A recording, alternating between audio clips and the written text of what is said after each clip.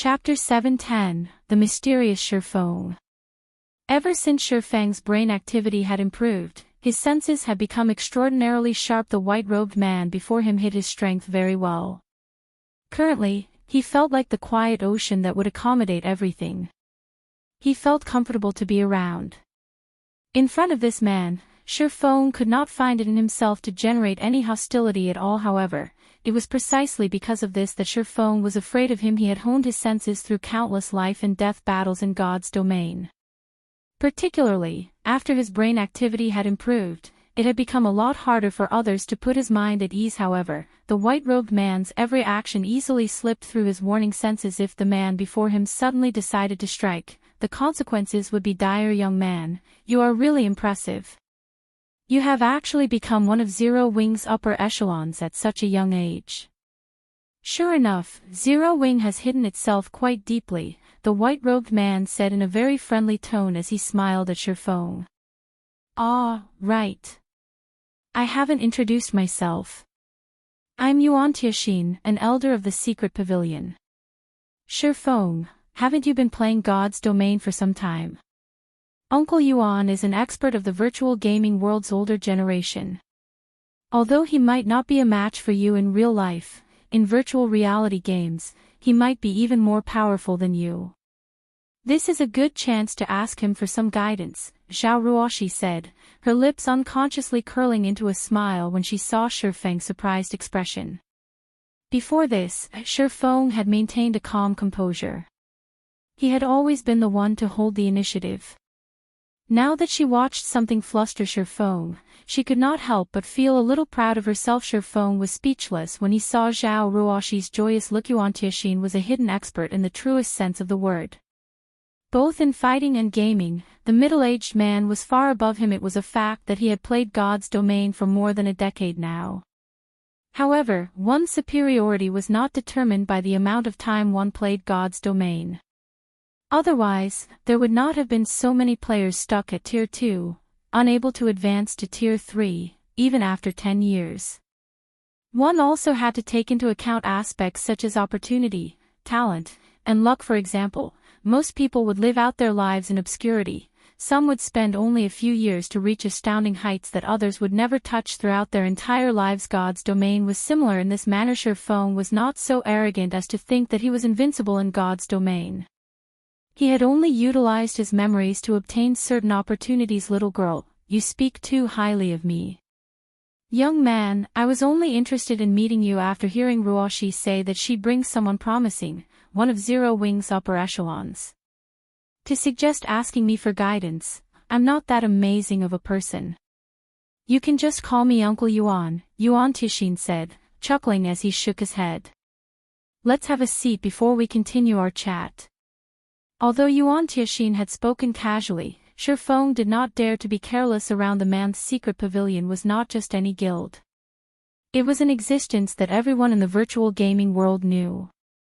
The secret pavilion specialized in collecting and selling information on the major powers of various games.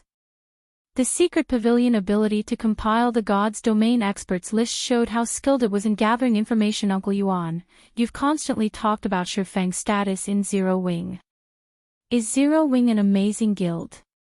Zhao Ruoshi asked curiously. Zhao Jianhua was also curious. Yuan Tianxin had mentioned Zero Wing multiple times now and had even praised Feng's potential. After knowing Yuan Tianxin for so long, this was the first time he had seen the man react in such a way. Although he did not have much contact with virtual reality games, he knew that Yuan Tianxin's status in the virtual gaming world was quite high. Particularly, after God's domain became popular, Yuan Tianxin's status had grown with it.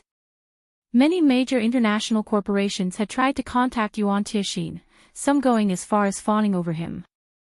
Although their Zhao group possessed some status and wealth in Jinhai City, they were nothing compared to those major international corporations. They were not even on the same level. Yet, such powers fawned over Yuan Tianxin. Although this was Zhao Ruoshi's birthday party, Zhao Jianhua had been surprised that he had convinced Yuan Tianxin to attend. Zhao Jianhua knew Yuan Tianxin's itinerary. Today, he should be meeting with the upper echelons of a major international corporation, yet he had come here instead. The man had not attended out of respect for Zhao Jianhua. Either he had joined them today to meet Feng. Thinking up to this point, Zhao Jianhua could not help but inwardly sigh. However, he was also pleased. You two might not know this since you don't play God's domain, but Zero Wing is a very popular guild in the virtual gaming world. It has caught the attention of various parties. Based on my understanding, even Open Source Corporation has set its eyes on Zero Wing, going so far as to offer a high price to purchase some of the guild's shares. However, Zero Wing had rejected OSC, Yuan Tianxin exclaimed. Open Source Corporation. The Open Source Corporation which focuses on trading new energy. Zhao Jianhua did not dare believe it to be true. Hence, he wanted to confirm if the Open Source Corporation Yuan Tianxin mentioned was the major corporation that he knew. Yes. I was quite shocked when I received the news. I never thought that the youngsters these days would act so impulsively. There are countless guilds hoping to gain OSC's financial support. This is my first time hearing of someone actually refusing OSC's offer. Yuan Tianxin nodded. Chuckling, he said, I've come here for two reasons. First, I wanted to see Ruoshi. Second, I wanted to meet this upper echelon of Zero Wing that I've heard so much about in the hopes that I can arrange a meeting with the incomparably mysterious guild leader, Black Flame. I wonder if I can have the honor. Zhao Jianhua and Zhao Ruoshi were dumbfounded when they heard Yuan Tianxin's words. They shifted their gaze towards Feng. Rejecting Open Source Corporation's investment was shocking enough. They had never imagined that Yuan Tianxin had actually come here in person to obtain Feng's help. For a moment, both Zhao Jianhua and Zhao Ruoshi's minds were blank. However, as the person of interest, Feng wore a calm expression as he said, Since Uncle Yuan wishes to meet my guild leader, I will try my best to get in touch with him for you. However, the guild leader has always been a busy man. I cannot guarantee that he will be willing to meet with you. I hope that Uncle Yuan can forgive me. Certainly. I also hope you will pass on a message to guild leader Black Flame for me. The Flower of Seven Sins has begun to act, Yuan Tianxin said very confidently. I believe that once guild leader Black Flame receives this information, he will accept my request. When Feng heard the news of the Flower of Seven Sins taking action, his heart involuntarily shuddered, a serious expression appearing on his face. The secret pavilion had obtained this information. There was no need to question its authenticity since Yuan Tianxin had reported that the Flower of Seven Sins was on the move. It meant that Exemplary Willow was willing to pay the Flower of Seven Sins price. Aqua Rose had already told him that the guild's upper echelons were rapidly growing stronger. At this moment, 3 of them had reached the 8th floor, and 7 people had reached the 7th floor. As for everyone else, they were all at the late stage of the 6th floor. The Flower of Seven Sins price was undoubtedly astronomical. Has that woman lost her mind? No matter how Feng thought about it, this was not a worthy trade-off. Unless... Chapter 711, Violent Dragon Set. After the birthday party ended, Feng immediately returned to the Greenwater Villa and logged back into God's domain. Yuan Tianxin had already made himself very clear with his words. If Feng wished to find out more about the Flower of Seven Sins, then it would be best if he contacted the man. Since the Flower of Seven Sins had already started taking action, then what he needed to do right now was prepare for the upcoming battle. If he had information on the exact movements of the organization, at the very least, he would not be caught off guard. The Flower of Seven Sins had yet to fail at a job. If the organization truly managed to annihilate Zero Wing's upper echelon, it would deal an irrecoverable blow to the guild, especially now that the Star Alliance had declared all-out war on Zero Wing. In fact, during the time Feng was at the party, many battles between the two guilds had occurred both inside and outside the Stoneclaw Mountains. Fortunately, though both sides had suffered losses, Zero Wing had the upper hand since it also had help from Ouroboros.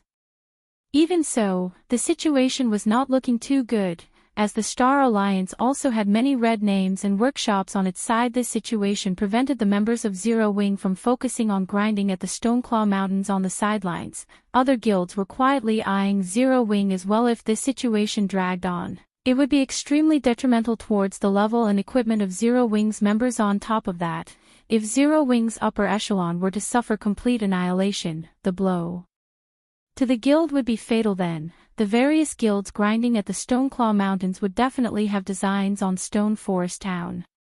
At that time, if these guilds were to band together with the Star Alliance to deal with Zero Wing, Feng did not wish to see such a situation take place. When Feng logged back into God's domain once more, he had already been teleported out of the blood refining passage. Appearing at the foot of Mount Sogar, he immediately opened his friends list and chose to add a friend. Feng had set his friends list so that it was shielded, which prevented others from adding him as a friend. As for messages and calls, his settings automatically rejected those from strangers. Hence, other than his friends, nobody had any way of contacting him. Yuan Tianxin had told Feng that his God's domain ID was Grilled Ironheart. Currently, Feng was using his identity as Black Flame to add Yuan Tianxin as a friend.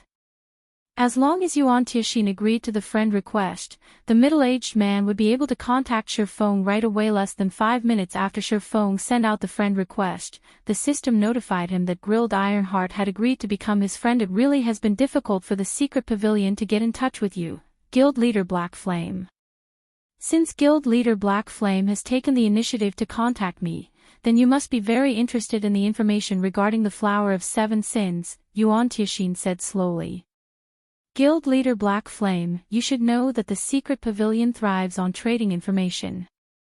If you wish to obtain information on something, then you have to pay an appropriate price for it. I believe Guild Leader Black Flame should understand this point, right? I understand what you are trying to say. Without a doubt, you guys must be aiming for the magic crystals in the Stoneclaw Mountains. Yet, it also won't be so convenient for you to obtain them. Hence, seeing as you are trying to make contact with me at this time, you must be hoping to set up a foothold at Stone Forest Town, correct?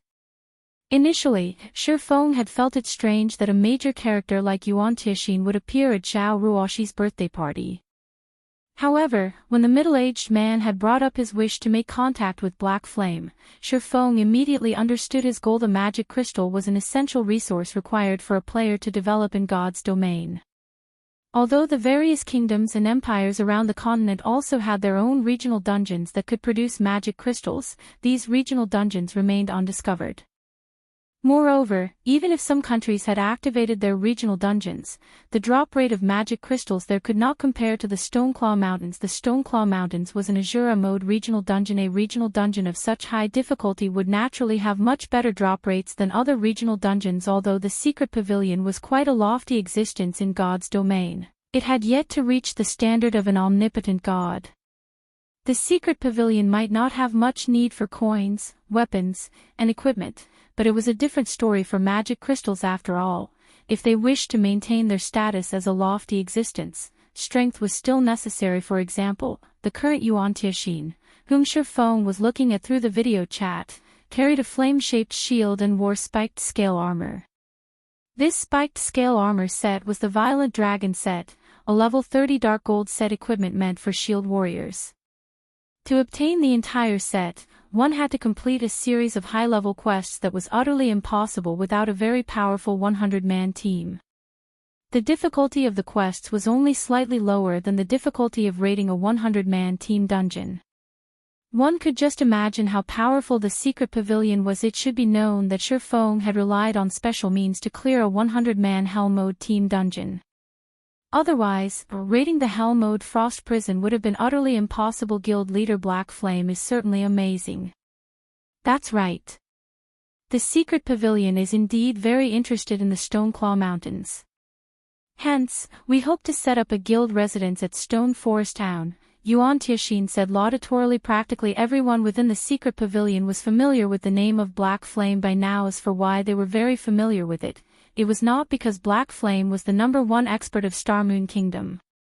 Rather, it was because Black Flame had managed to kill one of the Dragon Phoenix Pavilion's strongest fighters, Martial Dragon. Although he had the aid of a personal guard, that, too, could be considered a part of his own strength. Straight to the point, I see. I wonder, what benefits can the secret pavilion bring to me, then?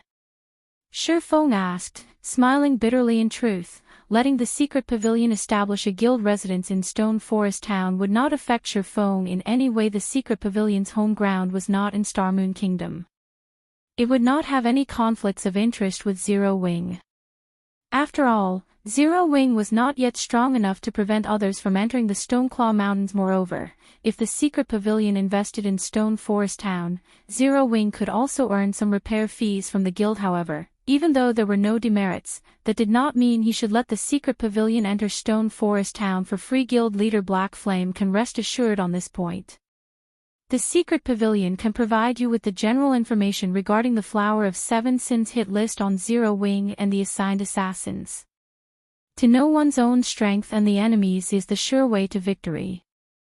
I believe that, with this information, Guild leader Black Flame will have a much easier time coping with the situation.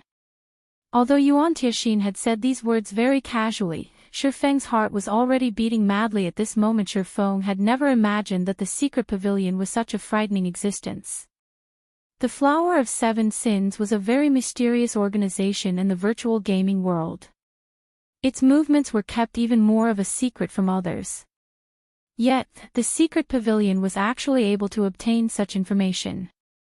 It was simply inconceivable. If I have this information, with Zero Wing's current state, we should be able to cope with the assassinations of the Flower of Seven Sins. Feng had some knowledge regarding the jobs carried out by the Flower of Seven Sins. Normally, the organization would send out assassins according to the mission's difficulty. Unless it was absolutely necessary, the organization would not field an overwhelming force to complete a mission. Feng did not think that the Flower of Seven Sins would rank an upstart guild like Zero Wing that highly on their mission board. If he responded properly, Zero Wing had a definite chance of defeating the Flower of Seven Sins. If the Flower of Seven Sins failed a mission, they would drop it. Moreover, they would return only half of the remunerations paid. Unless, of course, someone spent more money to commission a new mission. At that time, however, the price would be more than double that of the first time. Feng did not believe that Open Source Corporation would be willing to spend that much money on commissioning another hit on Zero Wing. May I know Guild leader Black Flame's thoughts on this? Yuan Tianxin asked, smiling. Chapter 712, 3 Realms of Refinement. Okay, I can agree to your conditions. However, aside from providing information on the assassins this time, you guys must also keep me updated on the latest developments of the Flower of Seven Sins. Feng put out another request after giving the situation some more thought. Since the secret pavilion was able to uncover the hit list and hit men, it would be an easy task for the guild to find out the specific time when the organization would take action. If he knew the general timing of when the Flower of Seven Sins was going to attack, he would have a better chance of laying a trap to deal with the organization's hitmen. Combat in God's domain was not just limited to simple ambushes. There were various sorts of means one could use to deal with other players. Only, the mindset of current players was still confined to previous virtual reality games. This thinking held that only players could be used to deal with other players. In fact, one could also employ traps in PvP. As long as one knew the opponent's movements and then proceeded with setting up a trap at a fixed location, one could kill off their targets without even lifting a finger. Moreover, even if the trap could not finish off the target, one could still gain the initiative in the battle, placing their opponent in a disadvantageous position. Deal. As long as they make a move, I'll notify you of it immediately. However, even I will only be able to tell you the general time frame for when they take action. As for when and where exactly they are going to take action, those are far beyond the abilities of the secret pavilion. Yuan Tianxin agreed immediately, his voice filled with confidence and determination. He had long since guessed that Feng would ask for something like this. A short moment later, both parties signed a contract through the main god system. Feng would provide a location in Stone Forest Town for the secret pavilion to establish its guild residence, while the secret pavilion would provide Feng with reports relating to the Flower of Seven Sins movements against Zero Wing. After the contract was signed, Feng received the report he wanted from Yuan Tixin almost immediately. Sure enough, he really is an old fox. After taking a look at the information, Feng found that the file included even the latest movements of the Flower of Seven Sins. Yuan Tixin had obviously prepared this report long before their conversation. The middle-aged man had only been waiting for him to negotiate for it. However, Feng could not help but admit that the trade this time was very worthwhile. Even if he spent a large sum of credits to investigate the movements of the Flower of Seven Sins, it was unlikely he could come up with the information he wanted. Currently, the Flower of Seven Sins had yet to establish a permanent base of operations in God's domain. Moreover, the organization was not a guild. All its members were independent players, and every member of the organization was extremely mysterious. Just investigating one member would be an extremely complicated task, not to mention carrying out an investigation on the movements and strengths of the majority of the organization's members. Only a force like the Secret Pavilion could achieve such a feat. If not for the Secret Pavilion's interest in the Stoneclaw Mountains this time, Feng did not believe the Secret Pavilion would sell him this information even if he asked for it. After all, not only would the guild provoke the Flower of Seven Sins by doing so, but it would also expose some of the Secret Pavilion's capabilities. Guild leader Black Flame, in celebration of our first successful cooperation, I will provide you with additional information. The major forces eyeing Zero Wing right now aren't limited to Open Source Corporation. Some have already begun taking action. While dealing with the Flower of Seven Sins, it is best to take additional precautions, Yuan Tixin laughed. He then disconnected the call. Other major forces are participating in the struggle this time. Feng's expression suddenly grew serious. In the past, the Star Alliance had been the one that managed to obtain the Stoneclaw Mountains in the end. Back then, the average level of players was much higher. The Stoneclaw Mountains had also been mostly developed. Quite a number of regional dungeons that could produce magic crystals had also appeared in other kingdoms and empires. Hence, the various major forces of God's domain naturally would not bother going out of their way to lay claim to the Stoneclaw Mountains. However, things were different in this life. He had managed to obtain Stone Forest Town a lot earlier thanks to the special means he had employed. However, this had also resulted in a situation where obtaining Stone Forest Town was equivalent to claiming the Stoneclaw Mountains. It seems that I've gone a little overboard this time. Feng could not help laughing bitterly as he shook his head. However, if I didn't take the opportunity to obtain Stone Forest Town back then, doing so would have become much more difficult in the future. It also wouldn't have become the gold mine that it is right now. Forget it. Since things have already gotten to this point, I can only deal with the problems as they crop up. Thinking up to this point, Feng began analyzing the information supplied by the Secret Pavilion. Open Source Corporation really is going big this time.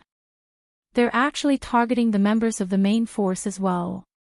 Feng involuntarily sucked in a breath of cold air after reading the report. The Flower of Seven Sins had a very high asking price. OSC had paid for 2 deaths for every member of Zero Wing's main force. Although that number was much lower than for Zero Wing's upper echelon, for whom OSC had paid for 10 deaths each, it would still weaken Zero Wing's main force significantly. But really though, the people from the Flower of Seven Sins are sure looking down on Zero Wing. They are actually sending less than 50 members to deal with us. Giving the list of assassins a glance, Feng could immediately tell how confident the Flower of Seven Sins was. They had not bothered relying on numbers at all. Although Secret Pavilion's information was not complete, judging from what was in the report, every one of these people could be considered a top-tier expert in God's domain. They all were level 33 and above, and even their most inferior equipment was level 30 fine gold set equipment. The Secret Pavilion really is powerful. They even have a general assessment of the combat standards of these people. After carefully looking through the Secret Pavilion's report, Feng gained a new understanding of the guild. The Secret Pavilion was simply terrifying compared to the level of detail in this report. The information the Secret Pavilion published on the God's Domain experts list was child's play. However, the Flower of Seven Sins was indeed as frightening as the rumors made it out to be of the assassins the organization sent. Over 30 people had already set foot into the Refinement realm. No matter which guild these experts were in, they would surely rank among the top of the guild, yet the Flower of Seven Sins had actually managed to dispatch over 30 of such people. Among these 30-plus people, 7 had even managed to reach the next stage of the Refinement realm. The Flowing Water realm, however, the most powerful assassin sent by the Flower of 7 Sins, was not one of those 7 Flowing Water realm experts.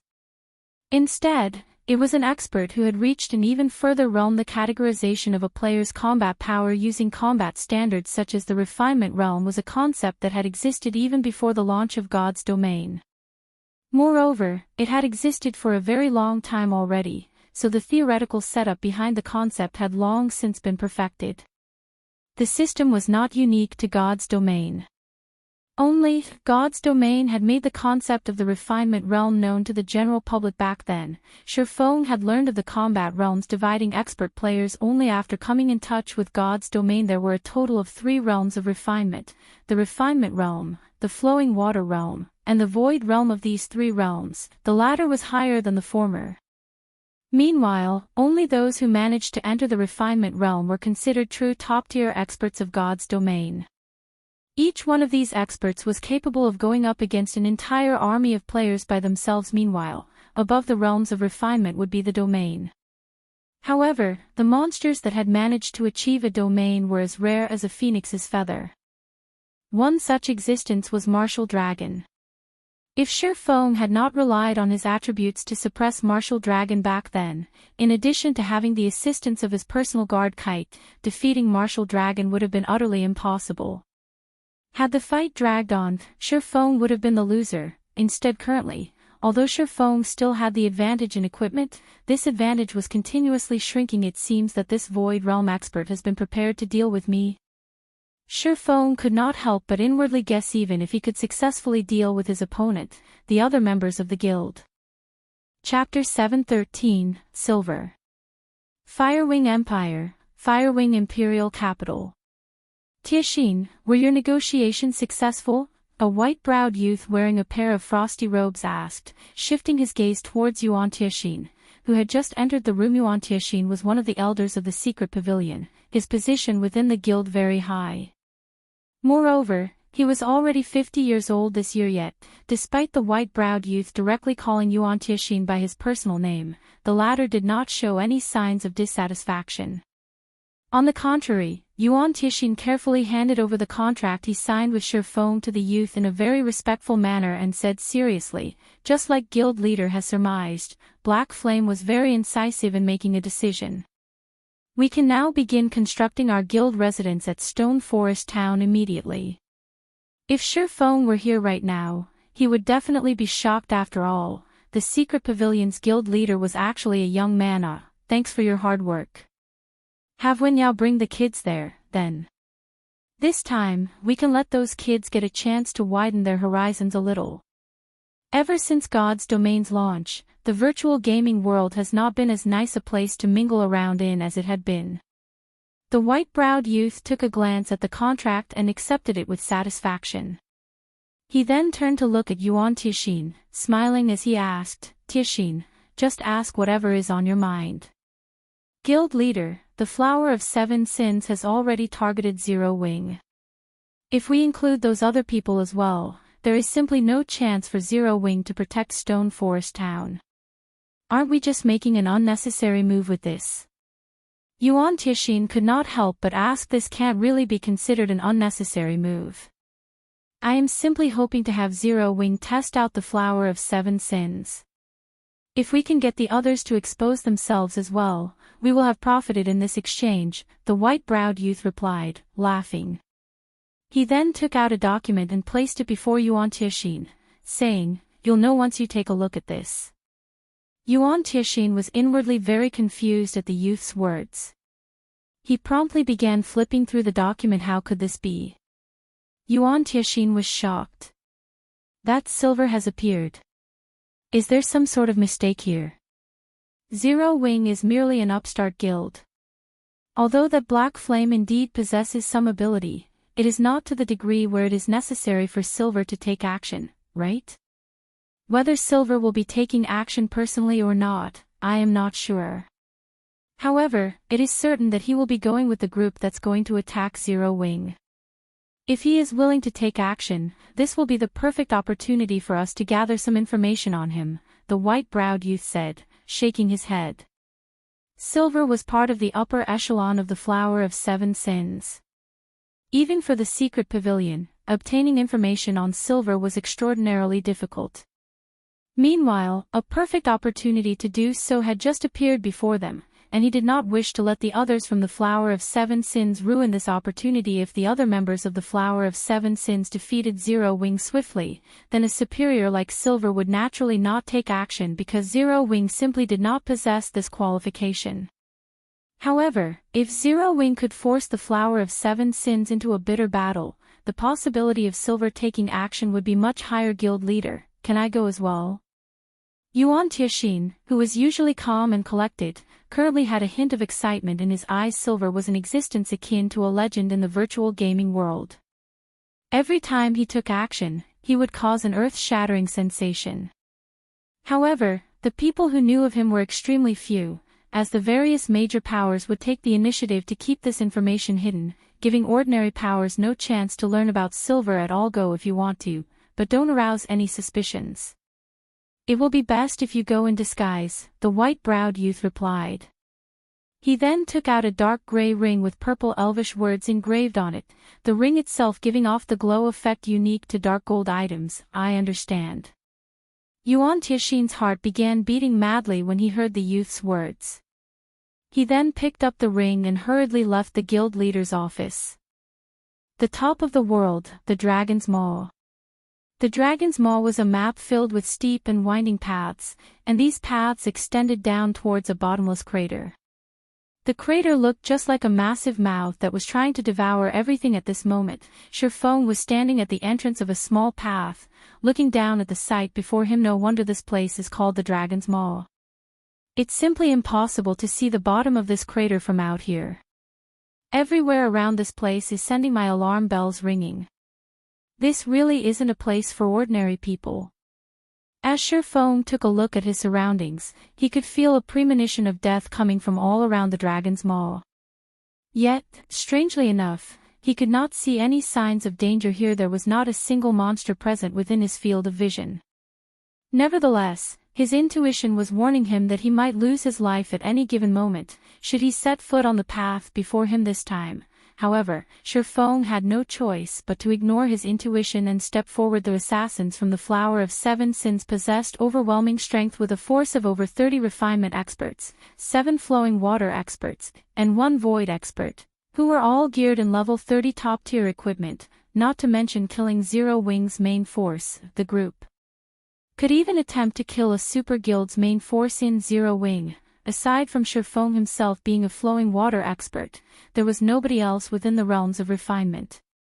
Even with the advantage in attributes, Feng knew very clearly that Zero Wing's main force stood no chance at all against so many refinement experts.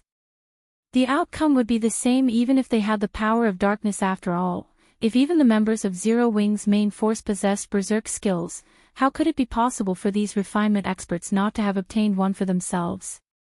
Even if not everyone from the Flower of Seven Sins had managed to get their hands on a Berserk skill, as long as there were a few who had, these few people could easily annihilate Zero Wing's entire main force. Whether it was Aqua Rose, Violet Cloud, or Fire Dance, all 3 of these girls possessed massive potential. Unfortunately, having potential did not necessarily mean they were strong right now if they had several years' time to grow. No, even if it were just half a year's time, if he properly guided them and helped them fully realize their potential, no doubt they would be able to cream these experts. However, there was simply not enough time right now. From the report of the secret pavilion, Feng knew that the Flower of Seven Sins was still in the process of making preparations, which might take anywhere from 3 to 5 days. Hence, it was highly possible for them to take action within these 3 to 5 days. However, he did not possess a method to improve everyone's strength significantly within such a short time span. The improvement of combat techniques required time and accumulation of experience, not to mention setting foot into the unfathomable realm of refinement. Despite Fire Dance and Violet Cloud being just a thread away from entering the refinement realm, no matter what they did, they were unable to achieve a breakthrough. Even Feng had no methods to assist them in breaking through otherwise. The refinement realm would not have become the great divide that differentiated ordinary experts from top-tier experts in God's domain. Even super guilds would find it very difficult to nurture a refinement expert. Although there was the option of bringing Fire Dance and the others to level up, the possible improvements through this method were limited. Within 4 or 5 days, the most he could do was help everyone in the main force gain 2 more levels. The first reason for this was because everyone was already high-leveled now. The amount of EXP they required to level up was a lot. The other reason was that, while he was capable of killing monsters that were many levels higher than himself, the others could not. At most, they could only serve as support. If the EXP of the monsters he killed were to be split among 100 players, the overall leveling speed of Zero Wing's main force would only be slightly faster than an ordinary expert's. Rather than doing such a futile action, Feng decided to go all out. Although Solomon's sword had been broken into 5 parts, even the weakest fragment could improve a person's strength to a very frightening degree. As long as he could obtain the weapon hidden inside the dragon's maw, it might be possible for him to pull off an upset in the upcoming battle with the Flower of 7 Sins. As Feng walked deeper into the crater along the small path, he used the magic amplification scroll once more to summon a level 52 tier 3 demon, to deal with unexpected situations. However, even after walking for more than 3 hours, Feng did not encounter a single monster. His surroundings were deathly silent. Occasionally, he could also hear agonizing screams as if an invisible ghost were standing right beside him. Not wishing to waste too much time, Feng activated Wind Rider and quickly descended the path. Finally, after traveling for another 2 hours or so, he arrived at the bottom of the crater statues. At the dark bottom, Feng discovered many lifelike stone statues carved in the form of various creatures, humans, elves, half-orcs, and many more. Every single one of these statues had an expression of horror on their faces. It was as if they had seen something extremely terrifying before. Feng could further analyze these statues. The sounds of stone shattering entered his ears. He quickly shifted his eyes towards the source of the sounds, discovering more than a dozen black shadows moving about. These black shadows were tiny, roughly the size of an ordinary person's fist. However, their speed was horrifying. It was practically impossible for the naked eye to keep up with them. Most importantly, every single one of these shadows gave Feng a heavy sense of dread. Meanwhile, these black shadows were currently approaching Feng at lightning speed. Chapter 714, Engineering Tool. The floor of the crater was very dark. As a result, Feng was caught completely by surprise when the dozen or so shadows suddenly appeared. He did not have time to direct the tier 3 demon to protect him. Seeing 3 fist-sized shadows fly straight at him, Feng immediately switched the 7 luminaries' rings aura of wind to the aura of earth and activated absolute defense. Suddenly, a pale yellow glow surrounded Feng's body. The black shadows created massive tremors when they crashed into the golden barrier. The powerful impact Feng sent flying more than 10 yards away. After receiving the bombardment, Feng managed to uncover the black shadow's true identity. Quartz Worm, Special Elite. Level 60. HP 420,000/420,000. These quartz worms were made of black quartz crystals. In addition to their small bodies and astounding speed, they were extremely difficult to detect in this darkness. Although these special elites had low HP, their attack power was frighteningly high. So many quartz worms would even kill a tier 2 player instantly. Fortunately, Feng had absolute defense. Even though these quartz worms were level 60 special elites, they could not break through the aura of Earth's activatable skill. However, as the seconds ticked by, more quartz worms started to appear in the blink of an eye. Nearly 60 quartz worms had surrounded Feng. He could not help but shiver as he felt the numerous beady, bright red eyes on him. These quartz worms gave Feng no opportunities to escape as they surrounded him and barraged him with a stream of attacks. As each second passed, Feng could hear several dozen crashes. It felt as if someone were firing an automatic rifle at him. Feng had no resistance to offer whatsoever. When absolute defense's duration came to an end, Feng would die. The quartz worms here could drown a player to death. Feng was relieved that he possessed a skill such as absolute defense.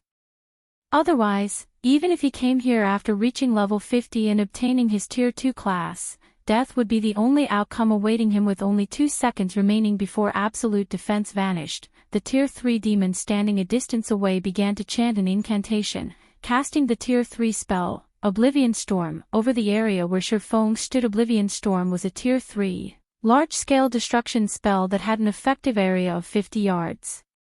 It could easily envelop Feng and the quartz worm. Suddenly, a massive blue magic array appeared in the air. A massive tornado then descended from the magic array. They were all, Feng and the quartz worms, sucked into the tornado and assaulted by countless wind blades from every direction. Immediately, the quartz worms' HP decreased at a rate visible to the naked eye. Meanwhile, the tornado sent Feng flying into the sky. The moment absolute defense's duration was about to end, Feng immediately stopped the Tier 3 demon from channeling its spell. Suddenly, the tornado vanished. Glancing at the quartz worms that were over 100 meters in the air, Feng realized that the special elites only had a small amount of HP remaining.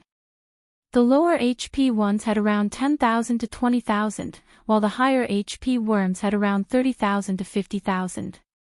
If Feng had not stopped the demon spell, these quartz worms would have died. However, if Feng had not stopped the spell, Fief, too, would have died hovering in midair. Both player and monsters, neither of which could fly, began to descend. Feng quickly activated gravity liberation, slowing his descent to less than 1/10 of his initial speed. At the same time, he directed the Tier 3 demon below to cast the Tier 3 spell, Scorching Gale, over his and the quartz worm's landing area. Scorching Gale was not a large-scale destruction spell. Rather, it was a cone AoE spell with a range of 20 yards. Not only had Oblivion Storm sent its targets into the air, but it also gathered them into a single area. Hence, Scorching Gale could easily envelop the landing zone.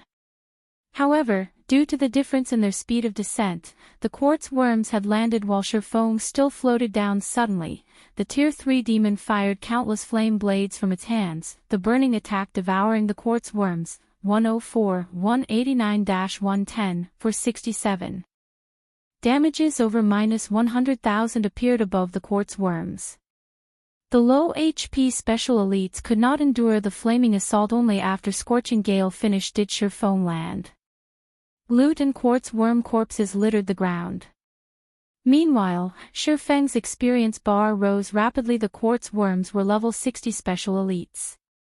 Although the EXP they rewarded was less than what ordinary level 60 special elites offered, it was still a lot more than level 60 elites. Moreover, Feng was only level 35 right now. The bonus EXP he obtained from fighting monsters that were 25 levels higher than him was impressive.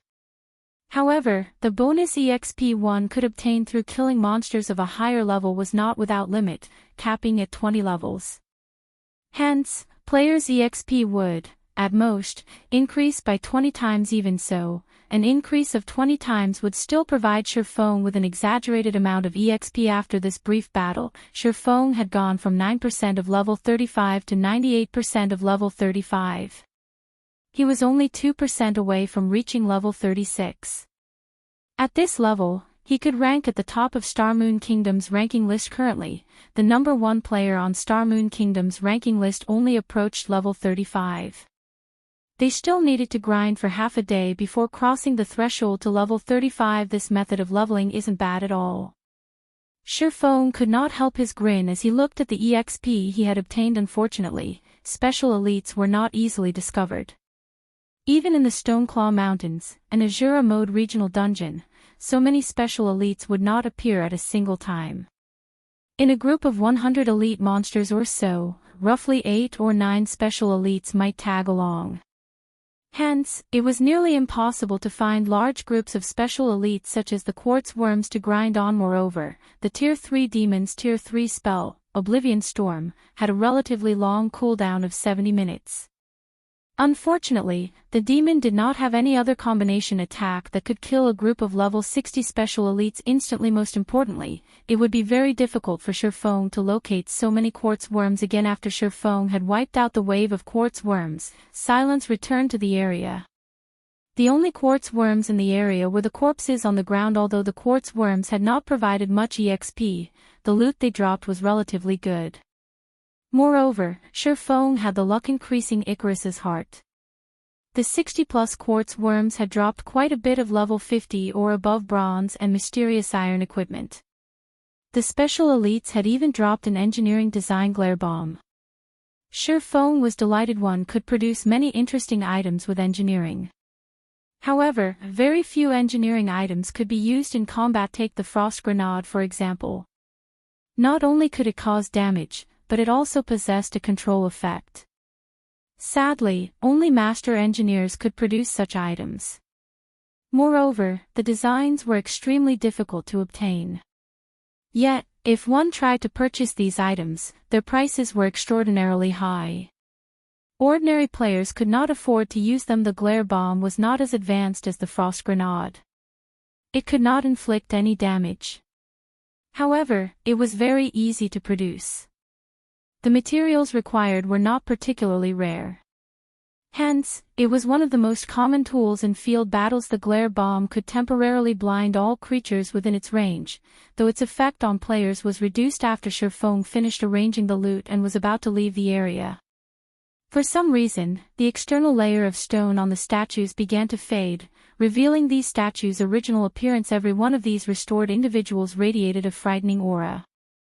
Feng felt an immense pressure from these creatures and was overcome by a desire to flee. However, these unpetrified individuals had noticed Feng. Chapter 7:15, Thunder Emperor. With the eyes of these revived individuals on him, Feng did not dare to make any sudden movements. Every one of these NPCs, be it human, elf, or half-orc, had an astounding and intimidating level 150. Even a common monster at this level could kill Feng effortlessly, not to mention the humans and elves, both of which were tier 3 classes. Young man, was it you who saved us? A middle-aged human male asked as he turned to Feng, his previous aura vanishing suddenly. This middle-aged man was a tier 3 great mage. Even in White River City, he would be considered an incredibly powerful individual. Players would find it difficult to gain an audience with such a character. I'm not really sure. I merely cleared out the quartz worms residing here, Feng said truthfully, calming after seeing no evil intent among these NPCs. Hearing Feng mention the quartz worms, these level 150 NPCs examined their surroundings, bewilderment appearing on their faces. It was obvious that they, too, were unsure of the situation. After these NPCs had a quiet chat among themselves, the tier 3 great mage named Carrion Walker walked up to Feng. Although we are not sure of what happened exactly, we're certain that your actions saved us. As a show of our gratitude, we've unanimously decided to gift you this item, Carrion Walker said. He then took out a purple gold, lightning-shaped emblem and carefully handed it over to Feng. This emblem is our Imperial Army's honorary emblem. We hope that you will accept it. Feng accepted the emblem. When he inspected the information, he was shocked. Thunder Emperor's emblem. This is the honorary emblem of the Thunder Beast Empire. This grants the wielder honorary citizenship within the Thunder Beast Empire. Was the Thunder Beast Empire destroyed long ago? Feng knew quite a bit about God's domain's history. The Thunder Beast Empire had been one of the extremely powerful empires in God's domain. During its peak, its territory encompassed over a dozen kingdoms. On the continent of God's domain, not a single kingdom or empire dared to act against it. The ruler of the Thunder Beast Empire had been the Thunder Emperor Kaiser. However, according to God's domain's historical records, to pursue eternal life and become a god, Kaiser had broken many taboos. As a result, his actions had earned the anger of the gods as the imperial capital had suddenly disappeared. Following the capital's disappearance, the Thunder Beast Empire had split into multiple kingdoms. At this point, the Thunder Beast Empire had long since faded from existence naturally. This Thunder Emperor's emblem also held no meaning whatsoever. Young adventurer, although we have been freed, we have many companions still living under the curse. We hope that you can save them. If you succeed, we will present to you the Empire's greatest treasure, Carrion Walker said as he looked at Feng, his clear expectation reflecting in his eyes. Are you not coming with me? Feng could not help but ask. Carrion Walker shook his head and said, our time in this world has long since run out. Although the curse has been lifted, our strength wanes. Moreover, as we approach that place, we lose strength faster. At this point, only you can save our companions. Alright, then. I promise you. Where do I have to go to save your companions? When Feng heard about the Empire's treasure, he thought that it might be related to the weapon he hunted. The clue he had obtained had indicated that the weapon hid within the dragon's maw, as it had been an extremely powerful empire in the past. The Thunder Beast Empire must have amassed countless treasures. The weapon he looked for might very well occupy the Empire's treasury. Rather than searching for the weapon blindly, he might as well accept this quest. We are merely people who had escaped the Imperial capital. Our companions are still trapped in the capital.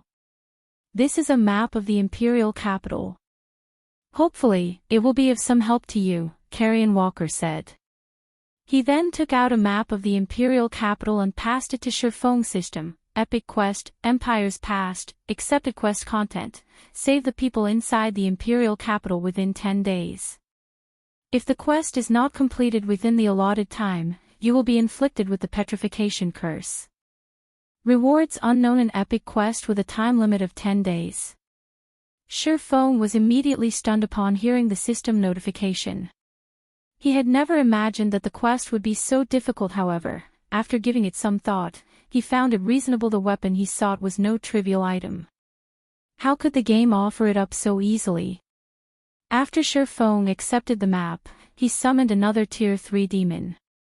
With 2 Tier 3 demons leading the way, it would be much easier to deal with the quartz worms. Now that Feng had a map, his progression into the Dragon's Maw's maze of the underground tunnels became a lot easier. After Feng reached the Dragon's Maw's second underground layer, many demonic beasts appeared in the dark tunnels.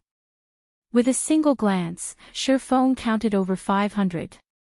The monsters squeezed tightly together as they blocked Feng's path. Giant petrified rat, demonic beast, elite rank. Level 60.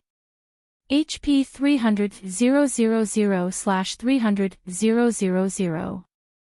Without hesitation, Feng directed the 2 Tier 3 demons to clear out these rats. When the giant rats saw the 2 Tier 3 demons, they released ear-piercing screeches. One pounced on the Tier 3 demons.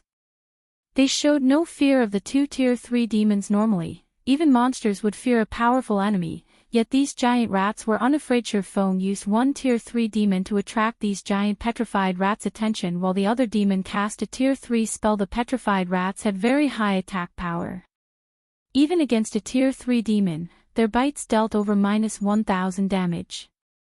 If these elites faced an MT player of the same tier, they could easily devour half of said player's HP. Meanwhile, these giant petrified rats attacked in groups of a dozen or so. They would instantly devour players of the same level. Only a Tier 3 demon with 9 million HP could withstand their assault for long. This is. Feng suddenly noticed that the Tier 3 demon that held off the rats began to show signs of petrification. A portion of its body had already begun to turn a dull gray. Could this be why even Tier 4 players have fallen here? Feng did not believe that these giant rats were capable of defeating a Tier 4 player with only their powerful bites.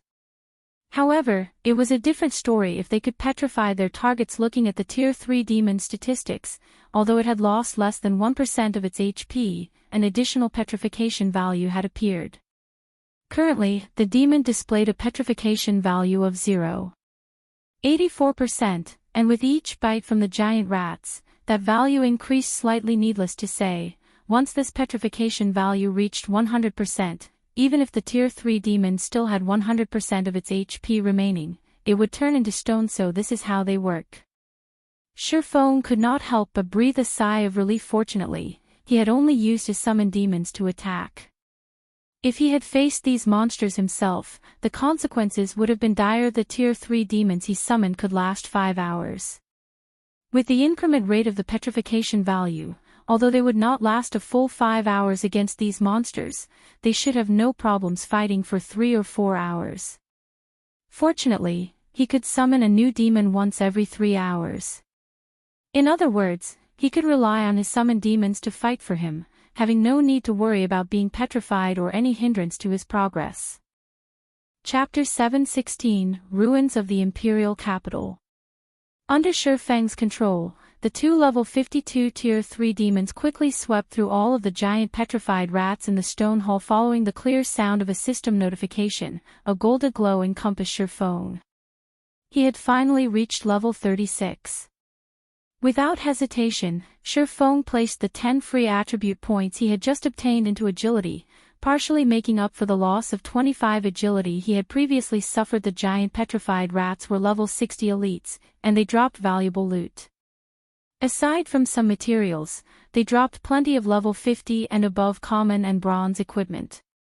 In the outside world, Feng would have to grind far longer to obtain so many items. A tier 2 skill book. Feng was slightly surprised as he picked up a book decorated with silver silk from the pile in God's domain. The majority of a class's basic skills were learned from NPC instructors, while some of the slightly more powerful skills were obtained from quests. As for high-tiered skills, however, one could gain them by trading the legacy skill point that the system provided. Tier 0 skills could generally be found in the fields or dungeons.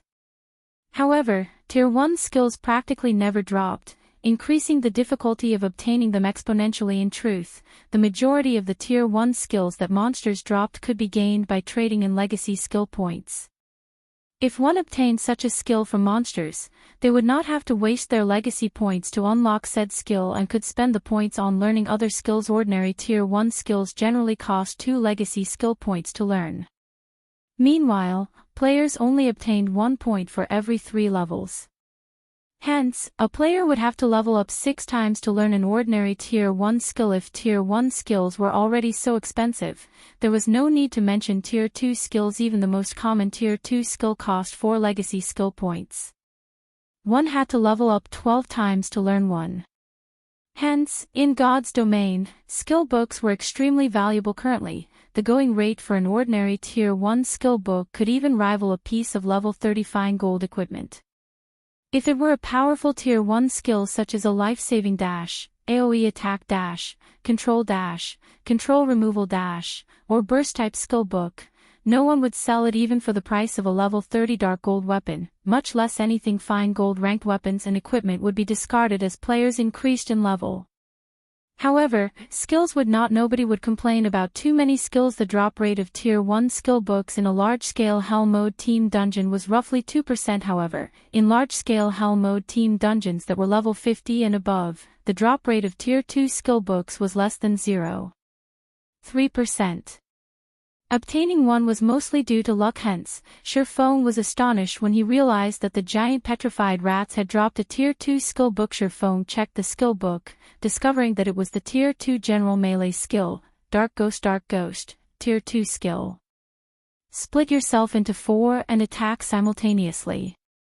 Every doppelganger deals 100% of the main body's damage. Duration of 4 seconds. Cooldown, 2 minutes. Tier requirement, Tier 2 class or above. I recall someone exchanging this Dark Ghost skill for an epic item with relatively good attributes in the past. I never thought I would find it here. Feng was speechless. General skill books were much more valuable than class skill books as they could be used in a variety of battles. It was especially true for this Dark Ghost skill. If he suddenly split himself into 4 identical copies, who would dare to approach him casually? Hence, among Tier 2 general skills, Dark Ghost ranked relatively near the top. Many melee players had sought after this skill. If used during a crucial moment, the skill could turn the tide of battle. It's a pity that I can't learn it yet. I'll have to wait until I reach Tier 2. Feng tucked the Dark Ghost skill book away in satisfaction. He then directed the Tier 3 demons to advance. The second underground floor was like a massive maze. Even with the map in hand, Feng had a very difficult time progressing through it. Throughout his journey, he would occasionally encounter giant petrified rats' nests. When he met such encounters, he had no choice but to stop and clear out the nest. Otherwise, he could not venture further. Moreover, due to the petrification issue, it became far more difficult to control the Tier 3 demon that held off the giant rats. In the end, Feng gave up on the Tier 3 demon altogether and let the giant rats attack it. With the Tier 3 demons HP and Feng's life bloom, the giant petrified rates would never kill it, although killing the rats was time-consuming. The fact that these elites could drop Tier 2 skill books motivated Feng. Moreover, he could also obtain a large sum of EXP while Feng explored the Dragon's Maw's second underground floor. He instructed the Dark God's Legion, which had been training all this time, take action, delving deeper into the Stoneclaw Mountains as an Asura mode regional dungeon. The Stoneclaw Mountains was somewhat special. Not only were the monsters inside the dungeon more powerful, but the loot was also better than elsewhere. The monsters also dropped magic crystals. More importantly, the monsters dropped barrier crystal balls. If one collected a sufficient number of barrier crystal balls, they could use them to form a barrier. The barrier would suppress the strength of contained enemies. It was just like the demon-suppressing barrier that Blue Frost's team had used when they faced the level 40 Great Lord Noya. The barrier had greatly reduced Noya's combat power, making it a lot easier to raid the Great Lord. The barrier crystal balls were similar in this aspect only. The barrier crystal balls were somewhat different from magic scrolls. Generally, magic scrolls were one-use items. Barrier crystal balls, however, could be used multiple times. Only, each use would expend a lot of magic crystals during God's Domain's initial stages. Players were both low-leveled and low-tiered. Hence, most felt helpless against even high Lord-ranked monsters, not to mention Great Lords. Raiding these monsters simply required too much from players at this stage of the game. Perhaps the main God system had taken this into consideration. Since a player's strength was limited, the only other way to defeat these Grand Lord-ranked bosses was to suppress their strength. However, aside from quests, there were practically no methods or tools that could suppress boss-level monsters. Bosses of large-scale team dungeons had been a roadblock for many large guilds. However, after the Stoneclaw Mountains had appeared, the various guilds had discovered the barrier crystal ball in the dungeon's inner region. This had allowed the guilds to reduce the difficulty of large-scale team dungeons, significantly increasing their raiding speed. A guild only had a limited number of experts. Normally, only these experts were barely able to clear large-scale team dungeons. Large-scale team dungeons also had cooldown times. Hence, this had resulted in the rarity of top-tier equipment. However, if a guild could lower the difficulty of a large-scale team dungeon and allow players that were not quite experts to clear it, the acquisition of top-tier equipment would naturally skyrocket. Feng was not confident in dealing with the Flower of Seven Sins adequately. Against the Star Alliance, however, he had plenty of confidence. The best method to crush the Star Alliance swiftly was to increase Zero Wing's overall strength. After all, a battle between guilds could not be settled by an individual. Currently, the various large guilds were grinding in the Stoneclaw Mountains outer area. They avoided the inner region as they had deemed the danger to be higher than the potential rewards. The Flower of Seven Sins was already preparing to deal with Zero Wing. However, it would not be wise for Feng to send the main force into the Stoneclaw Mountains. But it was a different story for the Dark God's Legion. Originally, the Dark God's Legion's members were already powerful as individuals. After taking into account the power of darkness, they could easily venture into the Stoneclaw Mountains inner region to obtain the barrier crystal balls under Feng's command. The Dark God's Legion had no trouble obtaining several dozen barrier crystal balls.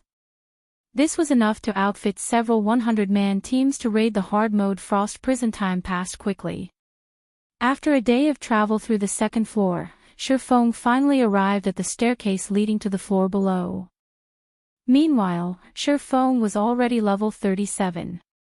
He had fully recovered the 25 agility he had lost the instant Feng's foot landed on the staircase. The view before him changed. He was transported to a fog-covered city. The sound of a system notification suddenly reached his ear. System, you have discovered the ruins of the Imperial capital. Grinding mastery points. Chapter 717, Taboo City. The mana density here is intense. Standing in the mist, Feng suddenly felt his mind become clear and ethereal. He could see the mist's true colors in God's domain. When players found themselves in places with high mana density, their minds would clear, and they would feel more energetic. This greatly aided in the improvement of their skill completion rates in combat techniques with such a high mana density. The boost one could get in this area is no less than the 100-berry wine. If players fight and level up here, they could see improvements at least 5 or 6 times faster. It's a pity that this area isn't easy to access. When Feng opened his system interface, he discovered that he could not contact with the outside world at all. He had also discovered undead roaming down the lifeless city streets. Fortunately, they were not very high-leveled suffering soul, undead, elite rank. Level 60. HP 450,000/450,000. Ghoul, undead, special elite. Level 60. HP 700,000/700,000. These half-transparent suffering souls and ghouls wandering about the city were not particularly numerous. A level 60 party should be able to handle these monsters very easily, whether it was leveling up or improving one's skill completion rate. Grinding monsters here would be beneficial. After examining his surroundings briefly, Feng took out an isolation scroll and used it. He then descended from the rooftop carefully and headed towards the palace indicated on the map. The city had long since died. Feng could see various statues haunting the city streets. These statues had all been citizens who had received the curse. However, it was unlikely that killing those undead would lift the curse. Feng would have to deal with the problem at its source. Based on Feng's understanding of the Thunder Beast Empire, only one person was capable of cursing an entire city: Thunder Emperor Kaiser. Emperor Kaiser had been a Tier 5 sword saint. He had only been a step away from becoming a Tier 6 god. Unfortunately, it had been so close, yet so far to players. The promotion from a Tier 5 class to Tier 6 required great opportunities, luck and strength. It was even more so for an NPC. For example, in the past, even the Dark Gold Guard Kite, with his vast potential, could only be promoted to Tier 5. It was practically impossible for him to reach the realm of Tier 6 according to the legend. In order to pursue eternal life, Emperor Kaiser had mobilized his empire to carry out a taboo. Looking at it now, it was highly possible that said taboo was related to the curse currently plaguing the Imperial capital. Damn it. The city is already in ruins, so why are there still guards? Feng stood on the roof of a building 1 street away from the palace, his eyes locked onto the mechanical guards stationed on either side of the palace gate. Thunder Beast Guard, Grand Lord. Level 200. HP. The Thunder Beast Guards' levels were just too high, so Feng could not see how much HP they had. However, he could confirm one thing: their HP was mind-bogglingly high. Normally, Grand Lords had 6 HP bars displayed. The Thunder Beasts had 10. Furthermore, there were a total of 8 Thunder Beast Guards. The Thunder Beast Empire's strength left Feng in awe. Feng had visited plenty of empires before. However, this was his first time seeing such powerful mechanical guards. The palace was also protected by a magic array. In order to enter the palace, Feng would either have to destroy the magic array or enter through the front gate. The first option of destroying the magic array was obviously unrealistic. Even a Tier 6 god would find it difficult to destroy a magic array that carried such dense mana, not to mention a Tier 1 swordsman like Feng. Yet, entering through the main gate was also unrealistic. Even a level 200 Tier 4 class would not dare to provoke 8 level 200 Grand Lords simultaneously. Feng was only a level 37 Tier 1 swordsman. The Thunder Beast Guards would send him to oblivion long before he ever reached the palace gate. Feng had thought of using a Tier 3 demon as bait. However, due to the gap in levels, rather than luring the guards away, he might draw the guards aggro himself. Do I have to give up just like this? Feng was frustrated. He observed his surroundings in hopes of finding a solution. After watching from the rooftop for some time, Feng suddenly discovered something interesting. There were plenty of undead roaming the streets in front of the palace. However, not a single suffering soul came within 200 yards of the palace gates. Only a few ghouls would wander near. Meanwhile, when a few occasional ghouls and suffering soul tried to wander towards the gates, the Thunder Beast Guards vanquished them immediately. Only those few ghouls remained unharmed. The Thunder Beast guards should be absolutely neutral. They should regard both players and monsters as enemies. So why are those few ghouls safe? Feng was very curious. He even summoned a Tier 3 demon, directing it to capture a few ghouls from elsewhere and throwing the monsters towards the main gate without exception. The Thunder Beast guards annihilated every ghoul. This is interesting. Feng could not help his smile as he watched the few ghouls wander about before the gates. He then directed the Tier 3 demon to hide and waited for those few ghouls to wander out of the restricted area. Minutes and seconds passed quickly. However, Feng did not rush to Feng, who had taken on many adventures and quests in God's domain. Patience was the foundation of success. After more than an hour, a ghoul finally exited the 200-yard restricted area. Like an eagle hunting its prey, Feng directed the Tier 3 demon to nab the ghoul. No matter how hard the ghoul attacked and struggled, it could not break free from the demon's grasp. With a flap of its black wings, the demon put more distance between itself and the restricted area. The Tier 3 demon then brought the ghoul before Feng. Its hand gripped the ghoul tightly, preventing the special elite from moving. Meanwhile, Feng activated omniscient eyes to inspect just what differentiated this ghoul from the others. The ghoul was actually able to deter even the Thunder Beast guards from attacking it. The ghoul had mutated from a human's corpse. It still wore the noble's clothes it had worn in life. There had been nobles among the ghouls the guards had killed. Could it be that this ghoul had possessed a higher rank while it was alive? After observing the ghoul for some time, Feng failed to discover any clues. However, he did not believe that the main god system would have him complete this high-level quest for no good reason. For a quest in a level 60 map, even a legendary quest, level 60 players should be able to complete it. However, even level 200 players would not be able to get past the Thunder Beast guards before him, much less level 60 players. At the very minimum, it would take a team of 10 level 200 tier 4 players to defeat them. Forget it. Let's kill it as an experiment. In any case, there are a few more ghouls I can experiment with.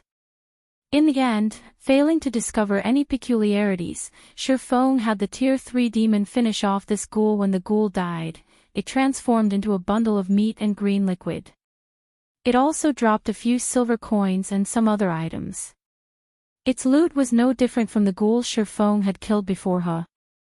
This is Chapter 718, Grinding Mastery Points. Among the ghoul's loot, Feng found an item that he was relatively familiar with: Mastery Book. This item was extremely rare and would provide players with free mastery points. Normally, it could only be obtained from treasure chests or quests. This was the first time Feng had seen this item drop from a special elite. Feng's one-handed sword mastery had already become a basic sword master, the mastery increasing his damage with the one-handed sword by 30% at this stage of the game. Even for powerful experts, being an advanced swordsman was impressive, receiving a 20% damage increase.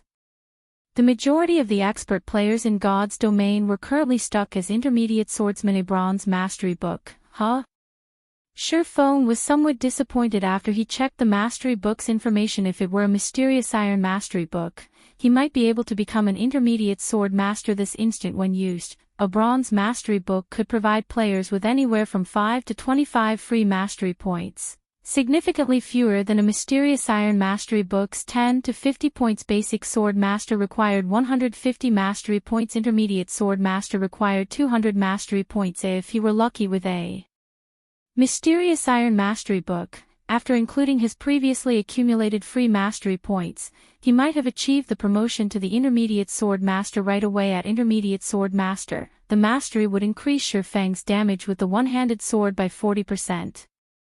This was a significant increase to any player, not to mention Feng then used the bronze mastery book, obtaining 9 free mastery points. Adding this to what he had already accumulated, he had 177 mastery points. He was only 23 points away from the 200-point threshold. I wonder if all the remaining ghouls will drop mastery books as well. Feng could not help but get his hopes up. He then directed a Tier 3 demon to wait outside the restricted area while controlling the other Tier 3 demon to kill nearby ghouls. There were currently 3 more ghouls within 200 yards of the palace. However, Feng did not dare to lure them away casually. He was too low-leveled. A single mistake might attract the Thunder Beast Guard's attention. At that time, he would certainly die. Hence, he could not take this risk as Feng bided his time quietly, steadily decreasing the ghoul population. He had obtained 1 bronze mastery book for roughly every 50 ghouls he killed. This gave Feng a good idea to strengthen himself and his guild at the moment. God's Domain's players did not focus overmuch on improving their weapon masteries.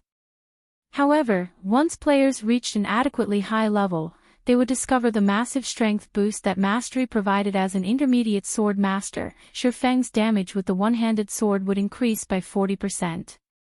As an advanced sword master, that bonus damage would increase to 50% if Feng could go one step further and upgrade his mastery to Basic Sword King. His bonus damage with the one-handed sword would rise to 80%. 2 or 3 additional pieces of equipment could not bridge a 30% damage gap. Hence, among the many PvP battles that occurred in God's Domain, despite both sides being nearly equal in terms of techniques, the player with superior attributes would occasionally taste defeat. This was a result of the difference in mastery levels. If he could improve the mastery levels of the guild's upper echelons, they would have an easier time coping with the assassins of the Flower of 7 Sins. However, it would be very difficult to increase one's mastery to the Sword King standard. In order to reach the Advanced Sword Master standard, one required a total of 300 mastery points. Meanwhile, Basic Sword King required 450 mastery points, which was 3 times that of a Basic Sword Master. As Feng grinded ghouls while waiting for the ghouls inside the restricted area to venture out, a huge commotion occurred in Starmoon City. The Secret Pavilion's guild residents had appeared in Stone Forest Town. This was the second foreign guild to establish a guild residence in the town after Ouroboros. It was common knowledge that Ouroboros had only received such treatment due to its alliance with Zero Wing.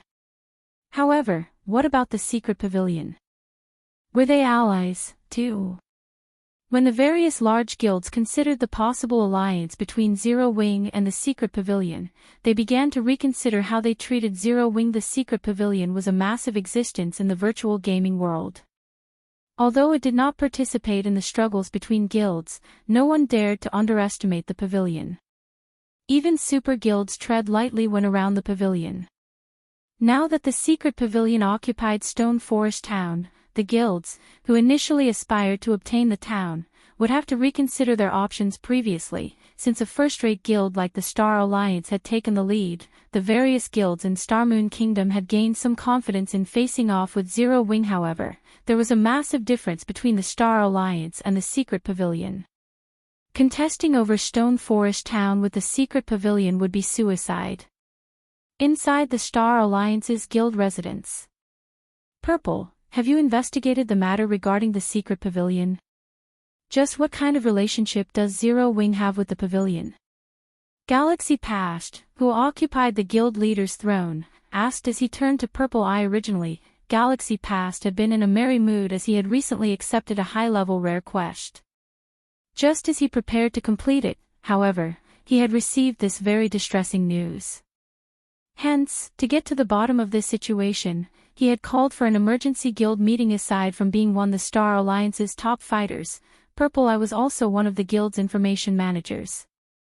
Purple Eye also possessed some special connections of her own, which allowed her to obtain information that even the Star Alliance could not get its hands on. Hence, Galaxy Past asked Purple Eye directly. According to the investigation, the Secret Pavilion is not in an alliance with Zero Wing, Purple Eye said softly. However, the pavilion seems to have conducted an internal trade with Zero Wing. As to what the two guilds have exchanged, even my sources could not uncover that. A trade? Galaxy Past frowned. Black Flame really knows how to surprise people. The Secret Pavilion does not trade with others easily. Just in case, slow down our actions against Zero Wing. From now on, we should be more careful when dealing with Zero Wing. Let Open Source Corporation deal with them. Although the Star Alliance had the OSC's financing, that did not mean the guild would sacrifice itself for the corporation. In the Stoneclaw Mountains outer region. Snow, now that the secret pavilion has established a guild residence in Stone Forest Town, Galaxy Past must be pretty annoyed. Xiao Yueru could not help but smile when she read the report she had just received. It really makes you wonder just how Big Brother Black Flame managed it. He actually roped in the secret pavilion. As long as the pavilion intervenes, the Star Alliance will be powerless in the Stoneclaw Mountains. It is still too early to determine anything. No one knows exactly what the secret pavilion exchanged with Zero Wing. If the secret pavilion is really willing to help Zero Wing, it would have already declared Zero Wing to be its ally rather than let the situation remain uncertain. However, my guess is that the Star Alliance will not act drastically anytime soon due to its fear of the pavilion.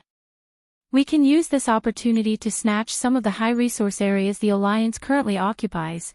Gentle Snow expressed her intentions after examining the report due to the Open Source Corporation's financing. The Star Alliance had grown significantly stronger over these past few days.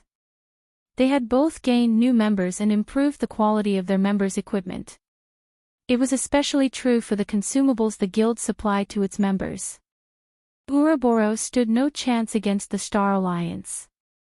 This situation allowed the Star Alliance to occupy many of the high-resource areas in the Stoneclaw Mountains outer region. This was the perfect opportunity for them to steal those high-resource areas. A group of black-cloaked players had gathered inside a bar in Stone Forest Town. These players were all very high-leveled, with the lowest among them being level 34. On Star Moon Kingdom's ranking list, they could all rank among the top 10. With their presence alone, these people had caused a chill to sweep through the bar, causing the other players around them to shiver in fear. These players shared a commonality: they all were independent players.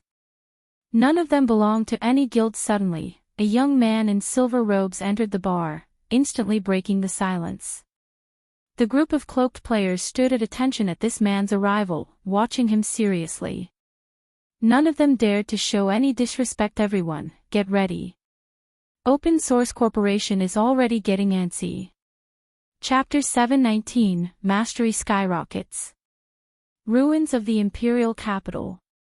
On the streets filled with wandering undead, Feng controlled the Tier 3 demon to slaughter ghouls. However, the presence of ghouls was quite rare, and after clearing several streets surrounding the palace, Feng had only obtained 4 bronze mastery books. His EXP bar, on the other hand, had risen significantly. Currently, he was at 53% of level 37. At most, he would need to grind for another day or so to reach level 38 just after Feng killed the last ghoul within the 200-yard restricted area.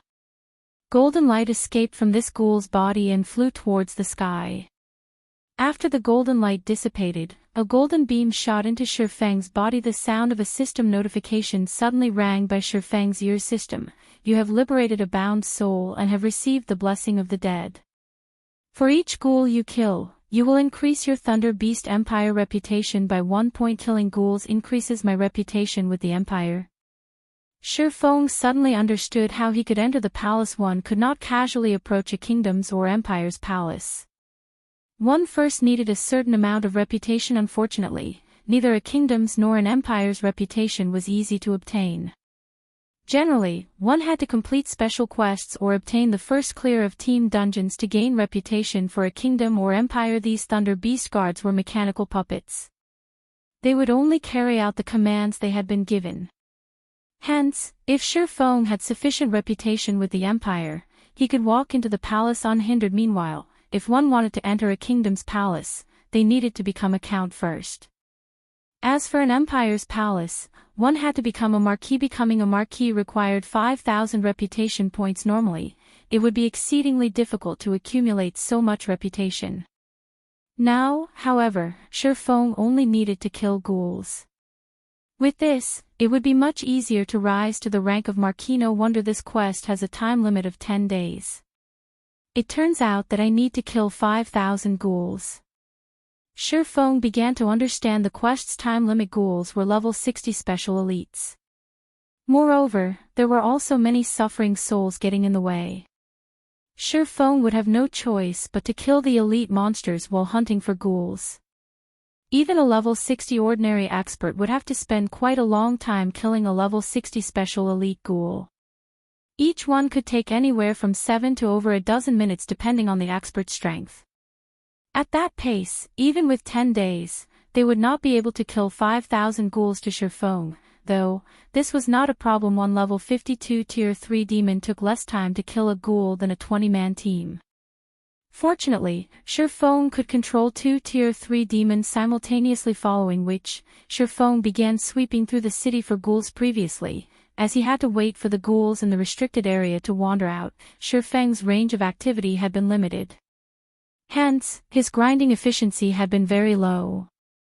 Now that this restriction was gone, he could move from one end of a street to the other, slaughtering everything without pause as one ghoul after another fell. Feng's reputation rose. System: you have killed a ghoul. Reputation in Thunder Beast Empire +1. System: you have killed a ghoul.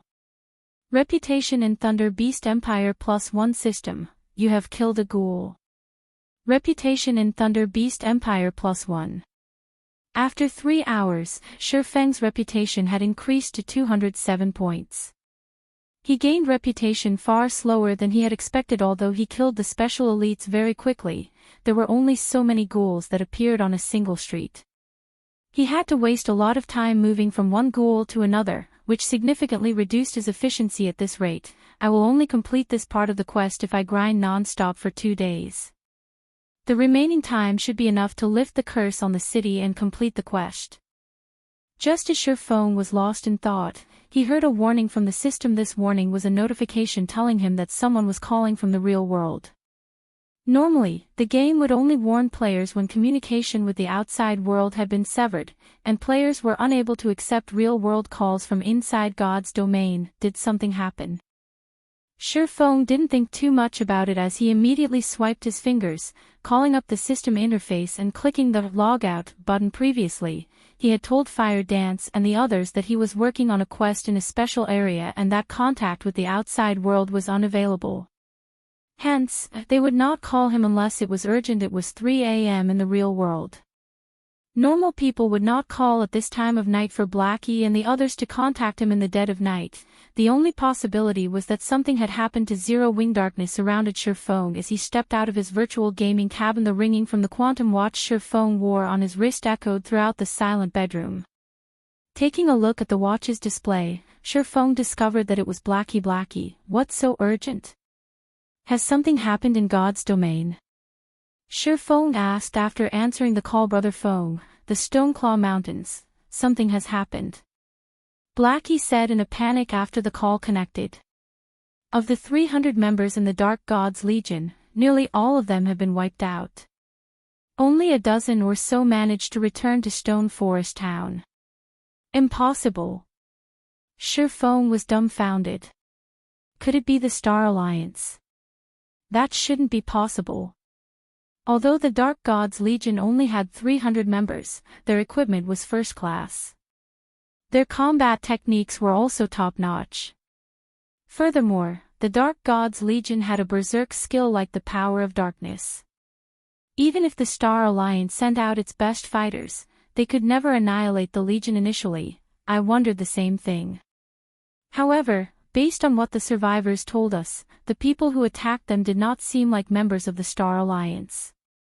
They weren't red names either. They were a group of independent players. The instant they appeared, they killed off a few dozen members of the Legion. Even after everyone activated the power of darkness, they couldn't hold their ground against those independent players. Some of the more powerful players even killed Legion members in just a few moves. Before they could even react, they were dead. The news had also shocked Blackie. Hence, he had contacted Feng immediately. Aside from Zero Wing's main force, the Dark Gods Legion was the most powerful team in Zero Wing. Even throughout Starmoon Kingdom, the Legion ranked at the very top in terms of combat power. The Legion also had the power of darkness, yet they had been massacred. News of this incident had already spread throughout Starmoon Kingdom. If they did not deal with this matter properly, Zero Wing's reputation would plunge to the darkest pits of the abyss. A group of independent experts with top-tier equipment and skills. Could it be the Flower of Seven Sins? Of all of Shi Feng's possible enemies, only the Flower of Seven Sins was capable of such a feat. However, wasn't the organization's target Zero Wing's main force and upper echelon? Hearing Shi Feng suggest that it was the Flower of Seven Sins doing, Blackie was momentarily stunned. Blackie agreed with Shi Feng's deduction. Only, he never imagined that the Flower of Seven Sins would be so powerful initially. He had doubted that any power could easily defeat Zero Wing's Dark God's Legion.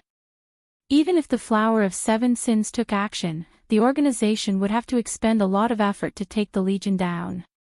In the end, however, he had been sorely mistaken. If the Dark God's Legion had already suffered such a fate, Zero Wing's main force was in trouble. Brother Feng, what should we do?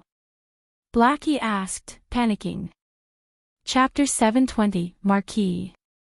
Shi Feng fell silent at Blackie's question. He had never expected the Flower of Seven Sins to take action so quickly. Not only had the organization made its move several days earlier than estimated, but their targets had also not been Zero Wing's main force or upper echelons. The loss of EXP from the Dark God's Legion's annihilation was a small matter. However, it would not be easy to recover the lost equipment. Blackie, tell Aqua and the others that they are already being targeted immediately and try to stay within city limits as much as possible. Have them focus on improving their techniques in the Divine Colosseum. We'll deal with the Flower of Seven Sins once I return, Shi Feng said after giving it some thought.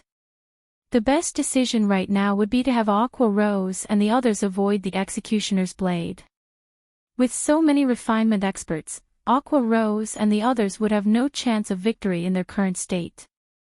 Right, also have Melancholic gather some materials for me. I'll need them once I return. In God's domain, with players' current strength, it was impossible to commit murder in the cities or Stone Forest town and get away with it.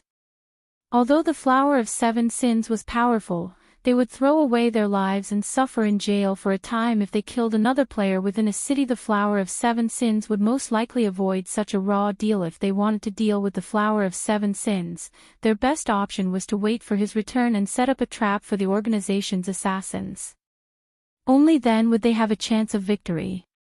Anything else would just add bodies to the growing mound of corpses. I understand. Blackie nodded solemnly. Although he was frustrated, this was all he could do right now. After the call ended, Shi Feng busied himself, refilling the gaming cabin's nutrient solution. He needed to give it his all and complete this epic quest of his as soon as possible. Now that he was halfway through the quest, he could not turn back to seek for help. The penalty for failing an epic quest was no laughing matter, him taking too much time to kill the ghouls. I need to work faster. After Shi Feng logged into the game, he opened the Imperial capital's map and searched for the location with the highest density of monsters. Although the area around the palace is crowded, it's not the most populated area. Generally, the trade area has the most NPCs. After deciding on a destination, Shi Feng activated Wind Rider, leading his 2 Tier 3 demons as he charged towards the Thunder Beast Empire's commercial district.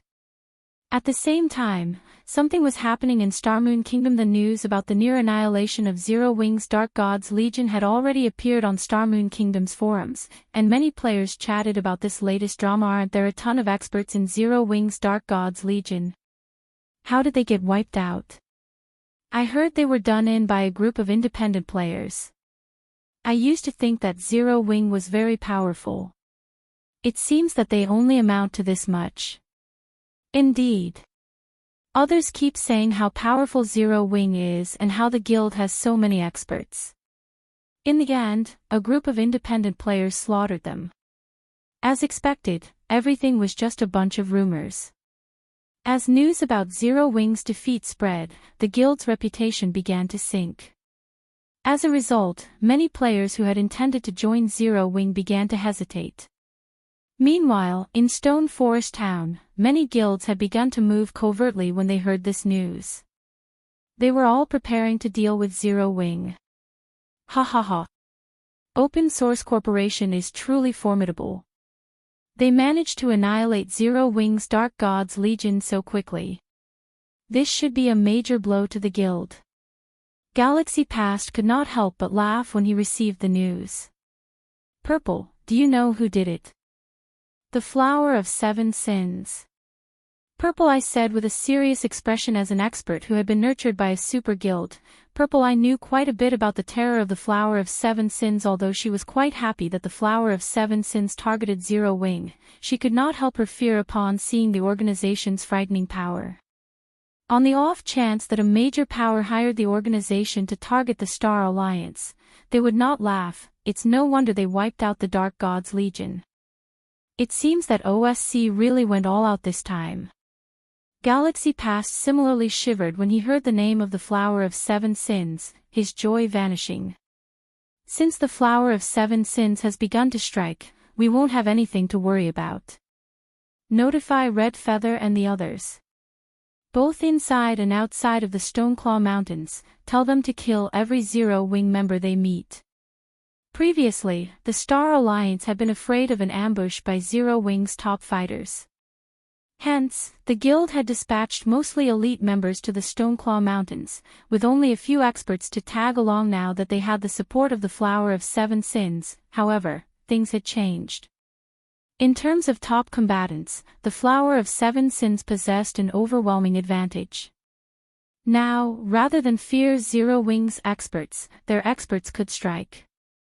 That way, the Flower of Seven Sins could obliterate all of them in one go, burning Zero Wing's prestige to the ground. I'll get it done. Purple, I left to put the plan into action. As the Star Alliance's experts began to move, Zero Wing, which had dominated the Stoneclaw Mountains, was suddenly at a disadvantage in the regional dungeon, its members having to take precautions. Vice Leader Aqua, many guild members have begun complaining about our inaction. If you keep having us train in the Divine Colosseum and ignore the situation in the Stoneclaw Mountains, I'm afraid that morale will start to fall. Vice Leader, why don't you let us deal with those bastards from the Star Alliance? The Dark God's Legion will put fear into their hearts, and the Alliance won't dare set foot in the Stoneclaw Mountains ever again. Many of Zero Wing's core members were annoyed with the Star Alliance's actions, eager to participate in the battles in the Stoneclaw Mountains. Rejected. I understand your sentiments, and I feel the same, but we will only fall into the Star Alliance's trap by doing so. Guild Leader has already ordered us to put everything aside until his return, Aqua Rose said, shaking her head. As for the Stoneclaw Mountains, everyone should just go elsewhere to level up for now. Previously, roughly a dozen of the guild members had attacked without authorization in the hopes of teaching the Star Alliance a lesson. In the end, they died before they had even arrived at the transfer gate to the Stoneclaw Mountains. The dozen or so main force members had been defenseless. Moreover, the enemy even had fighters at the time. Launching a counterattack right now would be the equivalent of gifting their equipment to their enemies. For now, they could only give up on the resources in the Stoneclaw Mountains. Meanwhile, inside the ruins of the Imperial capital. After luring and killing monsters in the trade area for more than a day, Feng finally managed to kill 5,000 ghouls, reaching level 38 and becoming a Marquis of the Thunder Beast Empire. However, Feng was more excited about the mastery books he had obtained. Although the drop rate in the trade area was much lower, the 5,000 ghouls Feng killed had yielded him a total of 31 bronze mastery books. After killing 5,000 ghouls, Feng had killed practically every ghoul in the trade area. The ghouls in the Imperial capital were different from the monsters in the outside world. They did not respawn after they died, so there would be one ghoul less with each kill.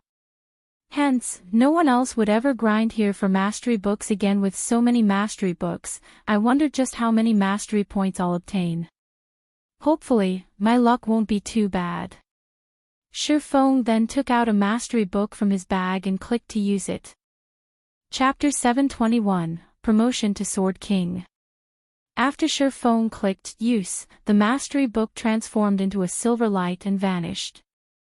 A half-transparent prize will then appear before him. A bronze mastery book offered a player anywhere from 5 to 25 free mastery points.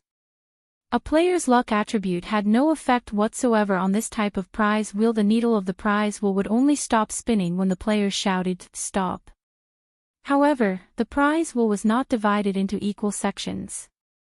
The higher the number of free mastery points a section provided, the smaller its area was on the wheel. For example, the 5-point section occupied 25% of the wheel. It was easy to land on. Meanwhile, the 25-point section occupied less than 1% of the wheel. As for relying on one's eyesight for a better outcome, it was simply impossible. The naked eye could not keep up with the spinning needle. There was no way to determine when one should stop the needle. After Feng yelled, "Stop," the needle slowed. The needle stopped at the 6-point section. Sure enough, it won't be easy to land on a high-point section. Fortunately, I have 35 mastery books with me. I should gain enough points to become an advanced sword master. Feng could not help but laugh bitterly as he looked at the number he had obtained. He needed 200 mastery points to reach the intermediate sword master standard, and 300 points to reach the advanced sword master standard. Currently, he had 177 mastery points. With the addition of the 6 points he had just obtained, he would have 183 points in total. Even if he got 5 points from every bronze mastery book, he would gain at least 170 mastery points. He wouldn't have any issues gaining the promotion to an advanced sword master. His damage with the one-handed sword would increase by 50%. His strength would also rise significantly, following which, Feng began plowing through the mastery books. Mastery +5. Mastery +7. Mastery +5. Mastery +9. Not a single roll he made exceeded 10 points. The bronze mastery books the ghouls had dropped were extraordinarily fraudulent. However, after using 14 bronze mastery books, Feng managed to increase his one-handed sword mastery to 300 points. I still have 20 books left, and I'm just 150 points away from 450 mastery points. Let's try for Sword King.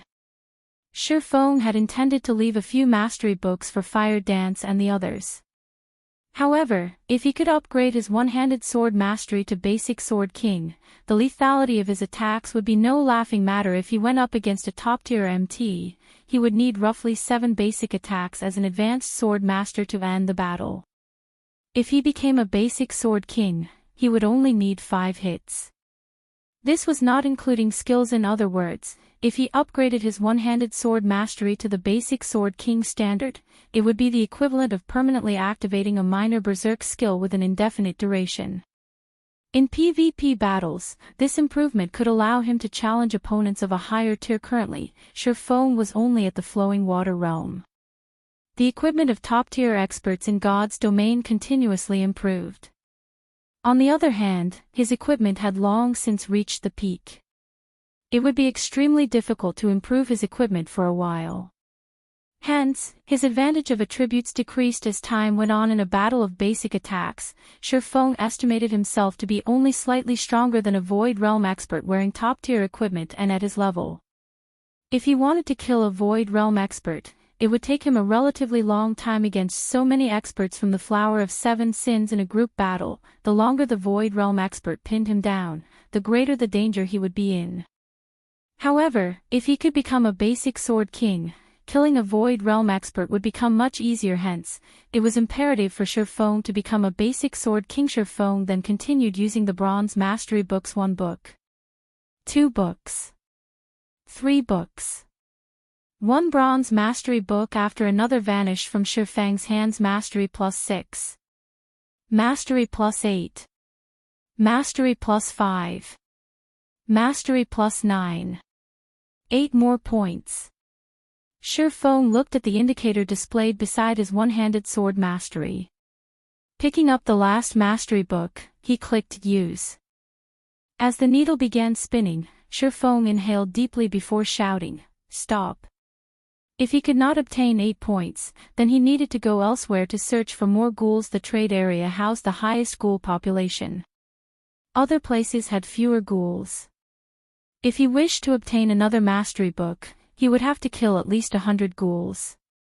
He would have to waste another 2 or 3 hours. Immediately, the needle began to slow, passing through the double-digit sections and the 5-point section. The needle continued through the 6-point section. In the end, the needle gradually came to a halt at the 9-point section system. You have obtained 9 free mastery points without hesitation. Feng placed all 9 points into his one-handed sword mastery, boosting the mastery to 451-point system. Congratulations. Your one-handed sword mastery has reached 451 points. For becoming the first player to upgrade your one-handed sword mastery to the basic Sword King, you will be rewarded with the title of Swordsmanship Master. Feng examined the Swordsmanship Master title. Swordsmanship Master. When using sword-type weapons, attack speed increased by 20%. When attacked by sword-type weapons, evasion plus 20, you may only use one title at a time. Effects will not stack with other titles. Increase attack speed by 20%. Such a powerful title. Feng was shocked. In God's domain, very few weapons and equipment increased a player's attack speed. Every item that did was precious. This was the first time Feng had seen a title capable of increasing a player's attack speed by 20%. In the past, the highest amount he had heard of was 15%. I had been unsure about going up against that Void Realm expert from the Flower of Seven Sins. Now that I have my one-handed sword mastery at the basic Sword King level and the Swordsmanship Master title, I should be able to end the battle quickly. Feng could not suppress his grin as he looked at the Swordsmanship Master title. Feng wished he could return to White River City immediately. However, he was only halfway done with his quest. It's about time I pay the palace a visit. Feng immediately switched his title to Thunder Beast Marquis. He then activated Wind Rider and flew towards the palace with his rank as a Marquis. None of the Thunder Beast guards on either side of the palace's main gate moved to stop Feng. The Grand Lord simply allowed Feng to enter the palace. However, the guards instantly killed the Tier 3 demon Feng had summoned. It frustrated Feng slightly. As soon as he passed through the palace gates, Feng was greeted by the sight of numerous mechanical guards patrolling the spacious hall. Thunder Beast Patrol, Great Lord. Level 200. HP. / Although these Thunder Beast patrols were not as strong as the Thunder Beast guards, there were far more of them. Each squad had 20 Thunder Beast patrols. Against such a force, even a level 200 tier 4 player would have to tuck tail and run. If I had really tried to barge my way in, this would have been my grave. As Feng watched the Thunder Beast patrols, he recalled the rumors of so many tier 4 players dying here. These Thunder Beast patrols merely glanced at Feng before continuing with their duty. Feng moved through the palace unhindered due to the Thunder Beast patrols. Not a single monster was present in the palace. Feng easily reached the palace's heart, the Thunder Beast Courtyard. The map indicated that the Thunder Beast Courtyard was where Thunder Emperor Kaiser lived. Hence, Feng had made his way there. Such intense mana. The density here is almost triple that of the outside world. Before Feng even entered the Thunder Beast Courtyard, he could feel his mind clearing. This was a phenomenon that would only occur when the mana reached a certain density. It seems that I was right to come here. Chapter 722, Demigod. A curse that could plague the Imperial capital would require an immense amount of mana to sustain. Hence, places with high mana density had a higher likelihood of holding the curse's source. Feng entered the Thunder Beast Courtyard. At this point, the once splendid courtyard had become a dilapidated ruin. Meanwhile, a 5-fold magic array enveloped something in the courtyard's center. Feng could faintly see a bottomless pit in the center of the courtyard. This pit released a continuous stream of mana. However, unlike the mana Feng usually saw, this felt violent and cold. Just looking it sent chills down his back. Feng could not imagine what would happen if someone stayed near this mana for too long. If not for the 5-fold magic array before him suppressing the mana, Feng did not doubt for a second that this mana would surge and flood the Imperial capital in the blink of an eye. Could Emperor Kaiser have attempted to open the Endless Abyss? Feng suddenly recalled the Endless Abyss when he felt this cold, violent mana. The Endless Abyss had a vile environment, yet its mana density was astounding. With the combination of these two aspects, it birthed many horrifying monsters. There were some monsters that even gods feared. Hence, the gods had sealed the endless abyss. These frightening monsters wanted to claim God's domain as their own. Hence, the war between the human race and the endless abyss had never ceased. Rumors had it that Emperor Kaiser had reached the pinnacle of Tier 5 and was only a thread away from becoming a Tier 6 god. Feng could empathize with Emperor Kaiser. Although there was only a difference of one tier between Tier 5 and Tier 6, the power gap was like the difference between heaven and earth. One side was doomed to be devoured by the river of time, while the other was free of any bindings to an emperor. Nothing was more tempting than eternal life. Hence, there was nothing surprising about Emperor Kaiser trying to open a path to the endless abyss in search of a breakthrough. As Feng approached the bottomless abyss and was about to take a closer look at it, a chilling aura bound him, preventing him from moving. Who are you? Why have you come here? A cold voice dripping with power echoed from the bottomless pit. The voice was void of any emotion. I am an adventurer. A great mage called Carrion Walker sent me here to lift the curse on the Imperial capital, saving the suffering people within the city, Feng said slowly and truthfully, showing no resistance towards the person questioning him. Carrion Walker. The voice said with a hint of surprise. I never imagined that little fellow would escape the capital with his life.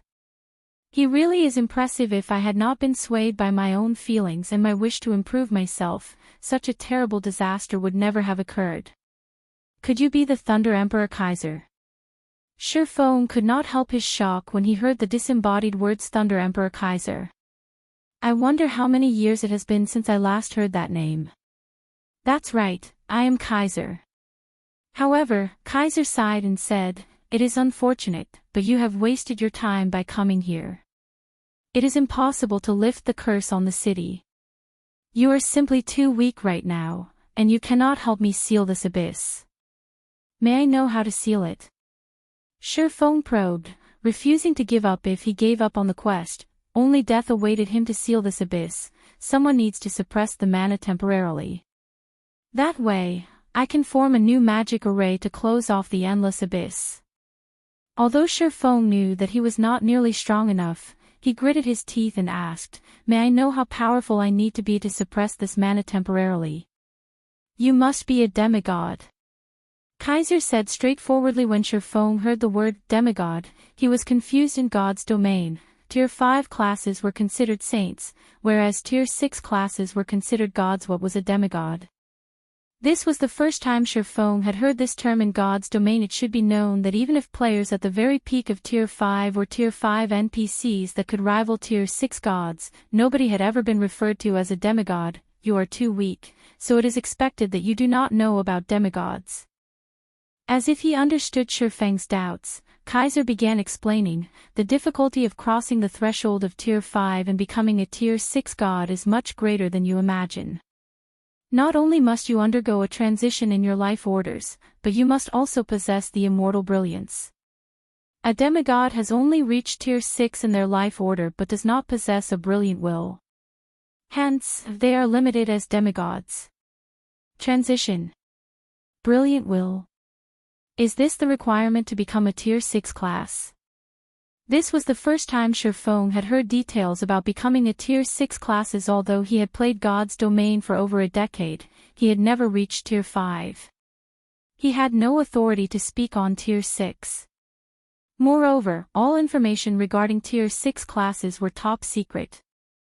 A second-rate guild had no access. However, once Feng understood what a demigod was, despair filled his heart. Not only must he be a Tier 5 class, but his life order must also be at Tier 6. There was no such player in God's domain right now.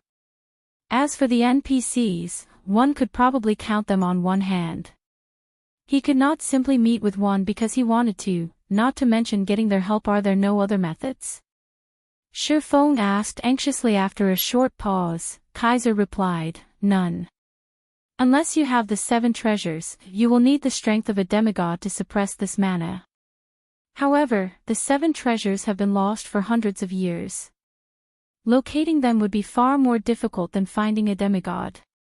Feng knew of the 7 treasures. In fact, he had a quest to search for them. He even had the golden stigmata to assist him in locating the 7 treasures. However, He had yet to find even one of the 7 treasures, either the strength of a demigod or a tool that can suppress the mana. Feng racked his mind for any relevant information when considering NPCs that might be demigods. Feng could think of a few candidates, one of which was Faust, whom he had met in Star River Valley. Faust had once managed to seal a Tier 5 Great Demon King. He had also survived an exchange with a god. He was a mythical character who had lived for over 300 years. Another candidate would be the City Lord of Blackwing City. Even kingdoms and empires feared the City Lord. He was not an ordinary Tier 5 NPC. There was also Hell's Gatekeeper, Christie. That NPC guarded the most dangerous God Mode regional dungeon throughout God's domain. The final boss of the God Mode regional dungeon was a Tier 6 god. One could just imagine how powerful Christie was. The NPC was not a simple Tier 5 class either, however. None of these NPCs were easy to contact. Aside from these human NPCs, Feng had also encountered several monsters with the strength of a demigod. The Fallen Angel Serena Fallen Angel's life order was very high. They were only inferior to gods. At Tier 5, they should be as powerful as a demigod, right? How could I forget? Demons are on the same level as fallen angels. Feng suddenly remembered the Bible of Darkness. He possessed the original version of the summoning book.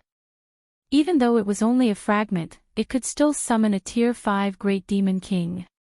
A Great Demon King was much stronger than a Tier 5 human. The only problem was that he wasn't strong enough to summon a Great Demon King. Maybe Kaiser could. Chapter 723, Power of the Bible of Darkness.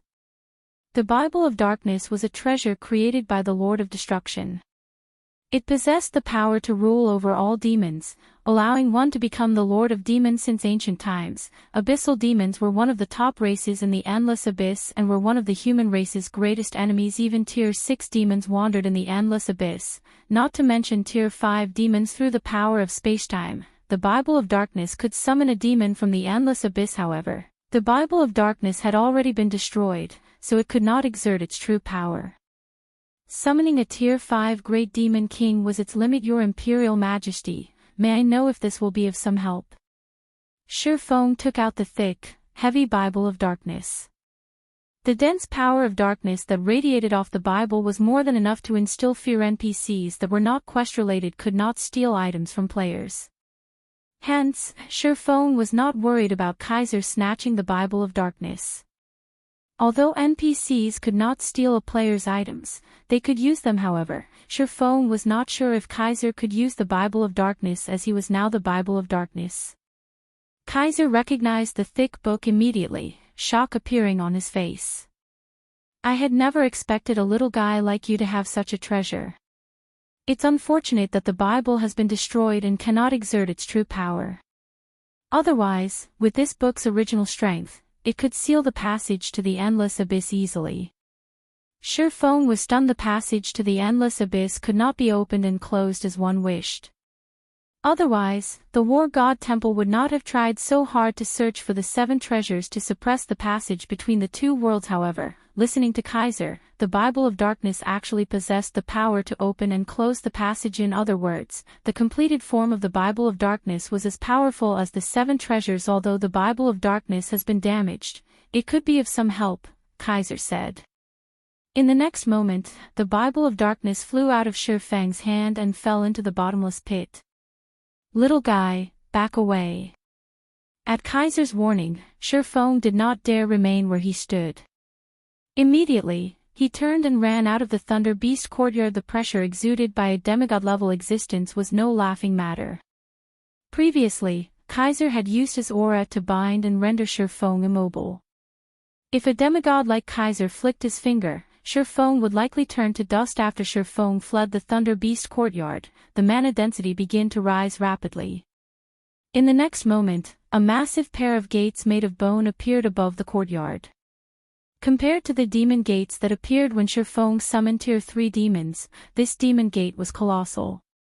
The demon gate loomed like a mountain, and the pressure it radiated warped the courtyard's atmosphere. This is the demon gate a demigod can summon.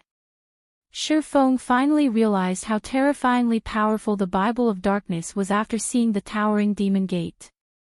It was no wonder why so many NPCs in God's domain were so keen to obtain it.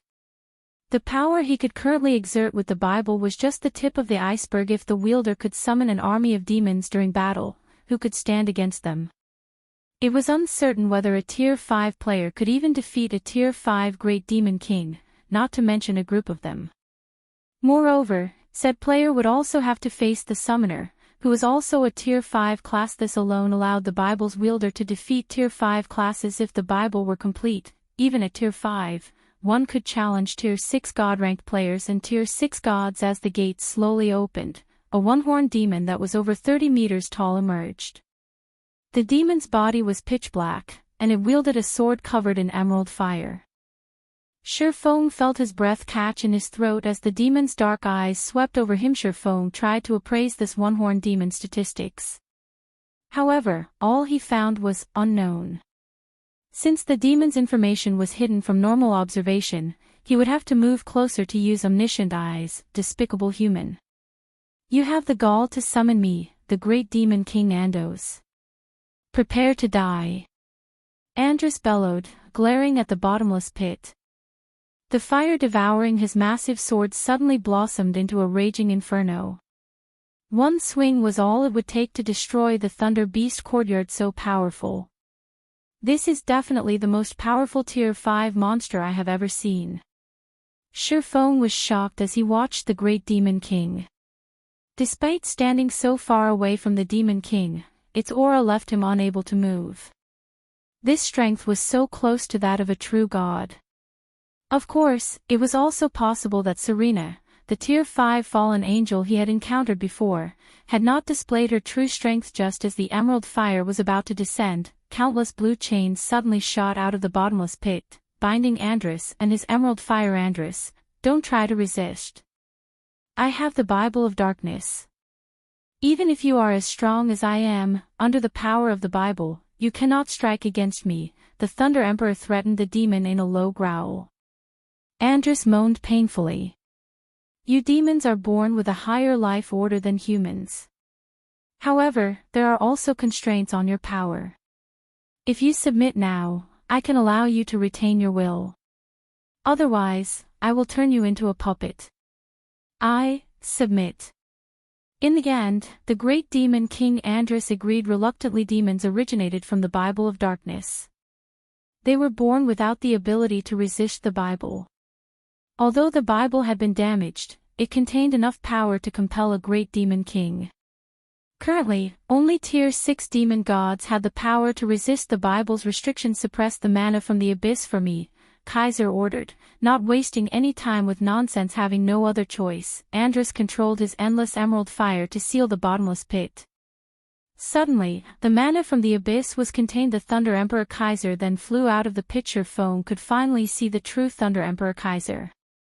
The Emperor wore a suit of golden armor with a set of white robes. Electric arcs were faintly visible as they surrounded Kaiser. Two sacred swords hung from the Emperor's waist, one red and one blue. His smooth golden hair and young face left one speechless. Female players would consider this man to be a god of male beauty. Kaiser, Thunder Emperor, human, sword saint. Level. HP. / After Kaiser emerged from the pit, he unsheathed his two sacred swords. As the blades left their scabbards, the surrounding space froze. It was as if the connections between the space around the swords and the outside world had been severed. What are those weapons? They can freeze the world around them. Feng's eyes nearly fell out of their sockets when he saw those sacred swords. Could one of them be one of the 5 fragments I am looking for? Just as Feng fantasized about the weapons, Kaiser used the twin swords to draw divine runes in the air before him. Divine runes of the highest quality formed, line after line. A short moment later, the Emperor had drawn over 100 lines of runes. The spell Kaiser was casting was far more complex than any Tier 5 spell Feng had seen before. Seal. God Banishing Domain. With a shout, Kaiser brandished his two swords. A golden, six-fold magic array appeared above the palace. This magic array wrapped around the palace, sucking in the mana of the abyss like a hungry beast. This was the first time in his life Feng had seen anything so magnificent. Chapter 724, Sacred Sword Killing Ray. The god-banishing domain very quickly spread beyond the palace as mist began to gather above the Thunder Beast courtyard, the foggy Imperial capital gradually clearing after a dozen or so minutes. The mist covering the Thunder Beast Imperial capital had disappeared as the fog faded. The power of the curse that plagued the Imperial capital began to weaken. The ghouls and suffering souls wandering about the streets had started to die. Meanwhile, the humans, who had been petrified for hundreds of years now, recovered from their stone-like state system. Epic quest, Empires Past, completed quest reward, 50 million EXP to ordinary players. 50 million EXP might be a lot, but to Feng, who needed double the EXP to level up, he needed several hundreds of millions of EXP to reach the next level. Hence, the effect 50 million EXP had was limited. Ivy finally finished this quest. Feng sighed in relief when he heard the system notification. All he had left was collecting his reward from Carrion Walker. Epic quests not only offered bountiful rewards, but they also had severe penalties for failing. Although Feng did not know how the petrification curse would affect him, in the event that he failed the epic quest, there was no escaping the loss of some levels and attributes. After Kaiser finished sealing the passage to the endless abyss, he sent the great demon King Andrus back as well. Meanwhile, Kaiser stood quietly alone beside the bottomless pit adventurer. Here is your Bible of Darkness. In the blink of an eye, Kaiser appeared before Feng and passed the Bible of Darkness back to him carefully. Thank you for helping me. Without your help, the curse would still have its grip on the capital's citizens. I don't have much to give you as thanks, so here, I will give you this sword that I had used during my younger days. Saying so, Kaiser took out an immaculate long sword and handed it to Feng. Initially, Feng had dreamed of receiving one of the sacred swords that hung from Kaiser's waist. This was the first time Feng had ever seen a weapon that could freeze the space around it. However, the long sword the Thunder Emperor offered him was also extraordinary. The hilt was snow white, while the blade was an emerald green. Divine, golden runes were etched on the emerald blade. Overall, the sword looked as if it were made of clear gemstone. One could also see blue arcs of electricity appear around the sword. When Feng placed his hand around the hilt, a cold sensation seeped into him from the sword. Suddenly, he felt his mind clear. When he moved the sword, he could feel space flow away from the blade. With a gentle swing, the emerald longsword transformed into a streak of lightning, moving instantly from one side to the other. I sent this sword a little too impressive. Feng stared at the emerald longsword in disbelief. He could feel a higher compatibility rate with this sword than what he had with the abyssal blade. His speed with the sword, however, was what shocked him the most. Even when he achieved maximum speed with the abyssal blade, the magic weapon was still significantly slower than this sword. It was as if this sword could enhance his speed. He happened to come across this sacred sword while exploring an ancient ruin. The sword's name is Killing Ray. I ask that you cherish it, Kaiser said. The Thunder Emperor could not help but reminisce about his youth when he looked at the emerald longsword. His Thunder Emperor title was largely due to this sacred sword, Killing Ray. When Feng heard of the sword's name, he immediately grew ecstatic. Killing Ray was one of the 36 famed swords in God's domain, and it was one of the fragments of Solomon's sword that he was searching for. Killing Ray was different from the abyssal blade. The abyssal blade was a magic weapon, but Killing Ray was not. No matter how often he used it, he would never have to fear a curse or backlash. Immediately, Feng called up the attribute panel for the sacred sword, Killing Ray, one-handed sword, sacred sword, epic rank. Level 30, level 120. Equipment requirement, strength 700. Attributes adjust to user's level. Attack power plus 760, level 30. Strength plus 70, agility plus 64, endurance plus 55. Strength increased by 10%, agility increased by 10%. Attack speed plus 20. Attack speed increased by 10%. Ignore 20% of the target's defense. All sword skills plus 2 levels. Ignore levels plus 20. All item level requirements reduced by 5 levels. Attacks have a 40% chance to trigger lightning, setting the initial attack speed as 50% of total attack speed and increasing damage by 40% additional. Skill 1 dash. Summon lightning. Summons lightning to deal 400% lightning damage to enemies within a range of 15 yards and inflict the numb effect for 5 seconds. Afterward, attack range increased by 20 yards for 30 seconds. Cooldown 5 minutes. Additional skill 2 dash. Thunder God's Descent. Become immune to all control skills. Movement speed and attack speed increased by 150%, damage increased by 50%, and all damage received decreased by 50% for 30 seconds. Cooldown 1 hour. This sacred sword had been forged by the godsmith Arnold using a fragment from a mysterious sword. Killing Ray is one of the 36 famed swords of God's domain, ranking 20th. It was once used by the Thunder Emperor Kaiser. This weapon allows the user to move with the speed of lightning. When fighting darkness-type creatures, damage increases by 100%. Can be evolved. Cannot be destroyed. Such powerful attributes. Feng was stunned speechless as he examined Killing Ray's attributes. No wonder it ranks 20th among the 36 famed swords. Sure enough, it is even stronger than the Abyssal Blade. Regarding attack power or basic attributes, Killing Ray was much stronger than the epic weapon Petrified Thorn he had previously obtained. However, the sacred sword's attributes were not its most amazing aspect, nor was it the fact that it could not be destroyed and thus did not possess a durability limit or require repairs, nor the 100% damage increase towards darkness-type creatures to players who love to PvP. Its speed was the Killing Ray's most impressive feature. The passive skill Lightning allowed one's initial attack speed to start at 50% rather than 0.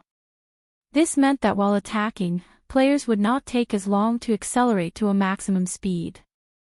A player's sword draw would be much faster than normal, following which, Feng immediately traded the Purgatory's Shadow for Killing Ray to Feng. The requirement of 700 strength was nothing considerable. He had fully inlaid Tier 3 strength-type gemstones into his equipment. His strength attribute had long since exceeded the 700-point threshold instantly. Feng's overall attributes increased by a sizable chunk. Feng was currently level 38. Hence, the level of Killing Ray adjusted to match his level. The level 30 Killing Ray had offered 760 attack power. Now, that jumped to 1002. This allowed Feng's basic attack power to rise by several hundred points before equipping Killing Ray. With Feng's one-handed sword mastery at the basic Sword King standard, he would have needed 5 normal attacks to defeat an MT of the same level. Now, he would only need 4 hits. If he triggered consecutive critical hits, he could end the battle in 2 hits. So much strength. Feng could not suppress his shock after wrapping his hand around Killing Ray's hilt. With this strength, he was even more peerless with the magic weapon, Abyssal Blade, in one hand, and the sacred sword, Killing Ray, in the other. Feng felt like he could even rival a strength-type chieftain of the same level. He also had a passive skill like lightning even against a Void Realm expert, unless said expert was also astonishingly fast. Feng was confident of ending the battle in just a few moves. Chapter 725, Intermediate Magic Array. After completing the epic quest and obtaining the sacred sword, Killing Ray, Feng returned through the transfer passage to the Dragon's Maw's lowest underground floor. After leaving the special map, Feng used the activatable skill of the Aura of Space movement, to appear before Carrion Walker. Upon returning to Carrion Walker and the other NPCs, Feng noticed that these NPCs had grown significantly older, although the petrification had allowed them to live for hundreds of years. Once the curse lifted, time had begun to erode their bodies, causing them to age rapidly. At the end of the day, they were mortals, not gods. They could never break free from the shackles of time. If Feng had not hurried back so quickly, Carrion Walker and the others would have passed away. Young adventurer, thank you. I can already feel the curse in my body vanishing. With this, we can leave this world without regret. Carrion Walker looked at Feng and bowed deeply.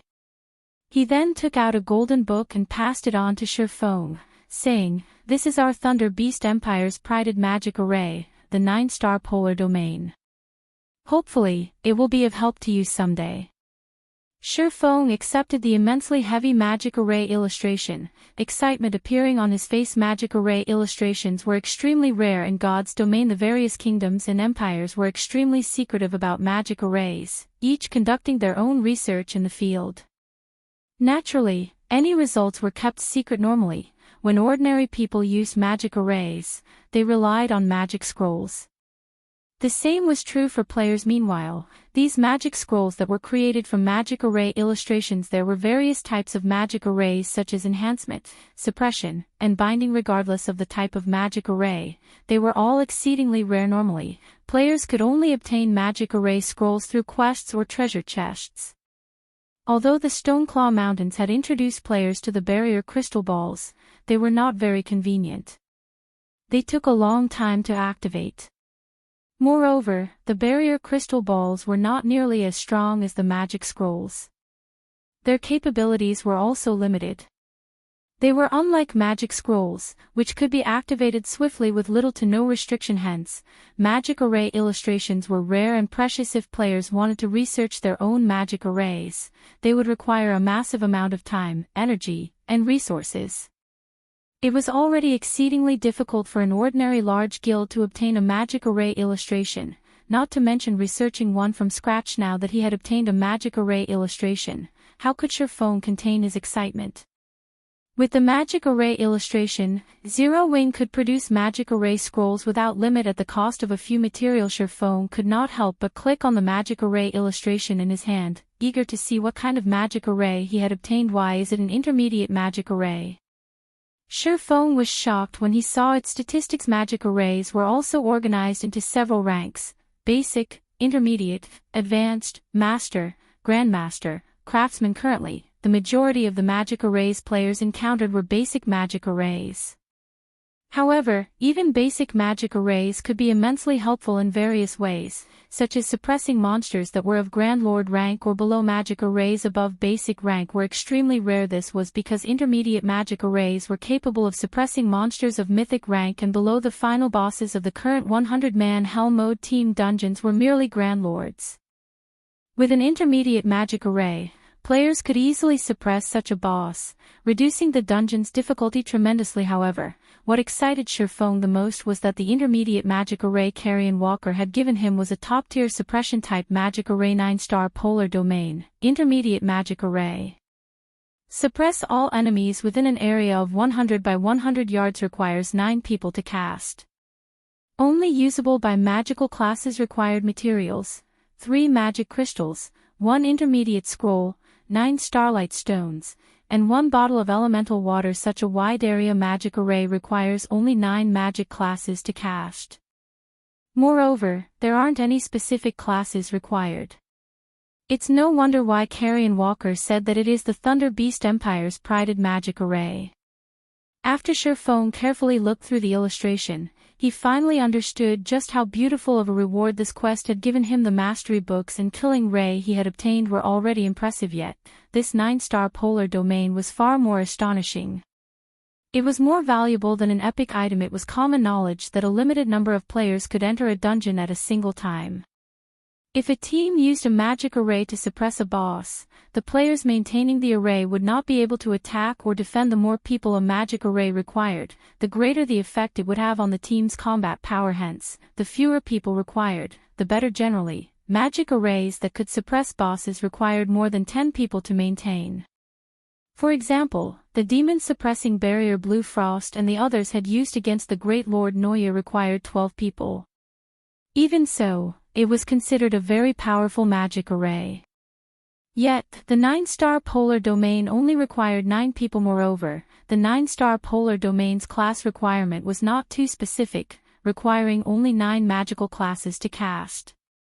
On the other hand, the demon-suppressing array specifically required 12 elementalists. The difference between these two requirements might seem small, but for those who had researched magic arrays before, they would know that the more advanced a magic array was, the more people it would require to maintain and the more specific it would be with its class requirement. It was extremely difficult to reduce the requirement by even one person, not to mention reducing the restriction on classes. That was twice as difficult only after the Thunder Beast Empire had gathered all of its talents had it managed to construct such a streamlined and practical intermediate magic array. It would most likely be impossible for any other empire to produce such a magic array. Looking at this magic array now, Feng could not help but think of the Thunder Emperor Kaiser. Without any help, the Emperor had created a six-fold magic array. This showed that Kaiser's magic array research had reached a profound realm. At the very least, he should be a Grandmaster. In God's domain, he was as rare as a phoenix's feather. I had thought of using the barrier crystal balls to set a trap, but with this 9-star polar domain, they'll have no chance of escaping. Feng smiled at the illustration in his hands. Although the 9-star polar domain was an intermediate magic array, the materials required to produce it were not especially rare. For starters, Zero Wing had no lack of magic crystals. Meanwhile, starlight stones were stones containing star power. Although they were somewhat rare, there were many places where one could harvest them. The rarest material required to make the 9-star polar domain was the elemental water. Elemental water could automatically absorb large amounts of mana. When used to produce magic scrolls, it could reduce the mana that the magic array required. It was very valuable. Aside from being used to produce magic scrolls, elemental water was also used in alchemy and forging. It was an item with a wide variety of uses. However, even in large-scale team dungeons, the drop rate for elemental water was very low. The various large guilds treated elemental water like a strategic item and would not sell any unless necessary. Of course, if Feng were willing to spend a little more money, he could obtain a significant amount. After Feng stored the 9-star polar domain magic array illustration, he bid Carrion Walker and the others farewell and used a return scroll to teleport back to White River City. Chapter 726, Guild War. Ever since Stone Forest Town had fallen under Zero Wing's control, the town developed faster by the day due to the Stoneclaw Mountains. Stone Forest Town had already become a haunt for elite players. Various facilities constantly emerged within the town undergoing endless changes and improvements. At this point, the town had 6 smithies. There were over 20 hotels. Even though more players had gathered than before, there were no longer the long queues there had been when the town had first fallen into Zero Wing's clutches. They no longer needed to wait several hours to repair equipment. However, ever since Zero Wing had given up on developing the Stoneclaw Mountains itself and shifted its focus towards conquering team dungeons and leveling up elsewhere, Stone Forest Town's atmosphere had grown extraordinarily intense. It felt as if a war would break out between the guilds at any time. Although Zero Wing had given up on developing the Stoneclaw Mountains, the number of guilds replenishing their supplies in Stone Forest Town had never diminished. On the contrary, more guilds arrived each day. This allowed Zero Wing's income of magic crystals to remain steady. The various large guilds were extremely envious, and they all hungered to replace Zero Wing as Stone Forest Town's manager. Inside the secret pavilion's guild residence. Uncle Yuan, you called us here so suddenly. Did something major happen? A young man asked. This youth wore silver scale armor and carried a heavy greatsword on his back. His expression was indifferent, and he wore his red hair in a spiky style. The youth radiated a suffocating bloodthirst that prevented anyone from approaching him casually. Moreover, this youth's level was very high.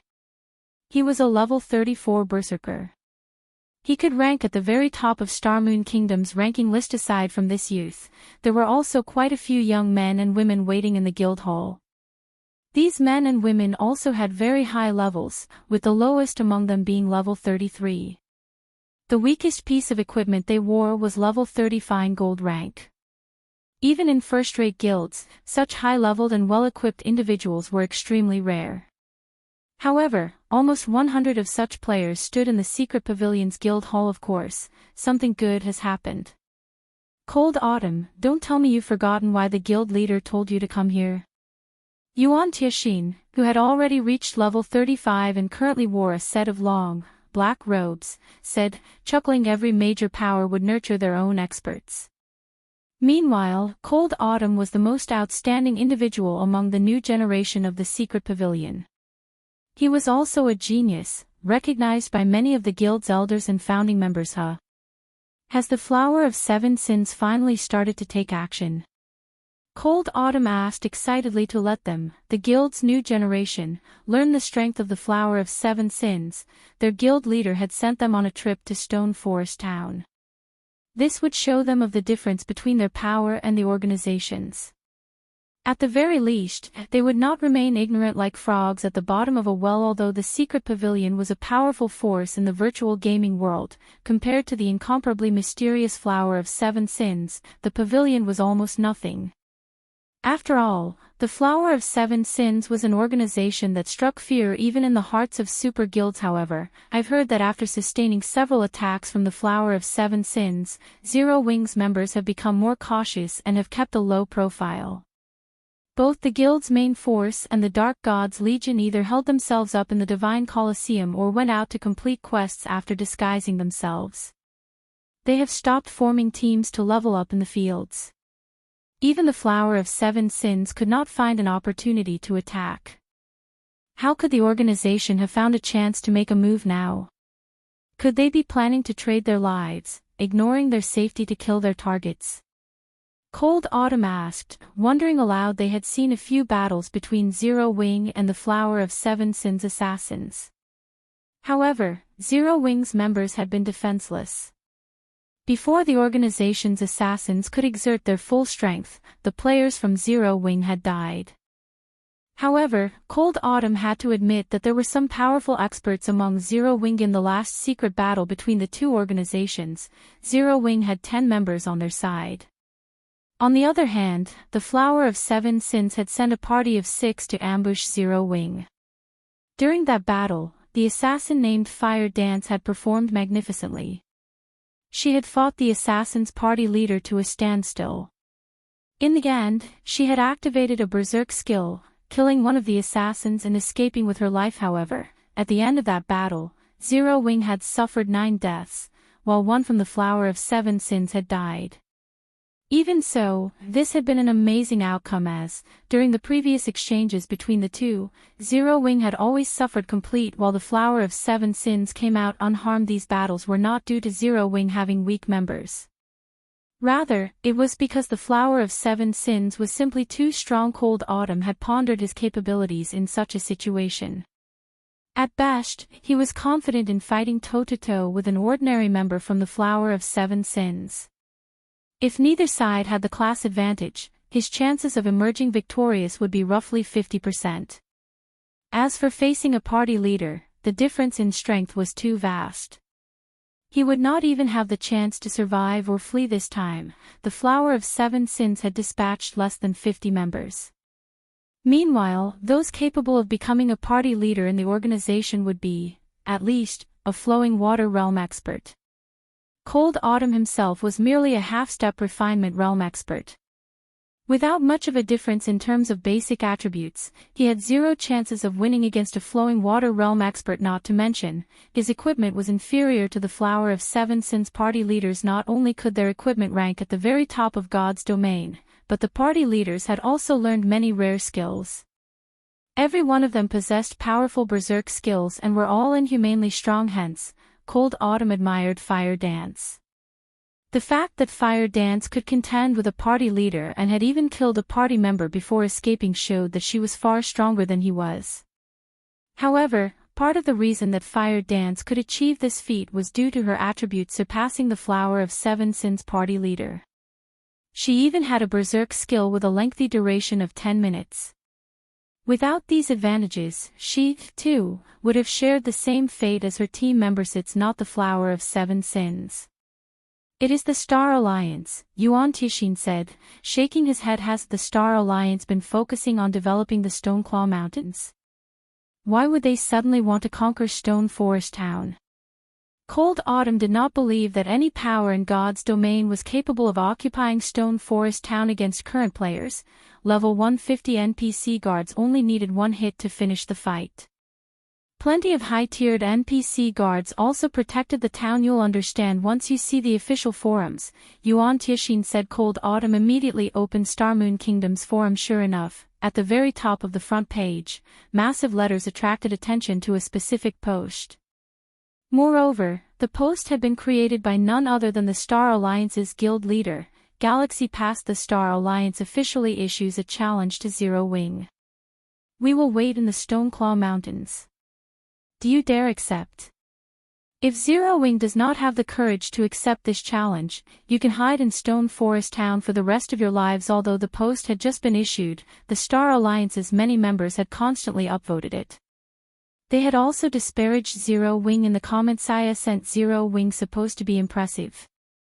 Do you guys dare accept our challenge? Black Flame, aren't you Starmoon Kingdom's #1 expert? If you're strong enough, stop hiding and fight me. Let's show the world how I beat you up into a pulp. Sure enough, Zero Wing's members are all cowards. The only thing they know how to do is to hide in the safe zone. So, this is the case. Cold Autumn immediately understood what was going on. It seems that the Star Alliance is not doing too well right now, either.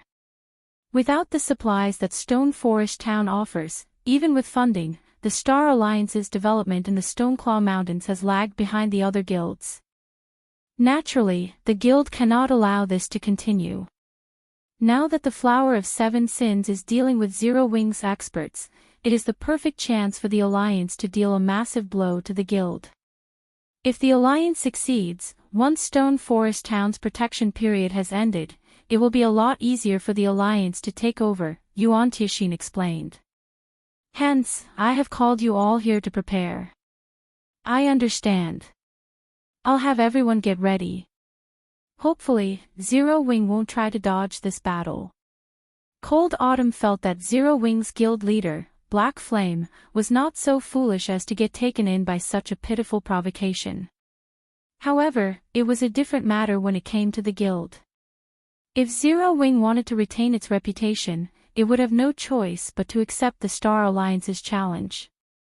Chapter 727, War. War. War. White River City, Zero Wing's guild residence. Due to the Star Alliance's sudden provocation, Zero Wing was in disarray previously. The guild's lack of response towards the Dark God's Legion's annihilation had caused many members within the guild to feel dejected. If not for Aqua Rose holding everyone back, many members would have rushed to the Stoneclaw Mountains to seek revenge. Now that the Star Alliance had launched such a challenge as well, how could they contain their anger?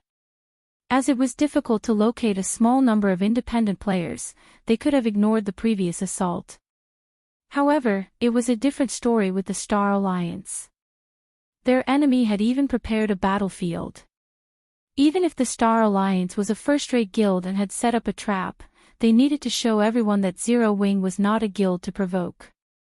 At worst, they just have to die once Vice Leader Aqua, everyone in the guild is ready to fight. If you give the word, we'll leave immediately and annihilate the Star Alliance. Many core members stepped forward and declared Zero Wing was no longer the weak upstart guild it had been before. Now, it was White River City's overlord.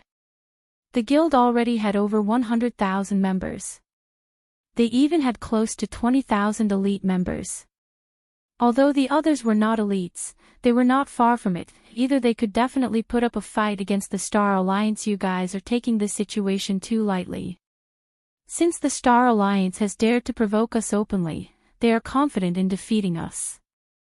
Moreover, the Star Alliance is not our only enemy, Aqua Rose said, shaking her head. After seeing that forum post, it would be a lie if she said she wasn't enraged. If she were an ordinary guild member, she would have torn apart the Star Alliance's members on the battlefield by now. However, she was not an ordinary member of the guild, so she could not do so. She had to consider the guild as a whole. As long as it was not one of the guild's important figures, even if they died tens of times, it would not impact the guild. However, if every elite member died even once, the guild would be wounded. If that happened, the best-case scenario would be the guild's development slowing down and losing its previous advantages. In a more severe case, the guild's development would stagnate, and from then on, the guild would no longer be able to contest for supremacy over God's domain. All of their time and efforts would be for naught. Such a situation had occurred many times throughout the virtual gaming world's history. The guilds involved had long since been forgotten. Hence, a guild had to be extremely cautious with each step it advanced. Passion was not enough for a guild to become an overlord in God's domain. Otherwise, there would not be so few first-rate guilds yet. If Zero Wing, the overlord of White River City, did not respond to the Star Alliance's provocation properly, then any prestige the guild had gained would vanish like smoke. Who would join such a guild in the future? The Star Alliance has stooped low this time. They are actually using such a despicable tactic, Fire Dance said, frowning. However, if we accept their challenge, the Flower of Seven Sins will assist them from the sidelines, targeting our guild's experts. The other guilds might even try to take advantage of the situation and strike as well. The Star Alliance will devour us. Fire, you fought a party leader from the Flower of Seven Sins before. Do our main force and the Dark God's Legion really stand no chance against them? Aqua Rose asked as she gave Fire Dance a concerned look. The Flower of Seven Sins have equipment that is in no way inferior to our main forces. Only those of us wearing Tier 1 set equipment are slightly stronger than them. However, they are experts who have the experience of many years of trials and tribulations. Even the organization's most ordinary member is only slightly weaker than I am in terms of combat techniques. The majority of their members are a lot stronger than me. If not for my weapons and equipment, as well as magic scrolls and the power of darkness, I wouldn't have lasted against that party leader for long. When I faced that party leader, his defense was impeccable. He was able to see through all of my attacks easily and prepare. It felt as if I were fighting our guild leader. Hearing Fire Dance's experience, everyone sucked in a breath of cold air, their previous passion vanishing completely. Everyone finally understood just how frightening the Flower of Seven Sins was. Fire Dance's combat techniques ranked third within Zero Wing, and only Feng could win against her with absolute certainty. Yet, just an ordinary member from the Flower of Seven Sins possessed combat techniques that were nearly equal to Fire Dance's. Meanwhile, there were as many as 50 assassins fighting them. Would be like facing 50 Fire Dances. Moreover, among these 50 people, there were monsters that could rival Black Flame. Obtaining victory would be impossible. A monster like Black Flame could play an unimaginably massive role in a war against tens of thousands of players. Meanwhile, they had to take down at least 6 such monsters. In truth, when Black Flame had seen the list of assassins, even he had been surprised. Vice Leader Aqua, what are we supposed to do? Blackie had begun to panic a little. Neither fighting nor hiding is an option. I can't make that decision. Let's contact our guild leader first. In truth, Aqua Rose had an idea: send a portion of the guild's members into battle while leaving behind the guild's core strength. That way, even if they suffered defeat at the Star Alliance's hands, they would retain the guild's core combat power. They would still be able to contend for supremacy over God's domain. However, only Black Flame could make that final decision. Everyone nodded in agreement when Aqua Rose mentioned their guild leader. A sense of reverence and confidence blossomed in everyone's heart. So long as their guild leader gave the command, even if they had to fight to the very last man and repeatedly die until they were level 0, they would do so willingly. At most, they would just start all over again with their guild leader. Suddenly, the conference hall doors swung open. A familiar figure appeared before Aqua Rose and the others. Guild leader.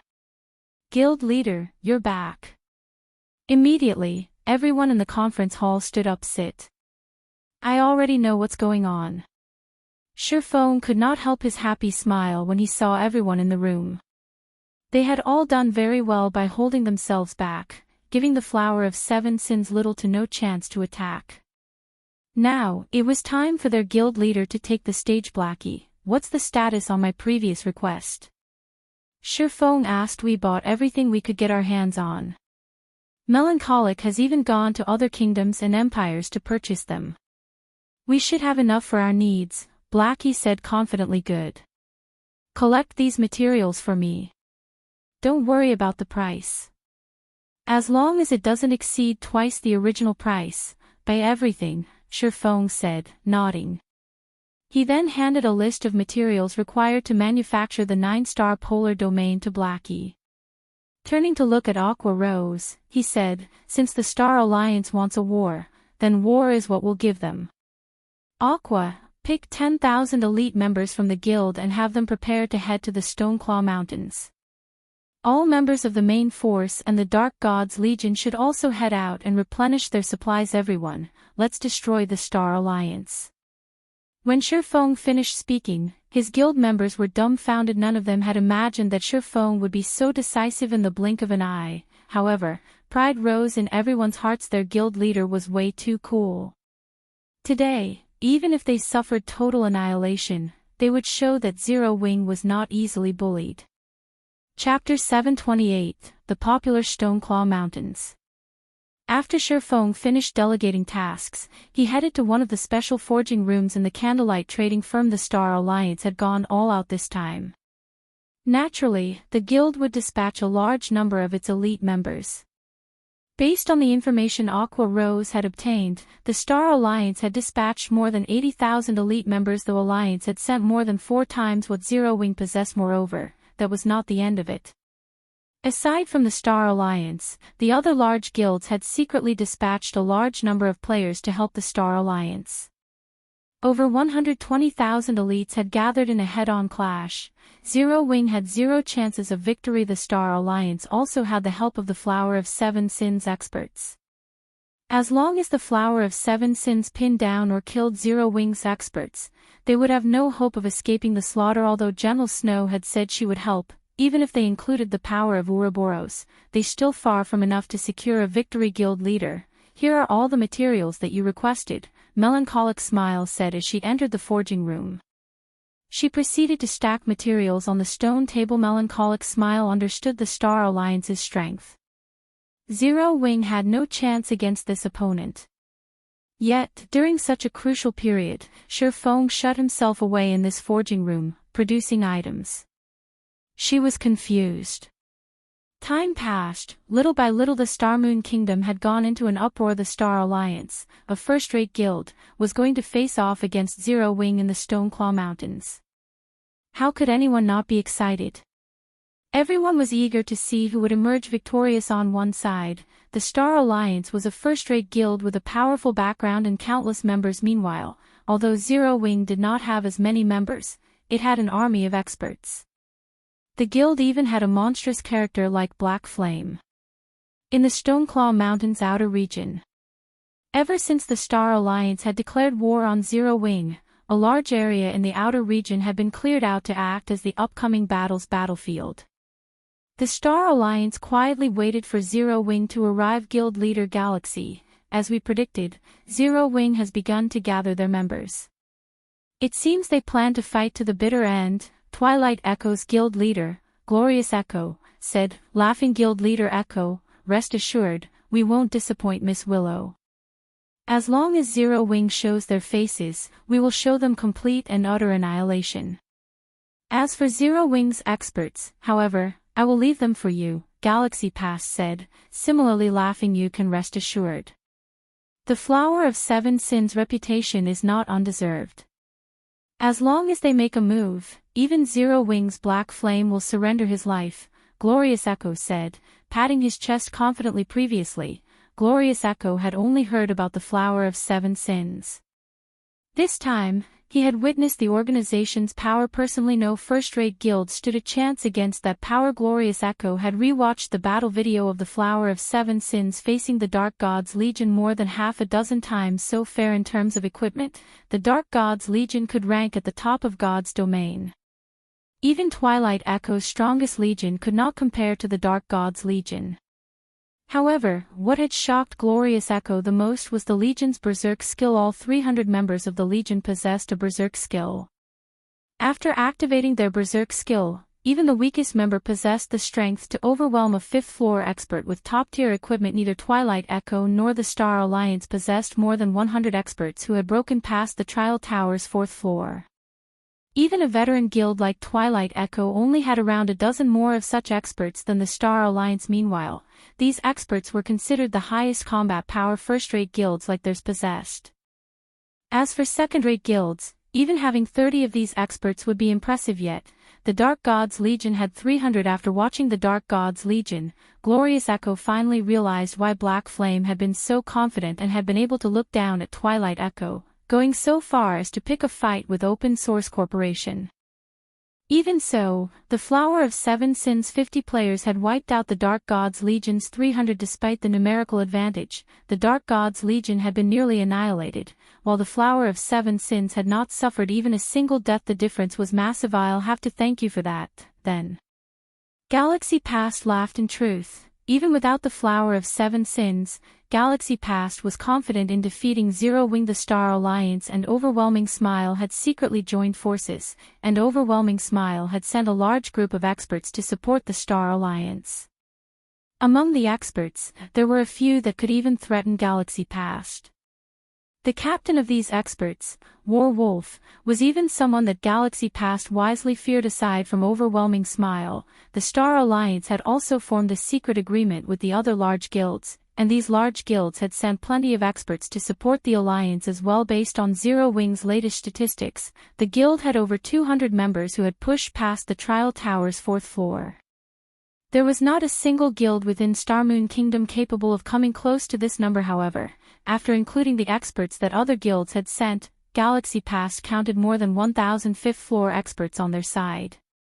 Purely in terms of numbers, they had already exceeded Zero Wing by at least 5 times.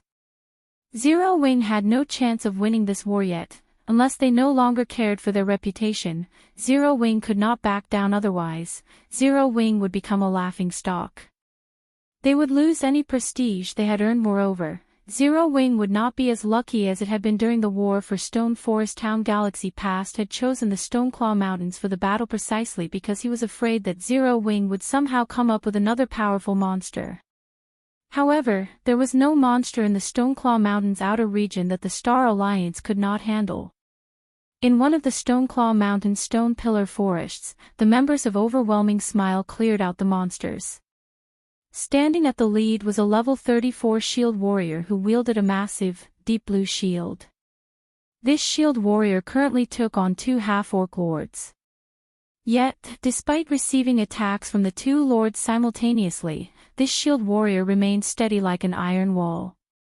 No matter how hard the 2 half-orc lords struggled, they could not break past this warrior's shield. Boss Wolf, Zero Wing is really finished this time.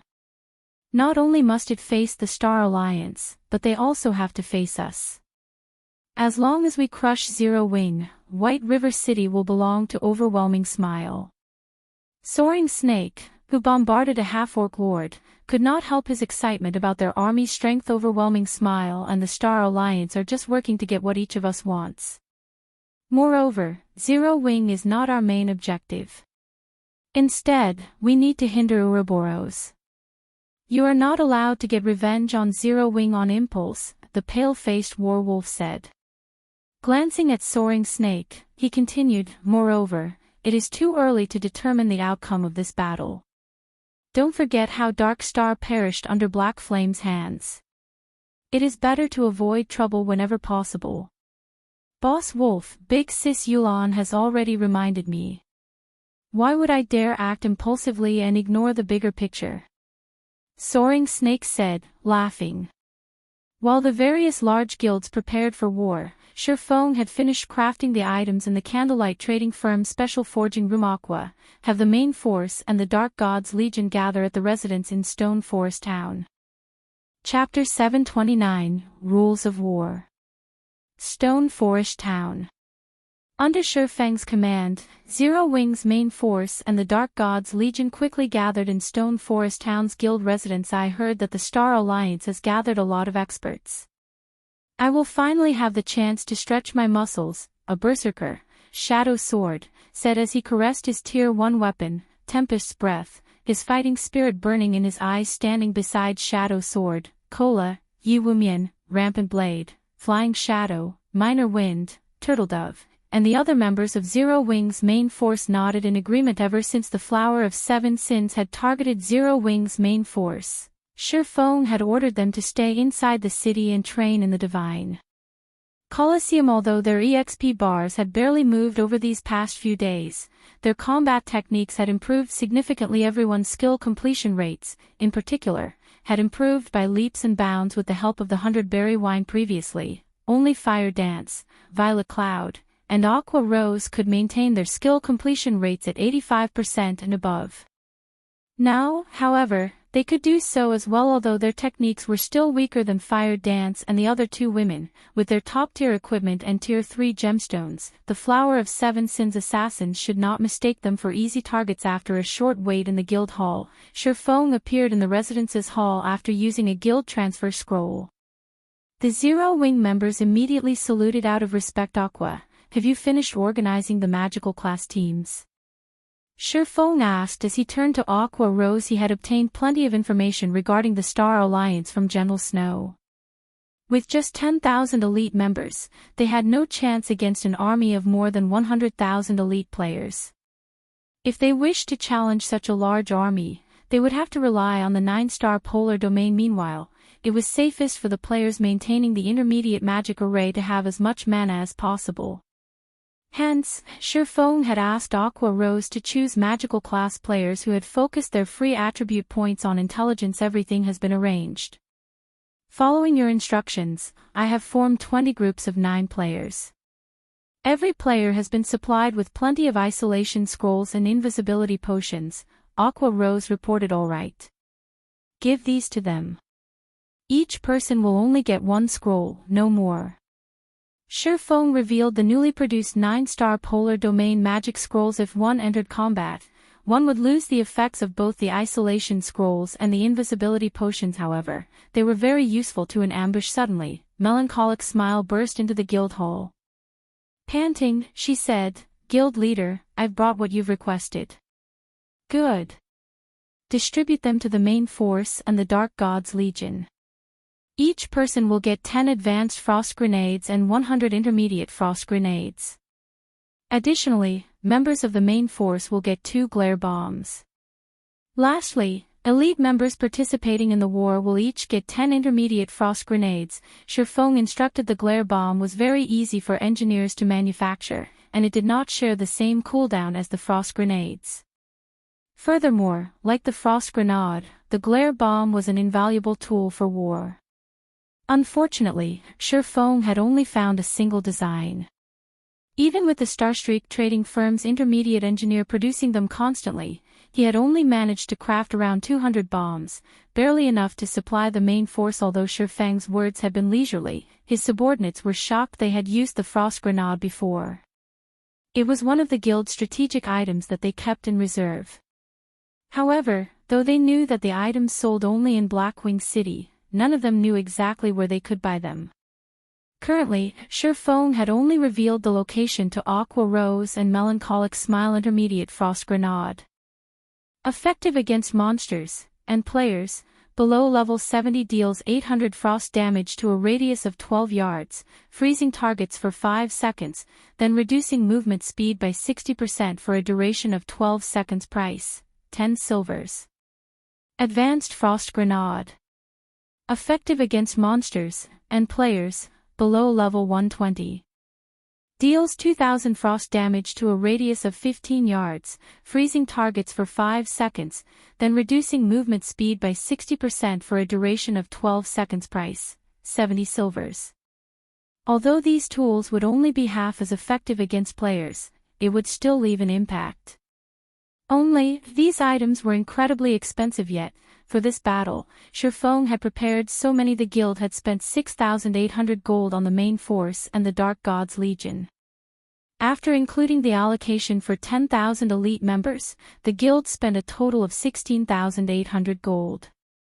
Even the Star Alliance, which received financial support from Open Source Corporation, could never spend that many coins in a single breath. The Alliance would never willingly part with such a sum of money. Yet, Feng did not hesitate at all. Even to Zero Wing, 16,800 gold was not pocket change. This was the money that Zero Wing had amassed after many difficulties. However, Feng did not particularly mind the expenditure. He had not only requested Melancholic Smile to purchase the frost grenades. He had requested something even more powerful as well.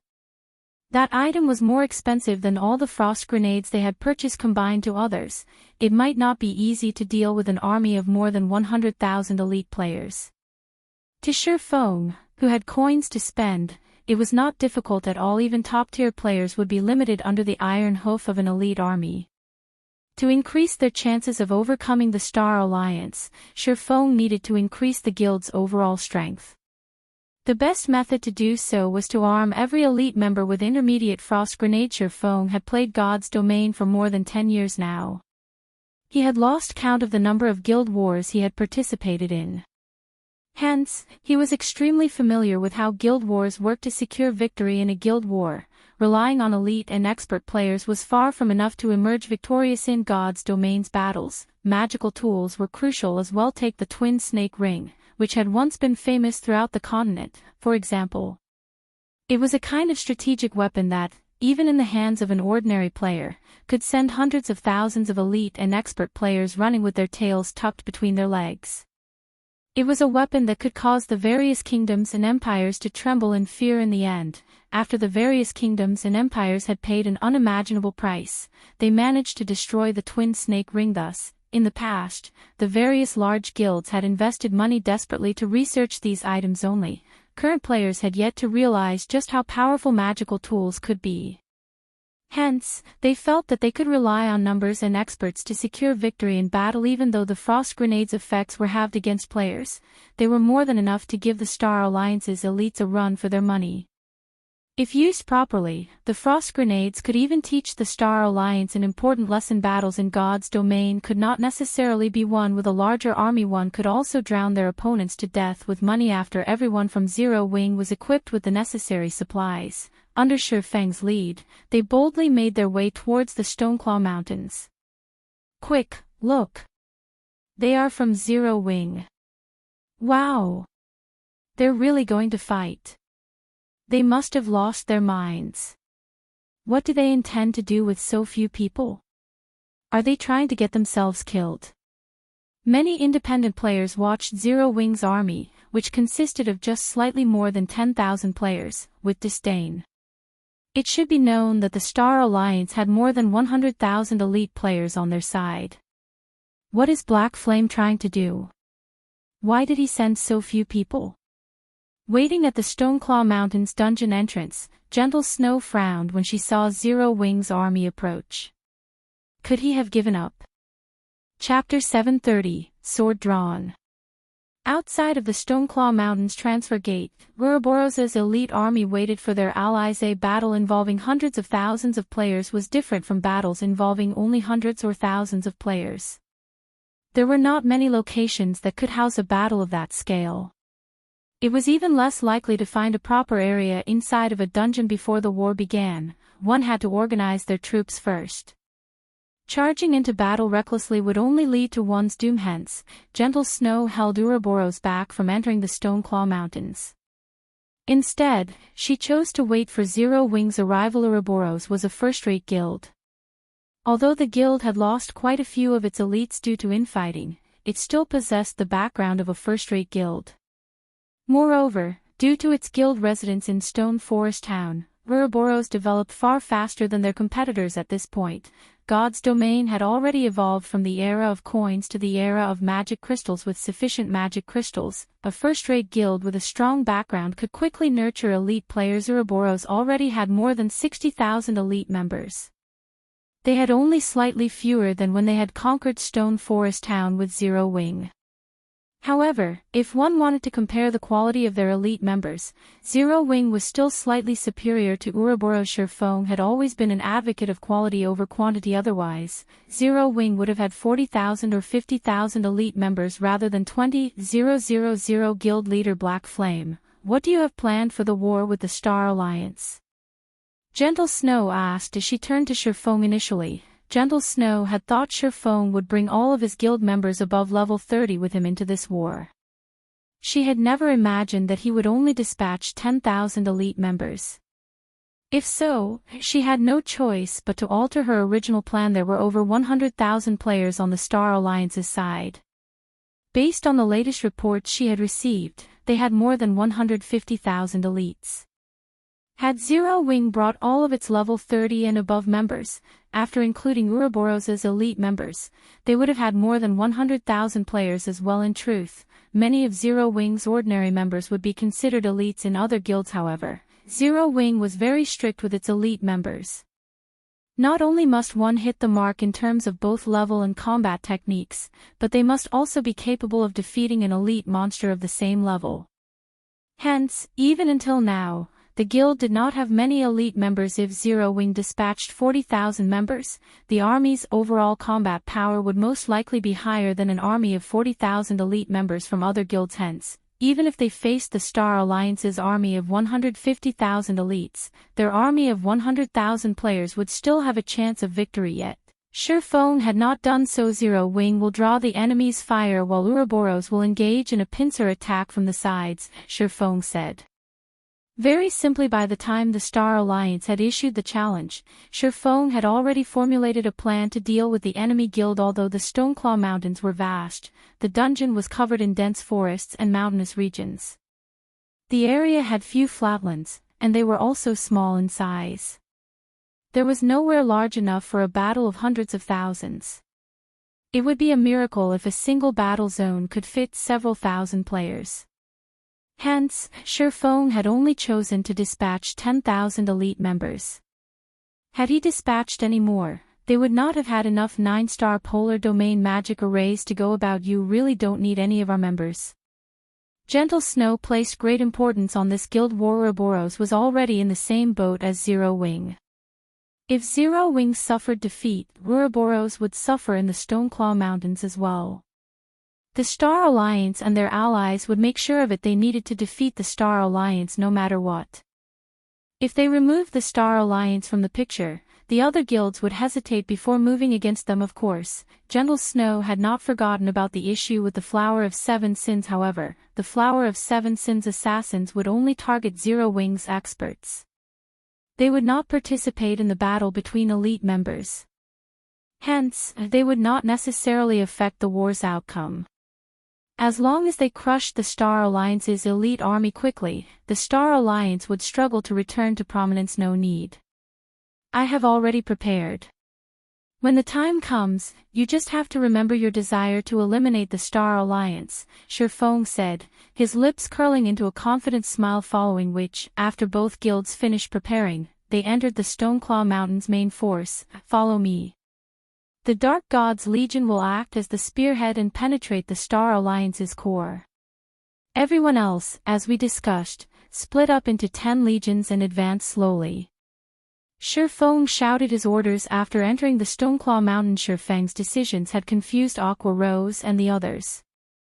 In such a massive battle, he wanted all of Zero Wing's experts to gather in a single location. They would be throwing away an expert's advantages on a battlefield. On such a large battlefield, their enemies would scatter. By concentrating all of their experts into a single point, although their combat power was astounding, they would only be able to claim a limited number of lives. They wouldn't be nearly as efficient on the battlefield as they could be. Alright, enough daydreaming. Move! Feng commanded. Naturally, he understood everyone's concerns. However, he did not have time to explain his plan. Although this formation would not benefit the guild on the battlefield, it would not give the Flower of Seven Sins a good opportunity to strike. Moreover, they could reduce the number of casualties from the elite legions. The Flower of Seven Sins was an assassin organization. They had only been hired to do one thing in this battlefield: kill Zero Wing's experts.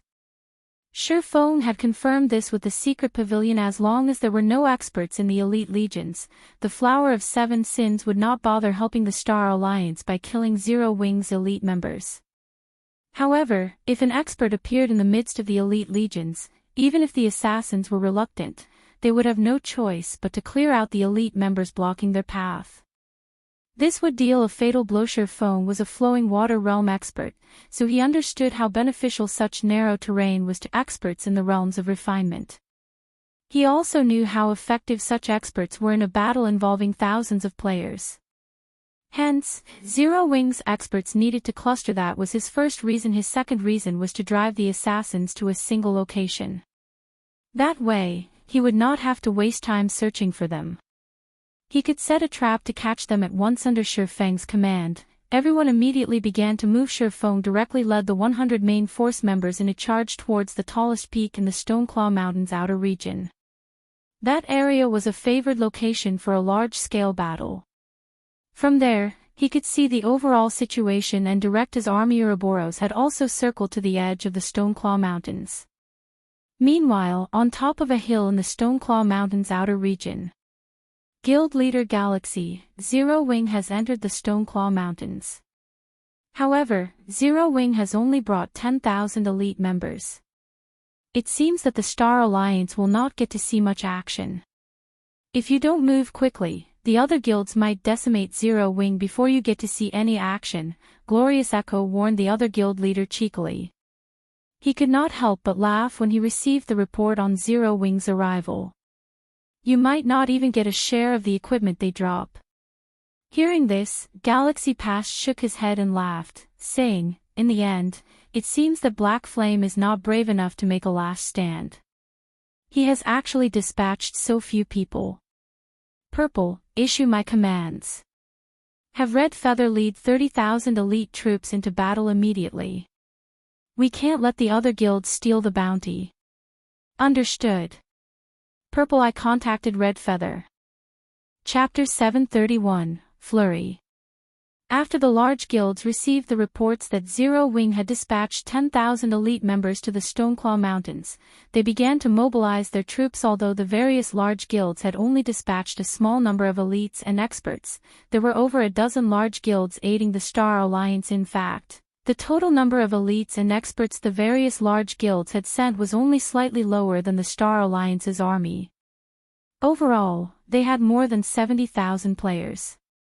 If the various guilds went all out, they could gather more elite players than the Star Alliance and Ouroboros combined. 10,000 elites won't even be enough to fill the gaps between our teeth.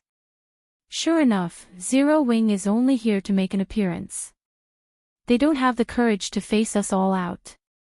We're currently the closest to the dungeon's entrance, so Zero Wing's equipment will be ours for the taking. In Starmoon Kingdom, Zero Wing was famous for having top-tier equipment despite being level 31 or 32. The elite members of ordinary guilds generally wore level 25 Mysterious Iron and Secret Silver equipment, and very few had level 30 Mysterious Iron equipment. As for level 25 Fine Gold weapons and equipment, only an extremely small number of elite players had the privilege of owning any. Meanwhile, level 30 Secret Silver equipment was considered a luxury. As for level 30 Fine Gold items, they were considered top-tier equipment, and only a guild's core members were fortunate enough to wear such equipment. After all, Fine Gold equipment only had a slightly higher drop rate in large-scale team dungeons. However, teams that could raid level 30 large-scale hard-mode team dungeons were rare.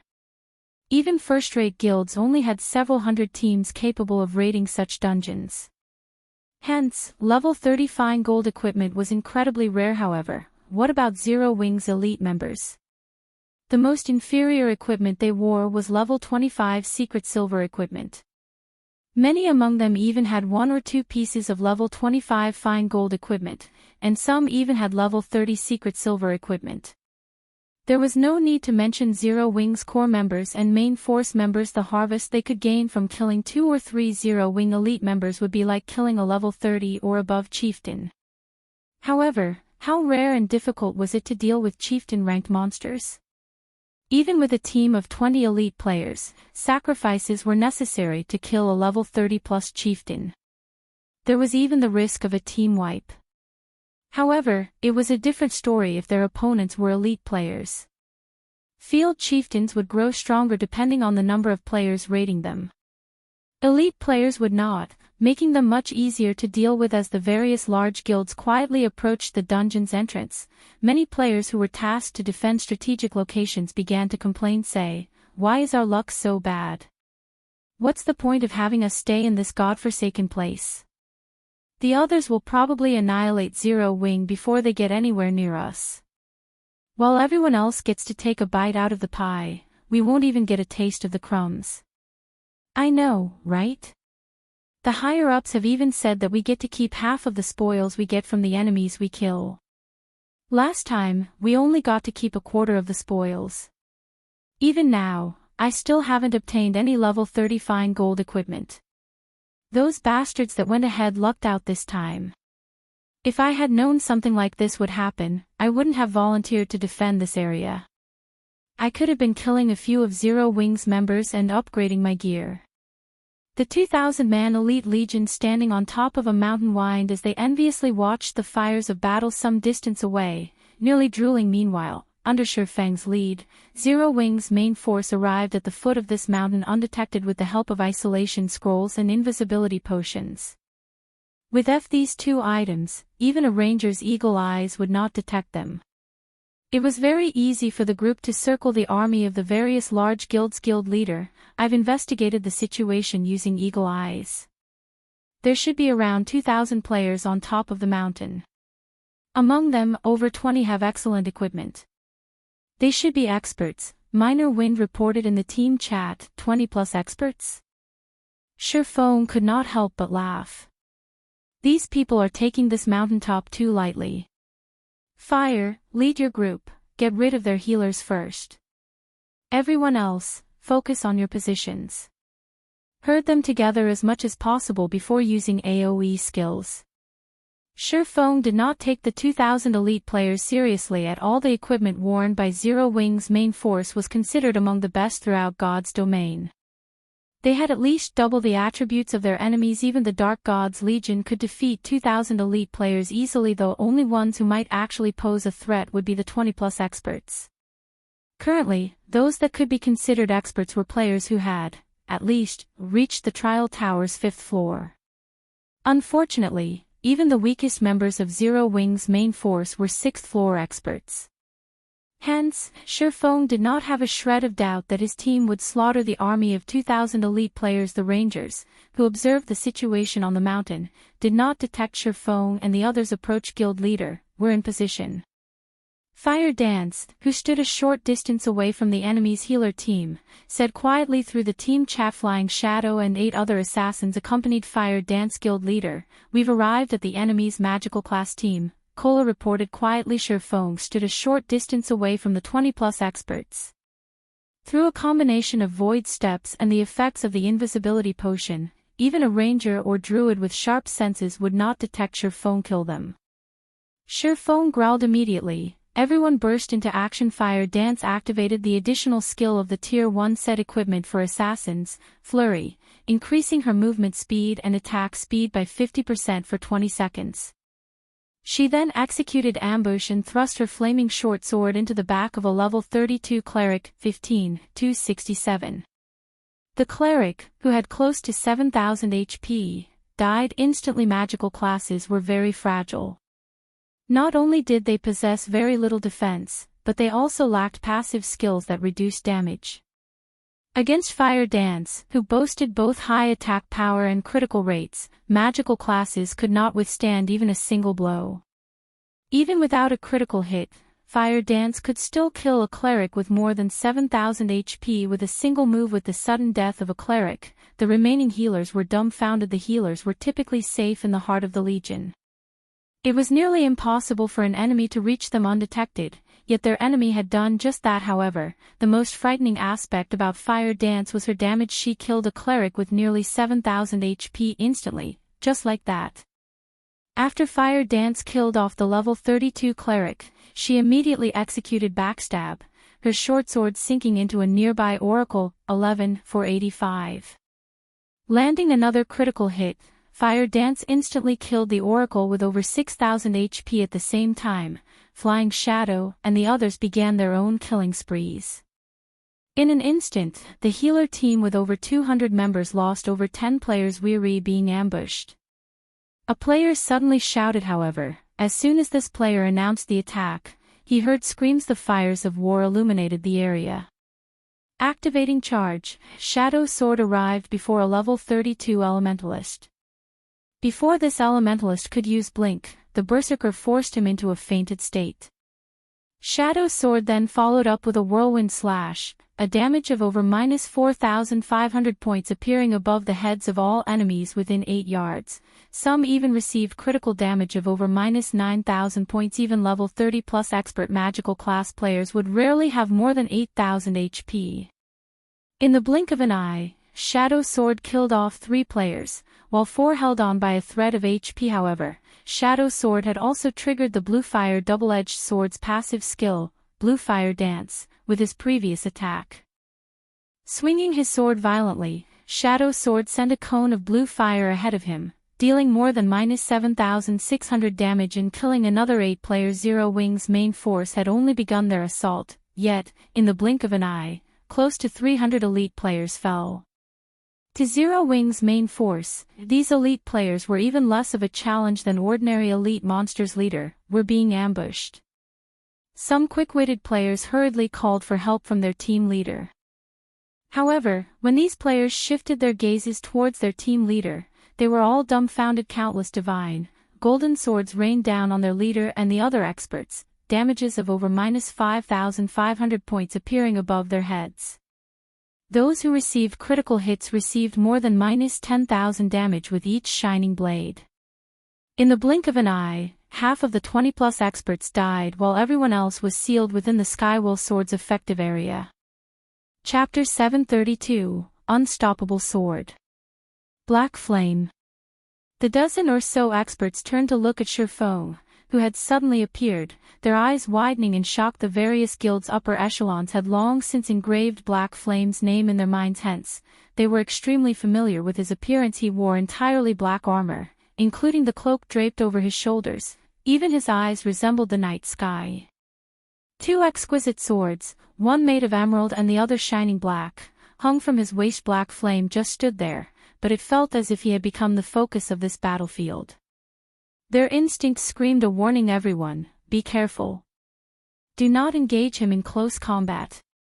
Endless Plains, a level 33 ranger who led this elite legion, hurriedly warned his comrades. Use ranged attacks. In response, the surviving experts nodded, serious expressions appearing on their faces. Black Flame's reputation was simply too monstrous. He even had the one-hit Asura title.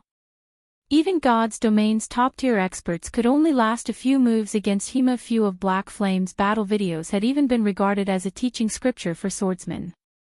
Black Flame's grasp of timing and skill usage completely surpassed other expert swordsmen by several levels. Although none of them had ever believed they could win against Black Flame in a one-on-one fight, they had never imagined that, after meeting Black Flame in person, the man would be this frightening. Despite being a swordsman, Black Flame had approached them undetected by relying on an isolation scroll and an invisibility potion. His sneak attack was so fast that they had not had time to react. Moreover, not only did Black Flame's attack catch them, but that single attack had devoured close to half their numbers. Even the high defense and HP Guardian Knights and Shield Warriors had lost close to 4,000 HP. To make matters worse, that was only a control-type skill. Logically, such skills usually dealt low damage. Yet, the skill had stolen 1/3 of the Guardian Knights and Shield Warriors' HPs. If Black Flame had used a high-damage skill, the consequences would have been unimaginable. 1,000 hunts and I will hold him back. Look for chances to attack him. Don't worry about hitting us, a level 34 shield warrior named World Defender said as he lifted his barbed, diamond-shaped shield and dashed forward. Sternly, he said, 1,000, if Black Flame moves, activate all defensive skills immediately. Don't hold anything back. I understand, the Guardian Knight named 1,000 Hunts nodded as he stepped to the forefront of his team. They absolutely could not afford to be careless against Black Flame. He understood that, if they did not start the fight with everything they had, it was likely that this swordsman would claim their lives instantly. Good luck. The other team members dashed towards the sword domain's edge. To them, World Defenders and 1,000 Hunts' strength felt reassuring. These two were well-known experts in the virtual gaming world. Although they could not compare to hidden experts like Warwolf, they could still rank near the top among MTs in Starmoon Kingdom. Previously, they had only received so much damage because Black Flame had caught them by surprise with his ambush. Now that these two were going all out, even Starmoon Kingdom's top experts would not find it easy to break through their defense. It seems like you guys have done your homework, Feng stated as he glanced at the 12 remaining experts. Among these people, he was familiar with quite a few of these experts: Endless Plains from the Second-Rate Guild, Wildfire World Defender from the Second-Rate Guild, Arrogance Thousand Hunts from the Second-Rate Guild, Secluded Fantasy. In the past, he had looked up to these experts. He had never dreamed that he would face off against them. He had not expected the shift in their positions, either in the past. Even if he had gone all out and pushed his senses to their limits, he would barely be able to contend with any of these experts. Yet now, these experts had to work together and fight with everything they had just to have any chance of survival against him. Although these people worked together for the first time, they fell into a defensive formation seamlessly despite the previous sneak attack. They calmly considered and executed the best strategy to deal with him. The extent of their combat experience was obvious. This was precisely what Fire Dance and the others lacked the most. Although Feng had charged at his enemy after using Skywell Sword, Endless Plains had fired a storm of arrows the moment he set foot into the sword domain. Not only were the ranger's attacks extremely fast, but they limited Feng's range of movement, forcing him to confront the two oncoming MTS Black Flame. Show me just how good you are. The tall and robust World Defender stood proudly before Feng as he activated a series of life-saving skills in quick succession. Bloodthirsty Rage, Tier 1 skill. Recovers 3% HP every second for 10 seconds. Shield Wall, Tier 1 skill. Decreases all damage by 60% for 18 seconds. Last Stand, Tier 1 skill. Increases maximum HP by 30% for 30 seconds. Suddenly, World Defender's HP rose from close to 12,000 to nearly 15,600. He also recovered to more than 10,000 HP standing a short distance away.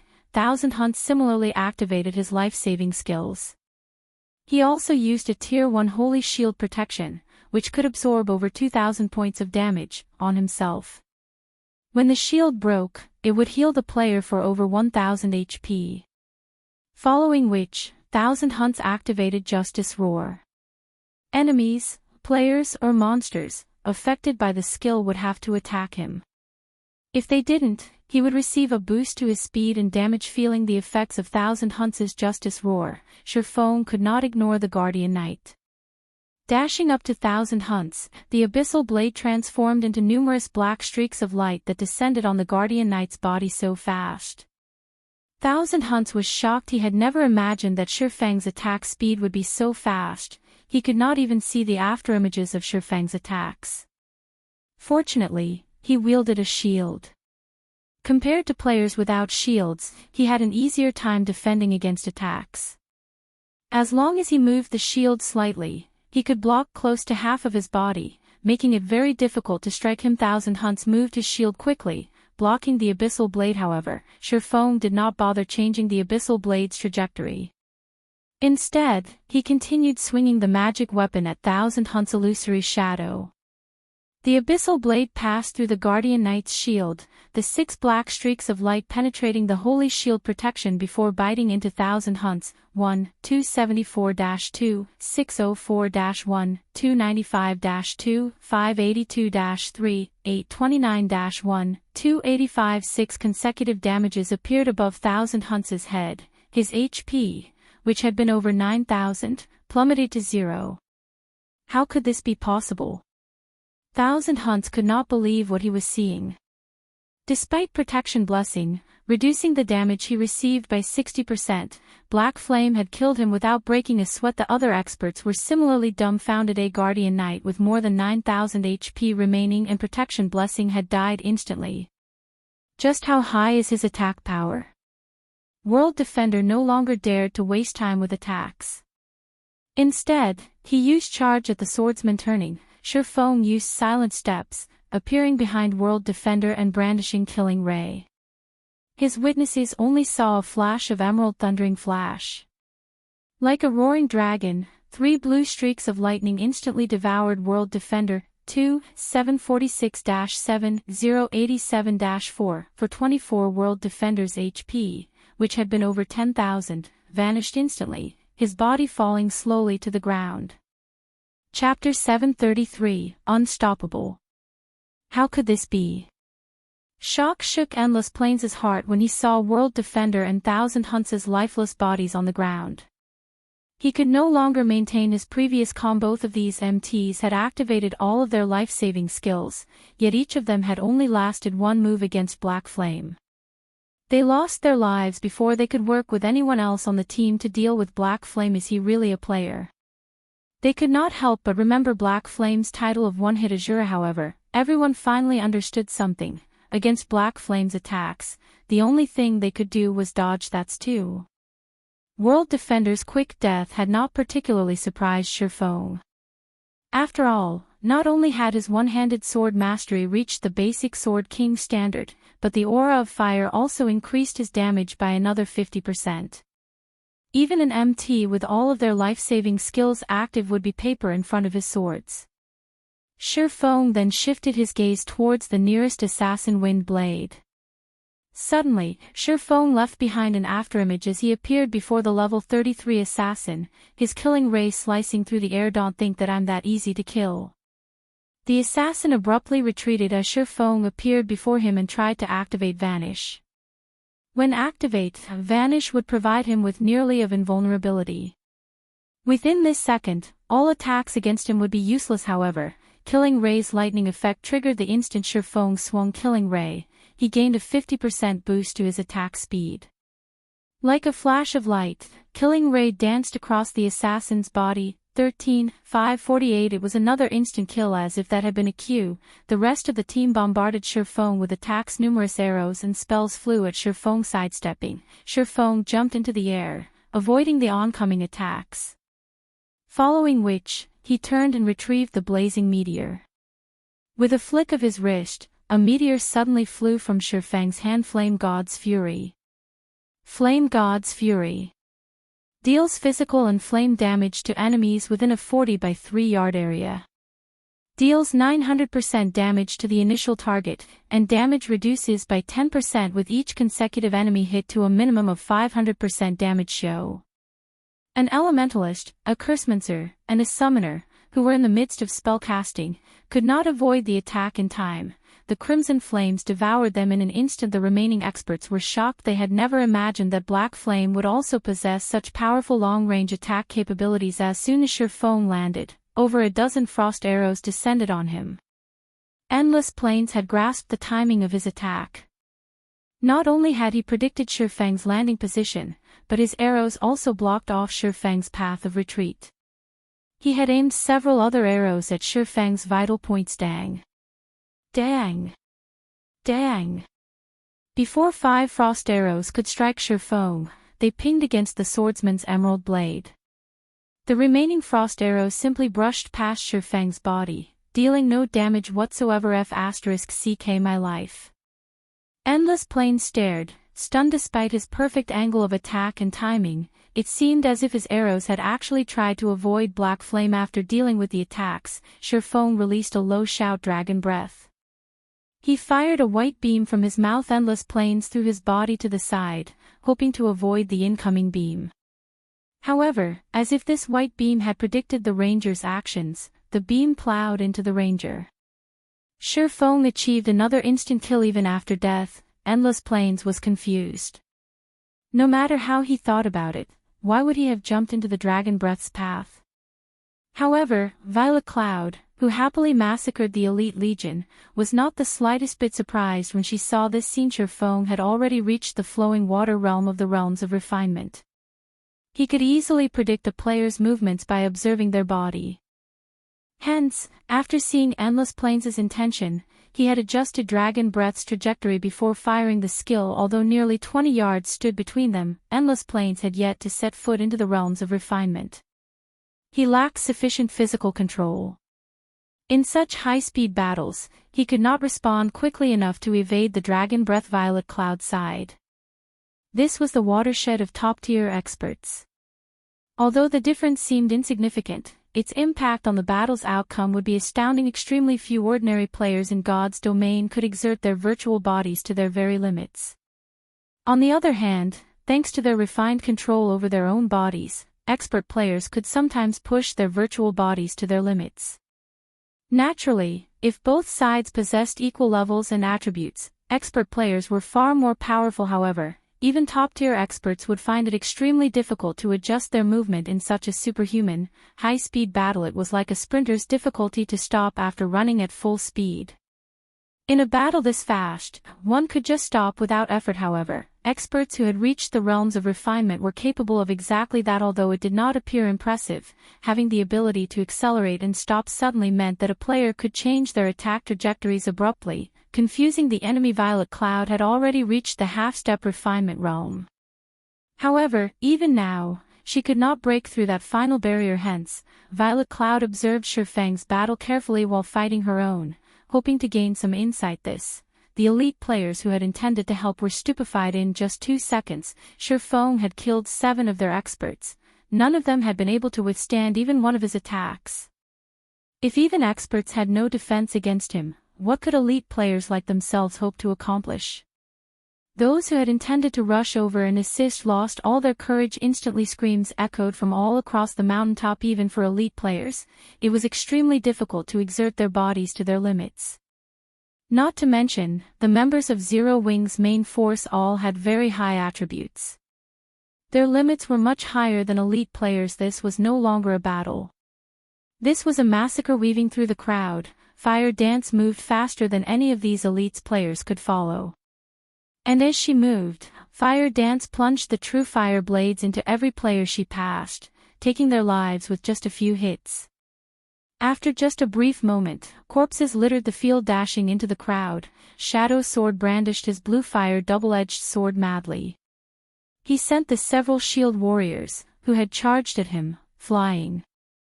The Berserker then followed up with a flame flash, blue fire devouring these shield warriors instantly. He used Whirlwind Slash to finish them off. Standing on a natural rise, Minor Wind launched a continuous stream of powerful arrows with his Wind Chaser. The power within a single arrow was enough to push back a Berserker, a class known for its strength. Even though many elite players tried to approach the Ranger, against the dozens of arrows, these elite players became no more than lifeless pincushions. Aqua Rose, Blackie, and the other magical classes released one AoE spell after another, killing dozens of players with every attack. In just a few minutes, the 2,000-strong Elite Legion had less than 1,000 players remaining. In contrast, Zero Wing's main force had not suffered a single casualty yet. Why are they so strong? Are they really human? I don't want to fight anymore.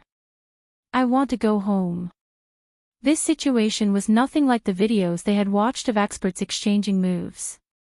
Now that they witnessed a true battle between experts, they finally understood just how huge of a gap there was between themselves and expert players. Suddenly, fear swept across the battlefield. The Elite Legion's members refused to continue fighting as they fled in all directions. While Zero Wing's main force fought, the situation in the Stoneclaw Mountains grew increasingly intense. Both sides' armies had finally begun fighting a short distance away from the foot of the mountain. How dare you face us with just 10,000 players? Everyone, charge! Kill them all! Red Feather sneered as he glared at Zero Wing's elite members. Chapter 734, Silent Battlefield. In the Stoneclaw Mountains outer region, Zero Wing's 10 1,000-man elite teams finally faced the legions from the Star Alliance and other enemy guilds. However, Zero Wing's elite legions were at a disadvantage. Their opponent outnumbered them by more than 10 times. It seems Zero Wing really wants to die here.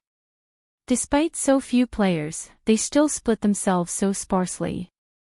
We mustn't let the other guilds get a head start on us. Red Feather also ordered his army of 30,000 elites to split into multiple legions to surround Zero Wing, afraid that they would lose Zero Wing's elite members to the various large guilds. The other guilds had sent more than 70,000 elites in total. The army was more than enough to deal with Zero Wing's 10,000 elite players. Just as Red Feather led the Star Alliance's army to Zero Wing's position, the other guilds began to clash with their enemy. However, Zero Wing's elite members had slightly superior equipment. Moreover, the battlefield was only so large, only so many ranged players could attack at once. Hence, when it came to ranged firepower, Zero Wing had a slight advantage. After several exchanges, Zero Wing's foe had already suffered over 100 casualties. On the other hand, Zero Wing had only lost a dozen or so members. Other than the difference in damage, Zero Wing's elite members were far more adept at dodging attacks. In addition, their HPs and healing prowess were much higher. Zero Wing's ranged players only needed 3 to 4 hits to kill an enemy elite. However, if the various guilds' elites wished to finish off one of Zero Wing's, they needed to land roughly 6 attacks. Yet, against Zero Wing, the guild's elites could only dodge 3 or 4 out of 10 attacks. On the other hand, Zero Wing's elites could dodge at least 5 attacks. The difference in equipment, attributes, and combat techniques, though small, was clear for all to see. In the end, this minor difference impacted the result significantly. Damn it. All MTs, advance. Ranged players, cover them. Healers, follow. Assassins, circle and deal with their healers. Don't be afraid. We outnumber Zero Wing. When we reach them, victory will be ours. The upper echelons quickly issued the orders to charge ahead when they noticed Zero Wing's strategy of attack and retreat. Immediately, a collection of shield warriors and guardian knights emerged from the guild's elite army, everyone activating their life-saving skills as they charged madly at Zero Wing's members. The healers supplied these MTs with endless streams of recovery spells from a safe distance. However, no matter how hard these shield warriors and guardian knights tried to dodge, no matter how much healing they received, or how they lifted their shields as they forged ahead, they died helplessly as Zero Wing's hundreds of ranged players blotted out the sky with a rain of fireballs, frost arrows, and normal arrows. If one watched from afar, they would see row after row of shield warriors and guardian knights tumble to the ground. How is Zero Wing's firepower so powerful? Only 40 yards stretched between the two armies. Yet, to shorten the gap by 20 yards, the various guilds had lost over 300 melee players. Even the upper echelons flinched at this spectacle's brutality. They had never imagined that Zero Wing's ranged attacks would be so powerful. Before they could even reach Zero Wing's elites, their legion, which began with more than 4,000 players, had lost close to 500 members. Originally, the various large guilds had thought that this would be an easy battle. After all, they had a massive numerical advantage. However, after seeing Zero Wing's combat method, they realized one thing. Indeed, they did have the advantage in numbers, but unfortunately, the Stoneclaw Mountains terrain prevented them from using that advantage. However, the various large guilds couldn't care less anymore. They all gritted their teeth as they charged forward. If they did not get rid of Zero Wing's elite army today, they would never recover. Moreover, the shield warriors, guardian knights, berserkers, swordsmen, and assassins of the various guilds were close enough that they could use their skills effectively. If they did not fight now, then when? Kill them. We'll earn everything back once we plunder Zero Wing's equipment. Suddenly, the guild's melee classes advanced, an intense bloodthirst shining in their eyes. However, just as the various melee players activated their skills, each Zero Wing elite retrieved an intermediate frost grenade, pelting their approaching enemy. Bang! Feng! Feng! Suddenly, hundreds of intermediate frost grenades bombarded the advancing crowd, transforming the vibrant forest into a world of ice, snow, and death. As for the melee elites from the various large guilds, they froze into ice sculptures when a gentle breeze blew past. Every one of these elite ice sculptures shattered, decorating the battlefield with equipment. Even though there were some assassins and swordsmen that had reacted quickly enough and activated their life-saving skills in time, their life-saving skills could only deflect a limited number of attacks. These skills' durations were also extremely short. However, the bombardment of the hundreds of frost grenades lasted for nearly 6 seconds. In the end, these players still fell under the rain of frost grenades. Each intermediate frost grenade could deal roughly 400 damage to players and had an effective radius of 12 yards. 100 frost grenades would deal roughly 40,000 damage at this stage of the game. No player in existence had more than 40,000 HP. Furthermore, Zero Wing had not thrown only 100 grenades. The various guilds' commanders were shocked, speechless. Their remaining elite players also paused, every one of them wearing dazed expressions. Nice. Awesome. You guys thought you were impressive, huh? Now you understand Zero Wing's power. When Zero Wing's members saw how nearly all of the enemy melee players had fallen, pride and joy suddenly welled in their hearts. They also felt endless reverence towards their guild leader, Black Flame. They, too, had thought that their defeat was inevitable. However, this scene had cleared their minds of any doubt. In the blink of an eye, they had wiped out thousands of their enemies. These several hundred intermediate frost grenades were far more powerful than even a large-scale destruction spell. If they could fight here, in the Stoneclaw Mountains' narrow valley, they would not even fear twice this many opponents. The various battles that raged elsewhere met similar situations.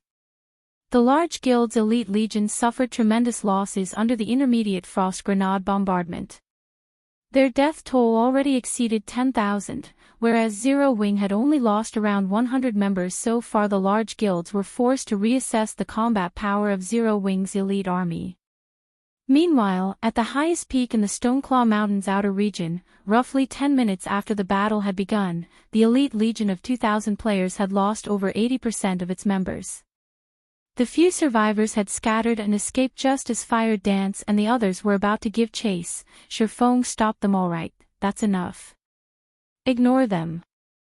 We don't need to waste our time hunting them down.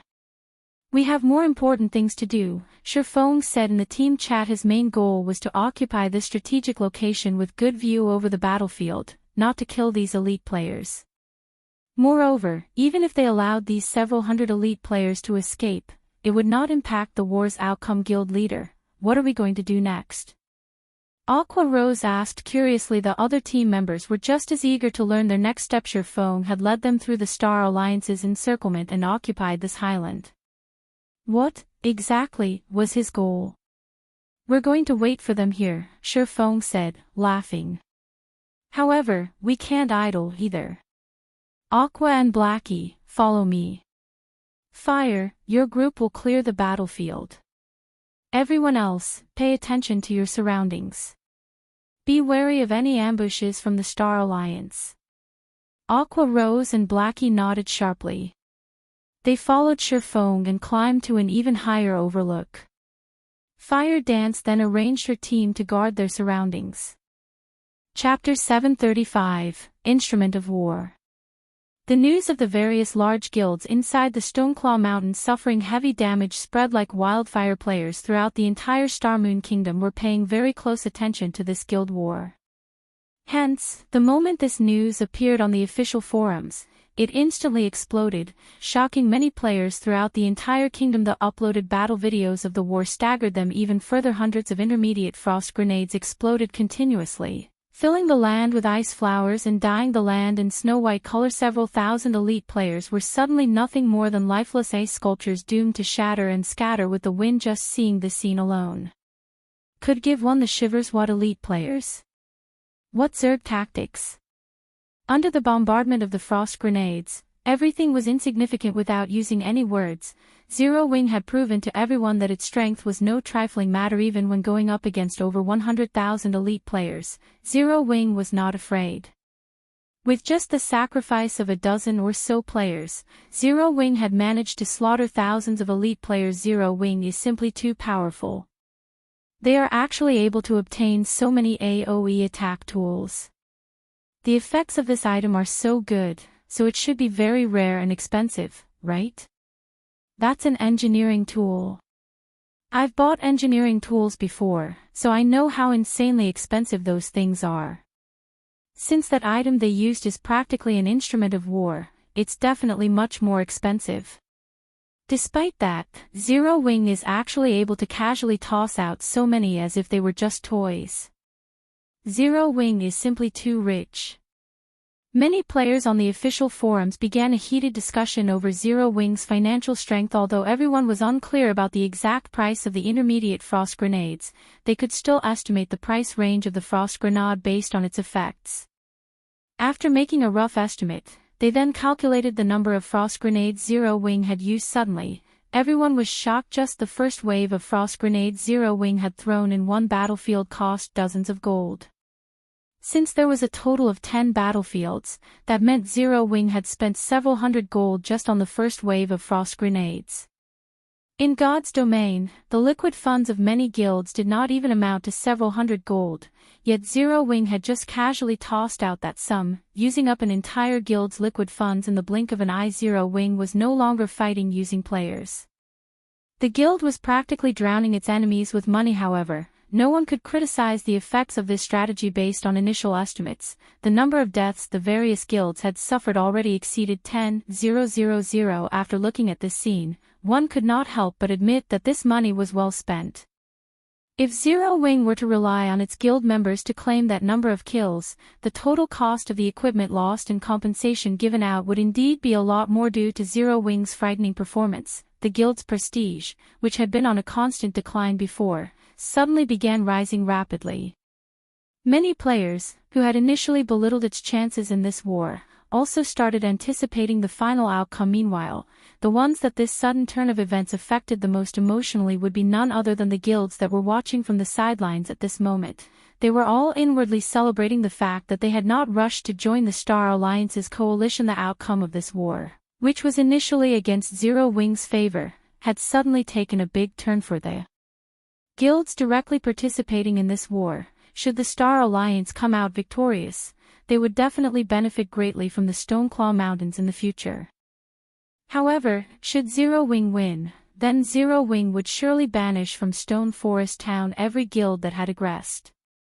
These guilds would then have a much harder time developing themselves at the Stoneclaw Mountains. So this is his trump card. It's no wonder he insisted on being the spearhead and attracting enemy fire to himself. Gentle Snow could not help but smile after looking at the video showing the situation on the battlefield.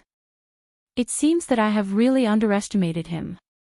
Black Flame had deliberately dispatched only 10,000 members, giving his enemies the impression that Zero Wing was vulnerable. He had then brought out the frost grenades and taken his enemies by surprise. Although the Star Alliance's side had lost over 10,000 players, the impact on the overall situation of this war was negligible. However, it had still awakened the belief that Zero Wing might emerge victorious in this war. This counterattack of Zero Wing had also struck anxiety in the Star Alliance guild leader. What should we do now? If Zero Wing possesses such an instrument of war, we will only be going to our deaths if we charge forward, yet we are no match for Zero Wing in a ranged battle. We also can't utilize our numbers advantage, Red Feather said.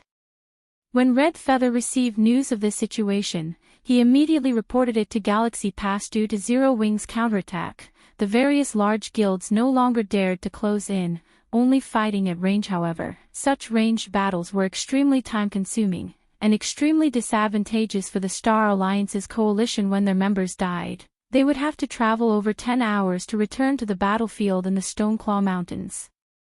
However, when Zero Wing's members died, they only needed an hour or so to rejoin the war. Regarding reinforcements, Zero Wing was overwhelmingly superior to the Star Alliance.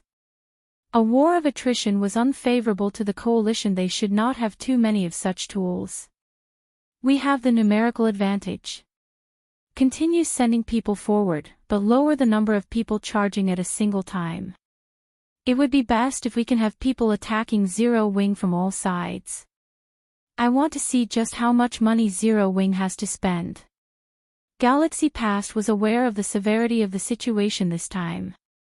Hence, he decisively made such a costly decision. I understand. When Red Feather heard this, he immediately realized the limitations of the Frost Grenade. The Frost Grenade was not a skill with indefinite use. Moreover, the grenade should not be cheap. With their numbers, they could simply use a small fraction to bait Zero Wing to use the frost grenades.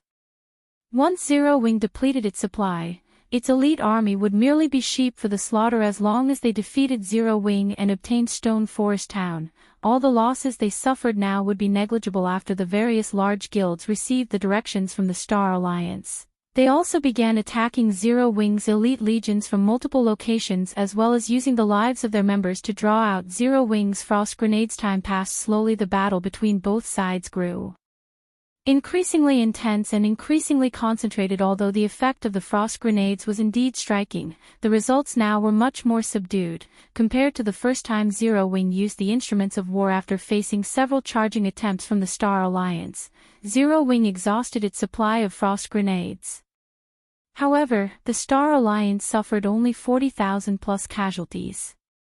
In terms of their number of elite members, the Star Alliance was still superior to both Zero Wing and Ouroboros combined. Without the frost grenades, Zero Wing's casualties also began rapidly rising. Zero Wing has already run out of AoE attack tools. Brothers, it's time to let Zero Wing know how amazing the Star Alliance is. Brothers, charge! Suddenly, the Star Alliance and the various large guilds initiated an all-out charge. Many expert players, who could exert massive destructive power, accompanied the assault teams. These experts could kill an elite Zero Wing player in just a few hits. However, nobody was capable of stopping these experts. Guild leader, if this continues, our people won't be able to last long. Why don't I lead a team to go and clear out some of the Star Alliance's teams? Fire Dance took the initiative to ask. She could no longer stand watching this one-sided battle. The Star Alliance's experts had already begun moving and were casually killing their companions. Meanwhile, the experts of Zero Wing, could only stand and watch from the sidelines. This inaction made them feel greatly troubled. Standing at the peak of the mountain, Feng shook his head, saying, "Your duty is to guard this place, not to kill elites." Since stamina was a limiting factor in God's domain, even an expert like himself would still slowly drown to death in the flood of players. Hence, exchanging the stamina of experts for the lives of the enemy's elite members was unjustifiable. It would be a different story if they had a large number of expert players. However, Zero Wing had far fewer experts than their opponents, but Fire Dance truly could not understand why Feng wanted them to guard this location. Relax. When going up against elite players, we naturally have to use a method for dealing with elite players. Feng laughed. He then spoke through the team chat, saying, "Aqua, are you guys ready on your side yet? If you don't take action soon, Fire is going to start growing anxious." Before he had come to the Stoneclaw Mountains, he had already thought of a way to cope with the Star Alliance's army. He had never once thought of relying on just the frost grenades to win this war. His real trump card was another item. He had asked Melancholic Smile to purchase basic mana pulse cannon. He had spent a full 20,000 gold to purchase this thing. However, in order to use this item, they had to fix it to the ground and could not move it. Moreover, its assembly and disassembly were extremely troublesome processes. It was also very easily destroyed. Generally, it was an instrument of war used to defend towns and cities. Despite it being only a basic mana pulse cannon, the power contained in a single shot could rival even a Tier 4 large-scale destruction spell. The cannon had a shooting range of 15,000 yards, and it was a tool often seen in wars that occurred during the later stages of God's Domain. Guild leader, it's ready. We're just waiting for your orders now, Aqua Rose replied through the team chat, smiling. Chapter 736, Battlefield Dominator.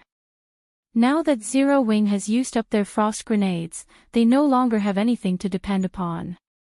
Although the Dark God's Legion is slaughtering the elite legions of the Star Alliance, the Alliance has already sent over 500 experts to hold back the Legion. Once the duration of the Dark God's Legion's Berserk skills ends, Zero Wing's Dark God's Legion will be finished as well. Even if the 100 experts of Zero Wing's main force were to take action now, the assassins of the Flower of Seven Sins will block them. This battle should be nearing its end now. Autumn, have the others get ready. We're heading over to the Highland. Black Flame has occupied right away. Now that the outcome of this war is about to be determined, it should be about time for the Flower of Seven Sins to make its move. Yuan Tixin, who stood observing from an elevated position, could not help but shake his head. In the end, going up against the major forces of God's domain was simply impossible for an upstart guild with no background. However, even if Zero Wing was defeated, the fact that the guild was able to survive up to this point was already a matter to be proud of. Uncle Yuan, isn't there still Ouroboros' elite army of 60,000? Cold Autumn had previously read the report on Ouroboros. The army led by the snow goddess Gentle Snow was not something to discount. Moreover, there were also several noteworthy experts on Ouroboros' side currently. The difference in the number of elites between both sides was no longer as large as when the war began. It was still too early to establish the outcome of this war if the Star Alliance and Overwhelming Smile did not possess the trump card. The outcome of this war would indeed be undetermined, Yuan Tixin said, smiling as he shook his head. The Star Alliance's trump card. Cold Autumn looked at Yuan Tixin very curiously. A war involving over 100,000 elite players was not something that could be decided with just any ordinary trump card. However, judging from how assured Yuan Tixin was, the trump card was precisely that powerful. I have also only heard this piece of information from the guild leader. Just the other day, the Star Alliance and Overwhelming Smile both spent an extremely massive sum to purchase 2 Tier 3 summoning scrolls from a super guild, Yuan Tixin said. Enviously, he added, Tier 3 summoning scrolls are exceedingly rare in God's domain. They can be of great help in capturing towns or when used in guild wars. Even the secret pavilion has only managed to gather a few pieces after going through many difficulties. Every piece is a treasure that cannot be bought even with thousands of gold coins. A place with narrow terrain like this is indeed unsuitable for large-scale battles. However, it is the best environment for a Tier 3 creature to exert its advantages. A Tier 3 creature can serve as the best shield and sword in this war. With the assistance of a large group of elite players, a Tier 3 creature can easily annihilate an army of several thousand elite players. What more with 2 Tier 3 creatures? Without sufficient experts to pin them down, these monsters will slaughter elite players. Zero Wing and Ouroboros will stand no chance against these monsters. When Cold Autumn and the others heard this, they shivered involuntarily. The power that 2 great lords controlled by players could exert was simply unimaginable. With the current strength of players, coping with these monsters was impossible. They could only rely on Zerg tactics to kill the great lords. However, the number of sacrifices required to do so would be horrific. To Zero Wing and Ouroboros with their smaller fighting force, this trump card of the Star Alliance would be a fatal one.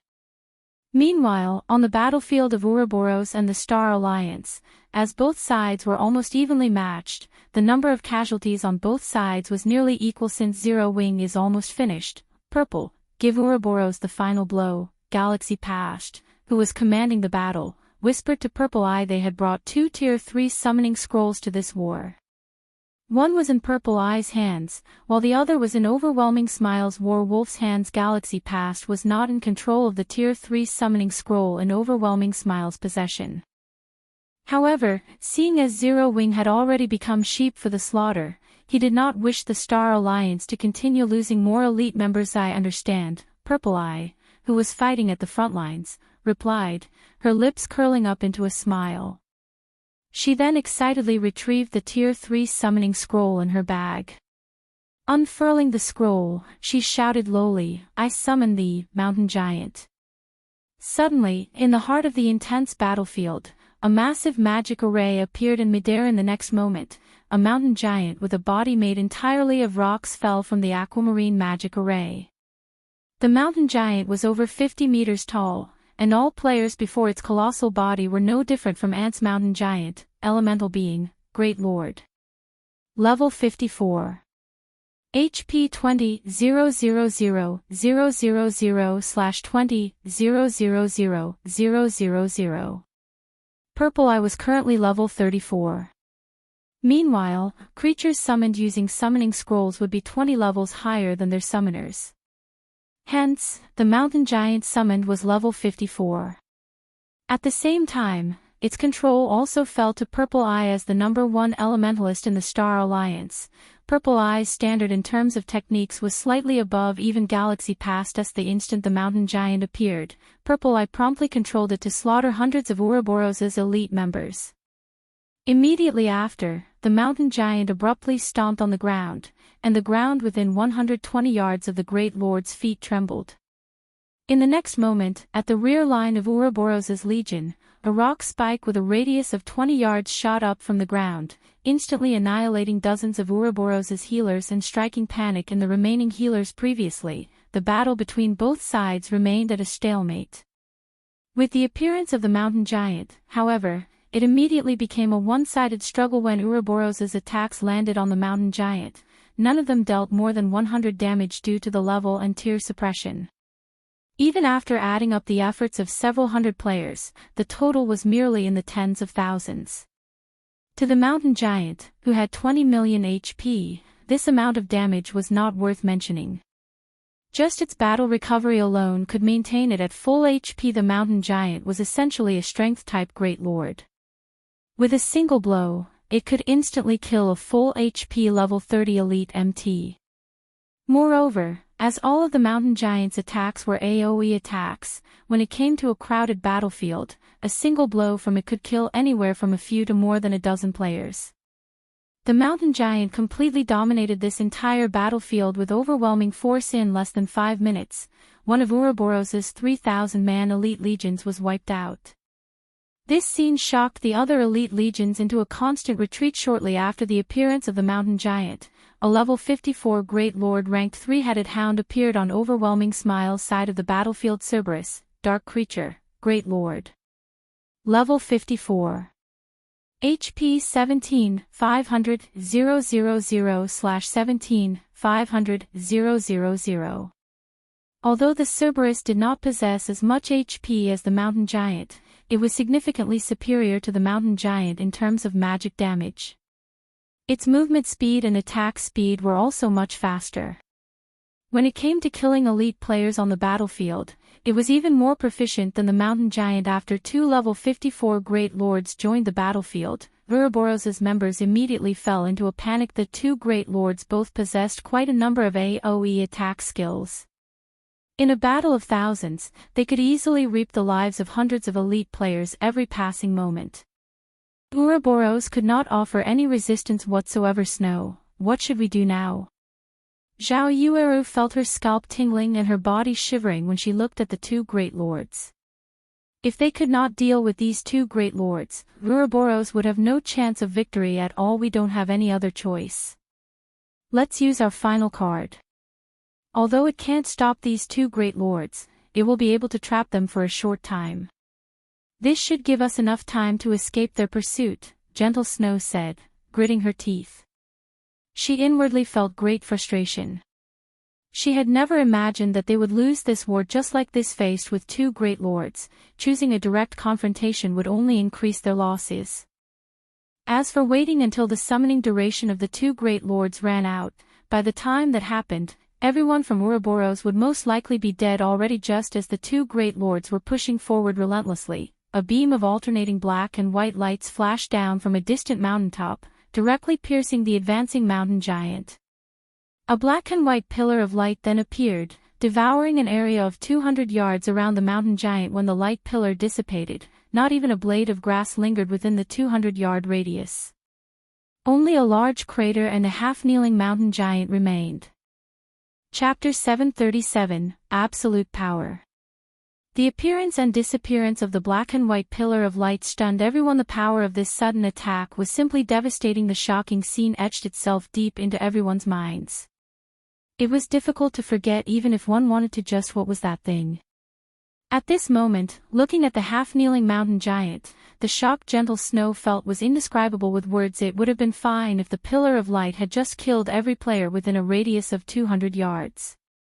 However, not only had the devastating attack dealt over 4 million damage to the level 54 Great Lord, but it had also placed the mountain giant in a heavily injured state, immobilizing it. Although the mountain giant could still fight, its controller, Purple Eye, had already died within the pillar of light. Normally, summoned creatures could only move within a certain range from their summoners. They could not leave this area. Meanwhile, if the summoner died, the summoned creature would also vanish. One could say that this dependence on the summoner was the weakness of a Tier 3 summoning scroll initially. Gentle Snow had also considered killing the player controlling the Great Lord. However, it was simply impossible for them to circle around the Great Lord and break through the numerous elite players protecting the summoner. Hence, they could only retreat in defeat, but with this devastating power, not to mention killing the controller, even killing the Great Lord would not be a problem compared to the shock Gentle Snow and the other members of Ouroboros were feeling. The members of the Star Alliance were utterly dumbfounded. If just a single attack could kill over 1,000 players, wouldn't it be only a moment's effort to finish off tens of thousands of players? Just how were they supposed to go up against this power? Setting aside the fact that the attack covered a radius of 200 yards, the speed of that attack was simply not one that players could dodge. One could say that the instant the black and white beam of light appeared, everyone within its range of attack only had death awaiting them. Suddenly, everyone could not help but turn to look at the origin of that beam of light. Black flame. Galaxy Past's eyes immediately turned crimson with rage, his expression becoming exceedingly ugly. Galaxy Past had known the location of Zero Wing's main force ever since Feng launched his attack on the elite legion stationed on the mountain. The only reason he had not sent anyone after them was because he intended to have the Flower of Seven Sins finish the job. He had never imagined that Feng would have such a card as well in just a single attack. Feng had exterminated one of his trump cards. The Star Alliance had paid an unimaginable price to obtain that Tier 3 summoning scroll. Moreover, this price did not take the form of coins. Instead, it was the magic crystals that the Star Alliance had amassed with much difficulty during this period. Yet, now, before the mountain giant could even begin to display its strength, Feng had already wiped it out of existence. At this moment, Galaxy Past wished he could rip out Feng's heart with his very own hands. Kill them all. That kind of attack should only be usable once. Victory still belongs to us. Galaxy Past immediately notified everyone as he began attacking the members of Ouroboros in a frenzy. Due to Galaxy Past's reminder, everyone from the Star Alliance quickly regained their senses. Launching such a heaven-defying attack even once was already plenty amazing. The possibility of Zero Wing pulling off another such attack should be extremely low currently. Although one of their two great lords had been defeated, they still had one left. The advantage their side possessed had yet to disappear. Zero Wing and Ouroboros were still on the losing side. Aqua, how long till the next shot? Feng could not help but ask as he saw the Star Alliance going into action once more. The requirements to use the Mana Pulse cannon were extremely stringent. It had its limitations. Firstly, the cannon could not be used inside dungeons. Otherwise, dealing with dungeon bosses would be a piece of cake. A few shots would be all it would take to clear the dungeon. Secondly, the cannon had a relatively long cooldown time after firing before it could fire again. Normally, this cooldown was roughly 3 to 4 minutes long. Thirdly, it was extremely costly to fire the cannon, with each shot costing 1,000 magic crystals. Even ordinary large guilds were unlikely to obtain 1,000 magic crystals in a day. Yet, the basic Mana Pulse cannon only needed an instant to waste it all. In terms of coins, the cannon cost over 200 gold to fire each time. To first-rate guilds, 200 gold was not a small amount, not to mention 1,000 magic crystals. Even if first-rate guilds possessed a basic Mana Pulse cannon, they would not be willing to use it unless absolutely necessary. There's still another 30 seconds. Aqua Rose, who was controlling the Mana Pulse cannon, immediately replied after taking a look at the cooldown time previously. She had felt slightly confused when Feng had asked her and Blackie to follow him. However, after Feng took out the basic Mana Pulse cannon, she was left dumbfounded for a long time. She never imagined there would be such a horrifying weapon even in God's domain. Of course, one also needed considerable financial strength to use this horrific weapon. First and foremost, the basic Mana Pulse cannon selling price of 20,000 gold was enough to deter the majority of the guilds in God's domain from buying it. The next part was the fuel of 1,000 magic crystals. If Zero Wing had not occupied Stone Forest Town and could not collect a large amount of magic crystals from the various large guilds every day, using the Mana Pulse cannon would really have been too expensive. However, she also could not help but admit that this money was well spent. Just a single shot had directly stunned everyone in the Stoneclaw Mountains. However, compared to the cannon's actual effects, its impact on morale was much more amazing. In a war, if one side's momentum were suppressed by the other, this would greatly affect the spirits of both sides, regardless of whether it was the stronger side or the weaker side. Alright. The next target will be that Cerberus.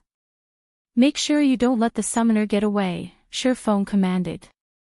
He then messaged Gentle Snow, having her lure the Cerberus as close as possible to the basic Mana Pulse cannon. The basic Mana Pulse cannon only had a shooting range of 15,000 yards.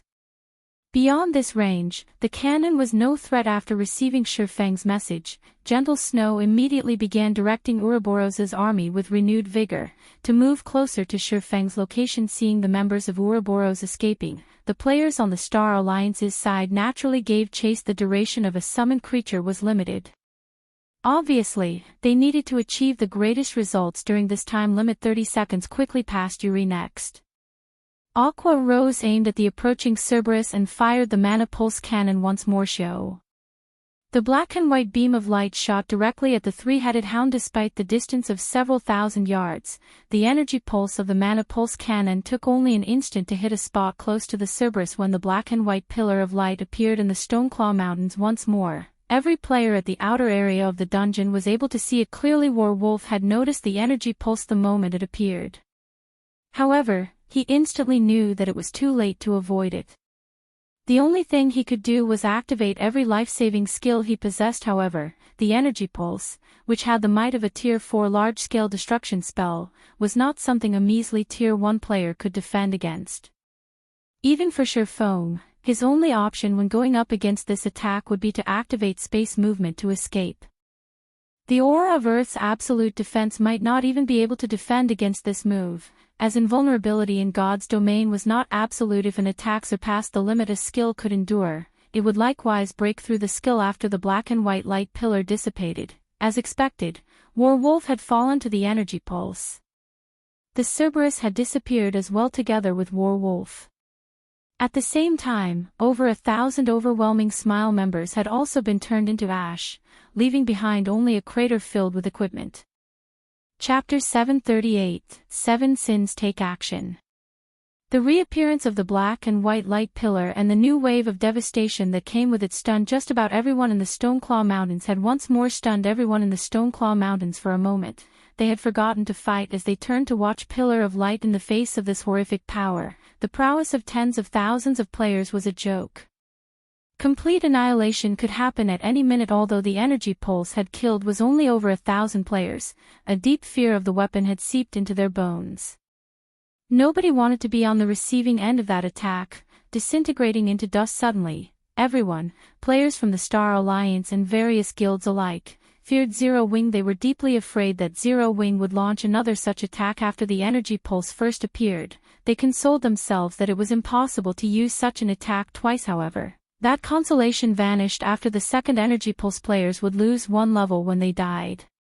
However, losing a level in the 30s would require several days to recover.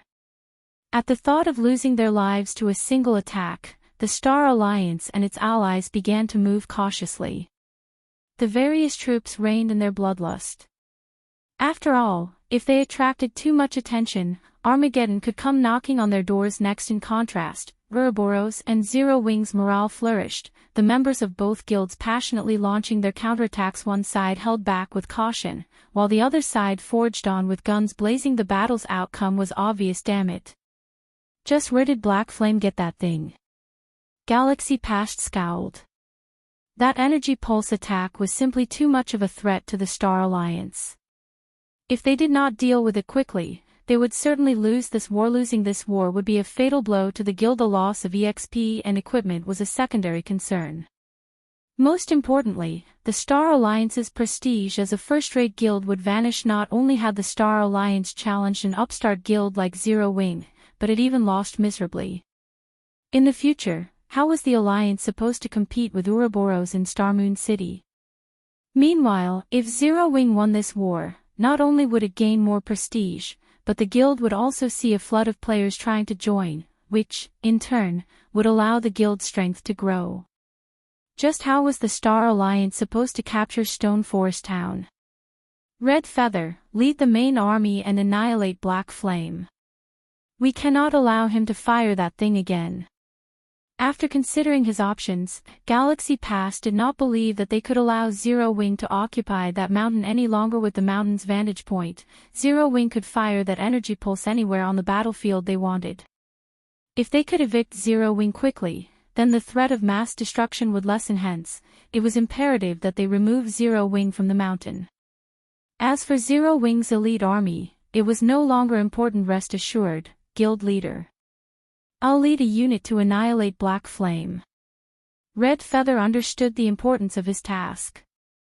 Moreover, this was the perfect chance to avenge the humiliation he had previously suffered. He had only sent his subordinates to deal with Black Flame during the battle in White River City, yet, in the end, not one of the 6 subordinates he sent had returned alive. This time, he intended to deal with Starmoon Kingdom's #1 expert personally. Brother Glorious, I'll have to trouble you to inform the Flower of 7 Sins. Hopefully, they can act as soon as possible. This way, we'll be able to end this battle a little sooner, rather than continuing to waste resources. As insurance, Galaxy Pass still decided to deploy the Flower of 7 Sins. Exemplary Willow had intended to force Black Flame to taste despair. Hence, she had ordered them to wipe out Zero Wing's elites before hunting Black Flame and Zero Wing's upper echelons. However, that plan was no longer viable. That energy pulse was simply too much of a threat. Meanwhile, Zero Wing's main force had occupied a location that was easy to hold but difficult to attack. With the combat power of Zero Wing's main force, although Red Feather led many elite members, they could not exert their maximum power. No one was certain that they could chase Black Flame and his team off that mountain if the battle dragged on and Zero Wing was allowed to fire that energy pulse a few more times. It could turn the tide of this war. Hence, for safety's sake, it would be more efficient for the Flower of 7 Sins assassins to take action. If the Flower of 7 Sins could take down Zero Wing's upper echelons quickly, they could deal a massive blow to both Zero Wing and Ouroboros. The Star Alliance could regain its lost momentum in full. It would be much easier to annihilate the remaining elite members of the 2 guilds. I'll notify them right away, Glorious Echo replied. He, too, realized the severity of the situation. His previous carefree expression had vanished. The war that had clearly been in their favor had suddenly taken a 180-degree turn. If they idled, this war would lose all meaning. Even if they killed Zero Wing's upper echelons. Exemplary Willow wanted an overwhelming victory in addition to Black Flame's despair. If he told Exemplary Willow that they had won a Pyrrhic victory, the woman might even skin him alive. Finally, want us to join the fray? A silver-robed man asked. This middle-aged man carried a black spear on his back and chuckled when he received Glorious Echo's callies. I hope you can finish the job as soon as possible. Glorious Echo nodded. Relax. As long as we make a move, Black Flame's time in this world will be limited, the silver-robed man laughed. He then disconnected the call and looked to the others, saying, Let's begin. Don't forget your targets. You are only allowed to attack someone else after your target is dead. Although they were all extremely powerful, top-tier experts, when dealing with this silver-robed man, they could not help but shiver as they nodded their heads respectfully. The Flower of 7 Sins was an organization where strength meant everything. The silver-robed man was stronger than every one of them. Hence, he had full command of this operation. Just as the Flower of 7 Sins assassins made their way towards Feng's peak, the secret pavilion's members, who had watched from afar, began to move. I had not expected Zero Wing to obtain such a strategic tool. It's no wonder why it grew from an upstart guild to its present power. If not for the Flower of 7 Sins, Zero Wing might really win this war. Yuan Tixin shuddered when he recalled the prior devastation. If Zero Wing could obtain several more tools, who could possibly stand up to it in the future? However, this event had reminded him of one thing: wars in God's domain were not won just by relying on elite and expert players. Such strategic tools were similarly very important. While the Star Alliance mobilized a unit, approaching Feng's position, Feng used this time to fire the Mana Pulse Cannon a few more times, annihilating thousands of the Star Alliance's members. The Star Alliance's expert team, which faced the Dark God's Legion, also received a shot. The energy pulse had instantly disintegrated close to half of the expert team, alleviating the pressure on the Dark God's Legion. This situation had nearly caused the upper echelons of the Star Alliance and the various other guilds to faint. Guild leader, as expected, they're approaching. Should we have the nearby elite legion head our way and assist us? That way, we'll have an easier time holding this area, Fire Dance asked Feng as she watched the elite army gather at the foot of the mountain. With only Zero Wing's main force, it would be extremely difficult to secure this location. No need. Having more people will only hinder us. Feng waved his hand.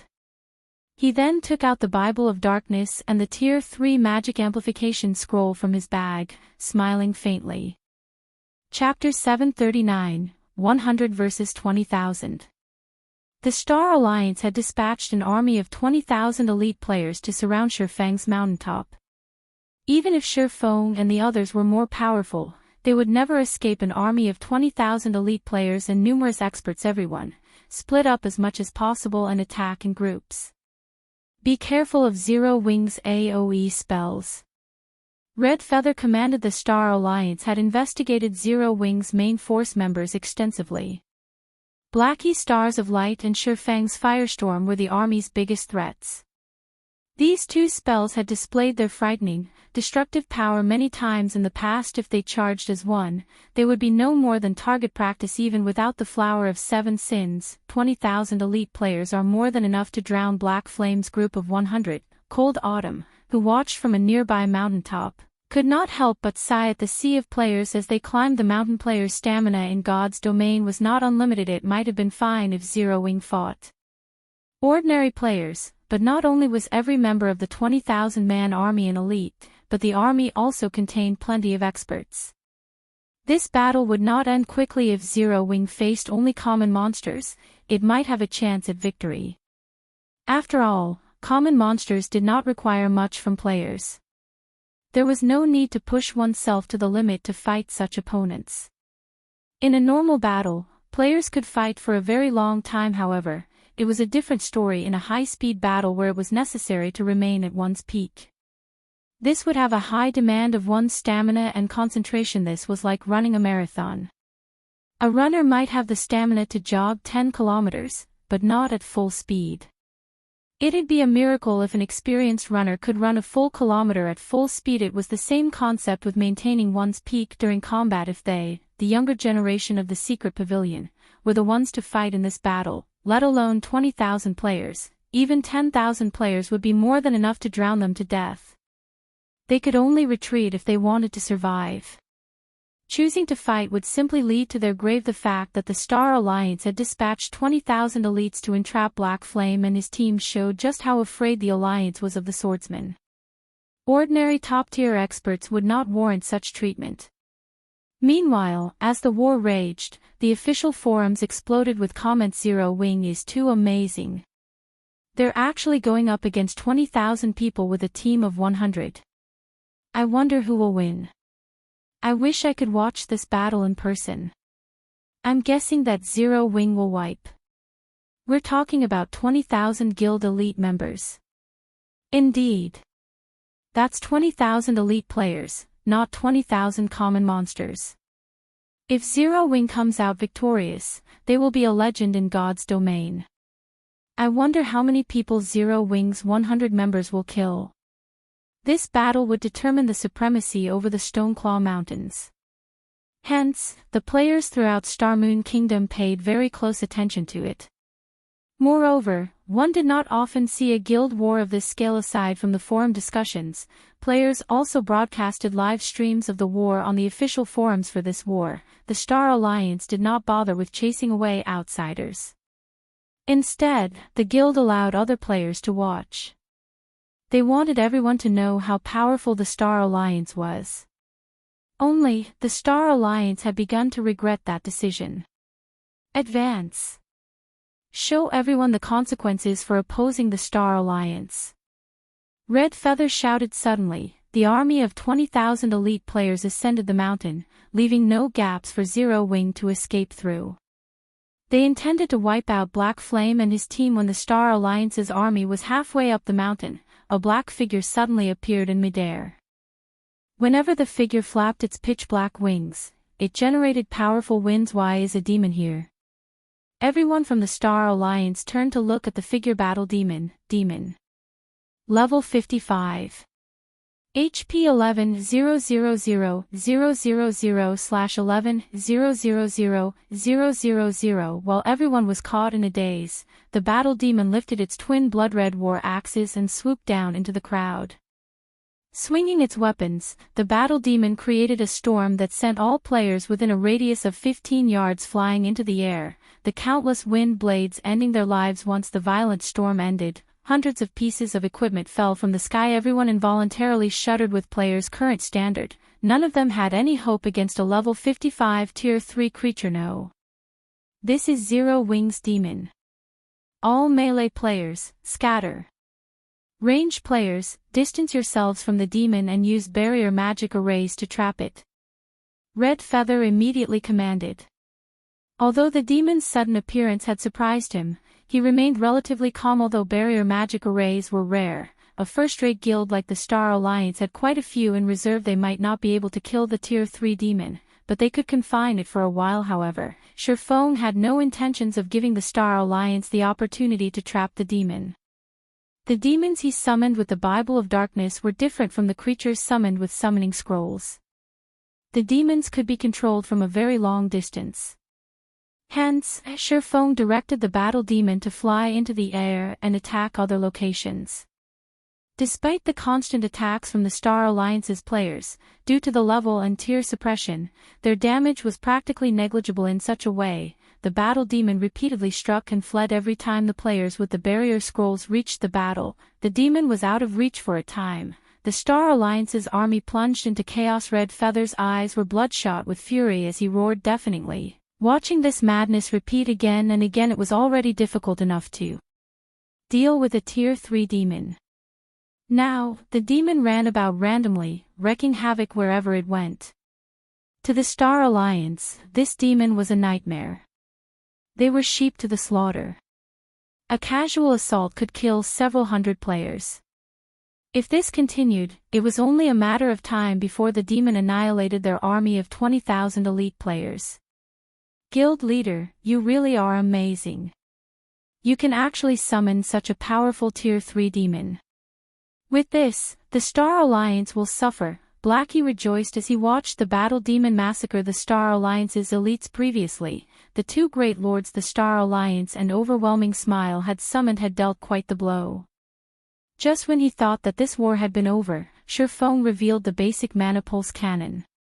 With just 2 shots, they had dealt with the two great lords, forcing the Star Alliance to send out an army of players. Now, Feng had summoned a tier 3 demon in such a narrow mountain path. A tier 3 demon was far more effective than several thousand elite players. Ignore that demon. Charge up the mountain. If we kill the summoner, that demon will disappear. Galaxy Past, who commanded the battle against Ouroboros in the distance, suddenly shouted in the guild chat. Regardless of how powerful a summoned creature was, its summoner was always its weakness. Rather than wasting time with the tier 3 demon, it was more effective to attack its summoner. Zero Wing itself had taught them this lesson. Sure enough, after Galaxy Past's reminder, the Star Alliance's elites calmed themselves and pushed up the mountain, leaving only the barrier team behind to deal with the tier 3 demon. Guild leader, they're coming. Should I fire? Blackie asked as he watched the elite army charge at them like a swarm of ants. He desperately wanted to use stars of light to show the Star Alliance who they were dealing with. Before replying, Feng glanced at a 50-man team that climbed the mountain path swiftly. With a serious expression, he said, "Save it for now. We can deal with the Star Alliance after we deal with the Flower of 7 Sins." Chapter 740, Top Tier Battle. Hearing Feng's comment, Fire Dance and the others turned towards the Flower of Seven Sins approach. If they had to name their greatest threat in this war, it was definitely not the Star Alliance's army of over 100,000 elite players. It was the 50-man team from the Flower of Seven Sins. Watching the assassins close the distance between them, Fire Dance and the others grew nervous. They knew that, should the assassins defeat them here, their previous efforts would be for naught. Don't hold back against them. Use the power of darkness right from the start, Feng reminded his team through the team chat. Victory or defeat, let it be determined within these 10 minutes. In terms of techniques, the Flower of Seven Sins was leaps and bounds above them. They only had two advantages. First, they had more numbers on their side. Second, they had the advantage of Berserk skills. The power of darkness had a duration of 10 minutes.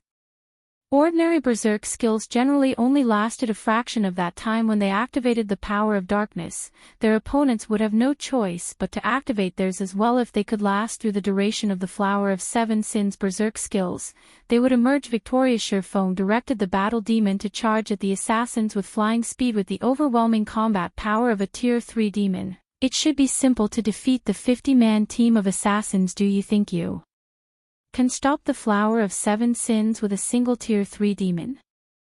The silver-robed man glanced at the battle demon flying towards his team, a playful smile appearing on his face. He then revealed a black magic scroll. Unfurling it, he shouted, "I summon thee, Magma Giant." Suddenly, a massive humanoid figure covered in molten lava appeared on the mountain. Lava Giant, elemental being, Great Lord. Level 55. HP 18,000/18,000,000. The instant the lava giant appeared, it released an angry bellow and lifted both its hands. Suddenly, lava spewed from the ground and swept across the mountaintop, transforming an area of 300 yards around the lava giant into a lava domain. Not only did the lava domain suppress enemies' attributes, but it also ate away 3% of their HPs every 5 seconds. Players could not fight within the domain for very long at all. After establishing its domain, the lava giant tightly clasped both its hands together. In the next moment, hot lava began to spew into the air, engulfing the battle demon and preventing it from moving. A Great Lord actually knows a domain skill and a Tier 3 imprisonment skill. The Flower of Seven Sins is even willing to part with such a summoning scroll. Feng could not help his frown. A Tier 3 imprisonment skill could seal the battle demon's movements for a very long time. However, throughout the skill's duration, the caster could not move. Both summoned creatures had been taken out of this fight. However, the Flower of Seven Sins had the aid of a domain skill, which was a significant disadvantage for Zero Wing. Give up. Nobody can avoid the Flower of Seven Sins assassins.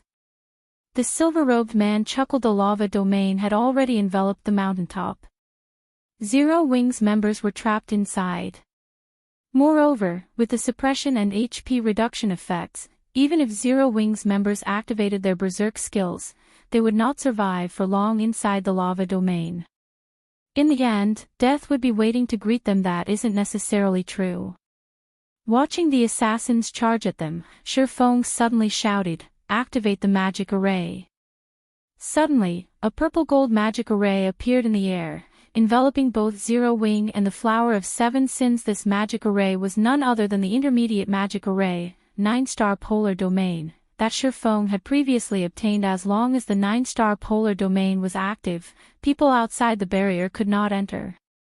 Similarly, those inside could not leave. Only after the 9 casters' mana ran out would the barrier disappear. Moreover, the 9-star polar domain also suppressed the assassin's attributes. Furthermore, its suppression was more powerful than the lava domain's. The lava domain could suppress a player's attributes by 30%, whereas the 9-star polar domain could suppress a player's attributes by 40%. Against high-tiered monsters, it could suppress over 70% of their attributes. It was an extremely powerful magic array. When the players outside of the barrier saw Zero Wing and the Flower of Seven Sins' various combat methods, they were momentarily stunned. Very good. At least things are getting a little interesting now. The silver-robed man could not help but laugh. Let's see which one of us will last until the very end. Saying so, the members of the Flower of Seven Sins activated their Berserk skills. Although they suffered a more powerful suppression, the lava domain would chip away at Zero Wings' HPs. If they dragged on the battle, they could win easily. Meanwhile, Zero Wings' side similarly activated the power of darkness suddenly. Both sides attribute soared, their combat powers reaching greater heights than before. With only a few dozen yards between them, they began to launch ranged attack spells and arrows flew at their targets. However, neither side was easy to defeat as they weaved between the rain of spells and arrows in the blink of an eye. The distance between the two teams closed. The melee classes exchanged blows rapidly, their bodies moving with blurring speed. Fire Dance immediately set her sights on a level 34 cleric. Using shadow steps, she appeared behind the cleric and activated the assassin class' strongest skill, Absolute Strike. However, this cleric had sensed Fire Dance's approach. Not only did he manage to activate Truth's Shield before Fire Dance's attack reached him, but he also activated Terrorizing Roar. Fire Dance was forced to activate a control removal skill. Afterward, she thrust her short sword towards the cleric. In response, the cleric used his staff to block the attack. As Fire Dance possessed overwhelming strength, her attack had sent that cleric flying. However, the cleric took the opportunity to put some distance between them. Unfortunately, Fire Dance's damage only shattered the cleric's truth shield. The cleric remained unharmed. Just as Fire Dance thought of chasing after the cleric, she felt an intensely dense killing intent from behind her. Hurriedly, Fire Dance used Wind Step Stang. Without her notice, a dagger struck her back. Fortunately, Fire Dance had activated Wind Steps in time. The 1-second invulnerability nullifying the attack. Your reaction time is quite good, but how about this? The black-clothed assassin that suddenly appeared behind Fire Dance bantered. He then brandished 2 daggers, sending over a dozen afterimages at Fire Dance. It was as if he had launched these attacks simultaneously, entrapping Fire Dance instinctually. Fire Dance had wanted to defend against the attacks. However, she quickly changed her mind and used Void Steps instead. Suddenly, Fire Dance vanished. The black-clothed assassin halted his attacks and activated Wind Step Stang. Fire Dance suddenly appeared beside the black-clothed assassin, her short sword stopping just before the man's back, unable to proceed even an inch. Such an amazing footwork. It seems that I did not choose the wrong target, the black-clothed assassin laughed. He glanced at Fire Dance, saying, I'm Pleiades, the one who is going to kill you. A flowing water realm expert? When Fire Dance saw her opponent's calm reaction to Void Steps, she could roughly guess Pleiades' standard.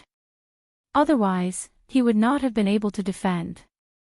Only those capable of predicting her movements could defend against her Void Steps. Aside from Fire Dance, who had encountered a flowing water realm expert, Violet Cloud faced down one of the Flower of Seven Sins party leaders. Although Zero Wings members had the advantage in attributes and could take the initiative in attacking, the assassins' techniques were far more refined. The assassins did not use strictly might to face their opponents. Instead, they defended and counterattacked. After all, with the presence of the lava domain, Zero Wings members would continuously lose HP over time. They just needed to wait until their opponents ran out of HP. Black Flame, show me your strength, the silver-robed middle-aged man demanded as he stood in Feng's path. Sweeping his spear horizontally, the middle-aged man exuded an imposing aura. Chapter 741, Godly Speed. The members of Zero Wing and the Flower of Seven Sins had entered their own battles. Aside from Fire Dance, Violet Cloud, and Aqua Rose, relying on the attribute advantage that their Tier 1 set equipment provided to suppress the assassins' party leaders, the others struggled against the remaining 4 party leaders. These party leaders' equipment was in no way inferior to the members of Zero Wing's main force. In addition, they wore almost a full set of Tier 3 gemstones, and their Berserk skills were slightly more powerful than the power of darkness. Hence, they easily made up for the difference in attributes with very little difference in basic attributes. Even if 3 of Zero Wing's main force members ganged up on one of the Flower of Seven Sins party leaders, they were powerless. The enemy neutralized their attacks, one after another. Meanwhile, if they were not careful and received an attack, they would instantly lose 1/3 of their HP. It was only a matter of time before they were defeated. Not to mention, the lava domain was also in effect, continuously reducing the HPs of Zero Wings players. Surprisingly, Shadow Sword, Minor Wind, Flying Shadow, Turtledove, Cola, and Yuwumian were able to exchange blow for blow with their assassin opponents, both their HPs and their enemies gradually decreasing. A small difference in HP might determine the outcome of their fight. Zero Wing is quite strong. Despite facing so many experts from the Flower of Seven Sins, they still fight so ferociously. If this were any other team, the Flower of Seven Sins would have defeated them by now, Yuan Tianxin, who watched the fight from afar, said in slight surprise. Unfortunately, Zero Wing will still go up in flames. Currently, aside from a few of Zero Wing's upper echelons holding their ground, it was only a matter of time before the others were defeated. If the battle dragged on, the ordinary main force members would fall. At that time, the assassins could corner Zero Wing's upper echelons. As they already had their hands full with their current opponents, facing more at once would be fatal. The other secret pavilion members nodded in agreement. However, they had to admit that Zero Wing's main force was indeed impressive. If they were in Zero Wing's place, the battle would end very quickly. Refinement realm experts could alter their actions in such high-speed battles nimbly. However, ordinary experts could note in the scorched battlefield, although the fights between Zero Wing's main force members and the Flower of Seven Sins assassins was exciting, the secret pavilion members focused on Feng's battle. After all, the title of One-Hit Asura was not just for show to have earned his current reputation. Feng had killed many experts. However, in this war, Feng's opponent was even more extraordinary than he was. He fought the assassin's leader. This was a rare sight. Indeed, the Flower of Seven Sins sent you to lead the mission this time? Feng asked as he unsheathed his swords. He was utterly focused on the silver-robed man before him. Although the silver-robed man had not yet attacked, the cold killing intent he radiated caused Feng to shudder involuntarily. Feng felt as if his life were slipping away. It almost felt as if he were standing in the middle of a demonic beast's nest. Moreover, the silver-robed man's level and equipment quality were extremely high. Not only was the man a level 35 berserker, but his equipment was also the dark gold set equipment meant for berserkers, the Wind Frost set. The Wind Frost set focused on speed and strength. It was level 30 to level 40 equipment. It was a dark gold set that could improve as its wearer leveled.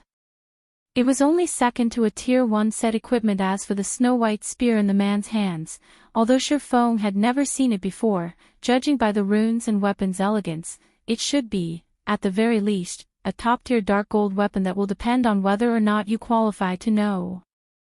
The silver-robed man rebuked as he swung his spear. Suddenly, it seemed like his spear had transformed into 5 poisonous snakes that shot towards Feng. 1 spear, 5 transformations. Although there were only 5 spear images, these images' attack trajectories were both complex and varied. Even the middle-aged man could not predict the attacks, not to mention the attack trajectory. Seeing this, Feng abruptly retreated. Dang! Dang! Sparks scattered between the swordsman and the berserker. Such quick spearmanship. Feng could not help his surprise. Despite retreating as soon as he had noticed the attacks, the 5 spear images had appeared before him instantly. By the time he had reacted, although he had deflected 2 of the spear images with his swords, it had been too late to block the other 3 spears. He had no choice but to activate Defensive Blade to block the spears. Otherwise, with his attributes after activating the power of darkness, although the remaining spear images would not kill him instantly, they would destroy 1/3 of his HP. Due to the previous clash, Feng had gained a general understanding of just how powerful the silver-robed man was. Hence, he could predict the man's damage. You actually avoided my 1 spear, 5 transformations. You are worthy for me to take you seriously. The silver-robed man smiled. Suddenly, he launched another attack. This time, 6 spear images flew towards Feng. This attack was also much faster than the last. By the time Feng could react, the 6 spear images appeared before him. Despite having taken precautions, 3 of the 6 images struck Feng. Fortunately, defensive blade blocked the other 3. How are his attacks so fast? Feng could not help his surprise as he glanced at his opponent's spear. He had clearly predicted the man's general targets, yet, by the time he had defended himself, the 6 spear images had arrived before him. It almost seemed as if the images had teleported. Despite predicting the trajectory of the attacks, his body could not keep up with the assassin's speed. This was the first time Feng had encountered such a situation. Logically, he should be much faster than the silver-robed man, yet, the man's spear moved as if it had instantaneous movement. Even if he were faster, he could not keep up with the silver-robed man's spear attacks. With no other choice, Feng used Abyssal Bind. The 4-second binding gave him plenty of time to kill the silver-robed man several times over. However, as soon as the pitch-black chains emerged from the ground, the silver-robed man activated Wargod's radiance, a dazzling light shining from his body as he became immune to all control effects. Immediately after, 6 more spear images appeared before Feng, striking him. This time, defensive blade's block count was exhausted. The secret pavilion members watching from afar were dumbfounded. The silver-robed man's spear strikes were simply too fast. The attacks had completely surpassed the speed defined by the system. How could anyone dodge such attacks? How are that man's attacks so fast? Despite being the top genius of the secret pavilion's new generation, Cold Autumn was shocked as he watched the fierce battle. If he had to block the silver-robed man's attacks, he, most likely, would have died immediately after the battle had begun. Only Black Flame, with his lightning-fast swordsmanship, was barely capable of defending against 2 or 3 of those spear strikes. Anyone else would have died multiple times by now. Autumn, now you understand why I brought you all here to watch this battle, right? Yuan Tixin asked, chuckling. The Apex experts you know of are only figureheads. This is a true Apex expert of the virtual gaming world. However, Black Flame's performance is just as impressive. 1 spear, 6 transformations is that man's specialty technique. Countless well-known experts have died against this move. I can count the number of experts who can block 2 or 3 strikes while in the flowing water realm on one hand. Now that Black Flame has used up all his life-saving skills, this fight should end very quickly. The silver-robed man executed 1 spear, 6 transformations once more. However, Feng suddenly closed his eyes. He saw nothing as he allowed the assassin to attack. Could he have given up already? The sudden development shocked the onlookers. With the spear moving so fast, if Feng did not rely on his sight to predict the silver-robed man's actions, how could he defend against the spear attacks? It seems the fight is over, Cold Autumn said, shaking his head. The 6 spear images pierced Feng's body.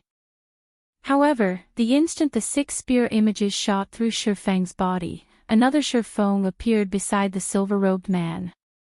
This other Feng swung down his abyssal blade. Dang! The clear ring of metal clashing with metal resounded throughout the battlefield. The silver-robed man was forced to retreat 3 steps before stabilizing himself. You actually dodged all of them. Shock appeared on the silver-robed man's face as he stared at the unharmed Feng with disbelief. Chapter 742, Deciding Strike. Feng's sudden evasion of the silver-robed man's 1 spear, 6 transformations left the secret pavilion members speechless. How did he do it? Cold Autumn's eyes widened as he stared at Feng, who still had his eyes closed. Feng had avoided that godlike spearmanship, which had been impossible to dodge with open eyes. With his eyes closed, this was simply inconceivable. Yuan Tixin was similarly stunned. Black Flame really is surprising. I had never imagined he would see through Sky's 1 spear, 6 transformations so quickly, Yuan Tixin exclaimed. Years ago, I suffered numerous losses against Sky's 1 spear, 6 transformations, yet Black Flame had seen through it after only a couple of attacks. Could he be a monster? The silver-robed man named Sky was one of the Flower of 7 Sins' veteran assassins. Many top-tier experts from super guilds had suffered immensely at Sky's hands.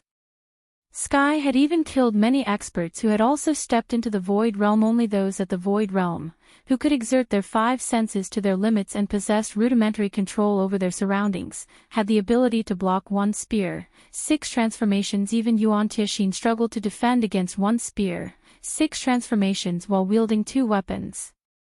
He could block 4 or 5 strikes at most. However, he was a shield warrior, so he had a much easier time defending against the spear strikes with a shield. Only, he would have a much harder time closing in on Sky. Of course, there were many skills in the game, such as wide-range attacks, that could neutralize such precision attacks. One could also distance themselves from Sky. After all, a berserker's attack range was only so far.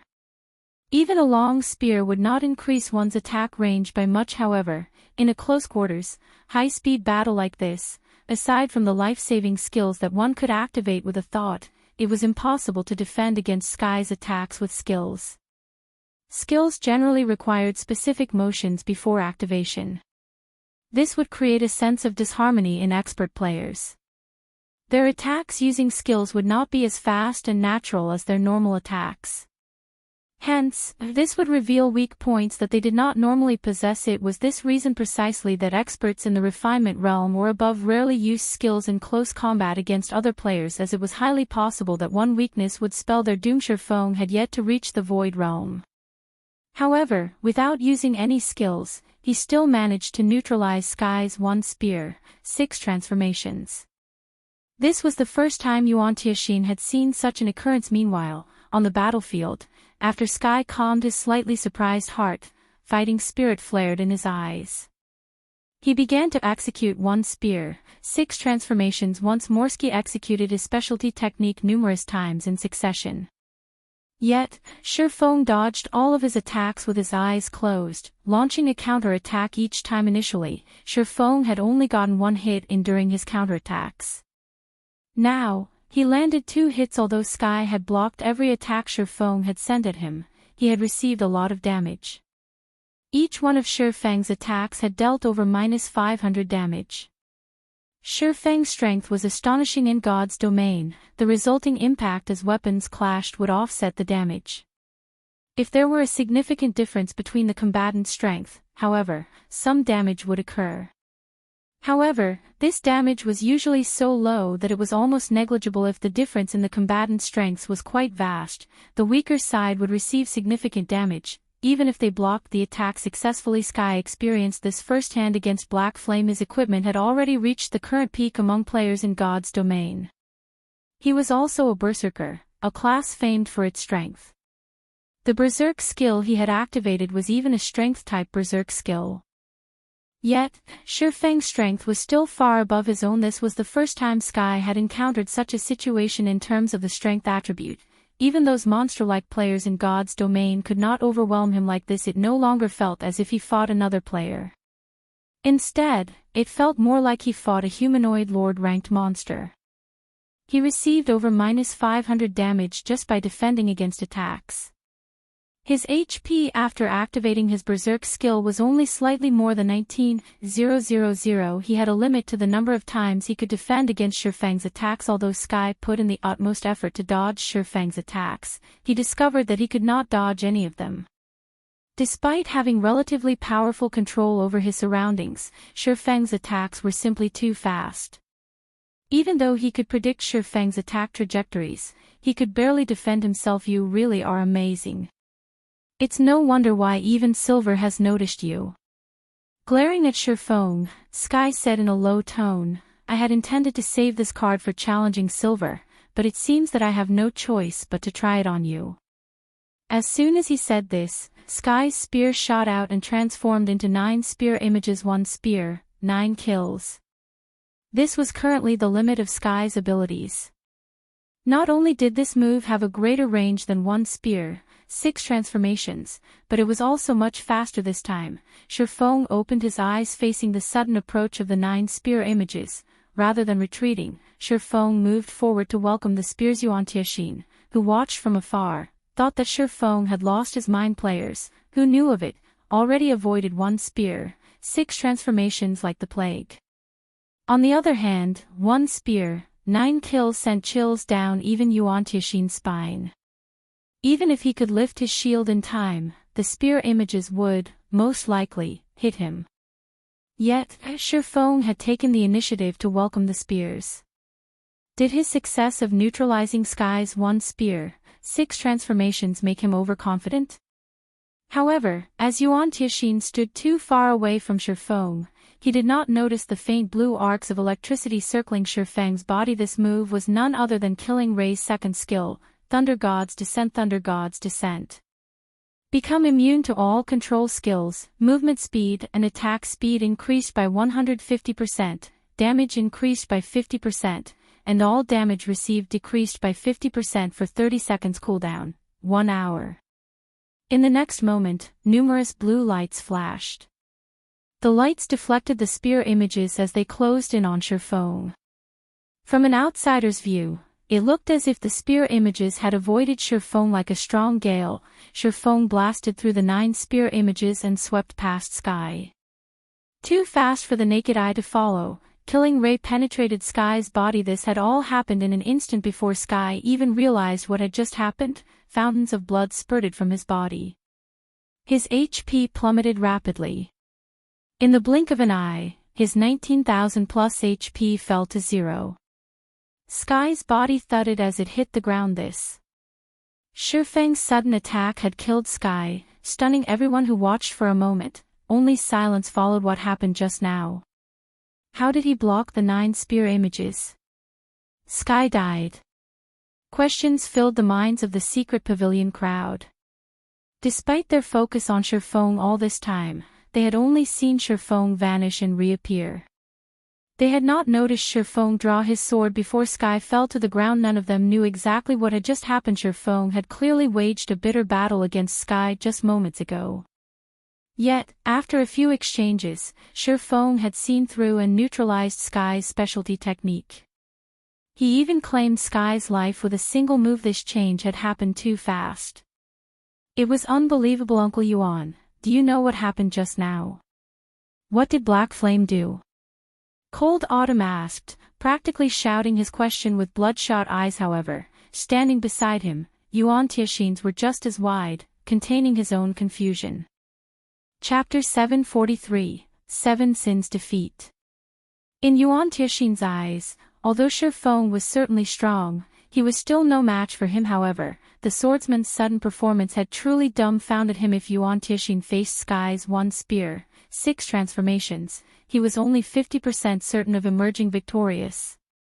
However, against the one spear, 9 kills Sky had just displayed, Yuan Tixin did not think he had any chance of victory yet. Even after using one spear, 9 kills, Sky died after Feng's single strike. From the moment Feng moved to when he swung his sword, everything had happened all too quickly. Moreover, due to the distance between them, the battle had ended before Yuan Tixin realized what had happened. Did any of you record this battle? Yuan Tixin asked the several people behind him. They were staff from the secret pavilion's intelligence department. The magic mirror they held was a magical tool in God's domain that could record the scenes within a certain range. One could purchase a magic mirror from shops in the various major cities. However, they were extremely expensive. A basic magic mirror cost 3 gold. However, a basic magic mirror could record an area of 100 by 100 yards in a range of 4,000 yards for 2 hours. This item could easily allow the various large guilds to keep a record of certain battles. It was especially easy for players like them to get dragged into battles like this. Hence, they needed to maintain a certain distance from the battle. Although they could use binoculars to watch the fights, those items could not record the battles. Hence, magic mirrors were the best tools to gather information. After collecting the required data, one could research the information in detail. It was much easier than the system's recording function. We got everything. The intelligence agents nodded in reply. Good. Make a copy and send it to me later. Send a copy to the guild leader as well. Yuan Tixin commanded seriously. For an expert like himself, nothing was more alluring than watching a battle between players of Feng's and Sky's standards. Moreover, Feng's performance was also mind-blowing.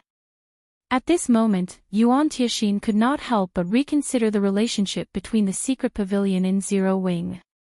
However, this decision would have to wait until after the war ended. Compared to the surprise the secret pavilion members had felt, the Flower of Seven Sins assassins were thunderstruck. Although Sky was not one of their upper echelons, his fame within the organization was resounding. Almost everyone had heard of him. Moreover, among the many Void Realm experts in the organization, Sky was the only expert capable of facing down Silver Yet, Black Flame, someone who was only slightly famous, had killed Sky. This was like watching an ant defeat a lion. It was inconceivable. Guild leader. When Fire Dance saw the assassin Pleiades freeze, she followed the assassin's gaze. Immediately, she discovered that Feng had claimed the assassin's team leader, and unconsciously, power welled up in her. Fire Dance wasn't the only one to react this way. Everyone from Zero Wing's main force also felt power flow into their bodies when they saw the Berserker on the ground. Although Zero Wing's main force had lost over a dozen members, this one death had far more of an impact than killing 3 or 4 of the Flower of Seven Sins party leaders. Had the Flower of Seven Sins never failed a job? In the end, hadn't their strongest team leader still died under their guild leader's sword? Sky's death also caused the lava giant to disappear. Without the lava giant, the lava domain vanished as well in the blink of an eye. The suppression on everyone from Zero Wing lifted, their attributes abruptly soaring. On the other hand, the 9-star polar domain still suppressed the Flower of Seven Sins assassins. Damn it. Sky actually died so quickly. Pleiades frowned as he turned to Fire Dance, whose attributes had been restored. He lost his prior composure initially. Fire Dance already had higher attributes than he did. He had only kept up with Fire Dance's attacks by relying on his accurate judgment. Now that Fire Dance had recovered her attributes while he was still hampered, dodging and blocking the woman's attacks became far more difficult. Whether it was Pleiades or the other members of the Flower of Seven Sins, they all had grimaced as they fought. Didn't you enjoy beating me up just now? Shadow Sword, who had less than half of his HP remaining, said as he smirked at a Refinement Realm level 34 Guardian Knight. His lips curling into a smile, Shadow Sword said, "It's my turn now." Saying so, Shadow Sword swung the blue fire double-edged sword violently and executed Whirlwind Slash. He was not the slightest bit afraid of revealing any weak points against absolute strength and speed, despite the level 34 Guardian Knight using his shield to defend against Shadow Sword's Whirlwind Slash. The impact forced him to retreat 6 steps, a damage of over -800 points appearing above his head. For a second there, he had nearly lost his balance. Shadow Sword immediately followed up with a series of violent slashes facing Shadow Sword's rapid barrage. The Guardian Knight had no choice but to raise his shield and defend himself. However, every time Shadow Sword struck his shield, he received over -200 damage, his body forced to retreat one step after another. He had no chances to counterattack. On Violet Cloud's side, the Astromancer was finally able to apply leverage. Activating Star's guidance, she sent the level 34 Berserker party leader, who chased after her, flying. Immediately after, she attacked with her mana balls. 30 mana balls appeared in the air around them. Although this attack was not as strong as the 36 mana balls she could summon after drinking the 100-berry wine, Violet Cloud was able to control the 30 mana balls with much greater precision. Moreover, due to her recovered attributes, the force her mana balls contained had also increased significantly. The Berserker party leader required his full might to block every mana ball. Otherwise, the balls would knock him back and reveal even more weak points. However, against the overwhelming power of the 30 mana balls, the Berserker party leader occasionally missed 2 or 3 mana balls, receiving around -500 to -600 damage without the suppression of Zero Wing's attributes. The battle immediately turned to Zero Wing's favor. Whereas the Flower of Seven Sins were at a complete disadvantage after killing Sky, Feng did not stop to pick up the loot the Berserker had dropped. Instead, he turned around and dashed for the Seven Sins party leader that posed the greatest threat to Zero Wing. These party leaders were all experts in the flowing water realm. Even if Zero Wing's main force members recovered their attributes, the party leaders were still a major threat after Feng's attributes recovered. Due to Thunder God's descent still being active, he became much faster. Although he was not as fast as when he had killed Sky, his speed was more than enough to deal with the Seven Sins party leaders. After appearing behind one of the party leaders, Feng executed chop with his killing ray. A streak of blue light flashed. 15 for 85. A bloody mark appeared on the shield warrior party leader. Only at this moment did the shield warrior's shield appear in Feng's trajectory. The shield warrior was slower than Feng's by a massive margin. Suddenly, the party leader, who had roughly 11,000 HP remaining, fell to the ground. Observers were, once again, rendered speechless. Feng's attack was simply too fast. Watching from afar, they had only seen a flash of blue light. They had not even seen his sword's afterimage before it struck his opponent. Just how was someone supposed to defend against such an attack? After just a short moment, 4 of the 7 Flower of Seven Sins party leaders had died at Feng's hands. Fire Dance, Violet Cloud, and Aqua Rose took care of the last 3 in the end. Zero Wing had annihilated the assassins from the Flower of Seven Sins. Chapter 744, Star Alliance's Defeat. As the Flower of Seven Sins came to an end, everyone watching from afar was dumbfounded. It was especially true for the Star Alliance's upper echelons.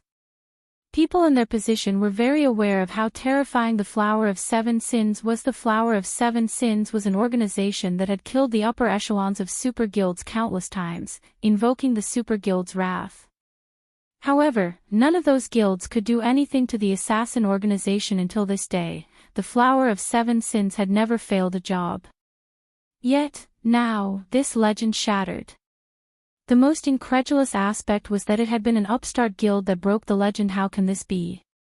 Red Feather's eyes widened, and he clenched his fists as he stared at the corpses of the Seven Sins scattered across the ground. The Flower of Seven Sins had been their final trump card against Zero Wing. Now that the assassins had been wiped out, how were they supposed to deal with Zero Wing's upper echelons? Any expert could take advantage of the narrow terrain to exert their strength, not to mention Black Flame, who could instant-kill the Flower of Seven Sins team leader. With Black Flame's strength, he could slaughter elite players without wasting much stamina. He only needed 1 hit for each kill. If they relied on Zerg tactics to kill Black Flame, just how many elite players would they need to sacrifice?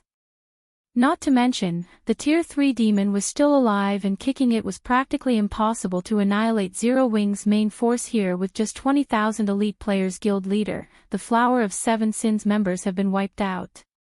What should we do now? Unsure himself, Red Feather quickly decided to report to Galaxy Past. What? Galaxy Past was momentarily stunned when he received the news. For a second, he even thought Red Feather was joking. However, Red Feather would never joke so distastefully in such a dire situation like this. His expression turning serious, Galaxy Past asked, "How many people does Zero Wing have left? Is Black Flame dead?" The Flower of Seven Sins' strength was absolute. Even if Zero Wing's main force were impressive, they would not walk away unharmed. If Zero Wing's main force had suffered severe casualties, then they could rely on their elite army to swarm their remaining enemies. Without any commanders, Zero Wing's army would into disarray and morale would drop sharply. It would be significantly easier to take out Zero Wing's elite army without its leaders. They have 76 people remaining. Black Flame is still alive, Red Feather hurriedly reported after glancing at Zero Wing's members, who were still within the magic array. Galaxy Past surprise escalated. Are you sure?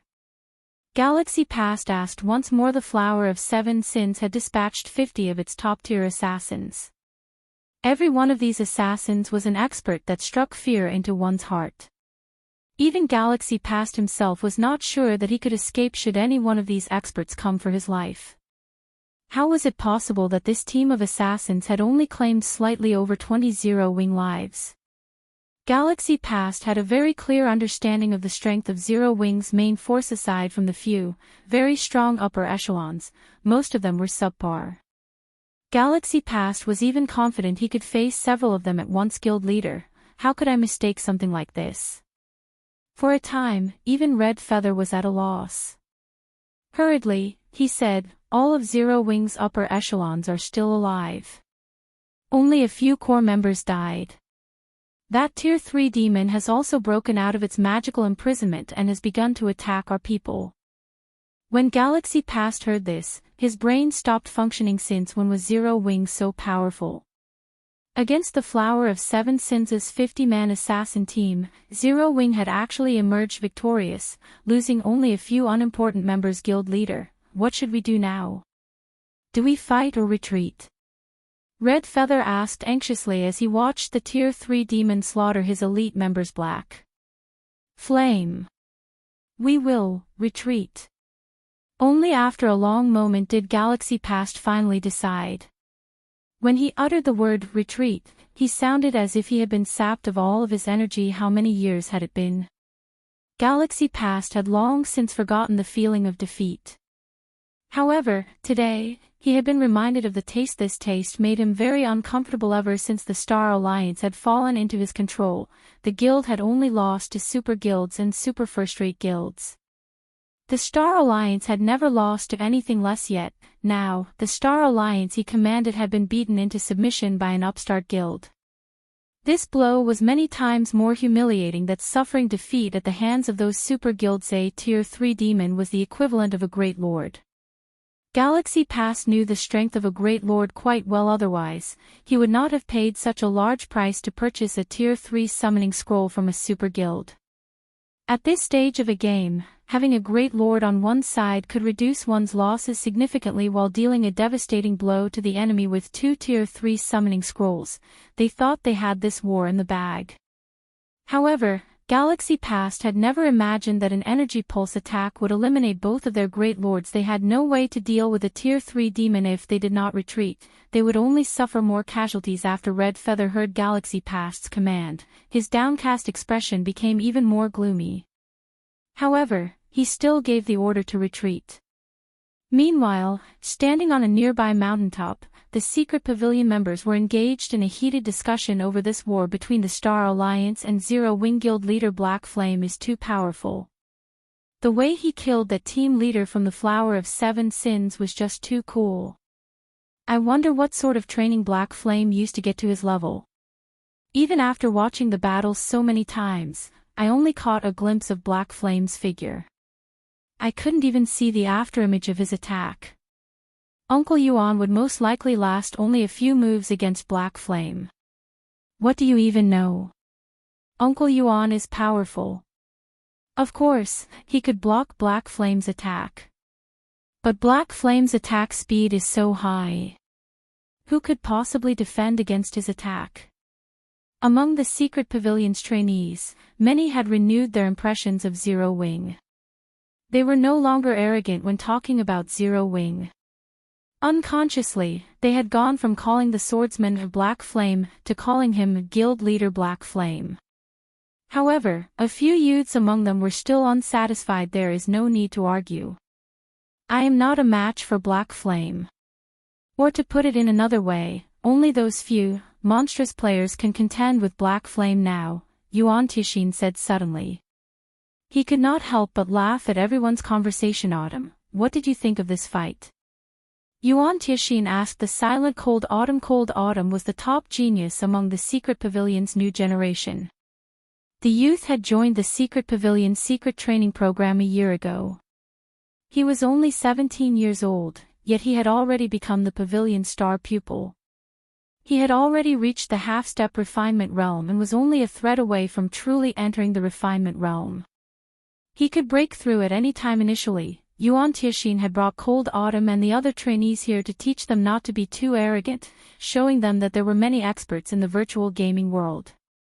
He had also wanted to show them a true monster. Unfortunately, Silver had not made an appearance this time. However, their gains from watching the battle between Sky and Black Flame should be sufficient. Yuan Tixin had even hoped to see a confrontation between Black Flame and Silver. Just what kind of outcome would such a battle yield? Black Flame is very strong. With my current strength, I am no match for him, the prideful Cold Autumn admitted softly. However, I will continue to work hard. Sooner or later, I will surpass him. Ha ha ha. That's right. This is the sort of mindset you must possess. It seems that this trip here has not been a waste at all. Yuan Tixin nodded with satisfaction. Suddenly, he heard the ring of his communicator. surprising him after all. This was a call from none other than the Secret Pavilion's guild leader. Chapter 745, Eternally Remembered Strike.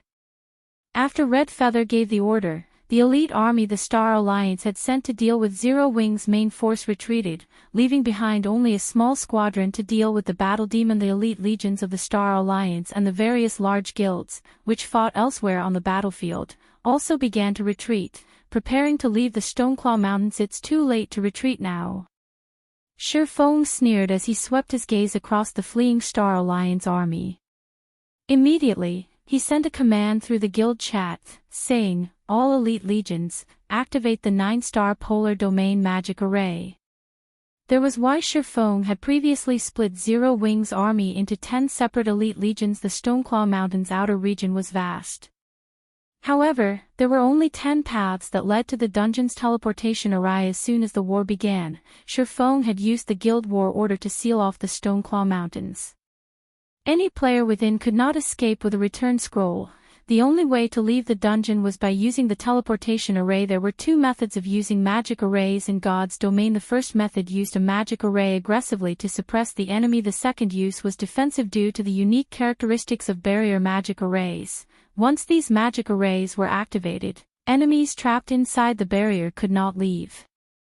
Similarly, nobody would be able to enter the barrier unless they destroyed the magic array itself. However, it was not easy to destroy a magic array.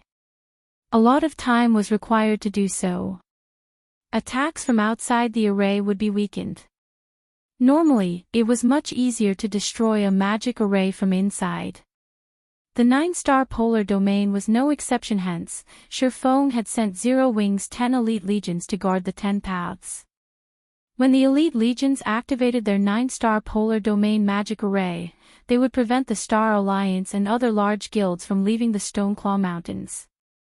They could then take the opportunity to gain more from this war. With Feng's command, the barrier parties mobilized, every one of them revealing the 9-star polar domain magic scroll they had held on to. All this to me as the 90 players unfurled the magic scrolls in their hands. 10 massive magic arrays suddenly appeared above the battlefield, enveloping a large portion of the battlefield and sealing all exits out of the Stoneclaw Mountains. What's going on? Why have my attributes decreased? Damn it! I don't even have 6,000 HP right now. The various guilds' elite members, who had forced Zero Wing's elite legions into a constant retreat, suddenly discovered something amiss. Their attributes had decreased by 40%. Their attacks could not cause any significant damage to Zero Wing's elite members at all. In contrast, Zero Wing's elite members, whose attributes remained unchanged, could finish them off with just a few hits. Suddenly, Zero Wing's enemies began to panic. Although the players caught outside the magic array tried to help and constantly attacked the barrier with spells, the effect of their attacks were minimal. The magical class players maintaining the 9-star polar domain did not lose much mana from their attacks. It's our turn now. Seeing the various guilds panicking elites, Zero Wing's elite members rushed forward to resolve the battle. Originally, they had needed roughly 4 or 5 attacks to defeat their enemies. Now, they only needed 2 or 3 hits to do so. On the other hand, their enemies now required roughly 8 or 9 hits to kill them. The battle was one-sided. Moreover, the 9-star polar domain magic array was like a knife at their throats. The magic arrays had cut off their retreat. Aqua used the mana pulse cannon to support the legions. Everyone else, guard the cannon and clean up the battlefield. After Feng issued his commands, he activated Wind Rider and flew down the mountain. The 9-star polar domain would not hold the Star Alliance and its allies for long. The various large guilds would escape by the time the battle demon reached them. However, if he killed his enemy's commanders, the remaining elite players would run like a headless chicken. He would significantly reduce the elite army's momentum, earning more time for his army. Someone's flying towards us, the retreating Star Alliance members suddenly shouted as they glanced towards the sky. Everyone turned to see the flying figure Black Flame. It's Black Flame. As the figure approached, the elites recognized Zero Wing's guild leader charging at us alone. Do you really think the Star Alliance is that easy to bully? Red Feather also noticed Feng rapidly approach their army. He bellowed, "Ranged players, shoot him down.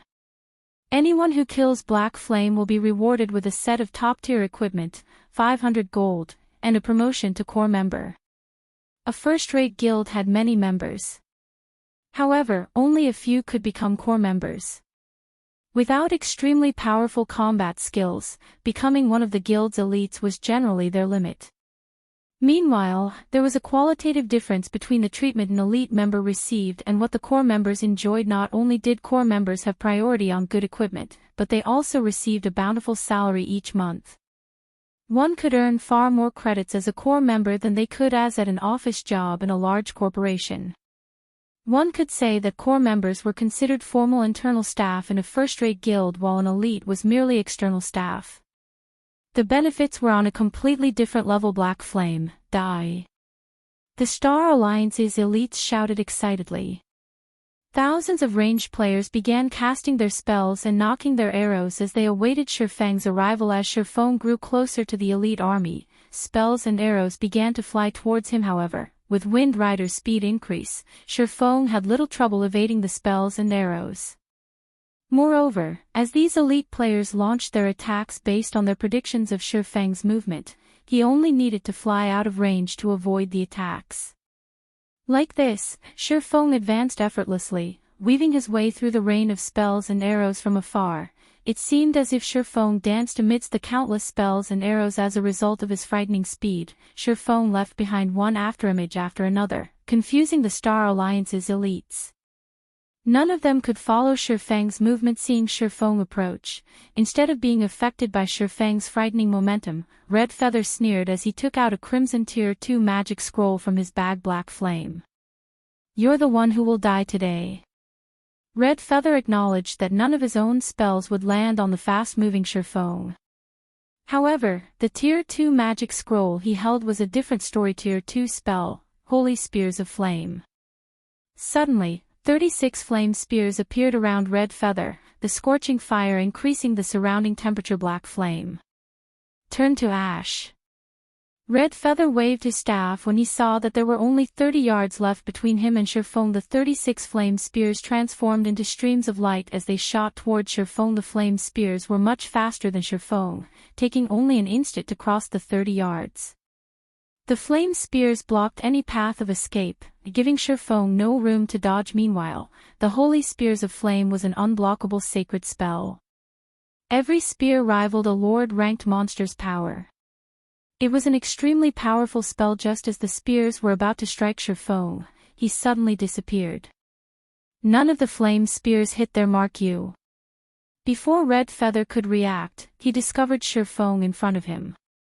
Blue arcs of electricity circled Feng's body, crackling as they sparked Tier 2 Taboo skill, Instant Strike.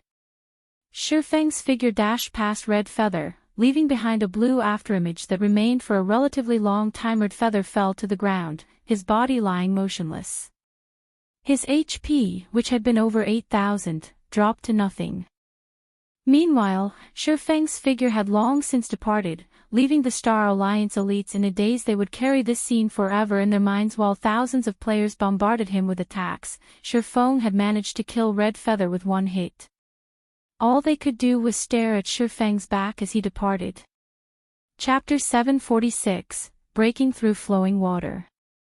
The retreating elite members weren't the only ones who saw Feng kill Red Feather. The secret pavilion members, who had been preparing to depart from the battlefield, also saw the attack with a flash of blue light. The battle had been over. No one from the secret pavilion understood what had just happened. Despite the thousands of elite players and Red Feather's Tier 2 magic scroll, Feng had killed Red Feather instantly and left without so much as a scratch. It was simply inconceivable. Feng's attack was even faster than the one he had used to kill Sky. Who could possibly contend with that kind of speed? Black Flame was still hiding his strength when he faced Sky. Yuan Tixin was shocked. As for the secret pavilion's trainees, everyone was speechless, chills crawling down their spines. Ordinary elite members might not have caught the crucial moment of the fight, but they had seen it. Rather than his dodging capabilities, the speed of Black Flame's attack had been truly frightening. They had only seen Black Flame brush past Red Feather. None of them had seen Black Flame's sword leave its sheath. They stood too far away, so they had not been able to see the attack too clearly. However, Red Feather had taken the hit personally. He should have seen Black Flame's technique clearly. Moreover, due to God's domain, both ordinary players and experts' sharp intuition had improved significantly in the moment of death. This wildlike intuition could allow them to evade attacks. Expert players, in particular, had an easier time and a higher chance to evade. Red Feather was an expert ranked on the God's Domain experts list, which the Secret Pavilion published. His strength was extraordinary. Although he had yet to reach the half-step refinement realm, he possessed bountiful combat experience with very high basic attributes to back it up. His ability to respond to danger was first class among experts. Even Cold Autumn, a genius proclaimed by the Secret Pavilion, might not be as good as Red Feather in this aspect yet. An expert with such fast reactions had not reacted in the least when Black Flame had attacked him. It was as if Red Feather's intuition had vanished during that moment. Only when he had died did he realize that he had been struck. This was the cause behind the Secret Pavilion members' shudders. Although the attack speed Black Flame displayed when he faced Sky had been astounding, their eyes had only failed to keep up with Black Flame's sword. Now, however, they had not even realized when Black Flame had attacked. They had only seen the streak of rapidly dissipating blue light. Meanwhile, Feng, who had already pulled away from the elite army, was not particularly satisfied with his performance. Sure enough, it won't be easy to replicate that sensation again. After killing Red Feather, Feng recalled the move he used to kill Sky. The principle behind one spear, 6 transformations was similar to his void steps. One spear, 6 transformations was a technique that used special attack methods to overload the opponent's brain with complex information, causing their brain to ignore this information, not allowing them to perceive the attack. Only when the spear truly threatened their life would their brain dispel this ignorance. However, at that point, the spears were already under their noses, and it was too late to react. Even with his advantage of attributes, Feng could barely block 2 or 3 spear images. It was practically impossible to block all 6. Feng was only able to employ such a technique with his body. However, Sky could employ the technique on his attacks. It was astounding. The body's movement speed was far inferior to its attack speed. Hence, it was exponentially more difficult to employ such a technique with one's attacks. Moreover, for this kind of technique, the faster it was, the more difficult the technique was to use.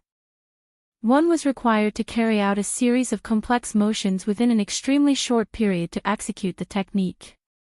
Only with overly complex information would the brain refuse to accept the image, choosing to ignore it. As someone who had a profound understanding of this technique, Feng had no choice but to close his eyes and shut out all visual information. Instead, he chose to rely on his other sensory organs, his wealth of combat experience, and his sharp intuition to dodge Sky's one spear, 6 transformations with his absolute advantage regarding attributes. It was possible if he maintained a distance of roughly 1 yard away from Sky's attack range and evaded the instant he sensed the Berserker's spear displace the air around him. He would have sufficient time to dodge the incoming attacks. This was precisely the reason that Feng had avoided Sky's aggressive attacks while launching his own counterattack in a battle between experts. It was extremely dangerous to shut out one's visual sense because, among a person's 5 senses, one's sight absorbed the most information. Ordinary players relied on sight the most. If a player lost their sight, they would be crippled, wounding their combat power. However, while Feng had closed his eyes and evaded Sky's one spear, 6 transformations, he discovered that his perception of the world had changed without his sight. His concentration had focused on his surroundings.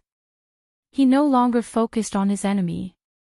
When he faced the threat of death, he discovered that his perception had become much clearer than before. Although he had not been able to see Sky's movements, he had sensed the spear's position, which allowed him to have an increasingly easy time to dodge the Berserker's attacks. Finally, when Sky executed one spear, 9 kills, Feng realized what the Void Realm actually was at that moment. It was as if his environment were a part of his body. It felt like the martial arts concept of harmony between man and nature. At that moment, Sky's spear ceased to confuse him. In the end, Feng had opened the last door of the realms of Refinement Void Realm. After reaching the Void Realm, Feng could see the general attack range of one spear, 9 kills with a single glance.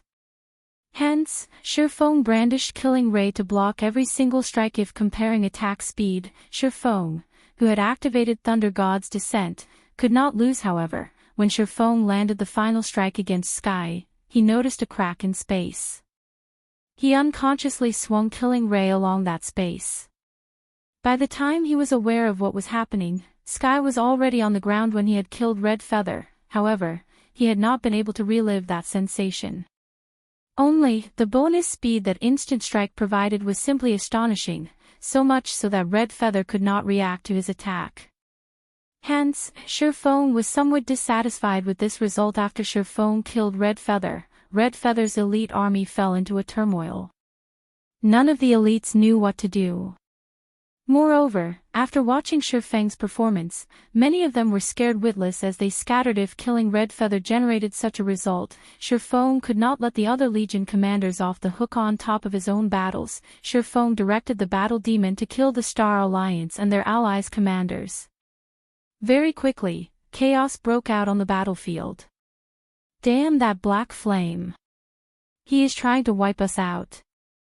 After receiving the reports from the Star Alliance's various elite legions, even if Galaxy Past were a fool, he understood Feng's goal.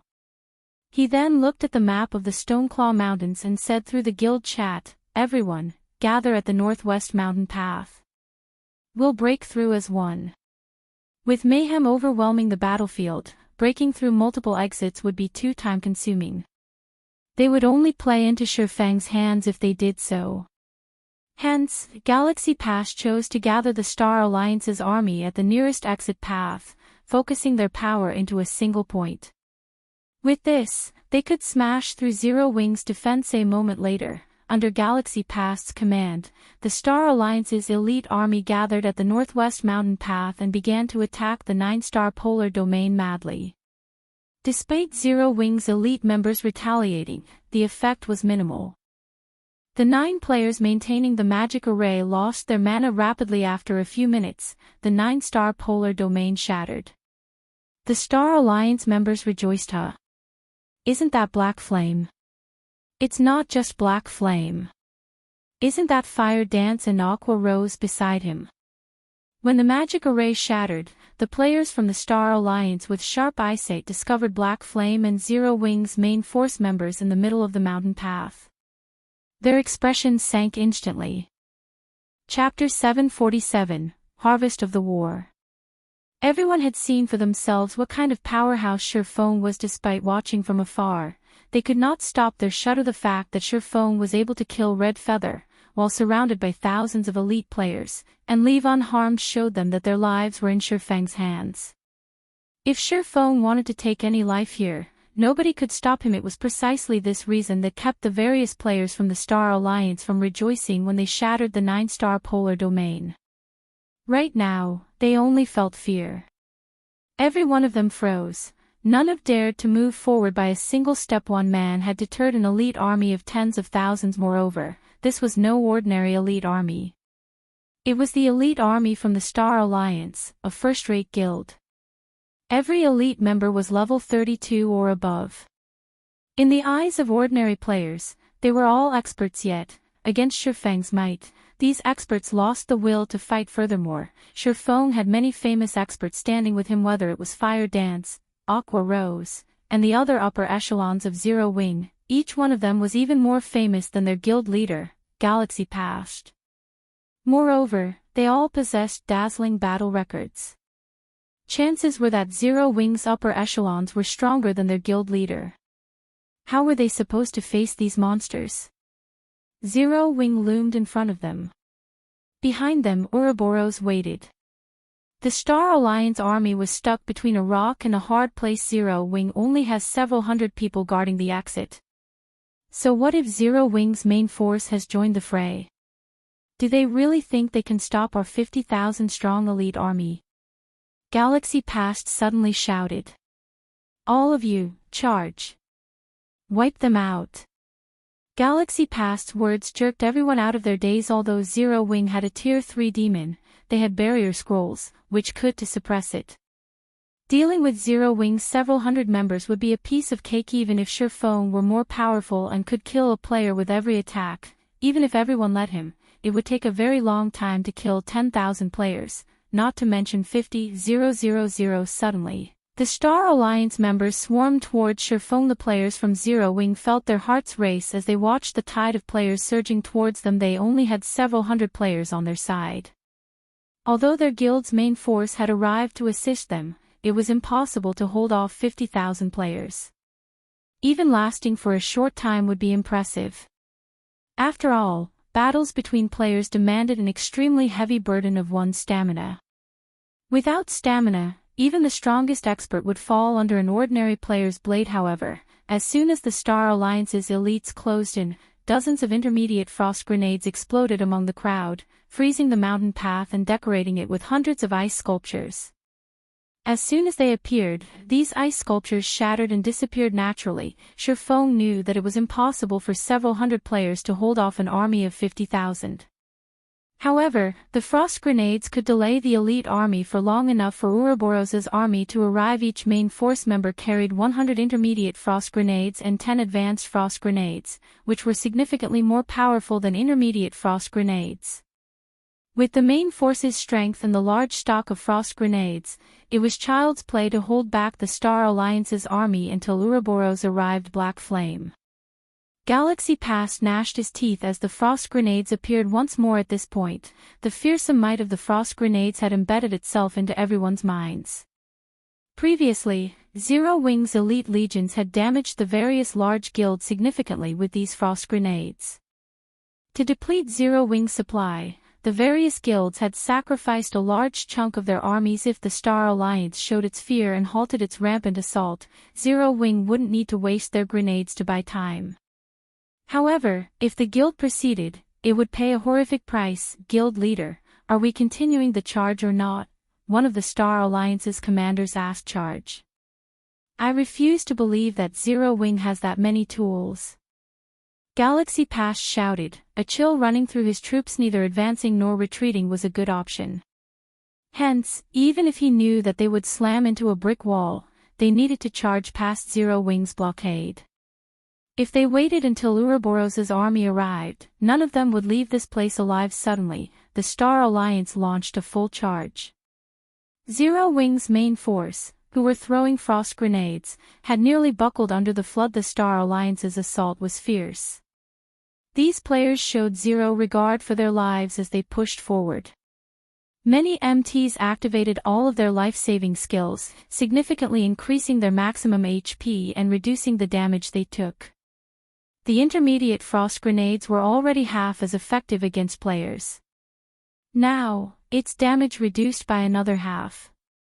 At this moment, each intermediate frost grenade only dealt around -200 damage to the Alliance's MTs. With over 14,000 HP, not even 60 or 70 intermediate frost grenades would be enough to kill them. As a result, Zero Wing's 70-plus main force members threw their grenades as fast as they could, barely holding off the assault. As Feng charged towards the Star Alliance's army, he upgraded the 7 Luminaries' Ring's Aura of Fire to level 9. As a result, Feng's level fell from 38 to 37. However, the Aura of Flame's activatable skill, Firestorm, instantly improved. Previously, the skill only inflicted 1000% damage within a range of 30 by 30 yards for 6 seconds and had a cooldown of 5 minutes. After its upgrade, it inflicted 1200% damage within a range of 45 by 45 yards for 6 seconds with a cooldown of 5 minutes. Although upgrading the skill by 2 levels did not increase its damage by much, the skill's range had increased by 1.5 times. The skill could now cover over half of the mountain path. Suddenly, an inferno roared in the middle of the mountain path, transforming the frozen land into a scorching hell. Even an MT who had activated all of their life-saving skills only lasted 2 seconds inside this inferno. 6 seconds later, the smoke cleared to reveal a large area empty of players but littered with weapons and equipment. The dropped items nearly formed a small mountain. The least valuable items were level 25 mysterious iron equipment. It was mainstream equipment for God's domain players right now, and each piece could sell for at least 40 or 50 silver. Meanwhile, nearly 5,000 pieces of equipment decorated the ground. Most of it had dropped from players who died under the Frost Grenade assault. Converted to coins, the equipment was worth at least 2,500 gold. Meanwhile, this harvest had only required a brief moment of effort. Feng also collected plenty of immortal souls. Despite a limit of 10 yards, Feng still managed to collect several hundred immortal souls. If he collected 10,000 souls, he would qualify to establish his own city. A city was different from a town. A town's location was predetermined by the system. On the other hand, players could choose where they wished to build their city. Moreover, after capturing a town, one had to reconstruct the town from scratch, developing it into a city slowly. The time involved was long. On the other hand, the Sherlin's quest would reward Feng with the qualifications to construct a city. Before him was the perfect chance to complete this quest. There were two conditions to collect immortal souls. The first condition was the limit of 10 yards. The second was the level limit. There could not be more than 5 levels between Feng and his prey. Currently, the Star Alliance's elites were at least level 32. Meanwhile, Feng was now level 37. It just so happened that he could absorb all of their immortal souls. If he missed this opportunity, he would not find one like it again. There weren't enough people before. Now that so many are here, I should get enough immortal souls. Feng could not help his smile as he looked towards the distant galaxy past. Retrieving a blue magic scroll from his bag, he activated Wind Rider and dashed towards the guild leader. Chapter 748, One Man's Strength. When the firestorm swept through the land, it turned the mountain path into a river of fire. Watching the players inside the fire turn to ash horrified everyone. This spell sure is scary. Luckily, I wasn't with the front line. A level 32 shield warrior in silver heavy armor gulped as he watched the flames in front of him. He had only been a thread away from losing his life. Had he taken another step forward, he would have died like the Guardian Knight who had been in front of him a second ago. The Guardian Knight had over 12,000 HP and had Protection Blessing and Magic Resistance aura activated. The Guardian Knight had even received a Truth Shield from a Cleric and a Defense Blessing from an Oracle. Yet, said Guardian Knight still evaporated in a matter of seconds. Someone's heading this way. The heavy armored shield warrior suddenly discovered a figure charging straight for him. Someone actually dares to face us alone. Brothers, let's *CK him up. A level 32 berserker snarled as he raised his heavy sword. The berserker immediately received an enthusiastic response from his companions. They all took up a stance to welcome the approaching enemy. After the enemy toyed with them using the frost grenades, resentment filled these players' hearts. Now that a fool charged at them blindly, this was the perfect chance to let off some steam. The heavy armored shield warrior squinted, trying to see the figure hidden in the smoke. When he glimpsed Feng's general appearance, he shouted, terrified, "Wait! I think that's Black Flame." The dozen or so berserkers and shield warriors, who had activated charge, could not help their shock. However, as they had already activated their skills and were only a dozen or so yards away from Feng, retreat was no longer an option. Every one of them hardened their resolve as they aimed their most powerful skills at Feng. However, these berserkers and shield warriors' attack speeds were simply too low. Moreover, these dozen or so players had already entered Feng's range. Now that Feng was in the Void Realm, his perception allowed him to see the attack trajectories of these dozen or so players with a single glance. Suddenly, Feng's footwork changed. Like a cool breeze, he swept through the pincer attack. As he passed these players, the killing ray in his hand left behind several streaks of dazzling blue light on their bodies. On the other hand, none of the enemy's swords and sabers even touched Feng. In seconds, over a dozen plate armor classes died, each dropping a weapon or piece of equipment as they fell to the ground. Over a dozen immortal souls flowed into the marking on Feng's hand. If these people had known that the players who Feng killed would lose their immortal souls, not being able to log into the game for a few days, in addition to the usual level and skill proficiency loss, they probably would have sacrificed themselves to the river of fire before letting Feng get near them. How is this even possible? Everyone from the Star Alliance, who watched from a short distance away, were dumbfounded as Feng finished off over a dozen players in a matter of seconds. They felt a weight that they had never experienced pressing down on them, their breathing growing haggard as a result. Previously, they merely thought that Feng was amazing and powerful. However, this kind of power was somewhat illusory for them. They did not fully understand it. However, only after facing this power themselves did they realize how massive a gap there was between them and Feng. Now that they realized Feng's true power, they nearly lost their grip on their weapons from fear. And although they tried to move, neither their hands nor their feet responded suddenly. Everyone thought that their previous idea of overwhelming Feng with numbers was childish. By the time they returned to their senses, Feng had appeared right before them. In the next moment, numerous streaks of blue light bloomed on their bodies. There sure are a lot of people.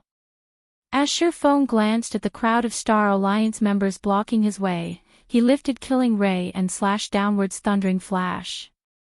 Suddenly, several lightning strikes slithered towards the Star Alliance players, leaving behind dazzling electric arcs in the air. With a single move, Feng gained dozens of immortal souls and cleared a path for himself. By the time the Star Alliance members reacted and tried to surround and contain Feng, he had already dashed into the crowd and began a slaughter chop. Earth Splitter. Thunder Flame Explosion. Skywheel Sword. Feng leisurely harvested the Star Alliance's lives, one after another.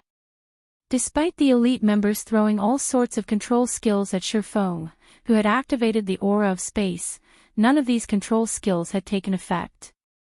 As for the various attacks sent at him, with his movement speed, none of them even came close to hitting him frequently. Onlookers watched bodies soar into the air, hitting the ground with a thud far from the Star Alliance's elite army. Those who watched were stupefied. Not only had Feng's onslaught slowed the Star Alliance's offensive, but he had also killed a large fraction of the Star Alliance's elites. Feng was unstoppable as he rushed through the Star Alliance's army. As Zero Wings members watched the slaughter, their fighting spirits burned within them as they joined the offensive. He's so strong. Black Flame can actually hold off the Star Alliance's assault by himself. Is he even a player? The players from the secret pavilion watching from afar were stunned. Feng's astonishing performance even aroused many of the pavilion's female players. Despite being surrounded by enemies, not only did Feng's rampage continue without pause, but he was also able to evade everyone's attacks in the limited space. This feat was immensely difficult. The secret pavilion's experts were quite confident that they could handle 100 elite players by themselves during the battle. They would try to choose the most favorable terrain for their fights, using it to funnel their opponents, limiting the number they had to face at a single time. This way, they would have a much easier time defending against and dodging attacks. However, when the enemies surrounded them, the difficulty of defending and dodging increased exponentially. They would most likely last only a moment before they died. Even Cold Autumn, who was known as a genius of the new generation, would be lucky if he lasted even 20 seconds. However, Feng had already lasted over a minute. Moreover, he had yet to receive any damage. Black Flame. Complex emotions filled Galaxy Past's heart as he watched Feng. The Star Alliance's overall strength had clearly surpassed Zero Wings by a large margin. The Alliance had even received assistance from various guilds. They had amassed a force that not even Zero Wing and Ouroboros combined could defeat. Yet, at the end of the day, he never would have imagined that. In this war, involving hundreds of thousands of elite players, Zero Wing grasped the outcome, dominating simply because they had Feng on their side. It should have been impossible for a single player to change the outcome of a major guild war, yet at this moment, that is exactly what had happened.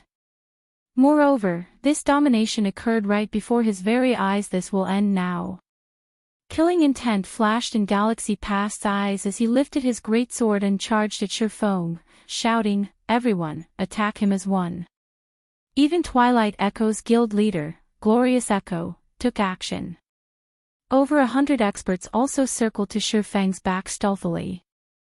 Chapter 749, Wargod Possession. Galaxy Past finally can't endure it.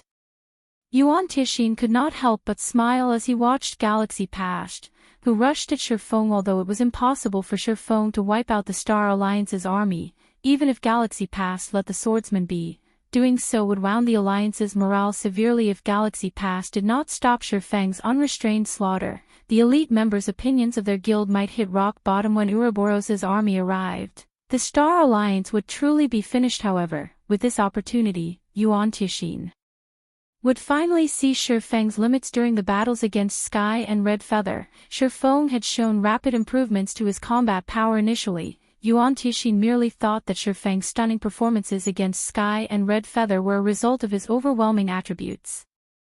However, after seeing Feng last so long while surrounded by elites, yet not receiving any damage, this was no longer a matter of superior attributes. Without stepping into the Void Realm, which allowed one to perceive one's environment as if it were a part of their own body, it was impossible to dodge so many spell and arrow attacks coming from behind accurately. Yuan Tixin suddenly realized something that made his skin crawl. The secret pavilion had collected plenty of information regarding Zero Wings guild leader, Black Flame.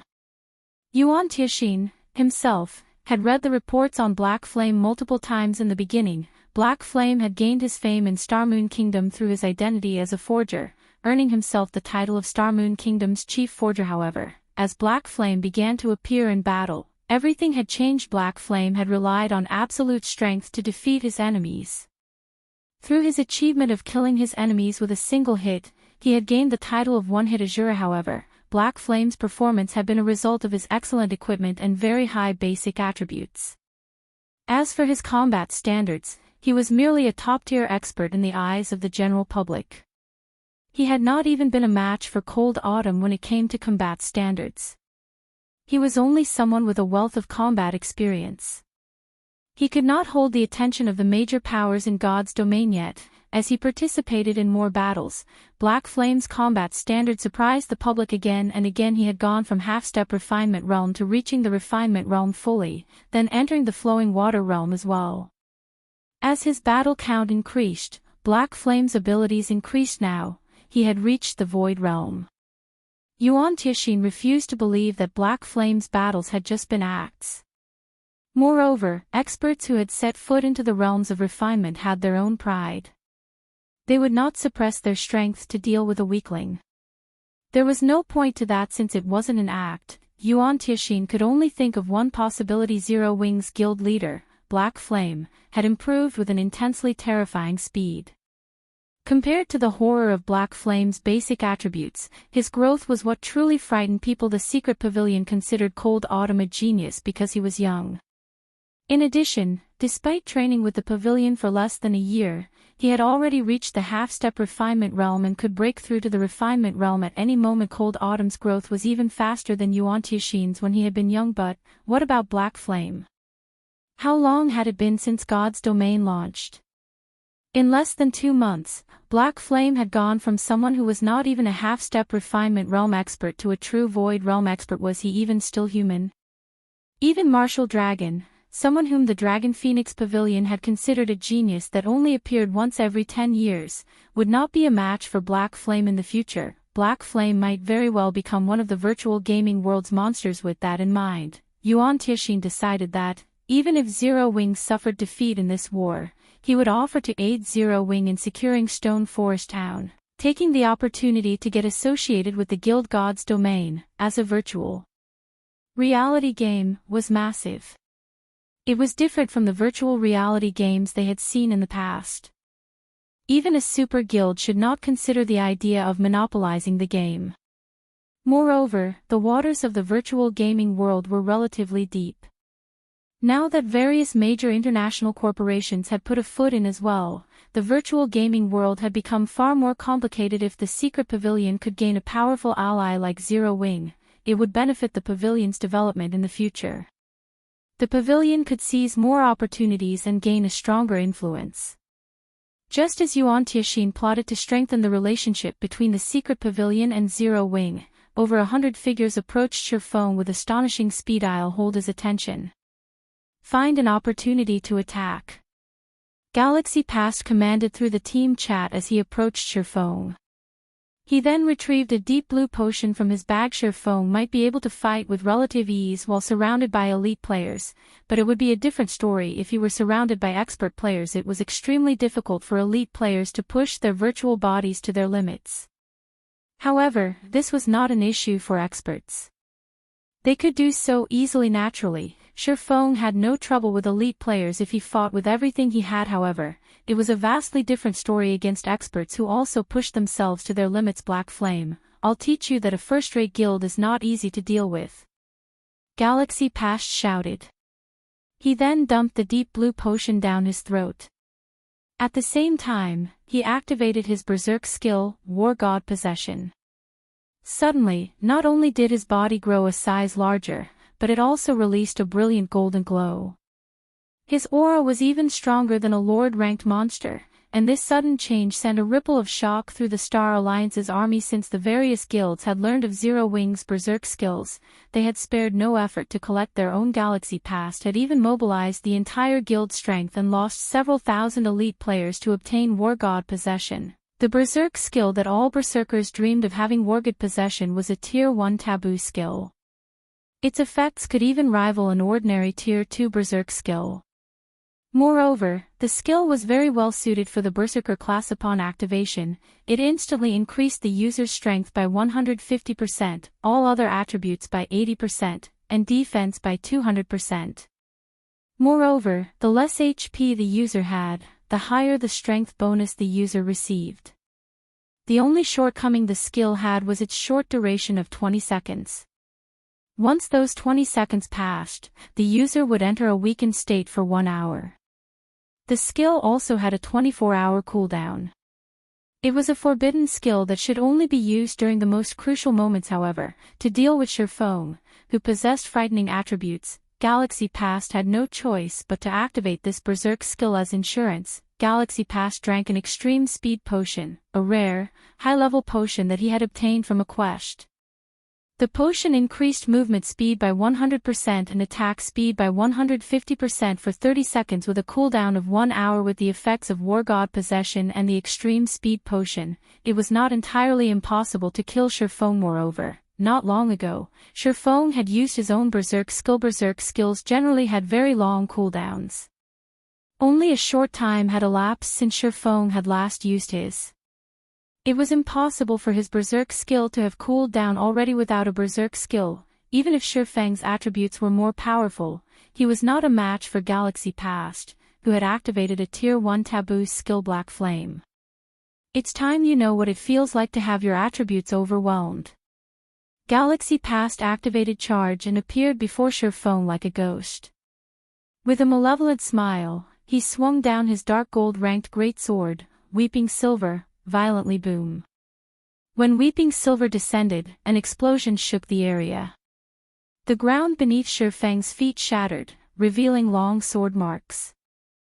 A level 32 shield warrior, who had accidentally collided with the sword aura, lost his life instantly. Galaxy Past's horrific power caused everyone to shudder. Chapter 750, Berserk. Galaxy Past's performance shocked every player who saw it. Nobody had ever imagined that Galaxy Past was so powerful. Not only was his strength unmatched, but he was also so fast that people only caught a glimpse of him as he moved.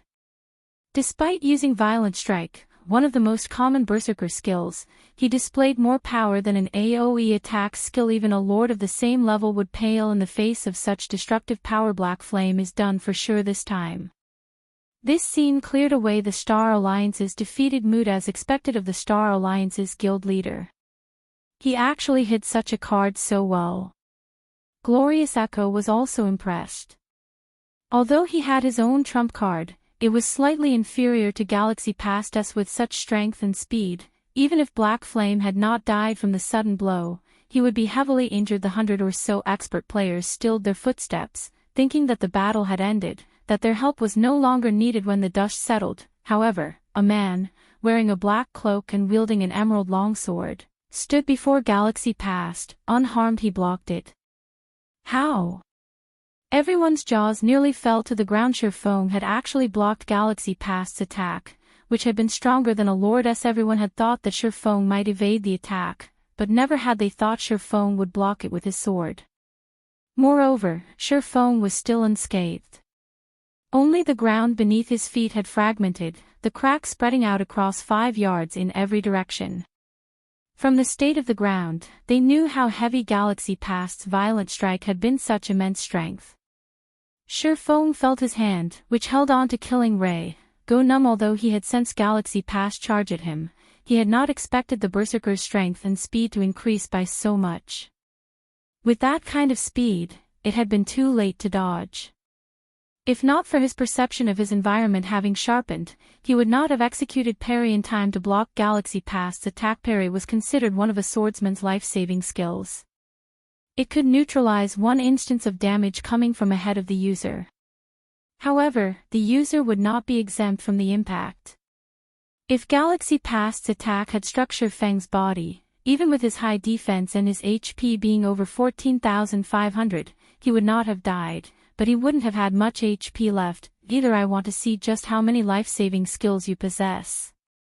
Seeing that his surprise attack had failed, Galaxy Past swung Weeping Silver and executed Horizontal Slash.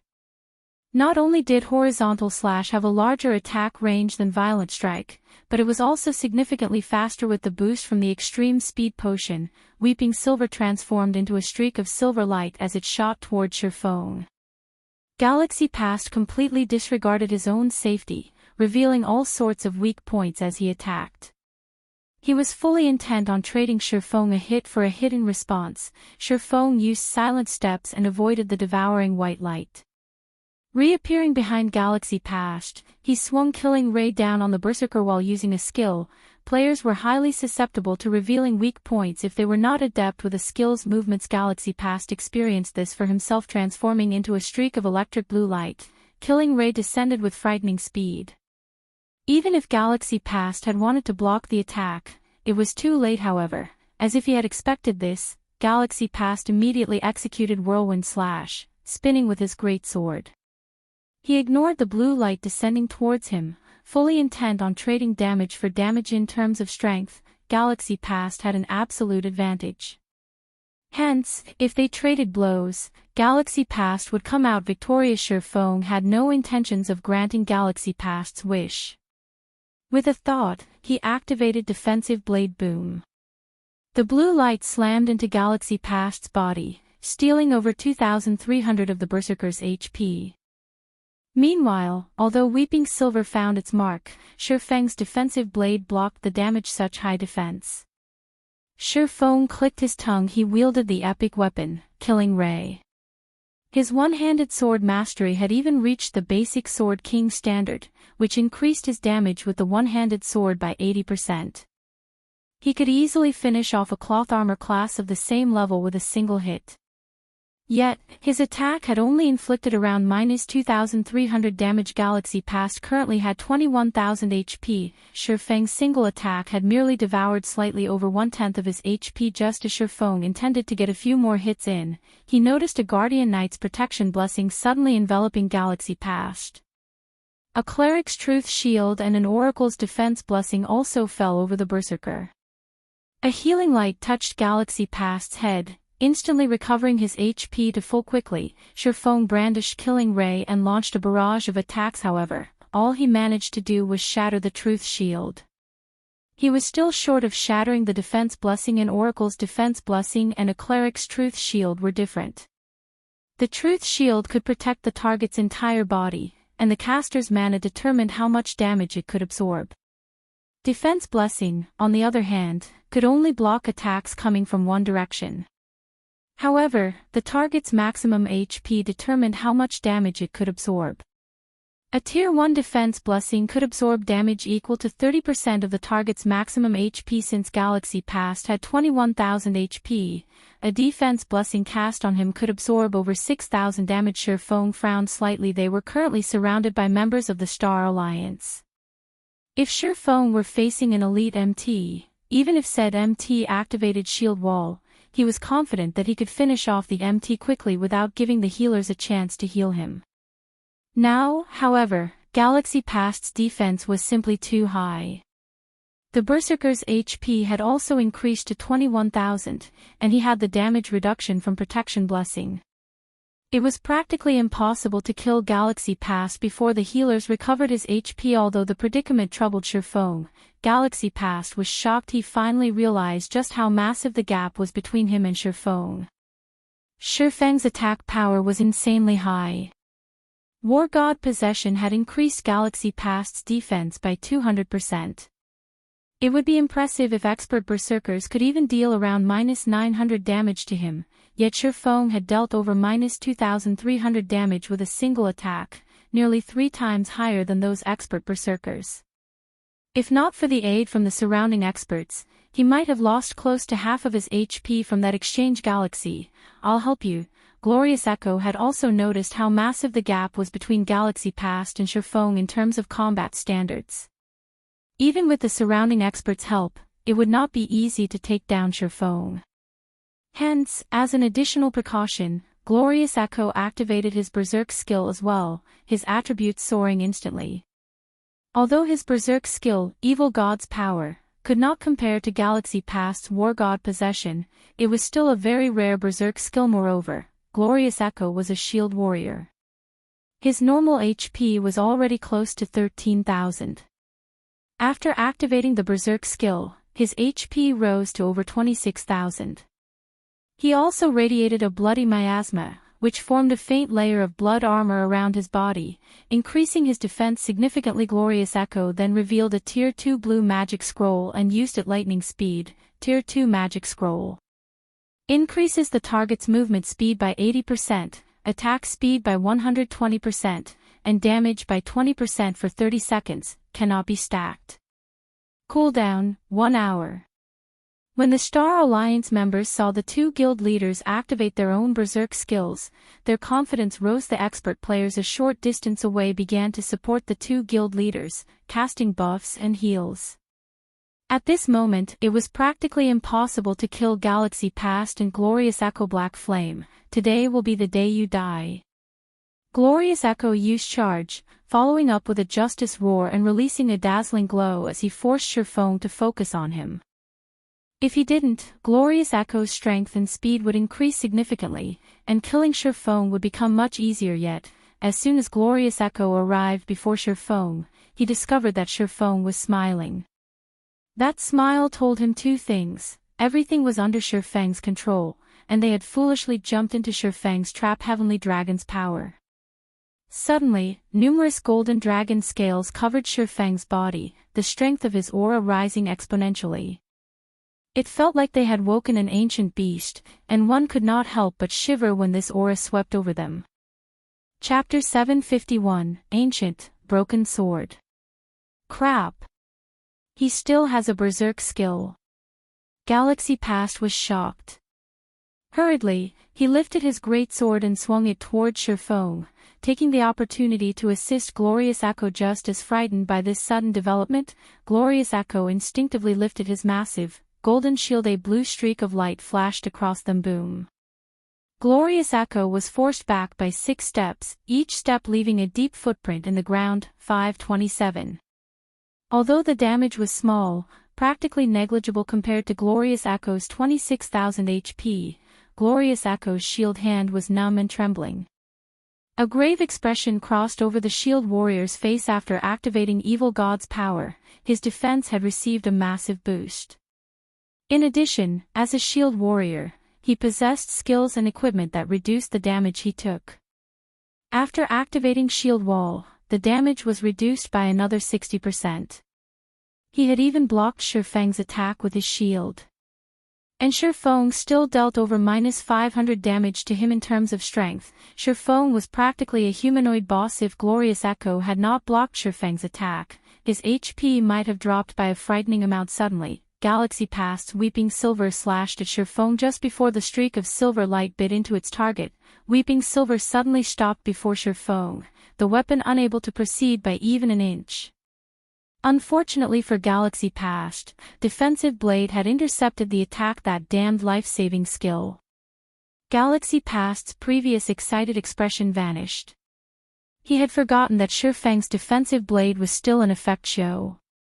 This time, a streak of blue light bloomed on Galaxy Past. A damage of minus 2054 points appeared above Galaxy Past's head, shocking the Berserker.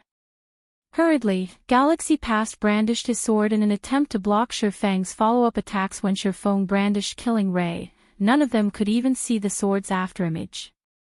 They could only see the faint blue arcs of lightning that trailed after the epic weapon. Numerous blue lights streaked across Galaxy Past's body. Although Galaxy Past was very fast thanks to the extreme speed potion, he was a berserker. Even after drinking the potion, he was only slightly faster than Feng. When Killing Ray's lightning effect triggered, Galaxy Past could not see the weapon's attack trajectory at all. Despite his desperate attempts to defend himself, Galaxy Past only avoided a few of Feng's attacks, for 719-1, 984-2, 018. Galaxy Past's HP fell rapidly. In the blink of an eye, he had lost over half of his total HP. In the next moment, however, several heals soothed his pain, each recovering over 3000 HP. In an instant, Galaxy Past recovered to full HP. Black Flame, stop wasting your time. You can't kill me. At first, Galaxy Past had thought he was dead for sure. For a moment there, he had completely forgotten about the numerous expert players supporting him from the sidelines. As long as Feng couldn't instant kill him, these expert healers would recover his HP immediately. Knowing this, Galaxy Past's confidence grew. Growing bolder, he took the initiative to attack Feng, disregarding the swordsman's attacks. Watching, the frightened Glorious Echo also calmed down and continued charging at Feng. Although neither of them was a match for Feng, as long as they could land one hit out of the dozens of attacks they sent, they would obtain their victory. With both of them having such high defense and protection blessings, I won't be able to kill them within a short time. Sure enough, Heavenly Dragon's power alone won't be enough. Feng sighed. Suddenly, he leaped and broke away from the two guild leaders trying to escape. Stop him! Galaxy Past shouted as Feng fled. His Wargod possession had a very short duration. If he could not defeat Feng within that duration, they would definitely lose this fight. Hearing Galaxy Past's command, the Shield Warriors and Guardian Knights activated their life-saving skills and rushed at Feng. Scram! Feng shouted. Turning, he swung Killing Ray violently. Hurricane. Hurricane. Deals 200% plus, 30% asterisk hurricane energy stacks, weapon damage in a 20-yard cone and lifts all targets struck into the air, preventing movement for 5 seconds cooldown. 10 minutes. This was one of the Tier 1 swordsman set equipment's additional skills. Hurricane. As Feng had long since built up 10 stacks of hurricane energy during his previous attacks, he used Hurricane at its maximum power instantly. The dozens of Shield Warriors and Guardian Knights were blown into the air. Despite these players having activated Shield Wall and Protection Blessing, they still received over minus 15,000 points of damage. Some had even received a critical hit of more than minus 30,000 points. Instantly, every one of these MTs died before they hit the ground. However, Galaxy Past and Glorious Echo had used this brief opportunity to catch up with Feng. I finally have some space. Feng glanced at the approaching Berserker and Shield Warrior. He then retrieved the Dragon Slayer potion, which he had obtained from the Disaster Treasure Chest, and drank it. Dragon Slayer potion, consumable. Increases all attributes by 100% and all resistances by 100 points for 1 minute cooldown, 3 hours. In reality, Feng didn't need to use the Dragon Slayer potion to deal with Galaxy Past and Glorious Echo. He could simply activate Blade Liberation. However, the 20-second weakening effect after the skill's duration was a risk that Feng could not afford. Hence, he toughened his resolve and chose to drink the Dragon Slayer potion instead. That way, he would not receive any negative side effects that would hamper his combat power later on. After drinking the potion, Feng felt his entire body brim with energy. It felt as if his every attack contained enough power to decimate heaven and earth. Black Flame, you won't escape. After activating Charge and arriving before Feng, Galaxy Past executed the Berserker's strongest Tier 1 skill, Lethal Blow. However, Feng suddenly stopped running. With double the attributes now, Feng turned around and evaded Galaxy Past's Lethal Blow easily. The Killing Ray then transformed into numerous blue lights that snaked towards the Berserker. Before Galaxy Past realized what had happened, Killing Ray had struck numerous times, for 18-9, 578-9, for 95. In the blink of an eye, Galaxy Past's HP hit rock bottom, his body falling to the ground. The healers standing at the rear had not even had the time to heal him. When Galaxy Past died, he dropped a piece of equipment and an ancient, broken sword with a golden hilt. Suddenly, the entire battlefield fell silent. The Star Alliance members who had tried to block Feng's path revealed expressions of disbelief. The guild leader they revered had been killed. When Glorious Echo saw his companion hit the dirt, he froze in his tracks, his will to fight vanishing. Feng's terrifying power left him thoroughly shaken. Feng noticed that Galaxy Past had dropped something extraordinary, so he took the opportunity to pick up the Berserker's loot. While everyone was still caught in their stupor, they all watched in a daze as Feng collected the drops. Nobody dared try to stop him, seeing as nobody wanted to approach him. Feng smiled faintly as he took a blue magic scroll out of his bag. Feng had also obtained this from the disaster treasure chest. Thunder's Wrath, Tier 3 magic scroll. Deals devastating damage within a radius of 100 yards for 5 seconds. Although this magic scroll was powerful, it had a channeling time of nearly 1 second. During this time, he could not afford any interruptions. This moment, however, was the perfect opportunity to use it. While everyone struggled with their shock, Feng unfurled the magic scroll and channeled the spell. With himself as the center, he activated Thunder's Wrath. Crap. Run, quickly! Glorious Echo shouted in a panic after realizing what was about to happen. Unfortunately, it was too late to finish Feng off. The Star Alliance had gathered most of its experts around him. If Feng attempted to hunt down these experts one by one, they would have fled if he used Thunder's Wrath. However, none of them would get away. Suddenly, a gigantic magic array appeared in the sky. Countless lightning bolts began to descend. However, area-wide attacks like these usually required around 2 or 3 seconds to reach their full potential. During this period, the lightning strikes that snaked down from the sky would gradually increase. Hence, not all players within the affected area would take damage the instant the magic scroll activated. Upon activating Thunder's Wrath, Feng switched the Aura of Space to the Aura of Earth and activated Absolute Defense. The skill's duration was just enough to last through the duration of Thunder's Wrath. Feng then dashed towards the Star Alliance's expert players. Lightning bolts descended, one after another. Even Glorious Echo, who had the highest HP and defense among every player present, was vaporized when one of these bolts struck him. Feng weaved his way through the lightning storm as he collected the experts' immortal souls. This fed his current collection rapidly. By the time Thunder's Wrath ended, the Star Alliance's expert players had been wiped out. Chapter 752, Star Moons Number 1. Black Flame really is vicious. Yuan Tianxin could not help his sigh as he looked at the charred corpses in the distance. The Star Alliance is done for this time. Thousands of Star Alliance elite members had died in an instant. Who knew how much equipment was scattered across the ground? If converted to coins, just how much one would have to spend to purchase all of that equipment? To the Star Alliance, however, the lost items were only secondary. To deal with Black Flame, the Star Alliance had gone all out and sent most of its experts to surround Feng. Yet, with just one blow, Feng had annihilated all of them. This was an irrecoverable blow to the Star Alliance. Without these upper echelons commanding the war, the Star Alliance's army would definitely fall into chaos. Zero Wing and Ouroboros's armies would slaughter the survivors after players died in God's domain. They could not contact those still alive in the game. They could only do so after they revived. However, unlike in dungeons, players would not revive immediately upon death. They needed to wait for half an hour before they could return to the world of the living. By the time half an hour had passed, the war in the Stoneclaw Mountains would, most likely, be over. At that time, there would be no point in returning. Even Yuan Tianxin could not begin to estimate how many elite members the Star Alliance would lose in this war. However, what Yuan Tianxin did not know was that Feng had not only killed the Star Alliance's experts, but he had also absorbed many of their immortal souls. As a result, these upper echelons would not be able to log into God's domain for some time after losing a war.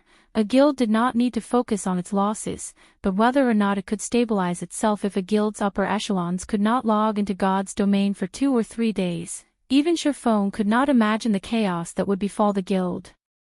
Not only had the Star Alliance lost the war, but its upper echelons had also gone missing. Who would want to remain in such a guild? This was also why plundering immortal souls had become a taboo among players in God's domain in the past. Meanwhile, the reports of Feng wiping out the Star Alliance's upper echelons with Thunder's wrath had begun to spread throughout the official forums instantly. The Star Moon Kingdom forums gone into an uproar. Black Flame is too godly. Damn! Black Flame can win, even surrounded by enemies. Is he even human? If Zero Wing has such an expert, it won't have any problems growing stronger. Please, carry me. Please accept me as your disciple, God Black Flame. Although I've just joined God's domain, I am going to join Zero Wing no matter what. Only minutes after Black Flame's battle video posted, it had been upvoted to the #1 spot on Star Moon Kingdom's forums. Meanwhile, the majority of the kingdom's players desperately wanted to join Zero Wing. Aside from focusing on Black Flame, players had also grown curious about Zero Wing's other experts and had begun to investigate the guild the moment they checked. However, they were frightened. Zero Wing had 3 people who had reached the 8th floor of the Divine Colosseum's Trial Tower. If one were a veteran player in God's domain, they would be very enthusiastic about the Divine Colosseum's Trial Tower. The Trial Tower had become an important indicator for players' comparisons against each other. For players new to God's domain, it was practically a dream to clear even the 1st floor. As for veterans, reaching the 3rd floor was their limit, whereas elite players could roughly reach the 4th floor. Meanwhile, ordinary players already considered elite players experts. When forming a party to raid a dungeon, any party that had an elite player would be the envy of others. An elite player could increase the party's overall strength, making it a piece of cake to clear a hard-mode party dungeon. As for the experts who had reached the 5th floor, ordinary players looked up at them as if they were stars. A city would only have several hundred experts, some even had less than 100. NPC cities' player population could range anywhere from 70,000 to over 1 million. One could imagine just how rare such experts were. In other words, these experts were the top players in an NPC city currently. In most of the cities in Star Moon Kingdom, the highest floor any player had reached was the Trial Tower's 6th floor. Only the major NPC cities with a player population of over 1 million would have 7th floor experts yet. Zero Wing actually had 3 people who had managed to reach the Trial Tower's 8th floor. The players of Star Moon Kingdom struggled to accept this fact. It was impossible for ordinary players to encounter true experts.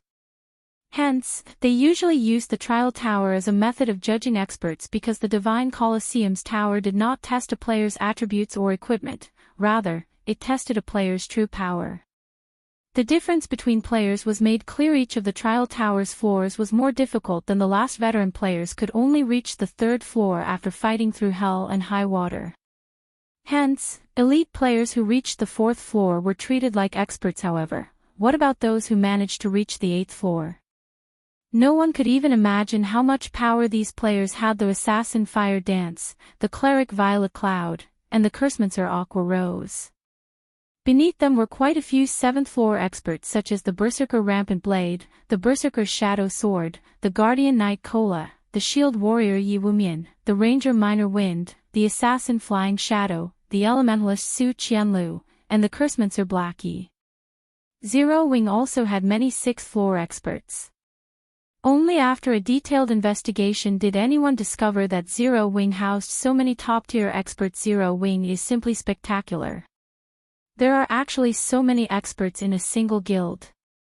For a time, the many players in Star Moon Kingdom began thinking that, if they wanted to become an expert, they would only have a chance at fulfilling that dream by joining Zero Wing. After all, wasn't Zero Wings guild leader Starmoon Kingdom's top expert? Aside from Aqua Rose, who used to be in Twilight Echo, nobody had ever heard of Zero Wings experts before the guild established.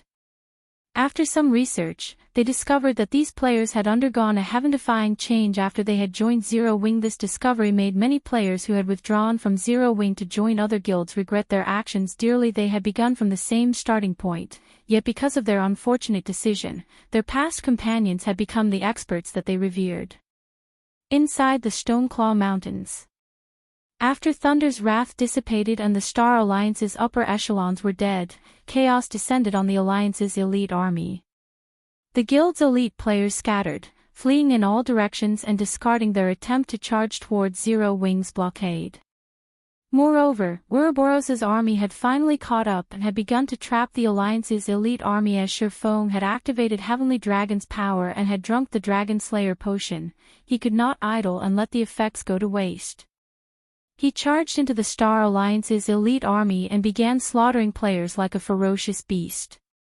On the other hand, none of the Alliance's elite members showed any will to defend themselves.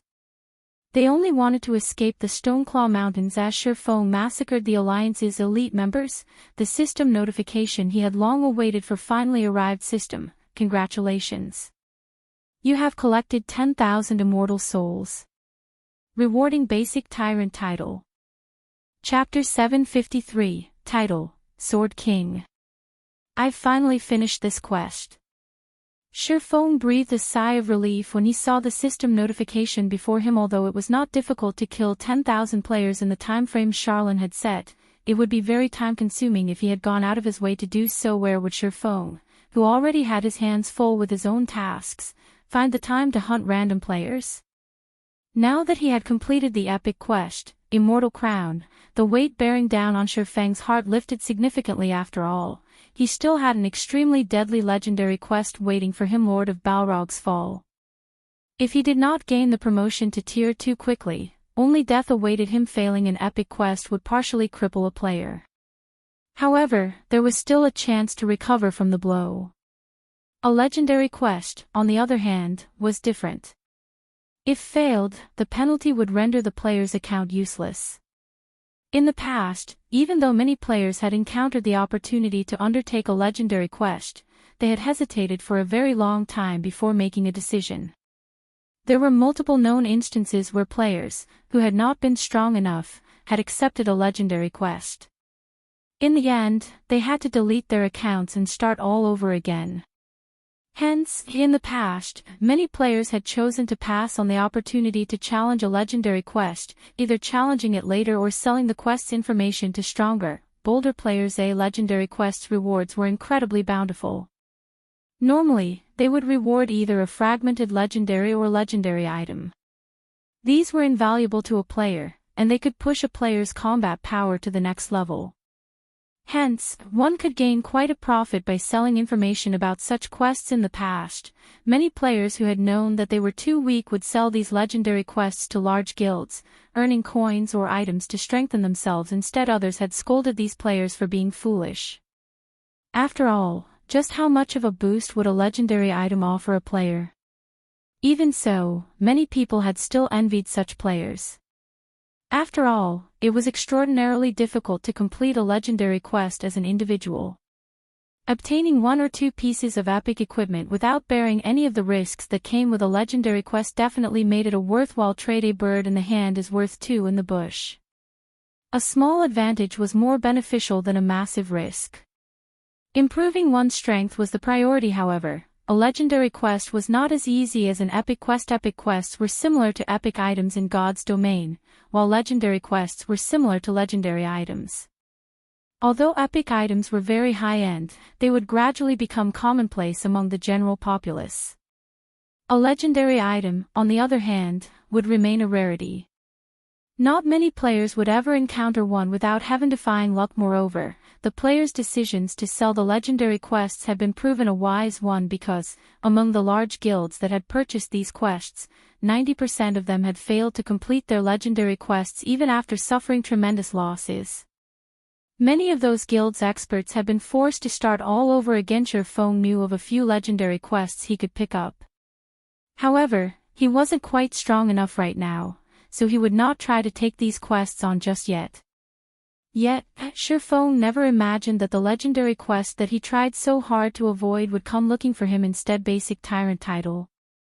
Feng was reminded of the Tyrant Bear Cola when he saw this new title in the past.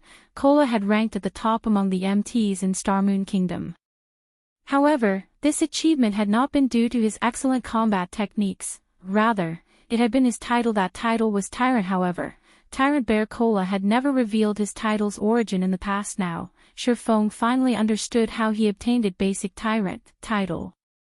When title is in use, Fortitude plus 30, maximum stamina increased by 20%, and all attributes increased by 5%, requires 100,000 immortal souls to upgrade by 1 level. What a powerful title! Feng was stunned. This was only the basic ranked Tyrant title, yet, not only did it already increase a player's fortitude by 30 points, but it also increased their maximum stamina by 20%. Just how powerful were the intermediate and advanced Tyrant titles? Both fortitude and stamina were hidden attributes in the past. Many people had paid massive prices to add just 1 point to their hidden attributes. Yet, one could obtain both stamina and fortitude from just a single title. Not to mention, the Tyrant title also increased a player's basic attributes in God's domain. Although basic attributes were important, hidden attributes were far more powerful. It was especially true for expert players. Fortitude could reduce the consumption of a player's stamina and concentration, whereas stamina could extend the time a player could spend in battle. Fights between experts of similar strength almost never ended in a short amount of time.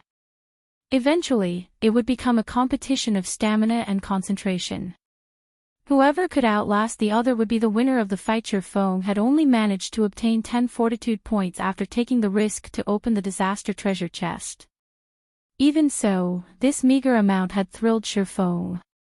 Now, if he used the basic Tyrant title, he could obtain 30 fortitude points and increase his maximum stamina by 20%.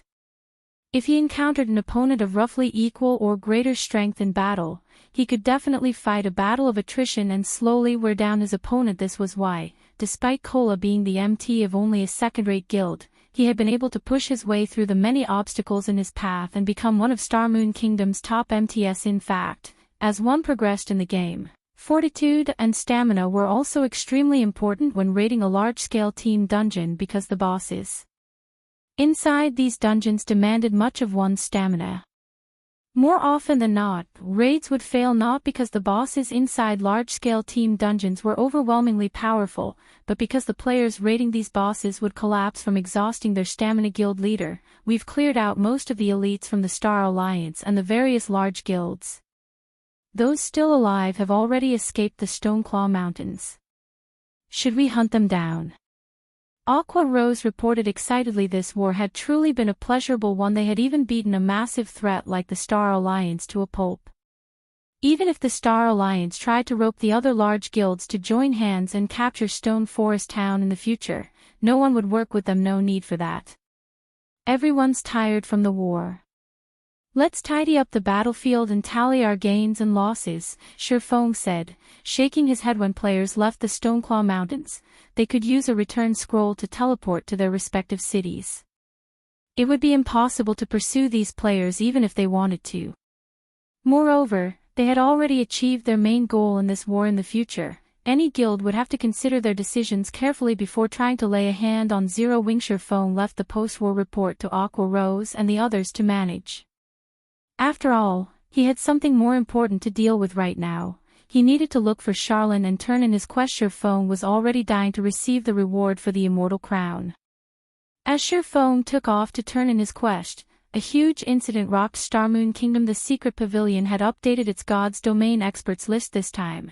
The update had rendered many experts throughout God's Domain speechless, none of them daring to believe the truth of what they saw. The God's Domain experts list was a very credible ranking list in God's Domain. Experts who ranked on it were all considered extraordinary players. Particularly, the top 500 rankings very rarely saw any fluctuations. It was very difficult to climb the ranks once a player entered the top 500. Meanwhile, since the first publication of the God's Domain Experts list, the top 100 had never changed. This time, however, someone had finally broken that record. Moreover, not only had someone climbed the ranks, but their title had also changed. God's Domain Experts list rank 51, Black Flame. Class, Swordsman. Title, Sword King. Chapter 754, Famous throughout God's Domain. Every one of the experts within the God's Domain Experts list's top 100 had been a famous expert in the virtual gaming world for many years. These experts had become overlords in not just one, but several virtual reality games. Each was a master-level character with countless, brilliant battle records. Upstart experts could never hope to compare with these masters. It was already extremely difficult for upstart experts to join the top 1,000 for an upstart expert. Joining the top 100 was practically a miracle. Yet, not only had Black Flame achieved a miracle, but he had also jumped to the 51st rank. Excitement over the new development swept through Starmoon Kingdom. The majority of those top 100 experts resided in God's Domain's various empires. Empire players had always been dismissive of Kingdom players subconsciously. No one truly believed that Kingdom players were a match for those from the empires. Yet, Black Flame, who came from Starmoon Kingdom, had managed to rank 51st on the experts list. Starmoon Kingdom's players were bursting with pride. The Secret Pavilion is certainly trying hard to flatter this upstart expert, raising his rank to 51 just after a single guild war. Is he someone from the Secret Pavilion's son? That's right. Didn't he just lead an upstart guild to victory against a first-rate guild? That has happened many times before in other games. Yet I've never seen the Pavilion change the ranking list so drastically. The top 100 experts have experienced victory in dozens of great wars.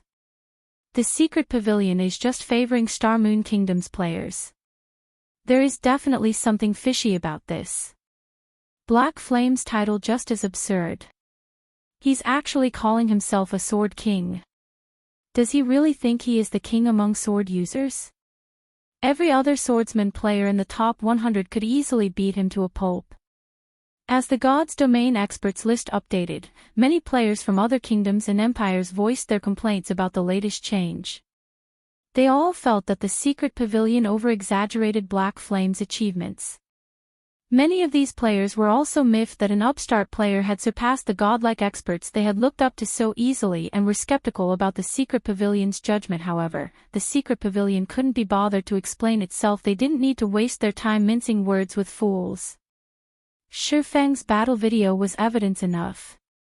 If these players still could not understand, then there was a problem with their intelligence.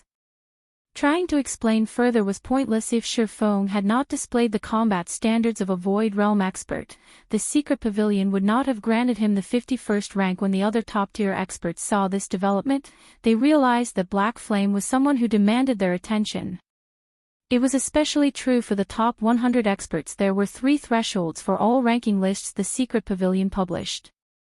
Only the pavilion itself and very few experts knew exactly what these thresholds were. The first threshold was the top 400. If an expert had yet to set foot into the realms of refinement, then regardless of how brilliant they performed in a game, they would never reach the top 400. If an expert were ranked among the top 400, then it proved that this expert had already set foot into the realms of refinement. This was why Feng had only ranked 481st. Based on the Secret Pavilion's previous investigation, Feng had not yet entered the realms of refinement. He had only reached the half-step refinement realm. Otherwise, Feng would have had a higher ranking. The second threshold was the top 200 experts outside of the flowing water realm should not even dream of entering the top 200. Even with the most brilliant of performance, the best rank they could achieve was 201. The third threshold was the top 100. Only those in the Void Realm could earn one of the top 100 ranks. As Feng had shown that he had reached the Void Realm and had defeated the well-known Sky, his rank instantly jumped to 51. Otherwise, the best rank Feng could achieve was around the 80s or 90s. An expert's position on the God's Domain ranking list was not determined by just their strength. Instead, experts ranked based on their performance and battle records in a game. If experts ranked according to strength, then many of the experts on the ranking list would qualify for any positions. If an upstart expert managed to reach the 401st rank on the God's Domain experts list, God's domain's top powers would, at most, spare that player a glance, making a note of their existence. They would not consider that person important in the least. Now that Feng had joined the top 100, however, this sudden development forced the major powers to acknowledge him 51st. Black Flame is truly interesting. Phoenix Rain's beautiful eyebrows lifted slightly as she read the God's Domain experts list. He certainly knows how to hide his strength. I had actually failed to notice his true combat standard. It seems that he had not defeated Martial Dragon by luck alone. Previously, Feng had merely been a minor character in Phoenix Rain's eyes. He had just luckily obtained some top-tier equipment. At most, he would only reign supreme for a short time. However, it was a different story if Feng had reached the Void Realm. Even Phoenix Rain would have no choice but to treat Feng as an equal. With the experts list's latest update, God's Domain's top-tier players understood one thing: another Apex expert had appeared in the virtual gaming world. Starmoon Kingdom, White River City. As soon as Feng returned to the city, he discovered that a constant stream of players arrived the White River City's teleportation hole. Moreover, these players' average level was quite high, with the lowest among them being around level 30. Although they were not at the standard of a guild elite player, they were considerably high-leveled among ordinary players. Meanwhile, as these players arrived, they immediately asked around for directions to Zero Wings Guild residence. Little brother, do you know where Zero Wings Guild residence is? A thin man approached Feng, asking politely. This man looked to be in his 40s and wore a blue mage's robe. Behind this middle-aged man were 5 other people. All 5 were level 30, and their equipment was level 25 mysterious iron rank at the very minimum. In a guild, these players could definitely join the elite members. Unfortunately, their levels were slightly off the mark. However, independent players did not have the same advantages as guild player. Independent players did not have access to the various benefits that a guild offered. They had no choice but to invest some of their time in other aspects. Hence, their leveling speed was slower than guild players. Feng currently hid under his black cloak and had reverted to his original appearance. Both his level and equipment were also hidden. Hence, no one recognized him. When Feng glanced at this group of players, his eyes instantly lit up with an excited light. The person speaking to him was actually Silent Years, who had been a top-tier expert in his previous life. This man had once ranked within the top 50 among the oracles of Starmoon Kingdom. He had even reached the top 10 during his peak. Big brother Silent, this person is wearing Zero Wing's emblem. He's from Zero Wing. The female elementalist beside Silent Years said awkwardly as she jabbed her finger at the oracle. Suddenly, Silent Years jerked, realizing this. As he had walked up to Feng from behind, he had not noticed the guild emblem on the swordsman's chest. To think that he had actually asked a member of Zero Wing whether or not they knew where the guild residence was. Zero Wing's residence is on the city's central street, Feng said casually, not minding the oracle's awkward question. You guys can just take a carriage there. After saying so, Feng turned and left the teleportation hall, riding a horse carriage towards the library. Sure enough, Zero Wing is really amazing. It's no wonder how it became an expert's playground. I felt so much pressure from a casual member. It seems that we have not wasted a trip. We must join Zero Wing, Silent Years stated as he watched Feng's departing figure, reverence on his face. His evaluation of Zero Wing increased substantially. Feng had not realized that his casual response had increased Silent Years' reverence of Zero Wing. Chapter 755, City Promoted. Horse carriages rattled up and down White River City streets. As Feng rode comfortably in one such carriage, he could feel the tremendous changes that had swept through the city. More horse carriages moved along the streets than before. Moreover, there were more varieties of carriages now. God's domain evolved over time. Similarly, NPC cities also changed as time passed. Nothing would stay the same forever. Ordinary players might not think much of the number or variety of horse carriages, but to Feng, who had played God's domain for over a decade, these changes symbolized the city's prosperity. How could one determine how prosperous a city was? The most basic criterion was the city's horse carriages. It was similar to the cars in a city in reality. In small cities, not only were there fewer cars, but high-class cars were also very rare. In big cities, however, traffic jams were common. One would also see high-class luxury cars all over the city. God's domain cities were similar in this aspect. When an NPC city's player population increased, to satisfy the player's needs, the main god system automatically increased the number of horse carriages within the city, allowing more convenient travel. Meanwhile, as players consumed more in a city, the system would also release advanced horse carriages. These advanced horse carriages charged more but were much faster. This would allow players to save time when traveling. After all, an NPC city was very large. It was very normal to spend several hours walking from one place to another. Currently, advanced horse carriages had only appeared in 5 cities in Starmoon Kingdom. The city with the most carriages was none other than White River City. One could say that White River City had become Starmoon Kingdom's most prosperous city. Unlocking the advanced horse carriage feature was only one of a thriving city's basic settings.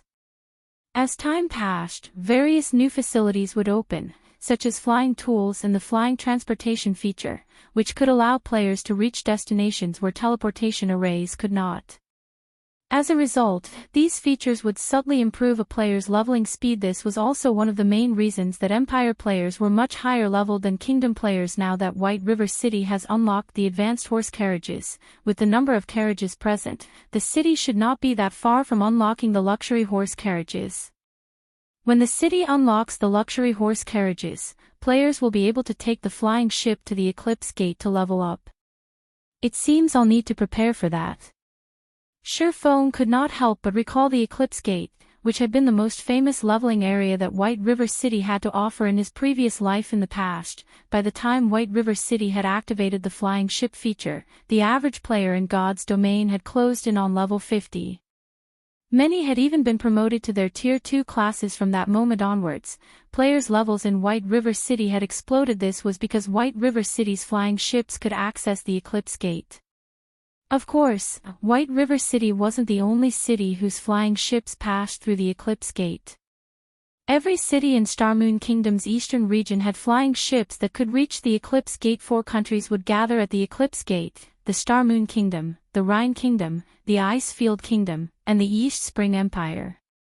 It was considered a neutral zone, and the various countries had garrisoned their armies there to prevent the creatures within the Eclipse Gate from invading God's domain. Hence, there were plenty of high-level and army quests there. A player's leveling speed at the Eclipse Gate would be roughly doubled than in other leveling maps of the same level. Moreover, the Eclipse Gate was a colossal level 40 to level 70 map. One could also find plenty of rare herbs and ores in the area, which were all necessary resources to produce high-level potions and equipment. More importantly, the Eclipse Gate was a source for energy essence, a resource required to tame mounts. Taming a guild mount required resources. The higher the quality and quantity of resources one had, the quicker one could tame a mount. At the same time, one could use these resources to hasten a guild mount's growth. Energy essence was one of the advanced materials required to tame a mount. Precisely because of this, players coveted the Eclipse Gate. After reaching level 40, everybody dreamed of having a good mount. However, they were not that easy to obtain. One had to nurture their guild mounts slowly, promoting it as quickly as possible before it could become a part of one's combat power. However, although one could level up quickly and obtain plenty of resources at the Eclipse Gate, there was a downside. The Eclipse Gate's environment was relatively severe. If one did not possess a certain amount of fire and ice resistance, even expert players would lose their lives.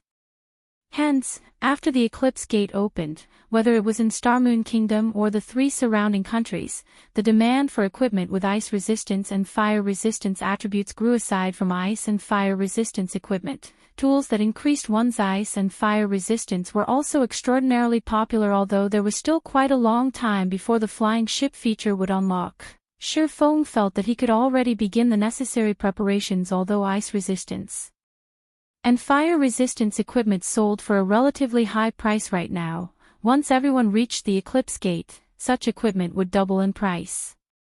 Tools would also sell for far more, whether it was for improving the leveling speed of Zero Wings Guild members or making money by reselling items.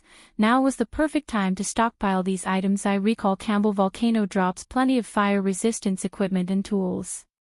It might not be a bad idea to bring Aqua and the others there to grind. Feng could recall quite a few maps in Starmoon Kingdom that were a great source for fire and ice resistance equipment. Among them, Campbell Volcano had the highest drop rates for fire resistance equipment. Campbell Volcano was a level 40 to level 50 map. However, due to its extreme environment, very few players were willing to venture there. However, after the Eclipse Gate had appeared, Campbell Volcano became one of the most popular locations in Starmoon Kingdom. No one had visited that map yet. This was a good chance for him to lead the main force members there to develop the map, since none of the bosses had died yet. Bosses killed for the first time would have doubled their usual drop rates. Moreover, with the strength of Zero Wings' main force, they shouldn't have any issues dealing with a level 50 boss. As for the magic crystals in the Stoneclaw Mountains, they could rely on the guild's elite members to continue that harvest. Before Feng realized it, the advanced horse carriage he rode and had already arrived at the library. The library's entrance was the same as usual, with a group of players bunching around the doors, hoping to gain the favor of an NPC noble and gain entry into the library under everyone's watchful eyes. Feng strode into the library unhampered. When the NPC guards stationed at the entrance saw Feng, they treated him with respect, shocking many of the loitering players. After entering the library, as always, Feng headed towards the Starmoon Hall on the building's top floor. When the two level 300 Tier 3 Red Paladins, who guarded Starmoon Hall's doors, saw Feng approach, they stopped him. Since when did Tier 3 NPCs guard this place? Feng was surprised. Tier 4 NPCs were already overlords in White River City. Some small cities only had Tier 3 NPCs to safeguard them. Yet, now, two such NPCs guarded the Starmoon Hall. This was surprising. Normally, only the palace in Starmoon City warranted such treatment. Without permission, outsiders are not allowed to enter. The level 200 Red Paladin said as they blocked Feng's path with their spears. Suddenly, however, a clear, crisp voice floated out from the hall. Let him in. When the two level 200 Red Paladins heard this, they immediately retrieved their spears and opened the doors, allowing Feng entry. Chapter 756, Fief. Compared to Feng's previous visit, a new, large collection of ancient books filled the Starmoon Hall. Some of these books even radiated mana that could rival Tier 4 magic scrolls. Tier 4 magic scrolls were almost as rare as legendary items in God's domain. Tier 4 magic scrolls had survived since the ancient era. Feng had yet to hear of anyone who could produce Tier 4 magic scrolls. If a book could exude so much mana that it rivaled a Tier 4 magic scroll, one could easily tell that these books were extraordinary. Meanwhile, Charlene, who sat high above the hall, had also changed significantly. Although her level, statistics, and clothing had not undergone any transformations, the pressure she gave off had changed tremendously. She did not have the usual, oppressive aura of a powerhouse. Instead, she felt like the all-encompassing sky. Her presence could be felt from anywhere within the room. Before Feng had approached Charlene, he felt his mind clear far more than ever before. He also noticed that the endless streams of mana in the room were actually moving towards Charlene. It was as if Charlene were God's domain's heart. How could this be possible? Feng was shocked when he arrived before Charlene. Feng had discovered something that shook him to the core. After reaching the Void Realm, he felt his environment as clearly as the palm of his hand. He could sense everything within a fixed radius of himself to an astonishingly accurate degree. Previously, as Charlene had still been outside his range, he had not thought much about not noticing Charlene's energy. Yet, despite standing so close to the woman, he couldn't feel her at all. Before, the two Tier 3 Paladins had clearly been able to feel her presence. Feng doubted that his sense had failed him. Has something happened that has led you to find me so urgently? Charlene, who had been reading a book, asked with great interest as her beautiful eyes turned towards Feng. Lady Charlene, I've collected the immortal souls you requested. Feng displayed the spirit seal imprinted on the back of his right hand. Immortal souls filled the seal to the brim. Oh. Good job. With this many immortal souls, I'll be able to repair the immortal crown quickly. Charlene nodded and tapped her finger in the air. Suddenly, golden divine runes began circling Feng's right hand. Countless golden threads flowed out of the spirit seal, gathering into a ball before flying into Charlene's hand. Since you have completed your quest, I will fulfill my promise as well. Here, this is for you. Charlene waved her hand. In the next moment, a leaf of lambskin parchment appeared in her hand. The parchment then flew towards Feng. The lambskin parchment looked quite ordinary. However, the words on the parchment could tempt any guild in God's domain Starmoon Kingdom's city building order. As long as it was within Starmoon Kingdom's jurisdiction, one could construct their own city with this city building order to a guild. Even a legendary item was not worth as much as this single piece of parchment. Cities were different from towns. In God's domain, cities could be built, whereas towns could not. Meanwhile, captured towns' locations were fixed, but built cities could be chosen casually. One could even build a city in the middle of monsters' territory. A town's maximum population usually ranged between 30,000 to 50,000.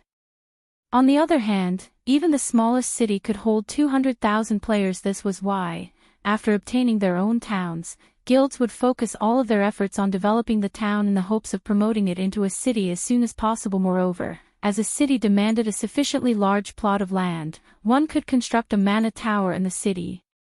With the mana tower, any player residing in the city would enjoy increased stamina and concentration recovery rates. They could even accumulate the double EXP buff. Although the accumulation rate was not as generous as a guild residences, one could still accumulate 10% worth of double EXP buff after 48 hours of rest. Once players reached higher levels, the needed EXP to level up increased tremendously. Currently, level 30 ordinary players required roughly 3 or 4 days to reach the next level. Hence, even a 10% double EXP buff would significantly reduce the time players needed to grind. Aside from improving one's stamina and concentration recovery rates, hotels would also offer the guild residence effect, allowing players to accumulate 20% worth of double EXP buff after 48 hours of rest. Meanwhile, the guild that controlled the city would also see some benefits.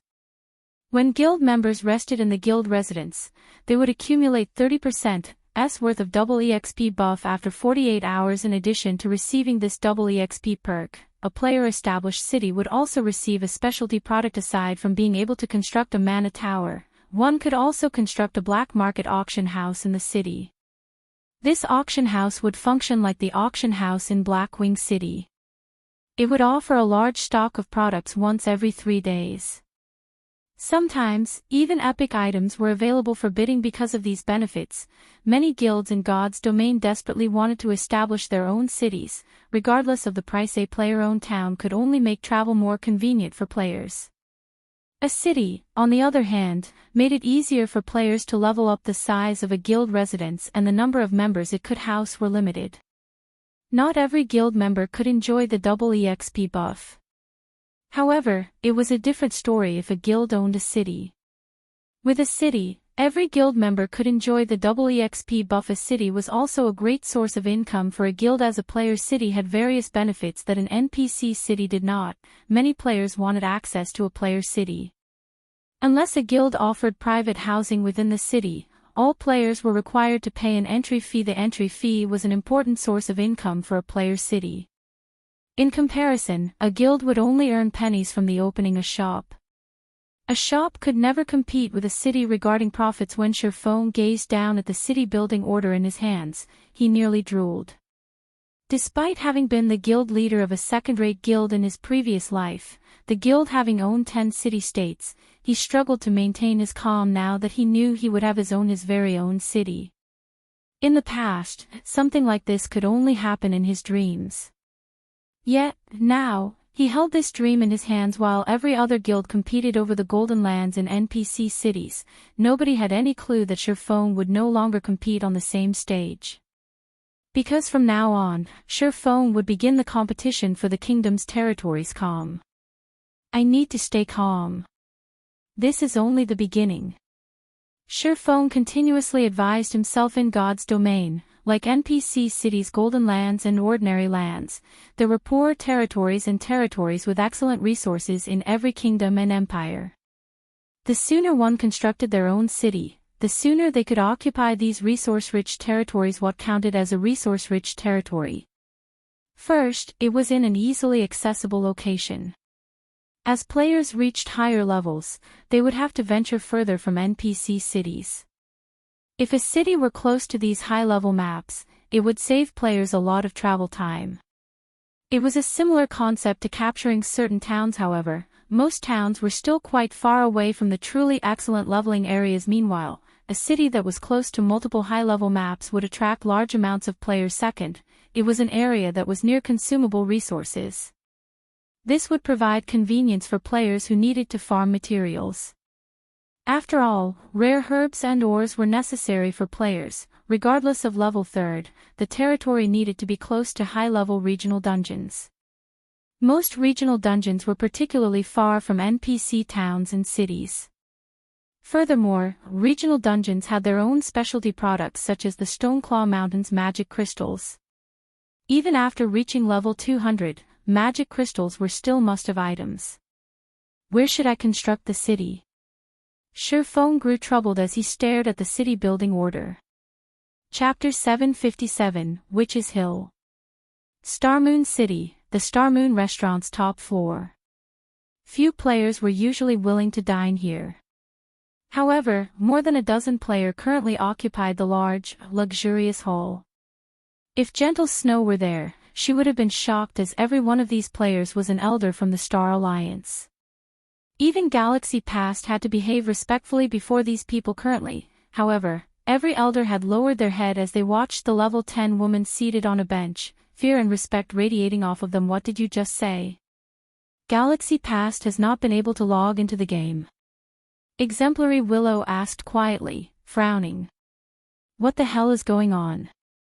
The Star Alliance's elder felt helpless against Exemplary Willow's questioning. After the guild war ended, the guild's upper echelons should have begun working to stabilize the guild. Yet, for some reason, the majority of the guild's upper echelons, who had participated in the war, could not log into God's domain based on the main God system's notification. These people were locked out of the game for around 2 or 3 days. Some were even barred from entering the game for up to 4 days time.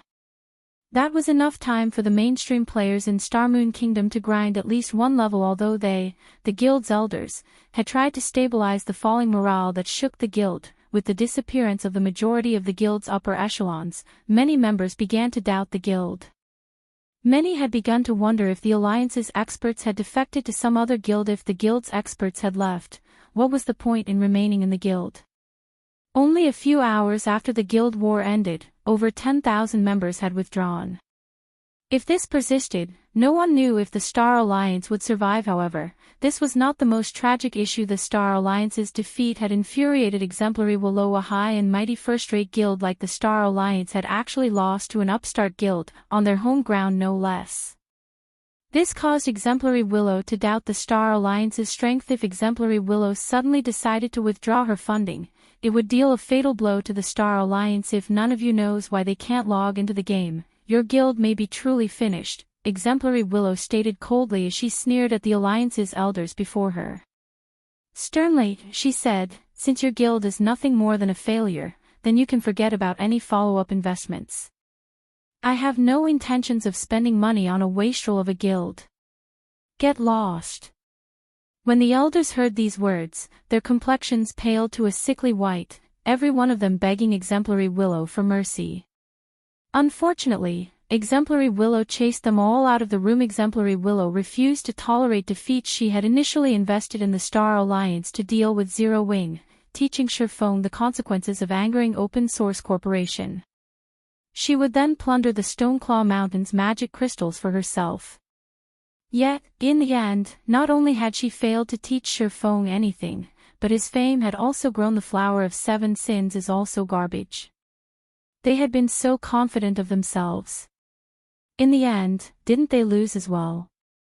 Fortunately, I only promised them 1/3 of the Stoneclaw Mountain's magic crystals and did not have to pay much, Exemplary Willow muttered as she glanced through Starmoon Kingdom's official forums. Her mood soured as she saw the many discussion threads relating to Black Flame. In the end, it seems that I'll have to use my own power to resolve this matter.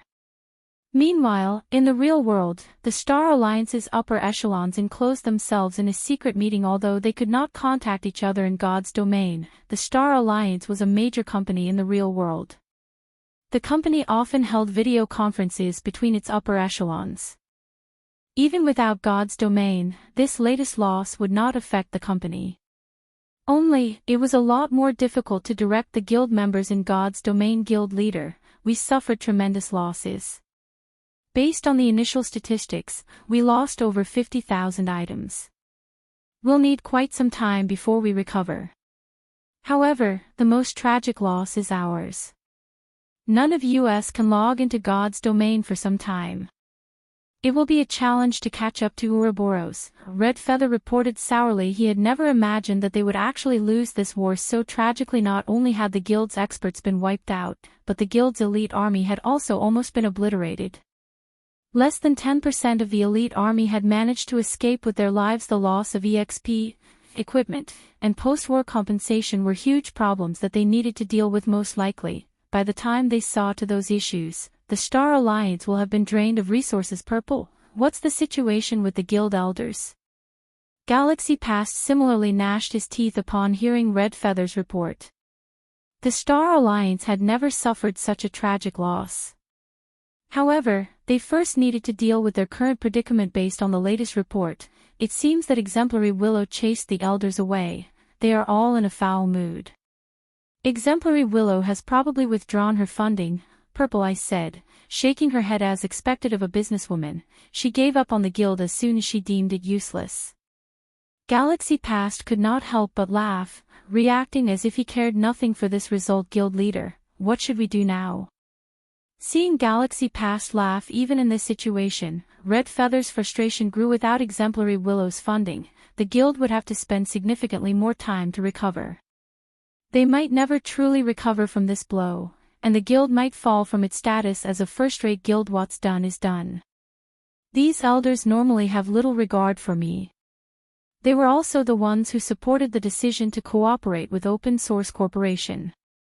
Now that OSC has withdrawn its funding, it is about time for these elders to leave the Star Alliance. Galaxy Past sneered. When Exemplary Willow had first approached them, he had strongly opposed the idea of cooperating with Open Source Corporation. He had not believed that Black Flame was as much as a fool as the OSC thought. However, with the guild elders supporting the decision so strongly, his opposition had been futile. Now that the Alliance had lost the guild war, all of the blame could be pushed onto these elders. He could also utilize the board of directors to expel them from the Star Alliance. This way, he would become the guild's true ruler, not just in name. In the future, he would have a much easier time taking action. Meanwhile, in God's domain's White River City. After Feng bade Charlene farewell, he took a horse carriage to White River City Hall. Feng was all too familiar with Starmoon Kingdom. He knew of multiple locations which fulfilled 2 or even all 3 conditions for a resource-rich territory. However, players could not reach these locations yet. If he constructed a city in a very high-level location, the city would not be nearly as attractive to players. Although building a city in a level 100 map might be attractive towards players in the future, to current players, this city would be useless without a large player population. The city's development would be slow. The city's construction was not a small issue, either. The demand of manpower and resources could not compare to a town's. It would be a severe waste if he invested a large amount of resources in something that would not yield any immediate profits. Moreover, Feng's goal of constructing a city was to earn money. He could not waste large sums of money on a useless city. It seems that the Witch's Hill is my only choice. After considering his options, Feng decided that the Witch's Hill was the most profitable location right now. While Feng's mind wandered, the advanced horse carriage arrived before the city hall. Chapter 758, Building a City. The instant Feng stepped out of the advanced carriage, he attracted a lot of attention like someone driving a luxury car in the city. Wow! That guy's rich. He seems to be someone from Zero Wing. It's no wonder he's so rich. I know, right? Zero Wing receives so many advanced quests every day. Even the guild's normal members have the chance to snag one for themselves. On the other hand, our guild only receives a few advanced quests each day, and the guild's upper echelons have priority on them, leaving very few for anyone else. Even elite members have a hard time obtaining one. Although I'm an elite member, I have only accepted 2 advanced guild quests so far. Those were good times. I earned over a dozen silvers a day during those days. Indeed. One of my friend's friend is an elite member in Zero Wing, and he says that Zero Wing's elite members can accept an advanced guild quest once every 2 or 3 days, while normal members can pick one up once every 5 or 6 days. Envy filled these players' voices as they spoke about Zero Wing. It cost 1 silver to ride an ordinary carriage and 3 silver to ride an advanced carriage. To them, even riding an ordinary carriage was a luxury. They would rather run to their destination than spend so much. Feng could not help but shake his head at this sight. He had never imagined that he would be envied for riding a carriage while the majority of the players in God's domain still strive to earn a single silver coin. Even a gold coin was of little use to Feng anymore. He was more concerned about time than he was about spending a few silvers at this point. The towering city hall bustled with noise regarding both reputation and coins. The various large guilds had accumulated a certain stock after playing God's domain for so long. Naturally, more people would be attempting to purchase the city's lands. However, most purchased ordinary lands, as the golden lands and lands in the central district were not easily affordable. Hello, sir. How may I be of service to you today? A beautiful female employee approached Feng and asked, I wish to construct a city. Feng said, please, follow me. The NPC receptionist smiled as she led Feng to a VIP reception room. Whether it was establishing a town or a city, players needed to begin the relevant procedures in an NPC city. May I know if you have a city building order? The NPC receptionist asked politely. Feng retrieved the Starmoon Kingdom city building order Charlene had given him. The lambskin parchment was worth over 1,000,000 gold. Very good, sir. May I know where do you wish to establish your city so that I can quote you a price? The NPC receptionist said as she took out a magic scroll, unfurling it on the table. This magic scroll displayed a map of Starmoon Kingdom. Compared to the system map players had, this map was far more detailed. The Witch's Hill, Feng said as he tapped a spot in the southwestern corner.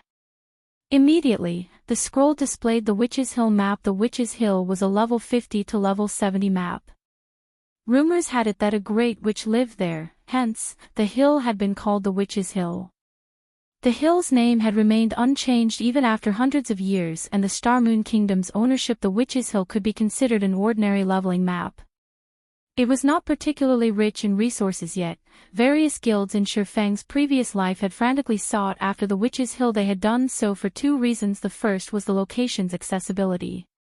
The Witch's Hill bumped up against 2 resource-rich maps, Shadow Forest, a level 80 to 100 map, and Ruins of Argon, a level 60 to 75 map. Of these 2 locations, one produced rare herbs, while the other housed a Hell Mode regional dungeon. The Witch's Hill's secret was the second reason. This secret of the Witch's Hill had only been discovered after the mainstream players had reached level 100.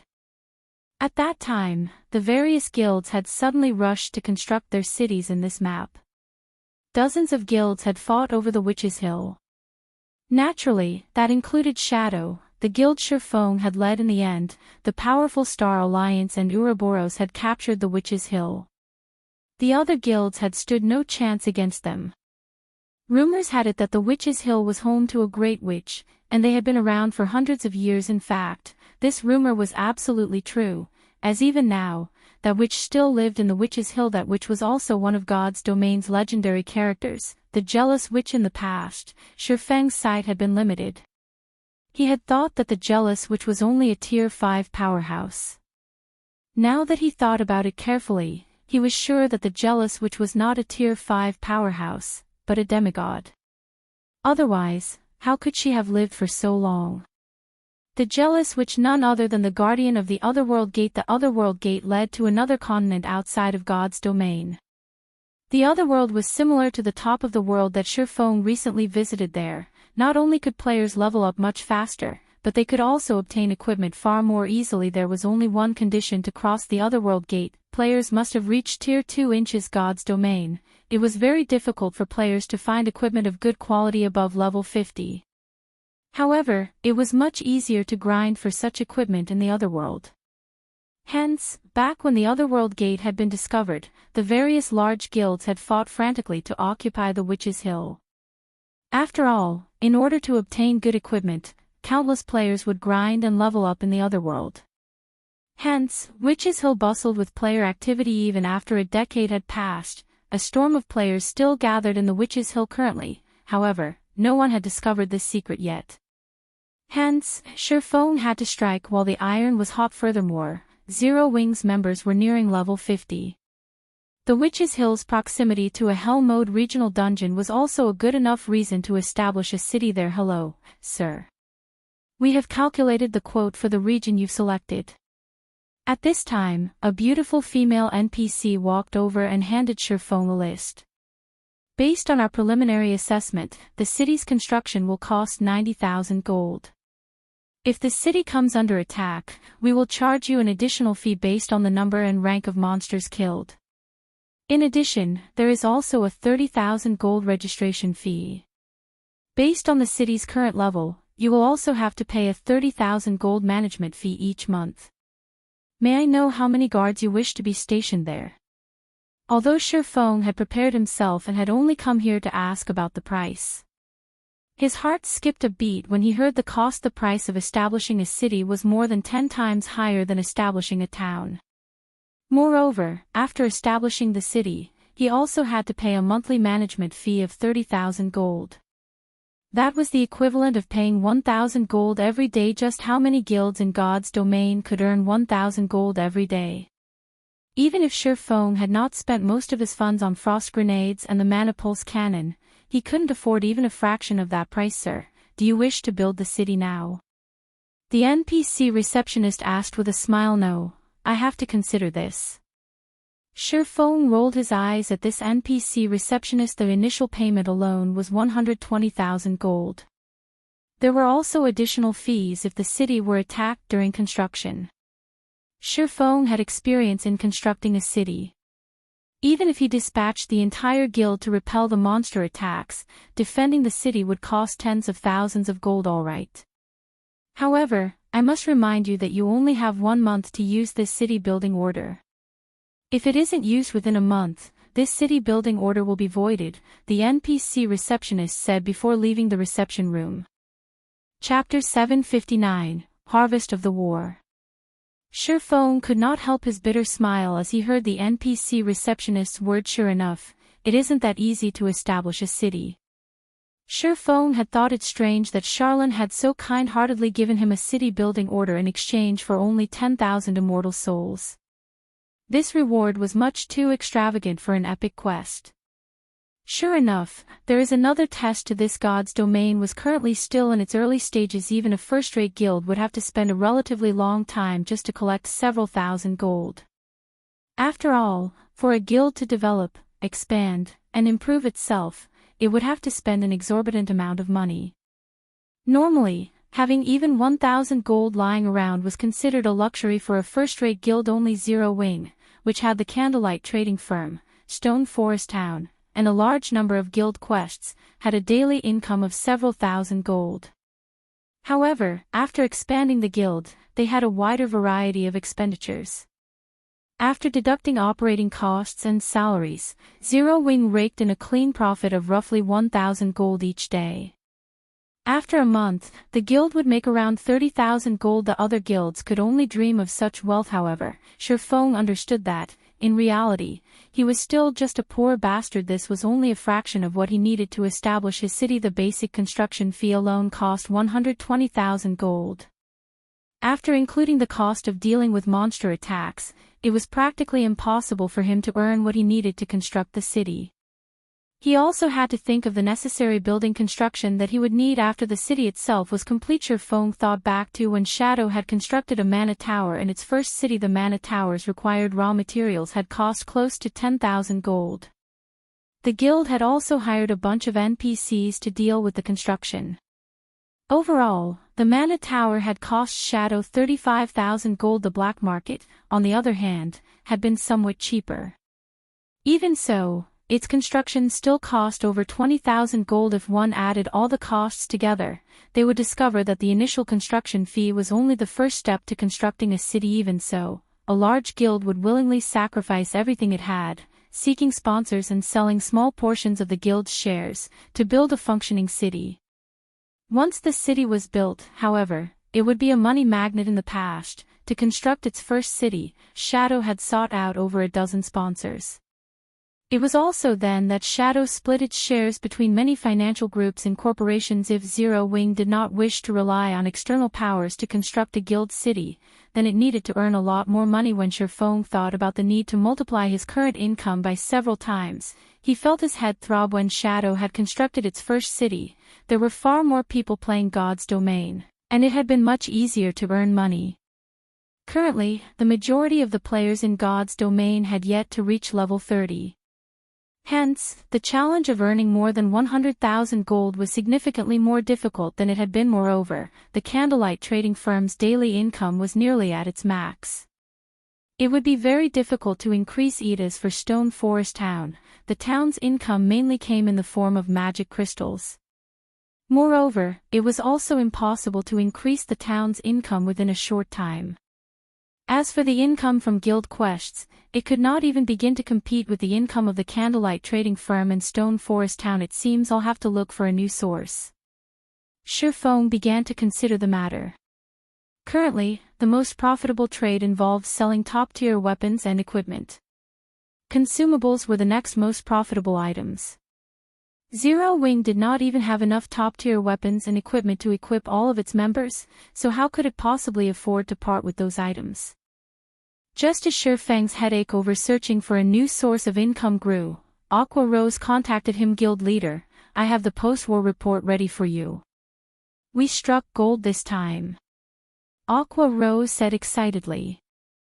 After deducting the compensation and rewards for our guild members, we obtained 18,456 pieces of level 25 mysterious iron equipment, 3,187 pieces of level 25 secret silver equipment, 549 pieces of level 25 fine gold equipment, 84 pieces of level 25 dark gold equipment, 1,427 pieces of level 30 mysterious iron equipment, 241 pieces of level 30 secret silver equipment, 53 pieces of level 30 fine gold equipment, and 4 pieces of level 30 dark gold equipment.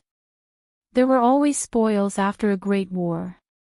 However, Feng had never imagined that they would enjoy such a bountiful harvest. This was all net income. With this equipment enriching the guild warehouse, they could increase Zero Wing's strength by a large margin. If they had purchased all of this equipment, they would have had to spend over 50,000 gold. With this equipment and the equipment we already had in the guild warehouse, we will have no problems expanding the guild by another 30,000 to 50,000 members.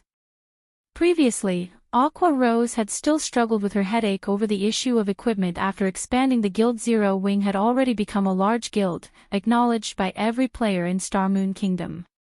Its fame had even surpassed the Star Alliance and Ouroboros.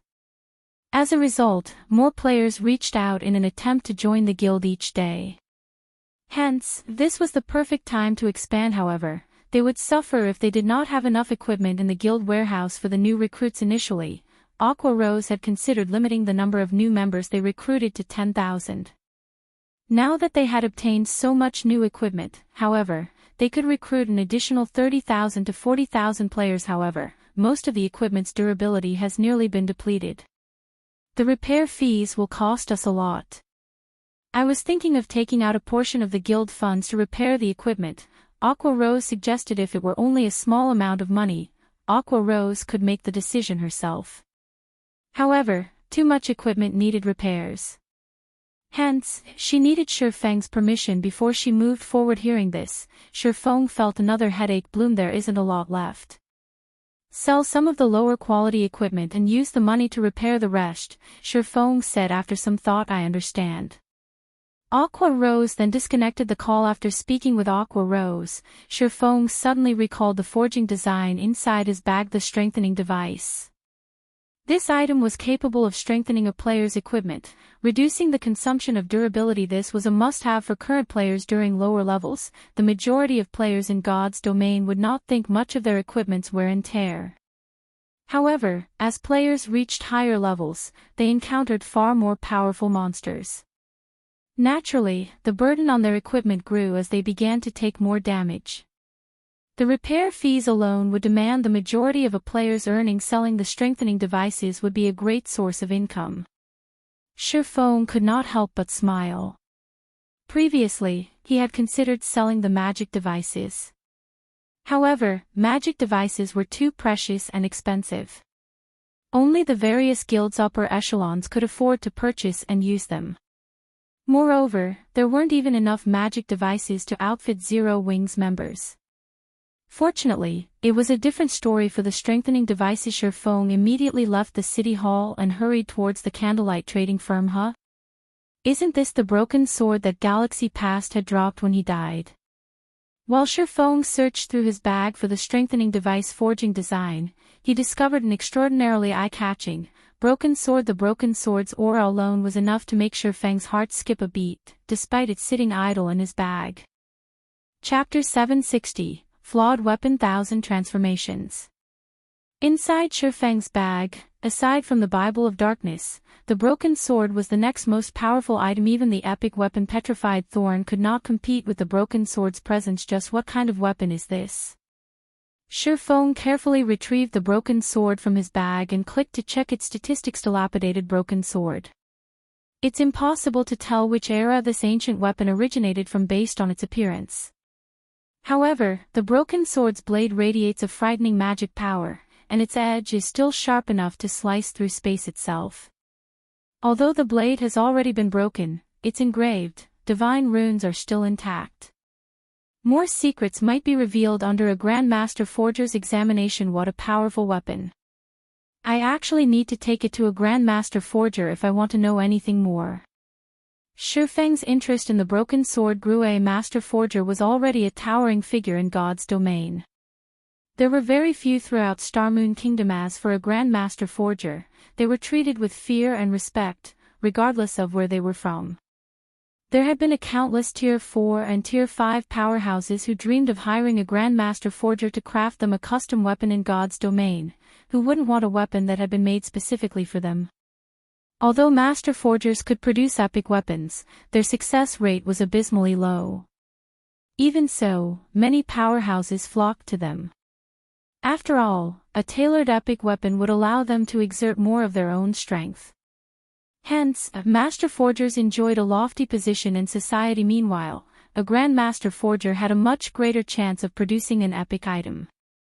They even had some chance of producing a legendary item. In terms of status, Master Forgers could not compete with them at all. I want to see just what this broken sword's true identity is. Saying so, Feng activated Omniscient Eyes to appraise the broken sword. After a full 30 seconds, Omniscient Eyes finally finished appraising the broken sword. 1000 transformations. 65th of God's Domain's 108 Flawed Weapons. However, due to the sword's broken blade, it is now no more than scrap metal. Fortunately, the blade's divine runes remain nearly intact. The sword can be remolded and repaired using 100 mana stones. So, this is the rumored Flawed Weapon 1000 transformations. In the past, Feng had only heard about this short sword throughout God's domain. There were a total of 36 famed swords and 108 flawed weapons. Famed smiths and craftsmen forgers had crafted everyone, and they were all peerless weapons. Legendary figures had once used the 36 famed swords. The flawed weapons, on the other hand, were different. Although the legendary figures of the past had never wielded any of these weapons, they were something far beyond ordinary epic weapons. After all, the flawed weapons were the results of famed smiths and craftsmen forgers' failed attempts to forge legendary weapons. A weapon produced with the same materials as a legendary weapon was naturally not something ordinary epic weapons could compare to. Meanwhile, the 1000 transformations had been made vastly famous by a player in Feng's previous life in the past. a Tier 6 assassin god had wielded the 1,000 transformations and had claimed countless expert lives with the blade. Among those experts, even the era's apex experts had died to the blade. This was precisely the reason that Assassin had become one of God's domain's solo players that others feared and respected. Meanwhile, that Assassin's name had been Feather. Although his ID was ordinary, nobody dared to show him disrespect in the past. A few people with too much time on their hands had compiled a list of God's domain's solo players that one should avoid provoking. Among them, the top 10 were known as the 10 great solo players. One of these 10 great solo players had been the cleric god Violet Cloud. However, Violet Cloud had merely ranked 8th on the list, whereas the assassin god Feather had ranked 3rd. Feng had never imagined that he would obtain Feather's weapon. Although 100 mana stones is a steep price, owning a flawed weapon will be a worthwhile trade. Feng inwardly smiled. For most, obtaining 1 mana stone was an extremely difficult endeavor. To Feng, however, there was no challenge to it at all. He only needed enough magic crystals to synthesize immediately. Feng contacted Melancholic Smile and Fire Dance. He had Melancholic Smile retrieve 10,000 magic crystals and instructed Fire Dance wait for him at the candlelight trading firm. An hour later, Feng arrived. Both Fire Dance and Melancholic Smile had waited patiently in his special forging room. Guild leader, those are the 10,000 magic crystals you've asked for, Melancholic Smile said as she pointed towards the magic crystals carefully stacked on the table. If other guilds realized that Zero Wing could easily take out 10,000 magic crystals, they might bang their heads against a wall in frustration. Feng nodded. 10,000 magic crystals should be just enough to synthesize 100 mana stones. If converted to coins, 100 mana stones was worth far more than an epic weapon. However, anyone would be willing to trade 100 mana stones for a flawed weapon. Guild leader, why have you called me here? Fire Dance asked softly. Although she was thrilled that Feng had called for her, she was not a forger. She was only apt at fighting. She could not help the candlelight trading firm. What do you think about this weapon? Feng retrieved the petrified thorn from his bag and handed it to Fire Dance. After receiving the weapon, Fire Dance checked its statistics and was stunned. An epic weapon. Fire Dance could not believe her eyes. The true fire blades were top tier, even among dark gold weapons. Compared to the petrified thorn, however, they were no different than trashies. This weapon is for you. I hope you use it well, Feng said. He could not help but smile as he watched Fire Dance's excitement. However, this is only one of the 2 I've prepared for you. You'll have to wait a while for the second. Another one. Fire Dance was nearly dying with excitement after receiving an epic weapon. Yet, now, Feng was actually going to give her a second one. Fire Dance had even wondered if she had misheard him. It wasn't just Fire Dance, but Melancholic Smile, who stood beside her, was similarly shocked. Until now, although she had heard about the various large guilds accumulating quite a stock of top-tier dark gold weapons, she had yet to hear anything regarding the rumored epic weapons. One could just imagine how rare epic weapons were, yet Feng could hand out 2 such weapons so casually. Moreover, both were meant for assassins. It was simply inconceivable. Melancholic, take this design and learn it. Use as many materials in the warehouse as you need. If there are not enough, have Aqua Rose try to obtain more. Produce as many as you can. Feng then handed the strengthening device forging design to Melancholic Smile. Although forging the strengthening device was particularly difficult, Melancholic Smile was an intermediate forger. With a little practice, she should have a relatively high success rate. Feng did not have the time to forge the items himself. Of course, Melancholic Smile's eyes shone after she examined the design. Nothing interested a forger more than forging designs. It was especially true for advanced forging designs. Compared to epic weapons, the strengthening device forging design was far more attractive to Melancholic Smile. Moreover, the strengthening device's effect was astounding. It would significantly reduce equipment's durability consumption. Unlike the advanced whetstones, the demand for this item on the market would be immense. Advanced whetstones had already saturated the market, and many guilds could produce their own. On the other hand, the strengthening device would be unique to the candlelight trading firm. It would become a hot-selling item, no matter where they sold it. After Feng finished directing the women, Melancholic Smile rushed back to her own special forging room to research the strengthening device, production method, leaving Fire Dance and Feng behind. Chapter 761, Visit from Various Parties. In the spacious special forging room, Feng carefully took out the Philosopher's Stone and placed it on the stone table. He then began his alchemical synthesis. Hopefully, 10,000 magic crystals will be enough. Feng still felt a slight sting. He saw the synthesis success rate of 50% during the war in the Stoneclaw Mountains.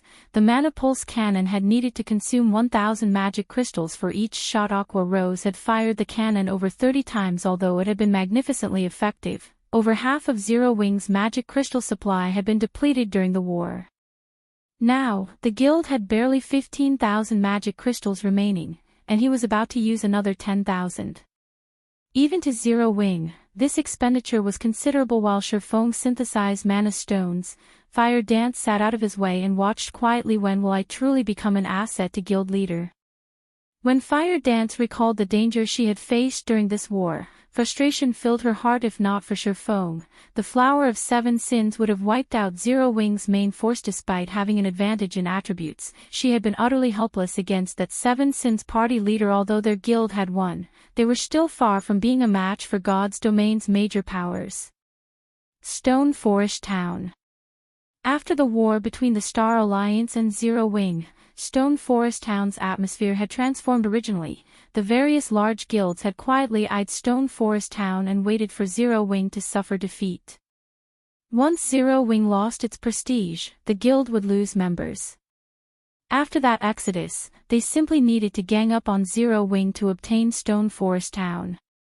However, their plans had vanished into thin air when the Star Alliance had been defeated. Moreover, they had finally seen Zero Wing's true strength. The Star Alliance had suffered over 50,000 casualties. The various guilds shared a similar death count. In total, the Star Alliance and the various large guilds had lost over 100,000 elite players. In contrast, Zero Wing had only lost 4,128 members, while Ouroboros had only lost close to 30,000 members. Based on the death counts of either side, Zero Wing's power was apparent. Despite only dispatching an army of 10,000 elite players, Zero Wing had defeated an enemy several times its size. Meanwhile, Zero Wing had over 20,000 elite members in its midst. With such strength, what guild in Starmoon Kingdom would dare to challenge Zero Wing? The Star Alliance's fate served as the best example. After the Star Alliance had been defeated, several thousand members had withdrawn from the guild within an hour. Moreover, due to the disappearance of the upper echelons, despite the guild elders' attempts to stabilize the situation, over 30,000 players had left the Star Alliance. As time passed, this number would only increase. Making a rough estimate, the various large guilds guessed that the Star Alliance had lost at least 20 to 30% of its members from just this single war.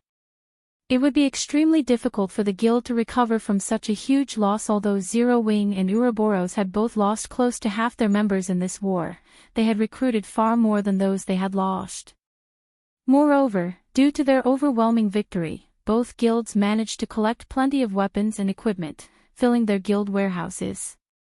Not only had the guild's prestige grown after this war, but they had also increased their overall strengths. Many of the other guilds grew envious of this situation as a result of this war. Ouroboros had also replaced the Star Alliance as Starmoon City's overlord, becoming the city's #1 guild. One was the #1 guild of Starmoon City, while the other was the #1 guild of White River City. With these guilds working together, who would dare attack Stone Forest Town? On the contrary, now that Zero Wing had already taken care of its main enemy, it shifted its concentration towards the other guilds that plotted against it. For a time, the various large guilds that had joined hands with the Star Alliance felt an impending doom. None of them knew what Zero Wing would do next. Even if Zero Wing joined hands with Ouroboros and laid claim over the Stoneclaw Mountains, none of the other guilds could do anything about it. The Stoneclaw Mountains had become an important source of magic crystals for the various guilds. If they were banished from Stone Forest Town, their harvest would be limited.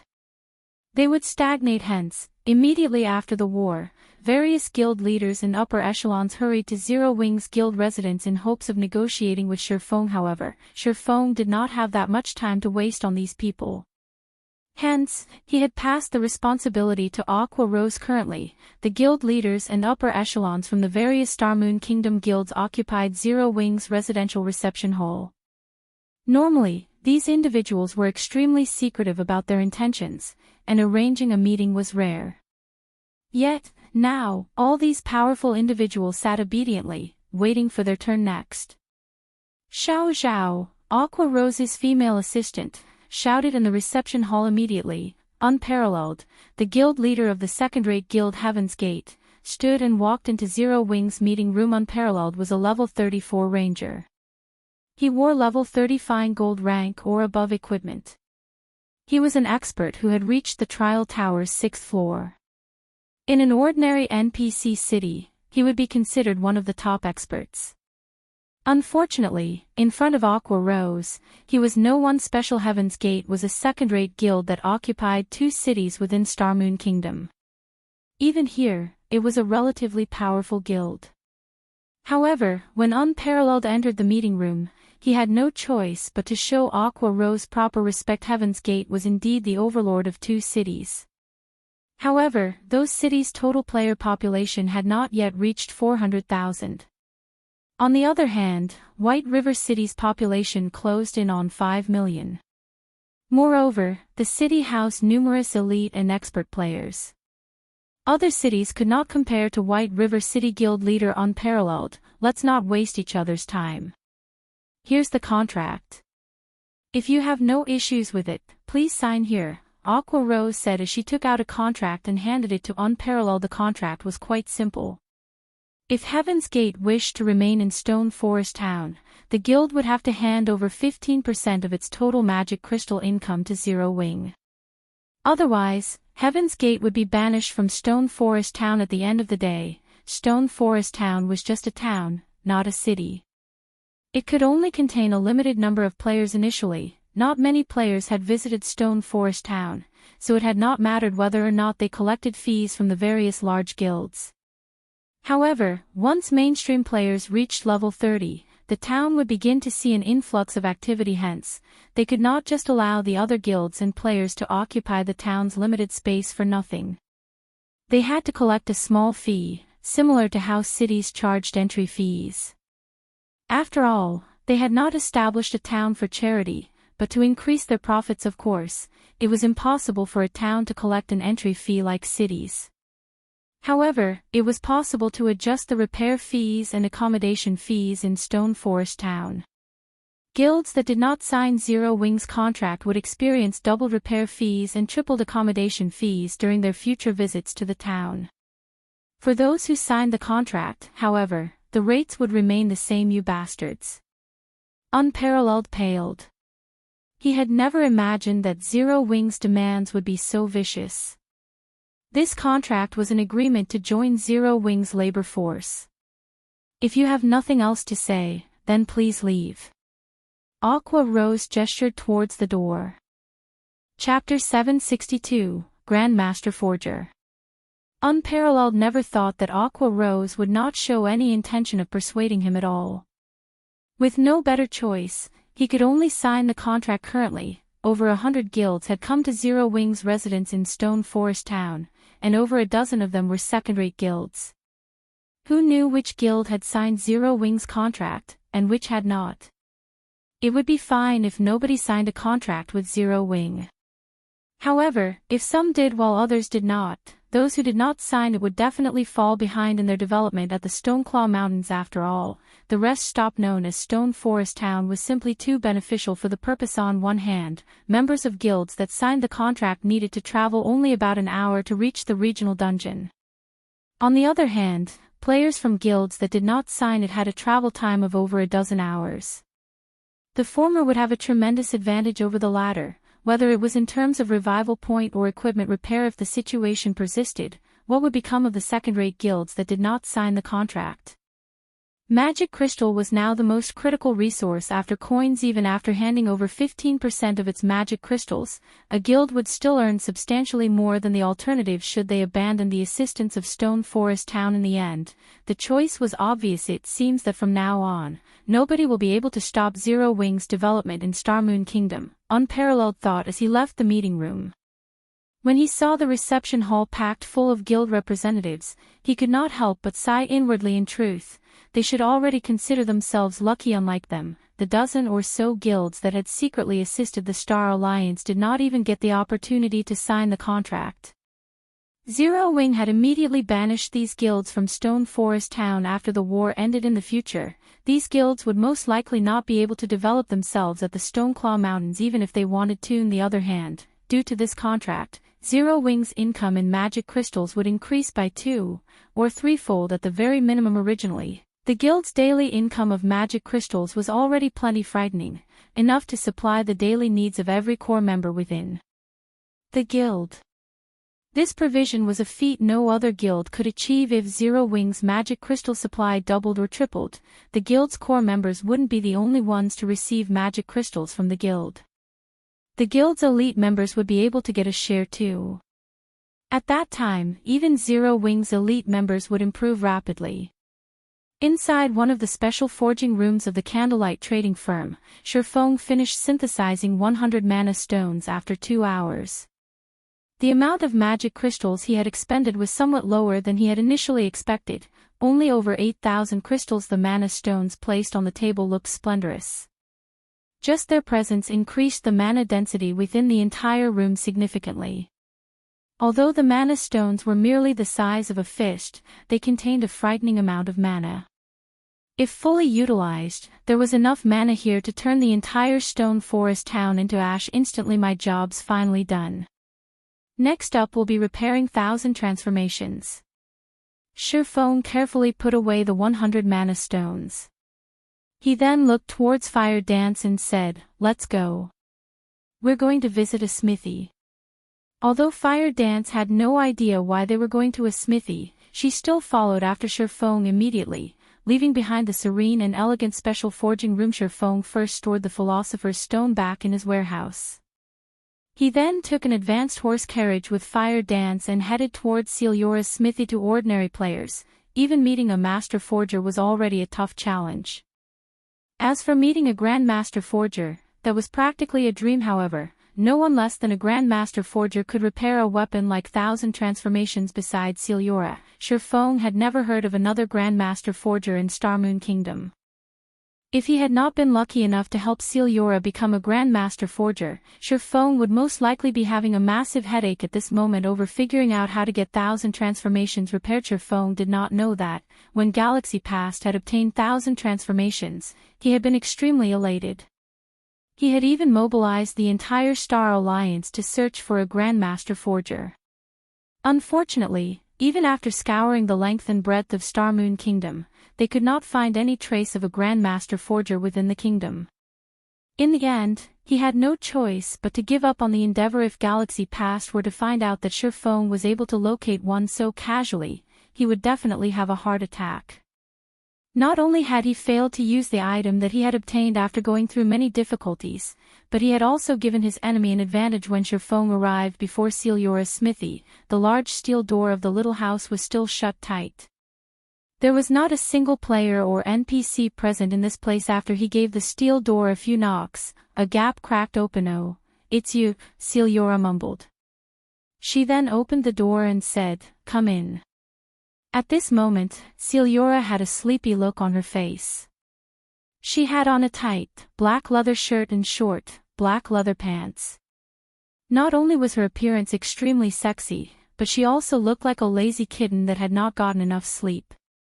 To the ordinary male, her demeanor was pure temptation. Even Fire Dance was mesmerized by Ciliora, her eyes fixed on the Grandmaster forger's body. Fire Dance. Fire Dance. After entering the house, Feng discovered that Fire Dance still hadn't moved. And even after he called out to her twice, she remained dazed. Feng could not help but shake his head and laugh at this scene. Ciliora was a rose in the forging world. A countless number of young males had tried courting her before, including the prince of an empire.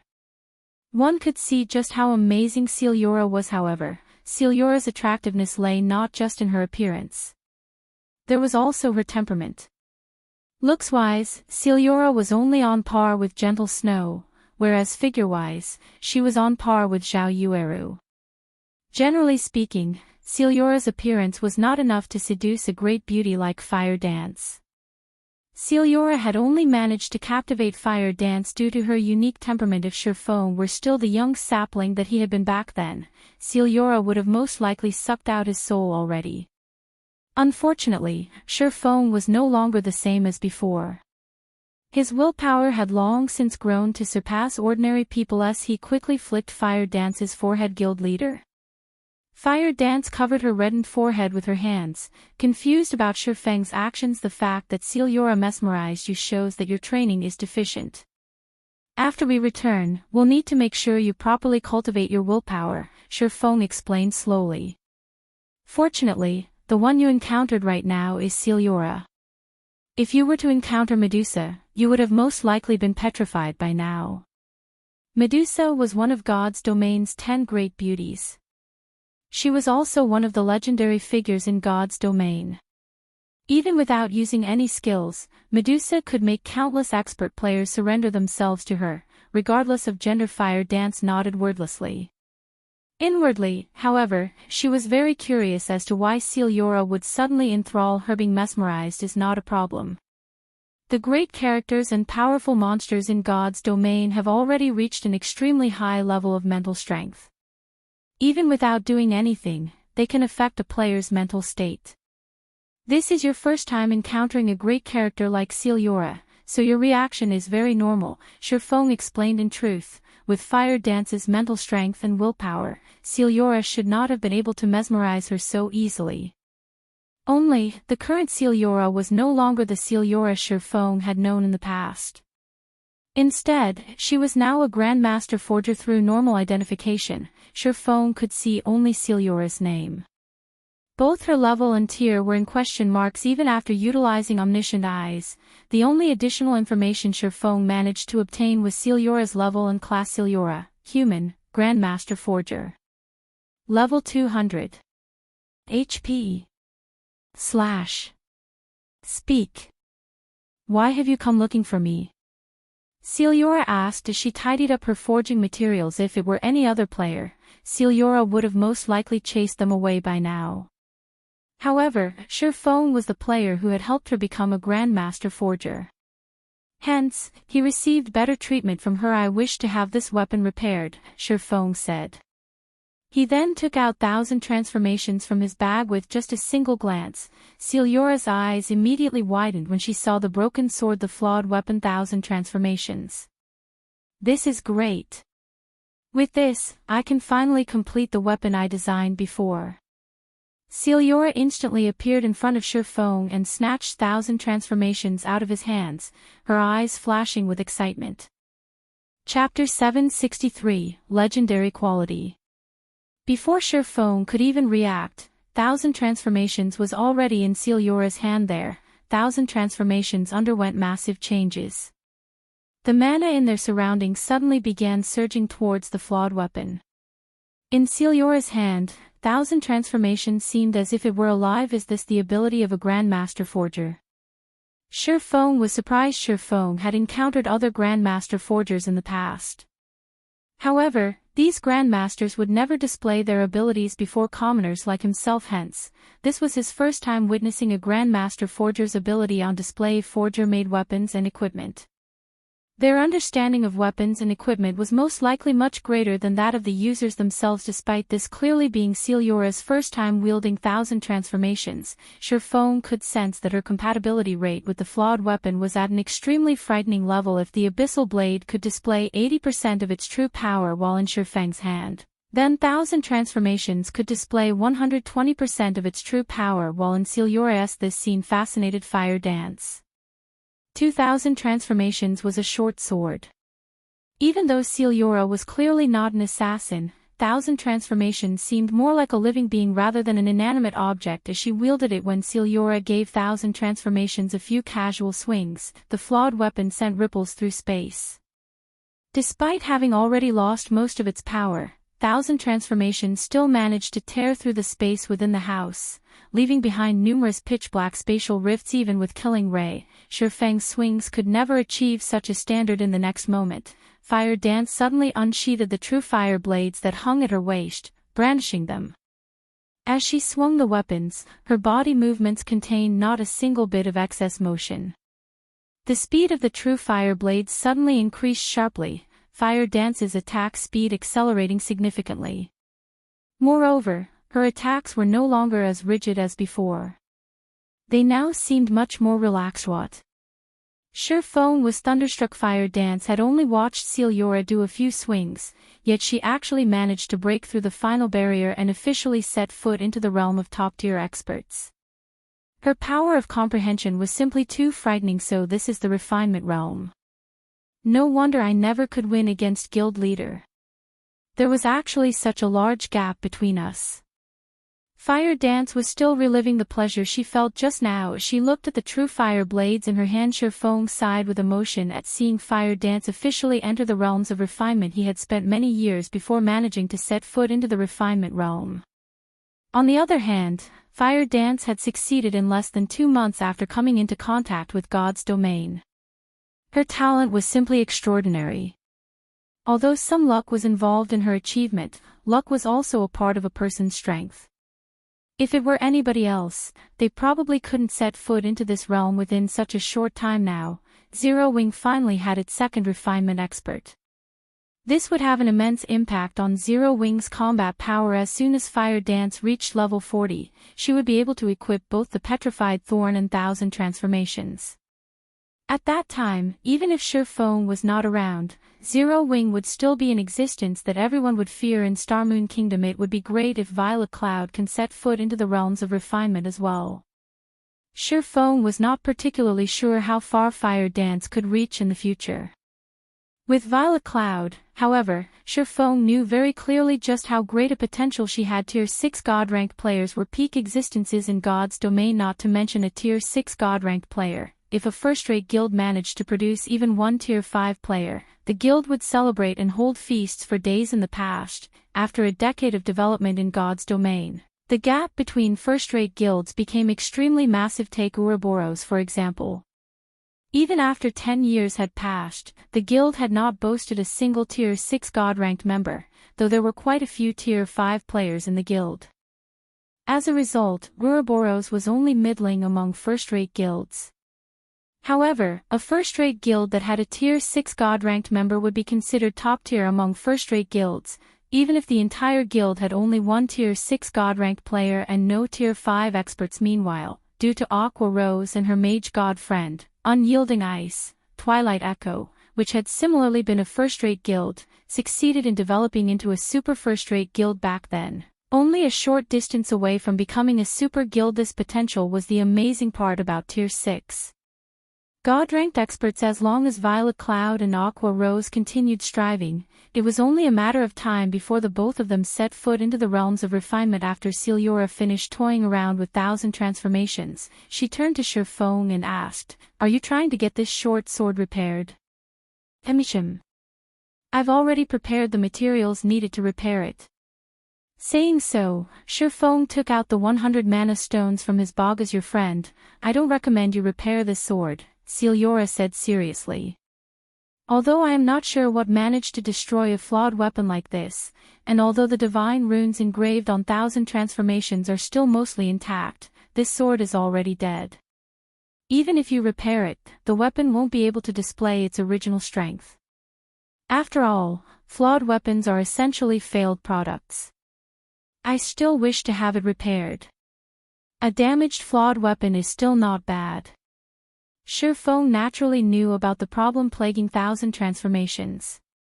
This problem was the reason why Feather had switched out Thousand Transformations for a better weapon back then.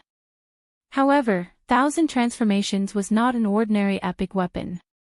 Even if it could not recover its peak state, it would still be significantly stronger than an ordinary epic weapon. I am not finished speaking. If you were to bring this thing to anybody else, they would repair 1,000 transformations and leave you with a barely usable weapon at most. However, after researching the broken steel set equipment forging design you left with me last time, I received plenty of inspiration and produced several weapons, gaining tremendous experience. The famed smith that made 1,000 transformations originally intended it to be a legendary weapon. However, due to some error in the forging process, the final result was unsatisfactory. Even so, the raw materials used to make 1,000 transformations were extremely precious legendary ranked materials. As long as I recast it, it might end up becoming a true legendary weapon, Feng said proudly. Recast into a legendary weapon. Feng was stunned. He never imagined that Feng actually possessed such remarkable capabilities. Legendary weapons were weapons that only famed smiths and craftsmen forgers could produce. The probability of a Grandmaster forger producing one was abysmally low. After playing God's Domain for over a decade, Feng had never once heard of a Grandmaster forger successfully producing a legendary weapon. That's right. Of course, there are some risks as well. If the recasting fails, the weapon will naturally end up scrapped, Feng said sternly. What is the success rate? Feng asked him. Roughly 20%. How about it? Pretty high, right? An epic weapon has a 20% chance to become a legendary weapon. This is a trade that you'll never be able to find anywhere else, Feng said as she puffed her chest out proudly. I'll stick with repairing it, Feng said definitively. What a joke. Only a 20% chance of success meant an 80% chance of failure. If it were 3 or 5 years later, not to mention 20%, even if there was only a 5% chance, he would willingly take the gamble. Now, however, he could not afford to do so currently. The value of an epic weapon was in no way inferior to a legendary weapon. How could he possibly let Feng turn one into scrap metal? Chapter 764, Epic Hidden Quest. Don't be in such a rush. I'm still not done speaking. Feng wagged her finger at Feng as if she'd guessed his thoughts. Laughing softly, she added, although there is only a 20% chance for it to become a legendary weapon, that doesn't mean that the other 80% will be a failure. What do you mean? Feng asked uncertainly. Fire Dance didn't understand Feng's words. Either Ivy already said that the materials used to produce 1,000 transformations are very high quality, but because of some small defects, it did not become a legendary weapon. If I recast it, then there is a 20% chance it will evolve into a legendary weapon, as well as a 50% chance it will become a fragmented legendary weapon but never an actual legendary weapon. As for the remaining 30%, the recasting will end up a complete failure, and 1,000 transformations will turn into scrap metal, Feng explained slowly. Now you should understand what I'm trying to say, right? Are you sure you are fine with just repairing it? Feng and Fire Dance were both stunned for a long time. Really? Feng sought further confirmation, thinking that he had heard wrong earlier. Not to mention upgrading 1,000 transformations into a legendary weapon, just turning it into a fragmented legendary weapon was already an unbelievable notion. Currently, the various large guilds and major powers in God's Domain were frantically searching for traces of epic weapons. Who knew whether they could even obtain one? Fragmented legendary items were practically godly weapons to players right now. It was just like the Heavenly Dragon's Breath he had obtained, which could raise his personal combat power by a large margin. However, the Heavenly Dragon's Breath was only a ring. If it were a weapon, the improvement it could bring him would be dreadfully high. Legendary items could give players the ability to challenge opponents of a higher tier.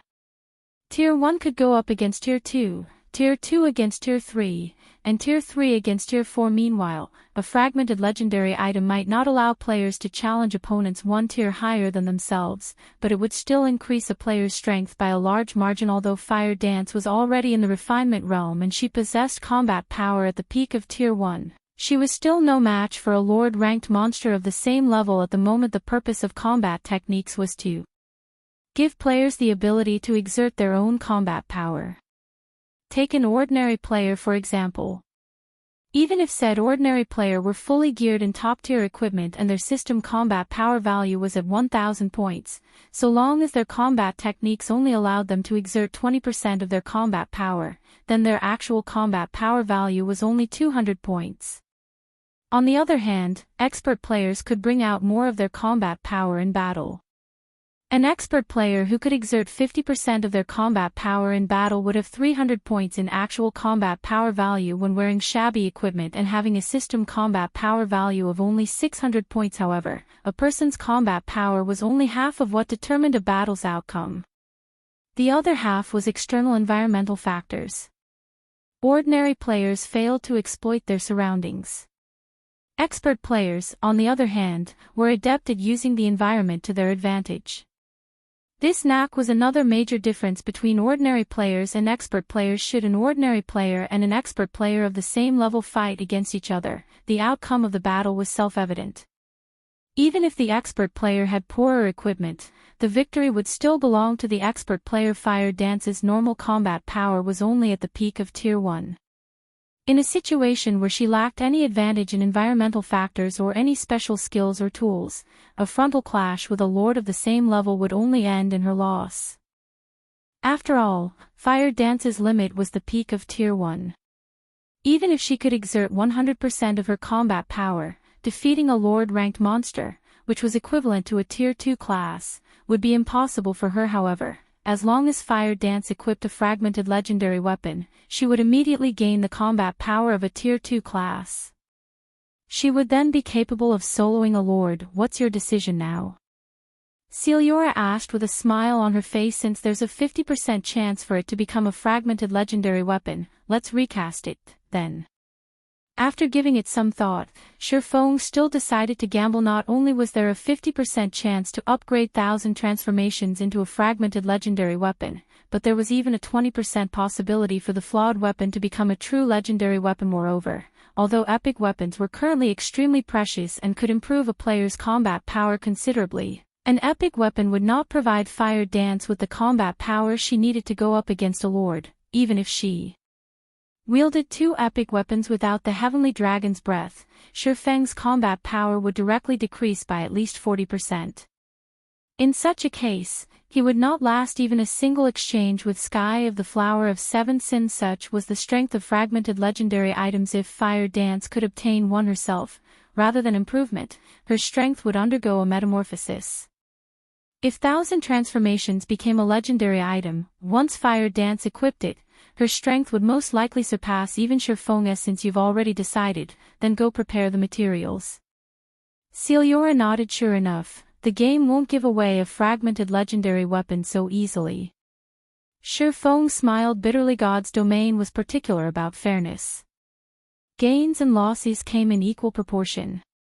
No matter how Feng thought about it, it was simply impossible for him to turn the broken sword he had casually picked up into a fragmented legendary weapon for no cost whatsoever. The mana stones should be sufficient already. However, it is extremely difficult to melt down legendary ranked materials.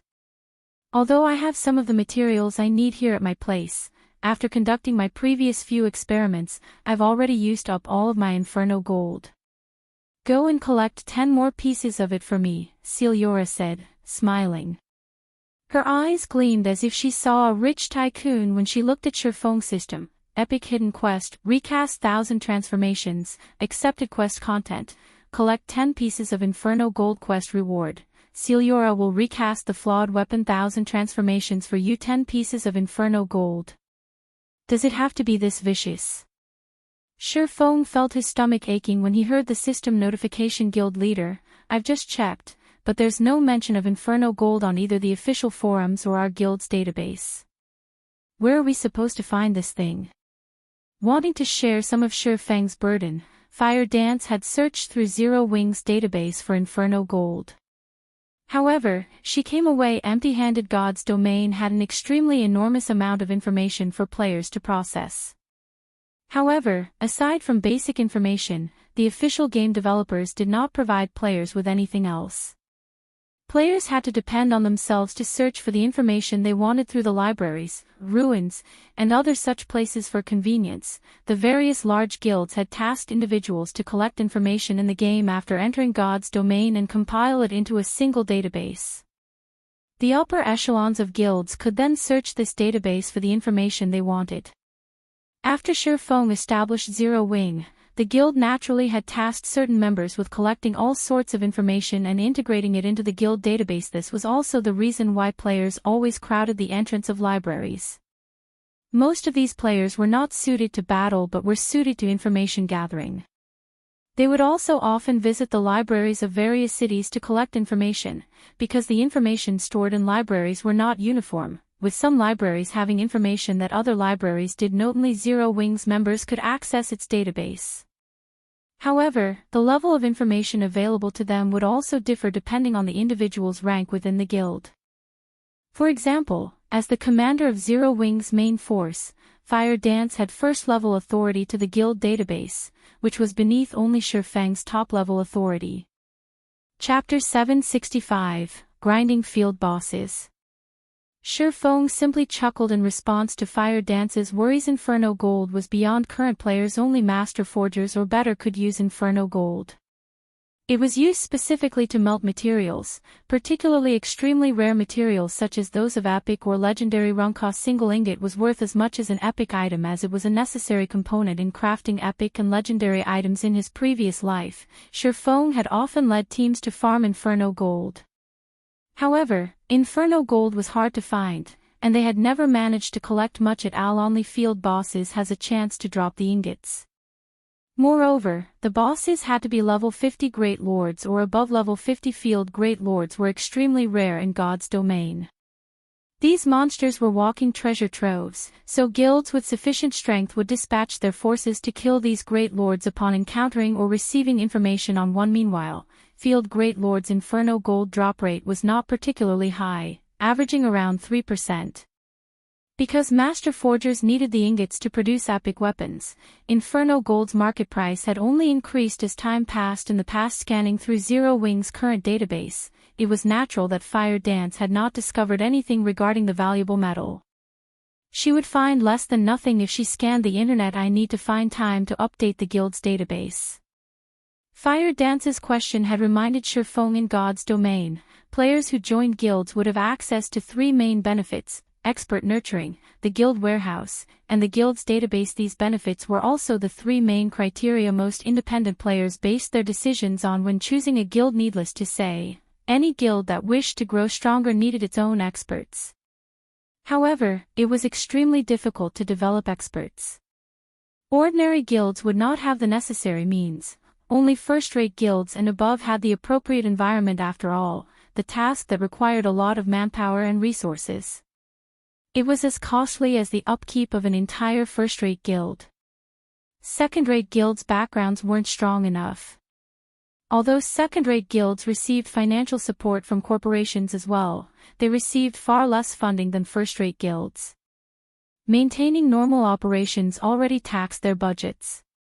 Second-rate guilds never had enough time or money to nurture experts. This was also the reason why there was such a massive gap between first-rate and second-rate guilds. Meanwhile, a guild's warehouse allowed members easy access to the equipment and items they needed. Unlike independent players, guild players did not need to purchase items from auction houses or trading firms. Usually, a guild warehouse also offered a wider array of items. A guild's database was even more valuable to players. Generally, players needed to look for clues regarding the whereabouts of quest-related items themselves, which required a lot of time. Fortunately, guilds usually had players who specialized in collecting such information. Guild members could easily obtain the information they needed by accessing the guild's database, saving precious time. This was one of the reasons that guild players leveled up much faster than independent players. Veteran guilds in the virtual gaming world would strike at these three factors when entering a new game. Hence, many players preferred joining well-known, long-standing guilds. However, there were differences between each guild's information. Moreover, collecting and registering information was not easy, as it had to be transcribed in the guild's database by hand. Meanwhile, every library in God's domain contained an overwhelming amount of information. Transcribing it all into the guild's database was a vast project that needed a lot of manpower. Although Aqua Rose had invested a lot of effort into developing Zero Wing's database, at the end of the day, Zero Wing was merely an upstart guild that had only recently established. Naturally, it could not compete with other large guilds in terms of resources. Hence, its database was inferior to those long-standing guilds that had spread their roots throughout God's domain. Knowledge is power was a suitable term in God's domain. If Zero Wing's current database had even half of the information Shadow had 10 years ago, Zero Wing's strength would soar. Although Feng could not remember every shred of information Shadow had collected, he remembered how to acquire a few hidden quests and rare materials. If he recorded this information in the guild's database, it would be a massive help to Zero Wing's upper echelons and the Candlelight trading firm. Moreover, thanks to his Demon Hunter title, Feng was a world noble. He could easily visit the libraries of various major cities without needing to complete quests and grind for reputation. He could also take others with him into a library. With this, Zero Wing could send at least one person to every library in God's domain. The guild would be able to gather information even faster than a first-rate guild. It wouldn't be long before Zero Wing surpassed their first-rate neighbors. While Feng pondered, his system communicator rang. Phoenix Rain, who had not reached out to him for quite some time, waited for him to accept the call. Guild leader Black Flame, congratulations on your victory in the Stoneclaw Mountains. With this, you have stabilized Zero Wing's position in Stone Forest Town. Really though, you are full of surprises. You actually managed to join the top 100 on the God's Domain experts list. I doubt that there is any major power in God's domain that hasn't heard of you now, Phoenix Rain said, chuckling. May I know what business you have with me? Feng did not think that Phoenix Rain had called him just to congratulate him. It's nothing urgent. Your first opponent for the Dark Arena has been decided, so I've called to notify you. Phoenix Rain revealed a charming smile that could melt one's heart. The fight will be in 3 days. The venue is in the Fire Dragon Empire's Imperial capital. Don't be late. I'm eager to earn some money off of you. Who's our opponent? Feng asked. I nearly forgot. It's a battle team called Glorious Lions. Everlasting War is their leader. This battle team has already won twice in a row, so it is very strong. I'll send you the information we have on them in a moment, Phoenix Rain said before disconnecting the call. Everlasting War is my opponent. Feng could not help his smile when he heard this name. He had originally planned to join the Glorious Lions battle team. He had never imagined that they would be his opponents. Immediately, he turned to Fire Dance. Fire, contact the main force members and have them gather in Starmoon City. Tell them to bring all of the barrier crystals and 9-star polar domain magic scrolls we have left. We're going to grind bosses. Currently, the various large guilds were either busy in the Stoneclaw Mountains or team dungeons, so they were not particularly focused on hunting field bosses, not to mention level 50 field great lords.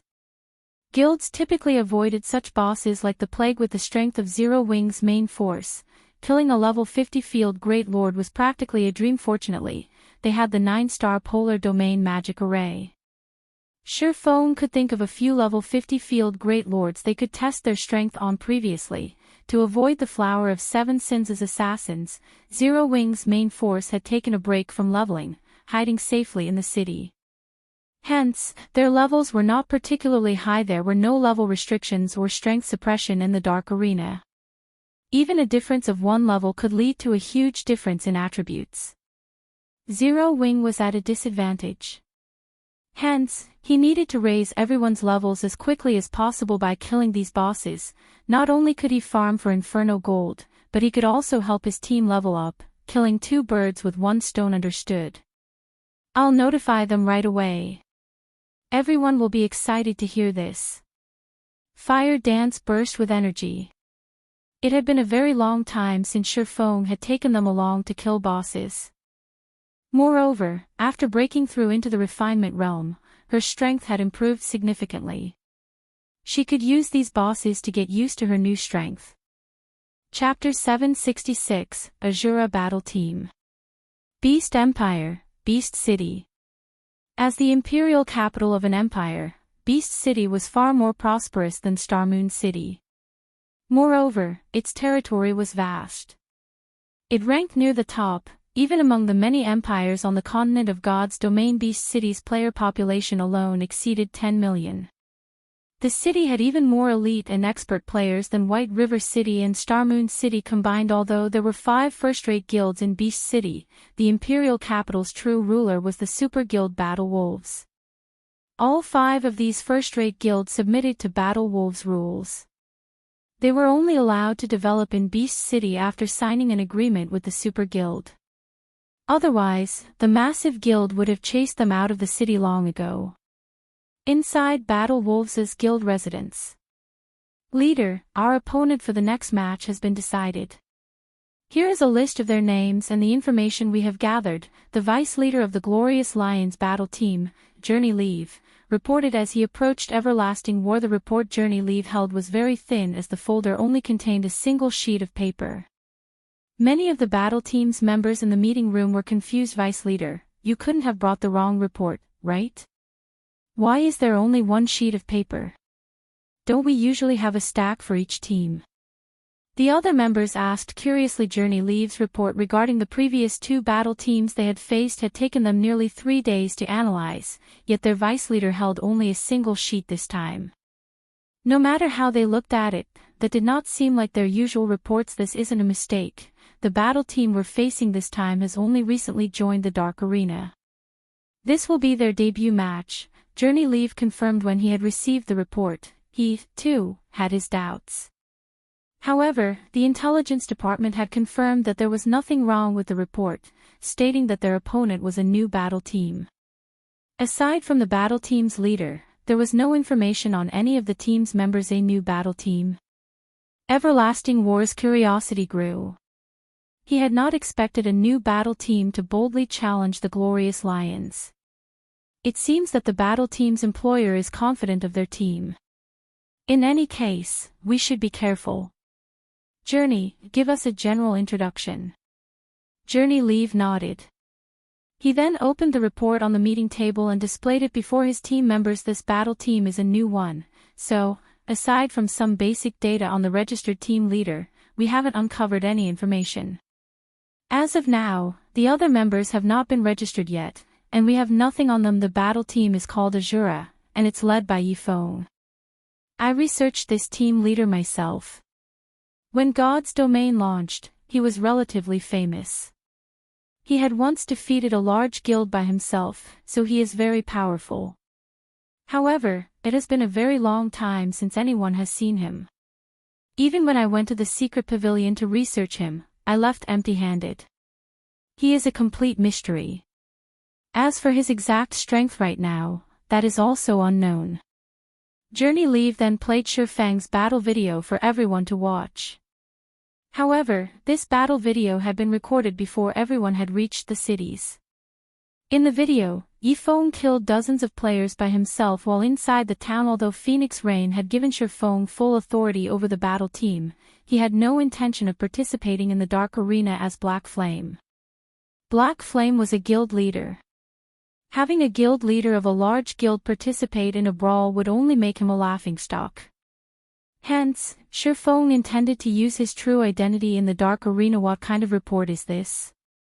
Is this a joke? Doesn't this mean that, aside from the battle team and the team leader's name, we know absolutely nothing? What is our intelligence department doing?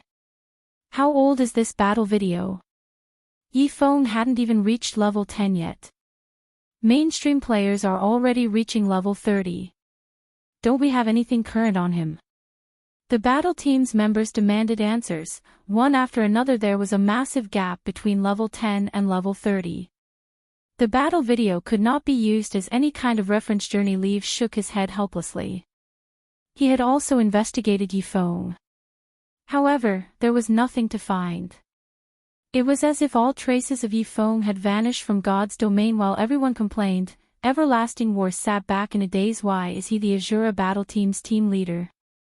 Everlasting War had tried to invite Feng multiple times, hoping to recruit him as the Glorious Lion's vice leader. Unfortunately, Hua Qiushui, the representative of the corporation backing the battle team, was adamant in modifying the contract and restricting the battle team's freedom. The result was Feng's rejection. Everlasting War had felt Feng's strength personally. Although he had never exchanged moves with the young swordsman, he knew that Feng was a refinement realm expert. Feng could even emit an intense pressure. Experts in the refinement realm were extremely rare in God's domain. Most of these experts were relatively old. They weren't usually interested in such competitions. Thus, refinement realm experts were relatively rare even in the Dark Arena leader. Do you know him? The other team members asked curiously. Yes. Originally, Feng was supposed to participate in the last audition. However, due to complications, he did not take part. I had never imagined that he would lead the Asura battle team. Now, we have to face him, Everlasting War said disappointedly. His strength is the real deal. Although he is keeping a low profile, I suspect that he's a refinement realm expert. As for his weapons and equipment, it's been a long time since I've seen him. Even I am not sure how strong he has become. At this moment, Hua Qiushui, who sat at the head of the table, wore a twisted expression. Although she had forgotten about a minor character like Feng, Everlasting War had reminded her the minor character that she had forgotten had become a leader of a battle team. Furthermore, his battle team was going to face her own. If the Asura battle team won against the Glorious Lions, the other major corporations would take advantage of her humiliation. Seeing Hua Qiushui's reaction, everyone quickly realized the severity of the situation. Back when the Glorious Lions had held its auditions, Hua Qiushui had decided to change the battle team's requirements, restricting the team members' freedom. In reality, however, they had not lost much. Take Everlasting War for example. His restrictions were minimal. Leader, you're not the same player that you were before. This is just a brat in the refinement realm. After all of your special training, this will be child's play. A team member joked. However, this joke was also true. The Super Guild Battle Wolves supported their battle team. Since they had begun participating in the Dark Arena, they had gained access to various resources. They didn't need to worry about top-tier weapons and equipment at all. They had even less worry about obtaining skills. As for leveling up, they had a group of players who helped them gain levels rapidly. It was heaven. They only needed to improve on their combat techniques, thinking of ways to exert more of their strength. They could also spar and receive guidance from the Super Guild's older generation. In the real world, they also received guidance from martial arts masters on a daily basis. Ever since joining the Glorious Lions battle team, their strengths had improved by leaps and bounds. After 2 matches, the Glorious Lions battle team had earned quite a bit of fame in the Dark Arena. It would be a piece of cake to deal with a new battle team. Everlasting, for the upcoming competition, I only have one demand. You must annihilate the Asura battle team. You cannot go easy on them just because you know Feng. Hua Qiushui interjected as she turned to Everlasting War, her voice soft but commanding. I will always fight to my limits, regardless of my opponent.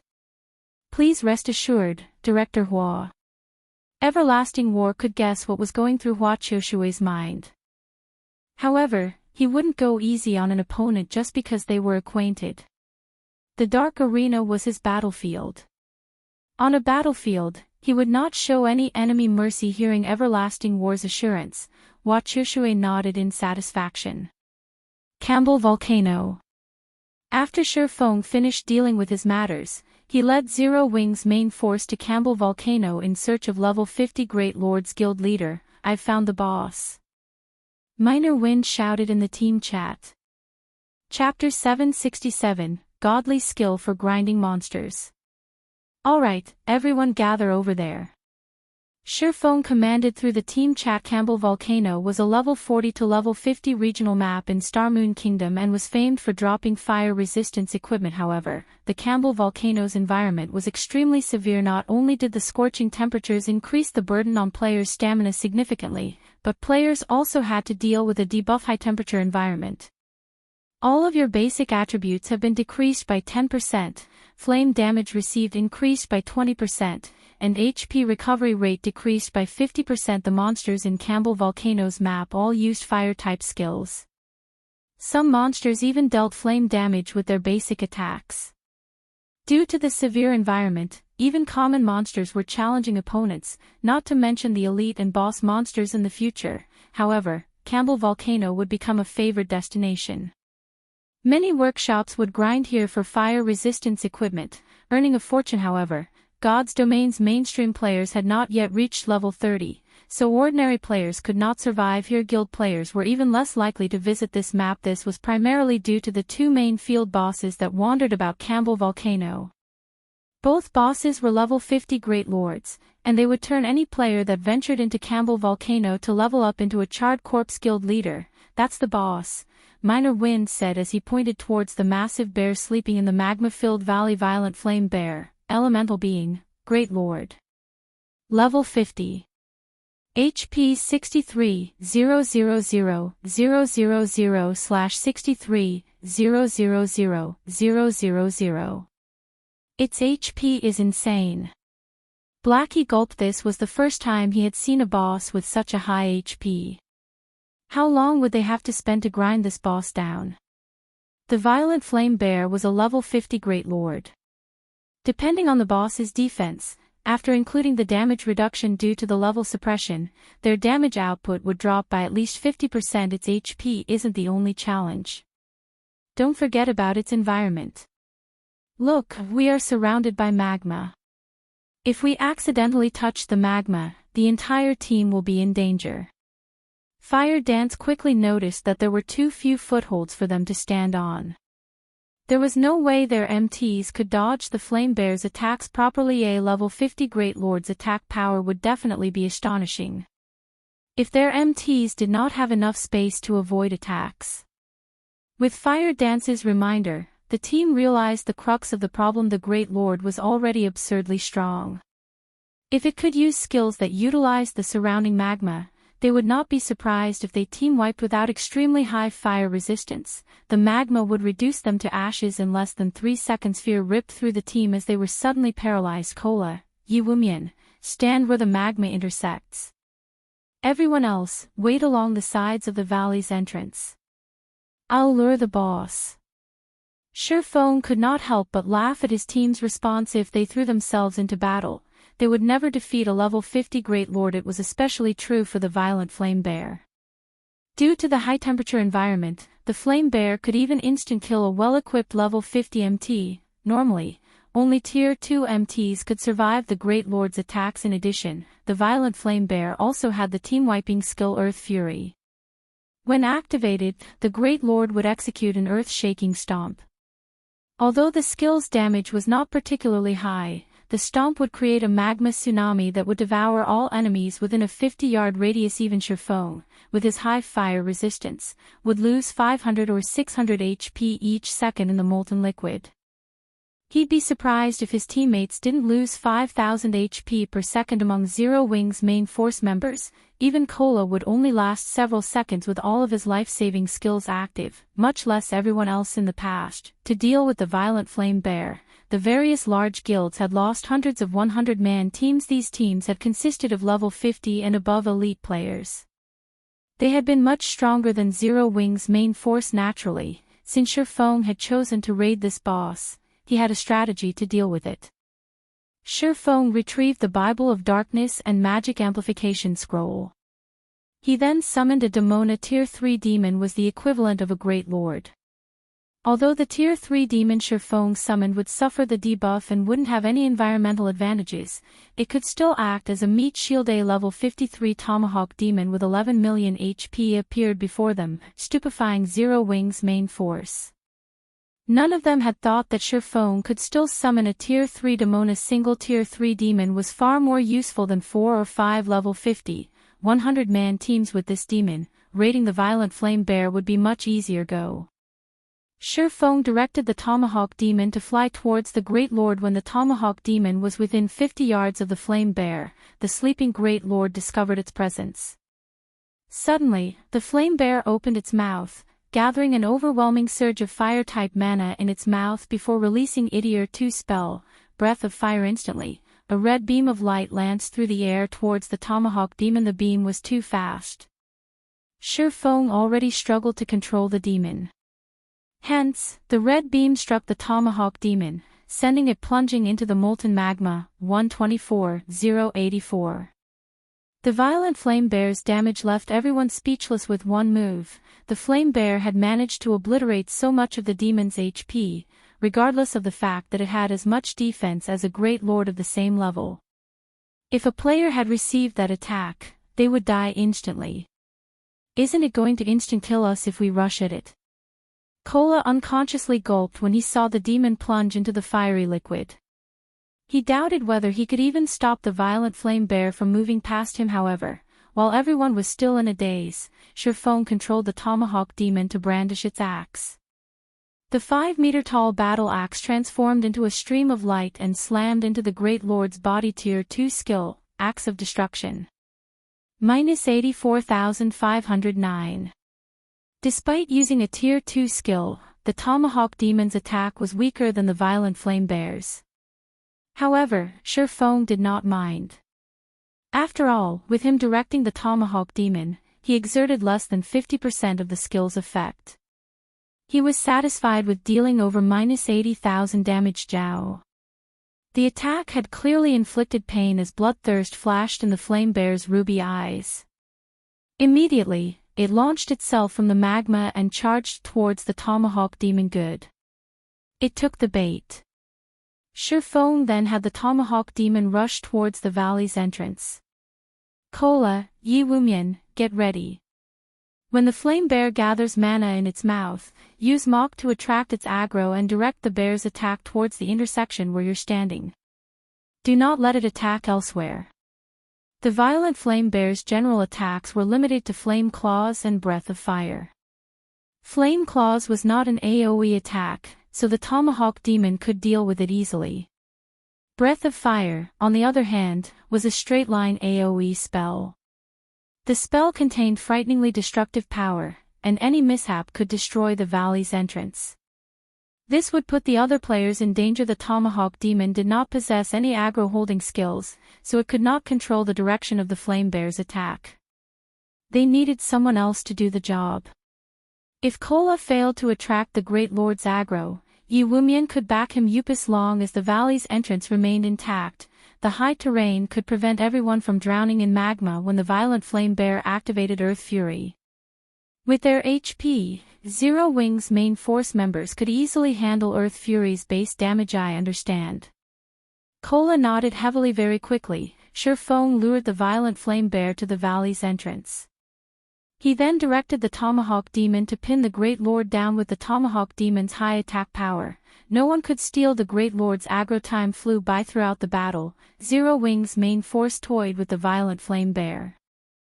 Whenever it opened its mouth to use its breath attack, Kola provoked it. After the breath attack, the Tomahawk demon would use a Tier 2 skill to redirect the Great Lord's aggro. As for everyone else, they bombarded the Great Lord with attacks without a care in the world. After all, regardless of their damage, they could not out-damage the Tomahawk demon. When the violent flame bear eventually executed Earth Fury, although its attack had caused the earth to tremble, and the team members had taken plenty of damage, they still had over half of their HP after the attack. As for the resulting magma wave, it stopped growing after it engulfed the mountain's lower half. It didn't come near Zero Wing's main force. After a dozen or so minutes, Feng activated Divine Providence and dealt the final blow. The violent flame bear released an agonized scream as it fell to the ground. A treasure trove appeared around its body. Chapter 768, Summoning Flute. In God's domain, killing a field boss for the first time would double its drop rate. Hence, large guilds love to raid bosses on new maps. Players had yet to develop Campbell Volcano. All of its bosses were untouched. If anyone killed the bosses here, they would obtain a treasure trove. Furthermore, Feng had a skill like Divine Providence, which greatly increased his luck attribute despite level 50 and above monsters having poor drop rates. After applying the effects of Divine Providence, the Violent Flame Bear dropped a frightening amount of loot. Not only did the Great Lord drop over 20 items, but it had also given everyone a bounty of EXP. A level 50 Great Lord already provided an abundant sum of EXP, but after including the bonus EXP for defeating a monster of a higher level, some members even gained a full level, climbing from 32 to 33. The EXP is awesome. I gained 40% of a level after just a little over 10 minutes of hard work. If I had to level up myself, I probably wouldn't even get this much after half a day of grinding. If we continue leveling up like this, it won't be long before we reach level 40. We'll be able to buy our own mounts. Blackie could not help his excitement when he saw his experience bar. He had never thought that a field Great Lord would provide so much EXP. Even after splitting the Great Lord's EXP between 100 people, he obtained nearly half of an entire level.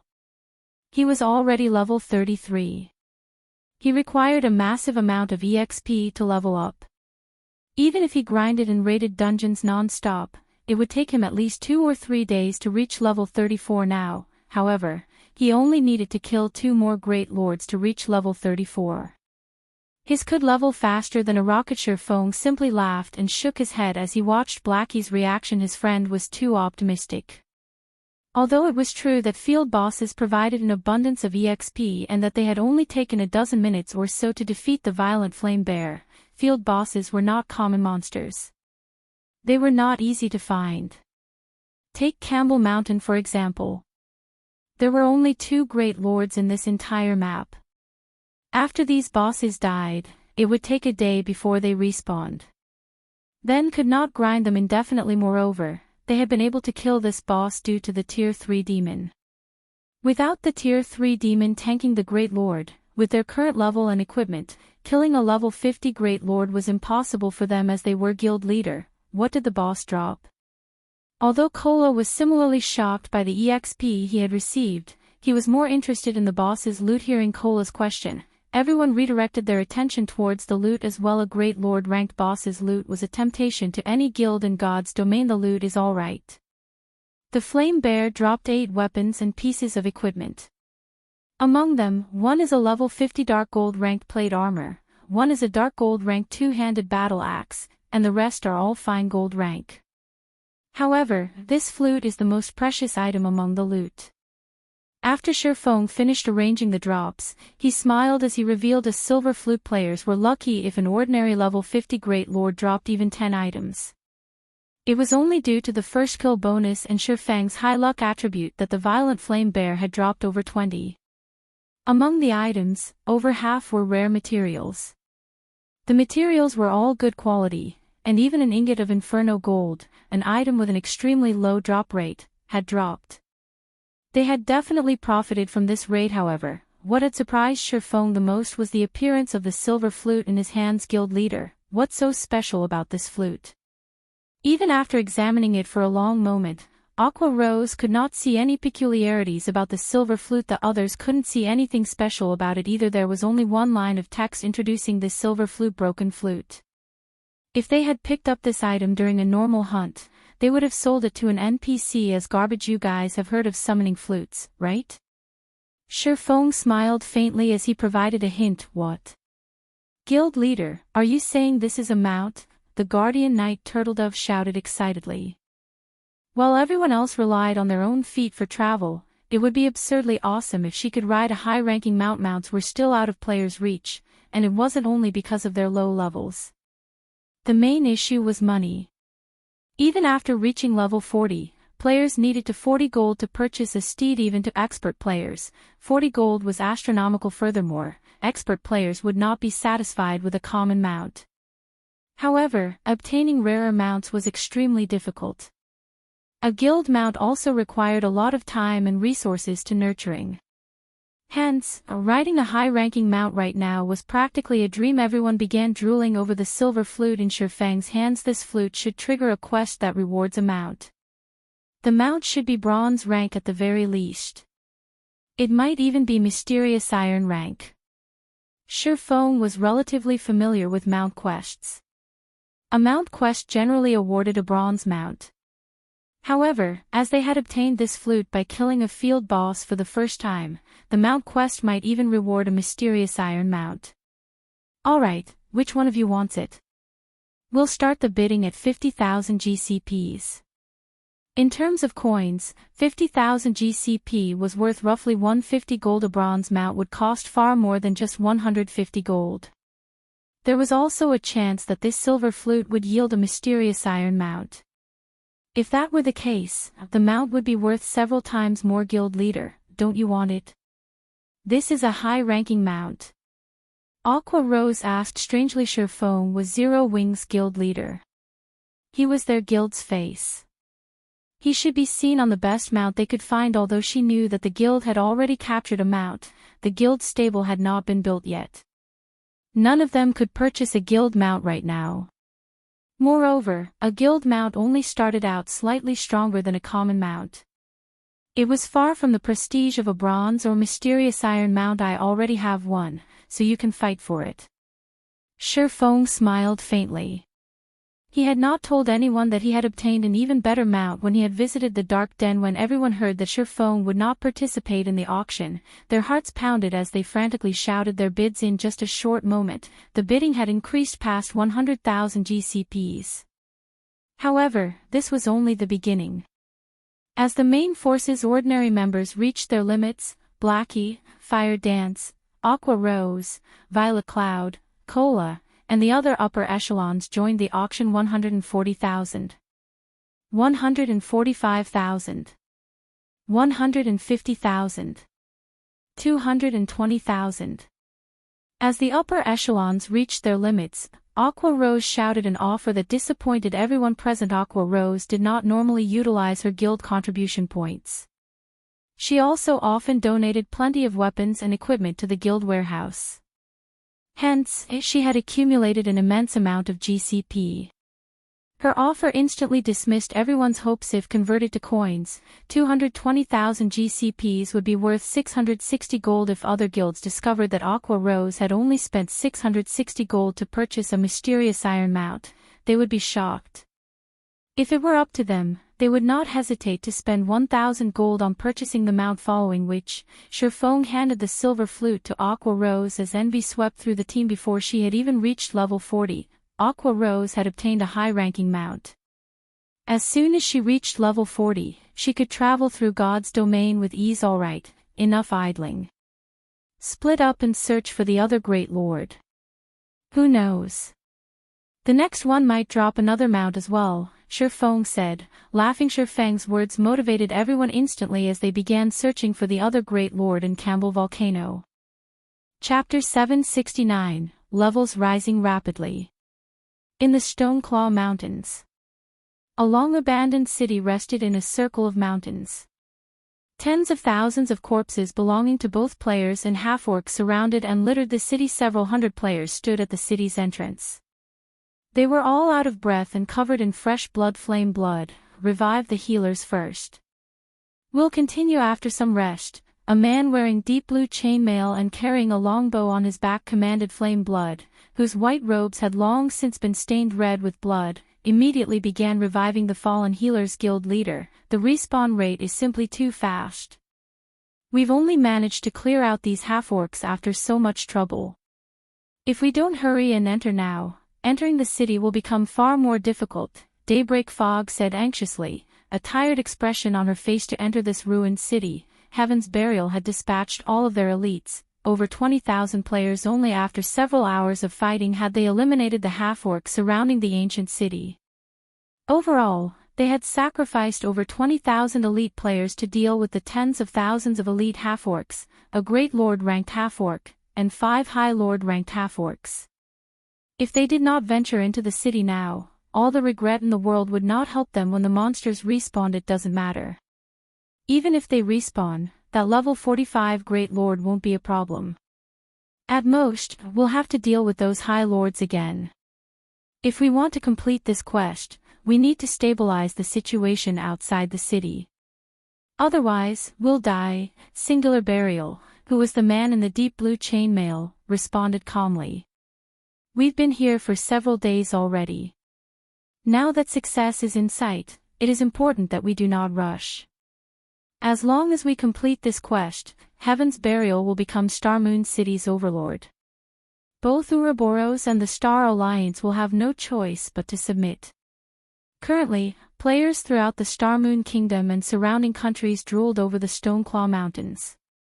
These guilds watched Stone Forest Town, which was under Zero Wing's control. Enviously, however, nobody knew that. The person responsible for activating the Stoneclaw Mountains was Heaven's Burial's guild leader, Singular Burial, but now that Zero Wing has stabilized its position in Stone Forest Town, it is only a matter of time before the Stoneclaw Mountains become their backyard. Will this quest really help Heaven's Burial become Starmoon City's overlord? Lightning Blade questioned doubtfully. Singular Burial had been keeping a tight lid on the quest's information. Nobody else knew what the quest would award based on Lightning Blade's understanding of God's domain. There shouldn't be a quest that could allow a guild to dominate over a city Zero Wing's backyard. Singular Burial sneered. It's just the Stoneclaw Mountains. So what if we give it to Zero Wing?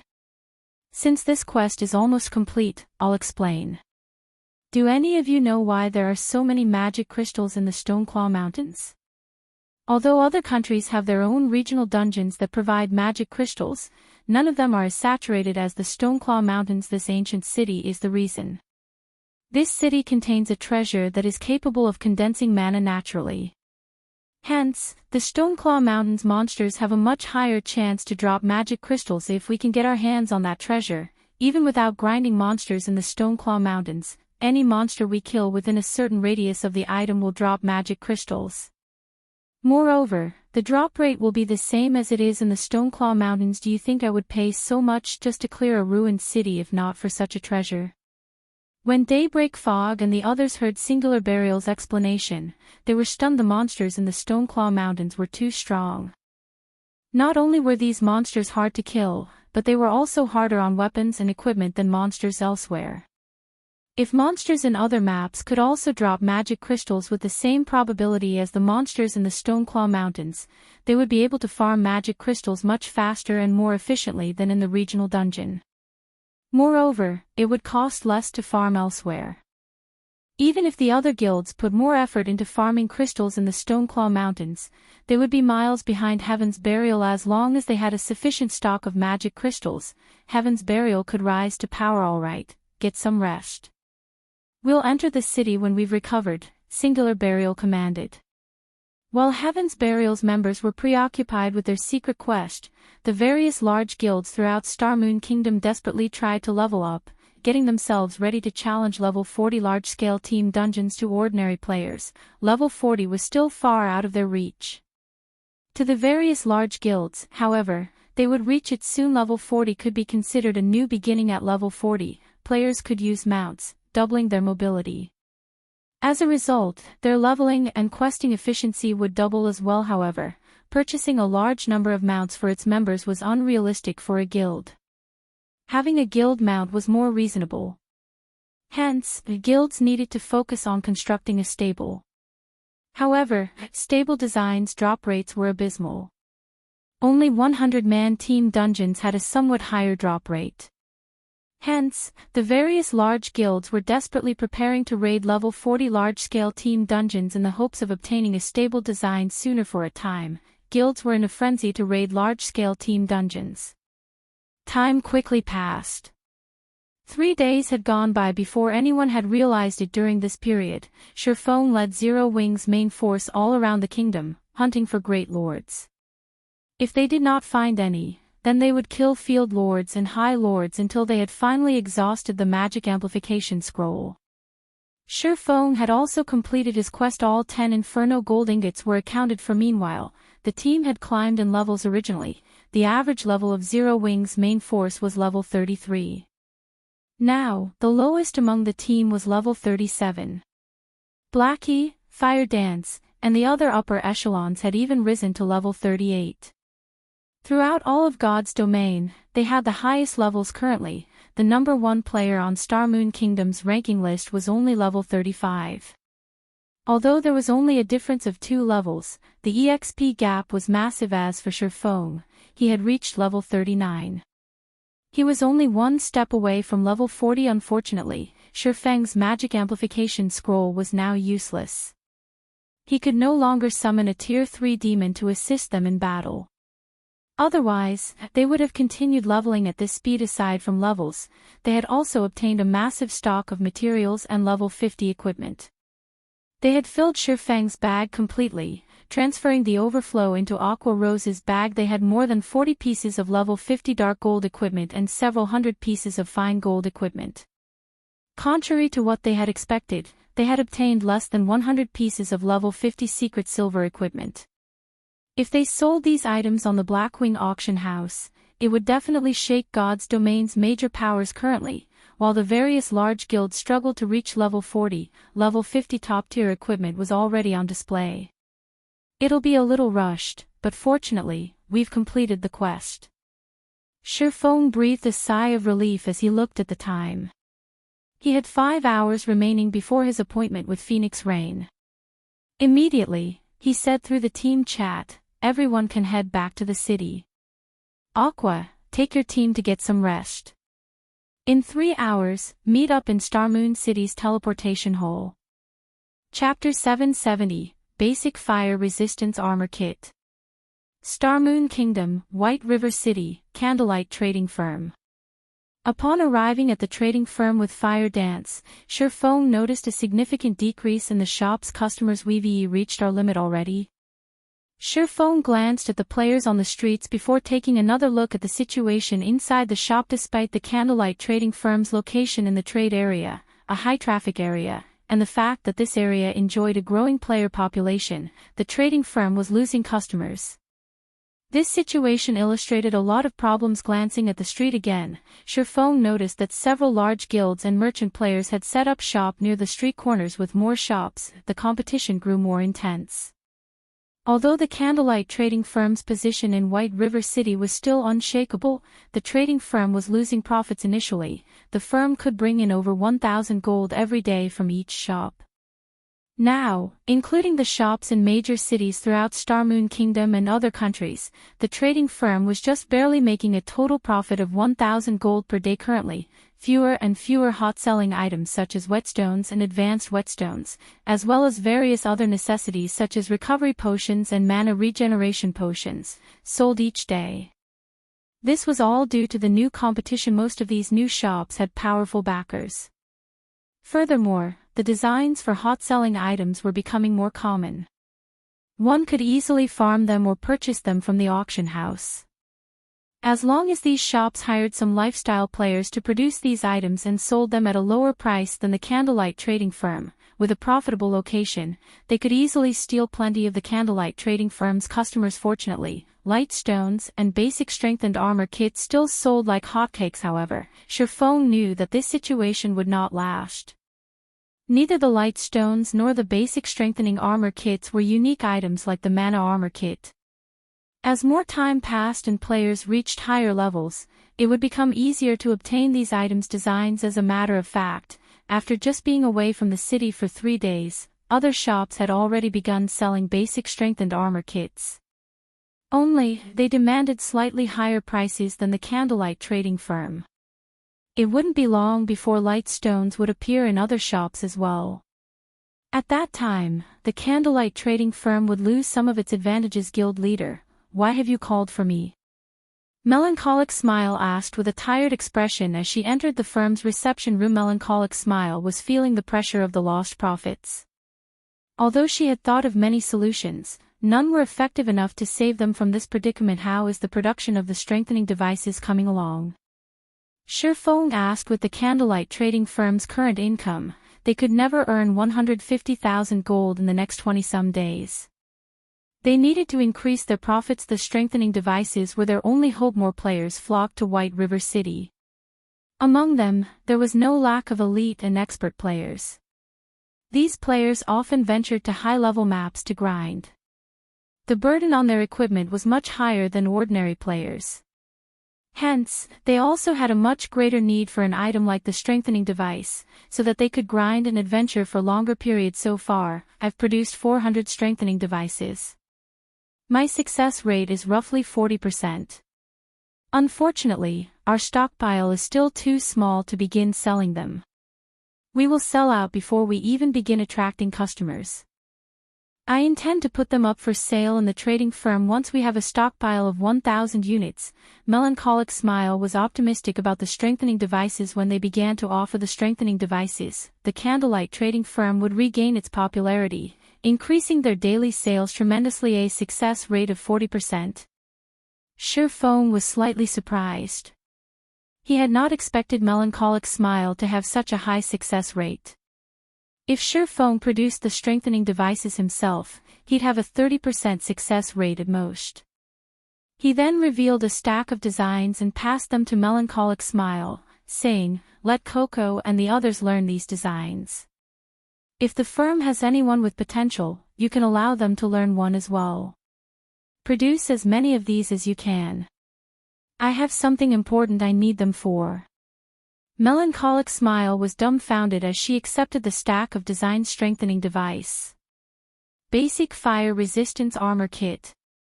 Melancholic Smile already knew how important the strengthening device was. Obtaining even a single design was already an amazing feat, yet Feng had 5 more. If they had 5 more people producing the strengthening devices, they could satisfy the demands of 1 or 2 cities worth of players. After all, the cost of forging for the strengthening device was relatively high, and the forging success rate was low. Hence, they could not offer the devices for too low a price. However, the other item, the Basic Fire Resistance Armor Kit, confused her slightly. Basic Fire Resistance Armor Kit. Defense plus 120. Endurance plus 5, Agility plus 3. Fire Resistance plus 7. Maximum binding limit per character, 3, can only be bound to level 30 equipment or above. In terms of basic attributes, it was only slightly stronger than the basic strengthened armor kit. However, the materials it required were much rarer. The basic fire resistance armor kit would cost twice as much to produce as the basic strengthening armor kit. Would anyone really be willing to buy these? Although the fire resistance armor kit provided quite an amount of fire resistance, there were many areas in God's domain that didn't offer the danger of fire. Players didn't need to head to leveling maps or dungeons that required high fire resistance. One could say that the fire resistance armor kit was not a necessity. Even if they produced this item, not many players would be willing to purchase it. However, the fact that Feng viewed the basic fire resistance armor kit and the strengthening device as equally important showed that the former was just as precious. From now on, focus on forging strengthening devices and basic fire resistance armor kits. Set everything else aside. Feng was aware of Melancholic Smile's concerns. However, the basic fire resistance armor kit was no less valuable than the strengthening device. Although the armor kits were not useful right now, once the Eclipse Gate opened, items that provided fire and ice resistance would skyrocket in price. Only then would the fire resistance armor kits shine. With these 3 armor kits, one could gain 21 points of fire resistance. This way, players could equip fewer pieces of fire resistance equipment. Although fire resistance equipment could increase one's fire resistance, they would have to sacrifice basic attributes. Having too much of that equipment would wound a player's combat power, making it more difficult to kill monsters in the Eclipse Gate. Hence, after the various large guilds discovered the basic fire resistance armor kit, they would rush towards Campbell Volcano to farm for the design. Unfortunately, the design's drop rate was incredibly low. Moreover, they only dropped from the volcano's field bosses throughout these past 3 days. Feng had killed plenty of field bosses at Campbell Volcano with Zero Wing's main force. After 3 days of hard work, with the help of divine providence, they had obtained a total of 9 copies. Anyone else would thank their stars to obtain just one right. How many materials have we collected for the stable so far? Feng made it clear that the guild stable was also a priority. The various large guilds were closing in on level 40. It would be a huge waste if he had the stable design but could not construct it. Chapter 771, Thousand Transformation Evolves. Hearing Feng's question, melancholic smile's expression sank, a hint of embarrassment appearing on her face. Ive only managed to gather a little more than half of the required materials. We're still short 20 logs of primal emerald wood and 12 soul cultivating stones, melancholic smile reported honestly. Feng had instructed her to handle the material collection for the stable, regardless of the price, a while ago yet, until now. Aside from the materials Zero Wings members had gathered, she had only managed to source a small fraction of the required materials. All right. I doubt we'll be able to obtain the remaining materials easily. I'll try to think of a way to collect the rest. Focus on forging the strengthening devices.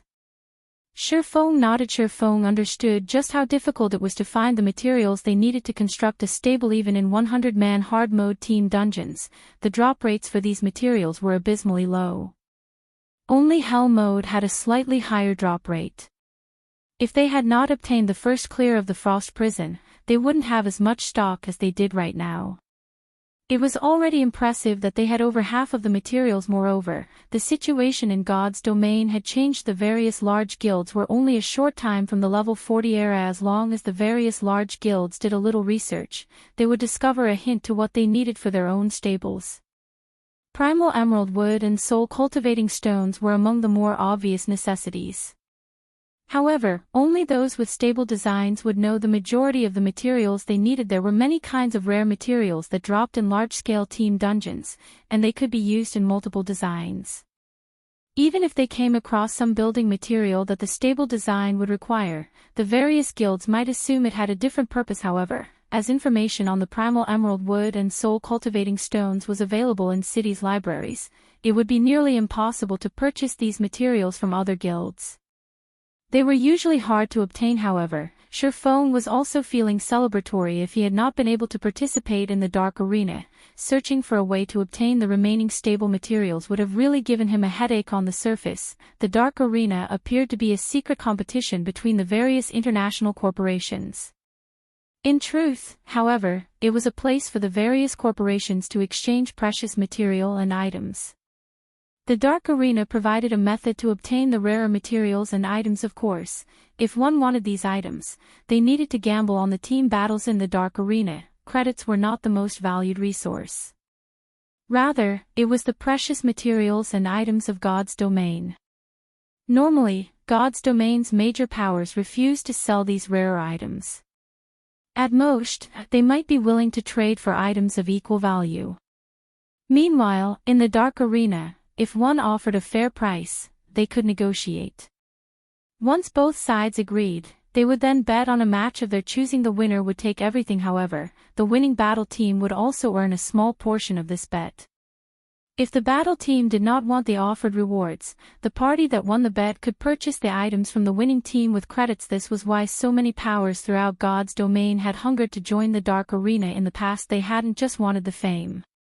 They had also wanted the chance to earn endless wealth and resources in God's domain. Unfortunately, not everybody could take part in the Dark Arena. The Dark Arena had its own inner circle. Ordinary guilds were not worthy of an invitation. Take Feng for example. Despite being the guild leader of a second-rate guild, he needed to get the assistance of the upper echelon of a first-rate guild to gain entry into the Dark Arena. In the past, Feng had visited the Dark Arena over a dozen times, and he had to admit that second-rate guilds could not afford to mingle there. Even legendary items and player-constructed cities were sometimes used as bargaining chips, much less legendary ranked materials. Although each team in the Dark Arena consisted only of 10 members, the profits one could earn from a single match could inspire hundreds, even millions, of people to fight. The primal emerald wood and soul cultivating stones were precious materials.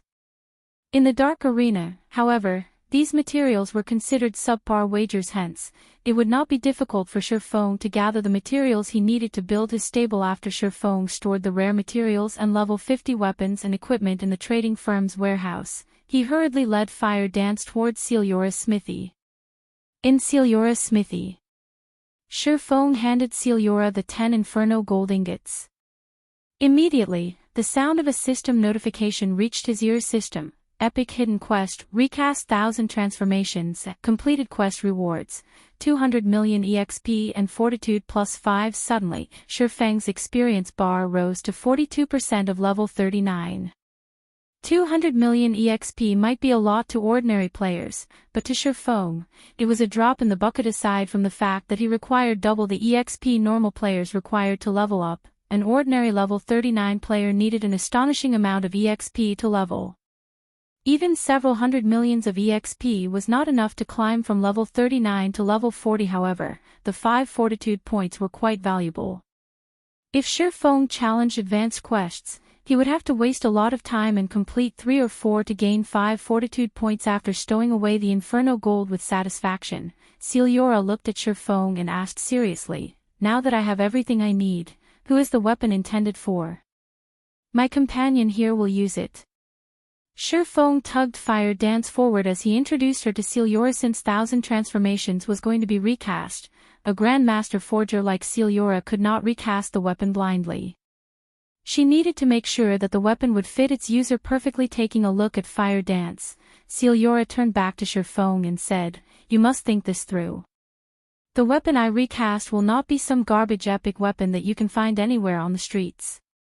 It will have the possibility of becoming a legendary weapon. Are you truly willing to give that up? Even tier 6 gods would go crazy over a legendary weapon." Celiora refused to believe that Feng would actually go through all that effort for the sake of a companion. "Why wouldn't I be willing?" Feng laughed. 1000 transformations was a short sword. Although swordsmen could use short swords as well, they did not suit his style. On the other hand, Fire Dance was Zero Wing's #1 assassin. She could wield the 1000 transformations to its greatest potential. Hearing Feng's confidence, Fire Dance's face burned with both excitement and bashfulness. With the light from the smithy's furnace, Fire Dance's normally white cheek seemed to have been stained red. "You blockhead. Fine. It's your decision." Celiora then shifted her gaze towards Fire Dance. "You, follow me." Fire Dance nodded silently. She then followed Celiora and arrived before a silver magic array. "All you need to do is stand in the center of the magic array," Celiora instructed. Her hands then began tracing divine runes in the air. By the time Fire Dance took her place at the array center, Celiora had already written dozens of lines of golden divine runes. Her casting speed was tremendous. Shortly after, Celiora flicked her delicate finger, and the divine runes wrapped around Fire Dance's body rapidly, enveloping her. After finishing her preparations, Celiora took out the mana stones Feng had readied for her and tossed them into the furnace. Suddenly, 100 mana stones hovered above the magic array, looking like stars as they circled the 1000 transformations, which the Grandmaster forger had placed inside the furnace. "In you go." Celiora took out the 10 Inferno gold ingots and tossed them into the furnace as well. Immediately, the crimson flames transformed into golden tongues of fire. In the next moment, the broken sword, which even killing ray could not damage, melted as they watched. 1000 transformations had melted completely. It transformed into multicolored globs of molten metal, condensate. Celiora shouted. A multicolored magic array then enveloped the furnace and everything around it. The 100 mana stones instantly transformed into liquid and melded with the liquefied 1000 transformations. Afterward, Celiora returned to rapidly writing divine runes and curses. The golden runes and purple curses also began to flow into the liquid metal inside the furnace. The Grandmaster forger wrote runes for over half an hour. By the time Celiora finished, her face had paled to an unhealthy white. Meanwhile, the divine runes and curses had molded the liquefied 1000 transformations. Celiora waved her finger. 1000 transformations then flew out of the furnace and hovered in midair. Currently, 1000 transformations glowed red and radiated a scorching heat. It's finally complete. Celiora could not help but reveal an excited smile as she gazed at the newly recast 1000 transformations.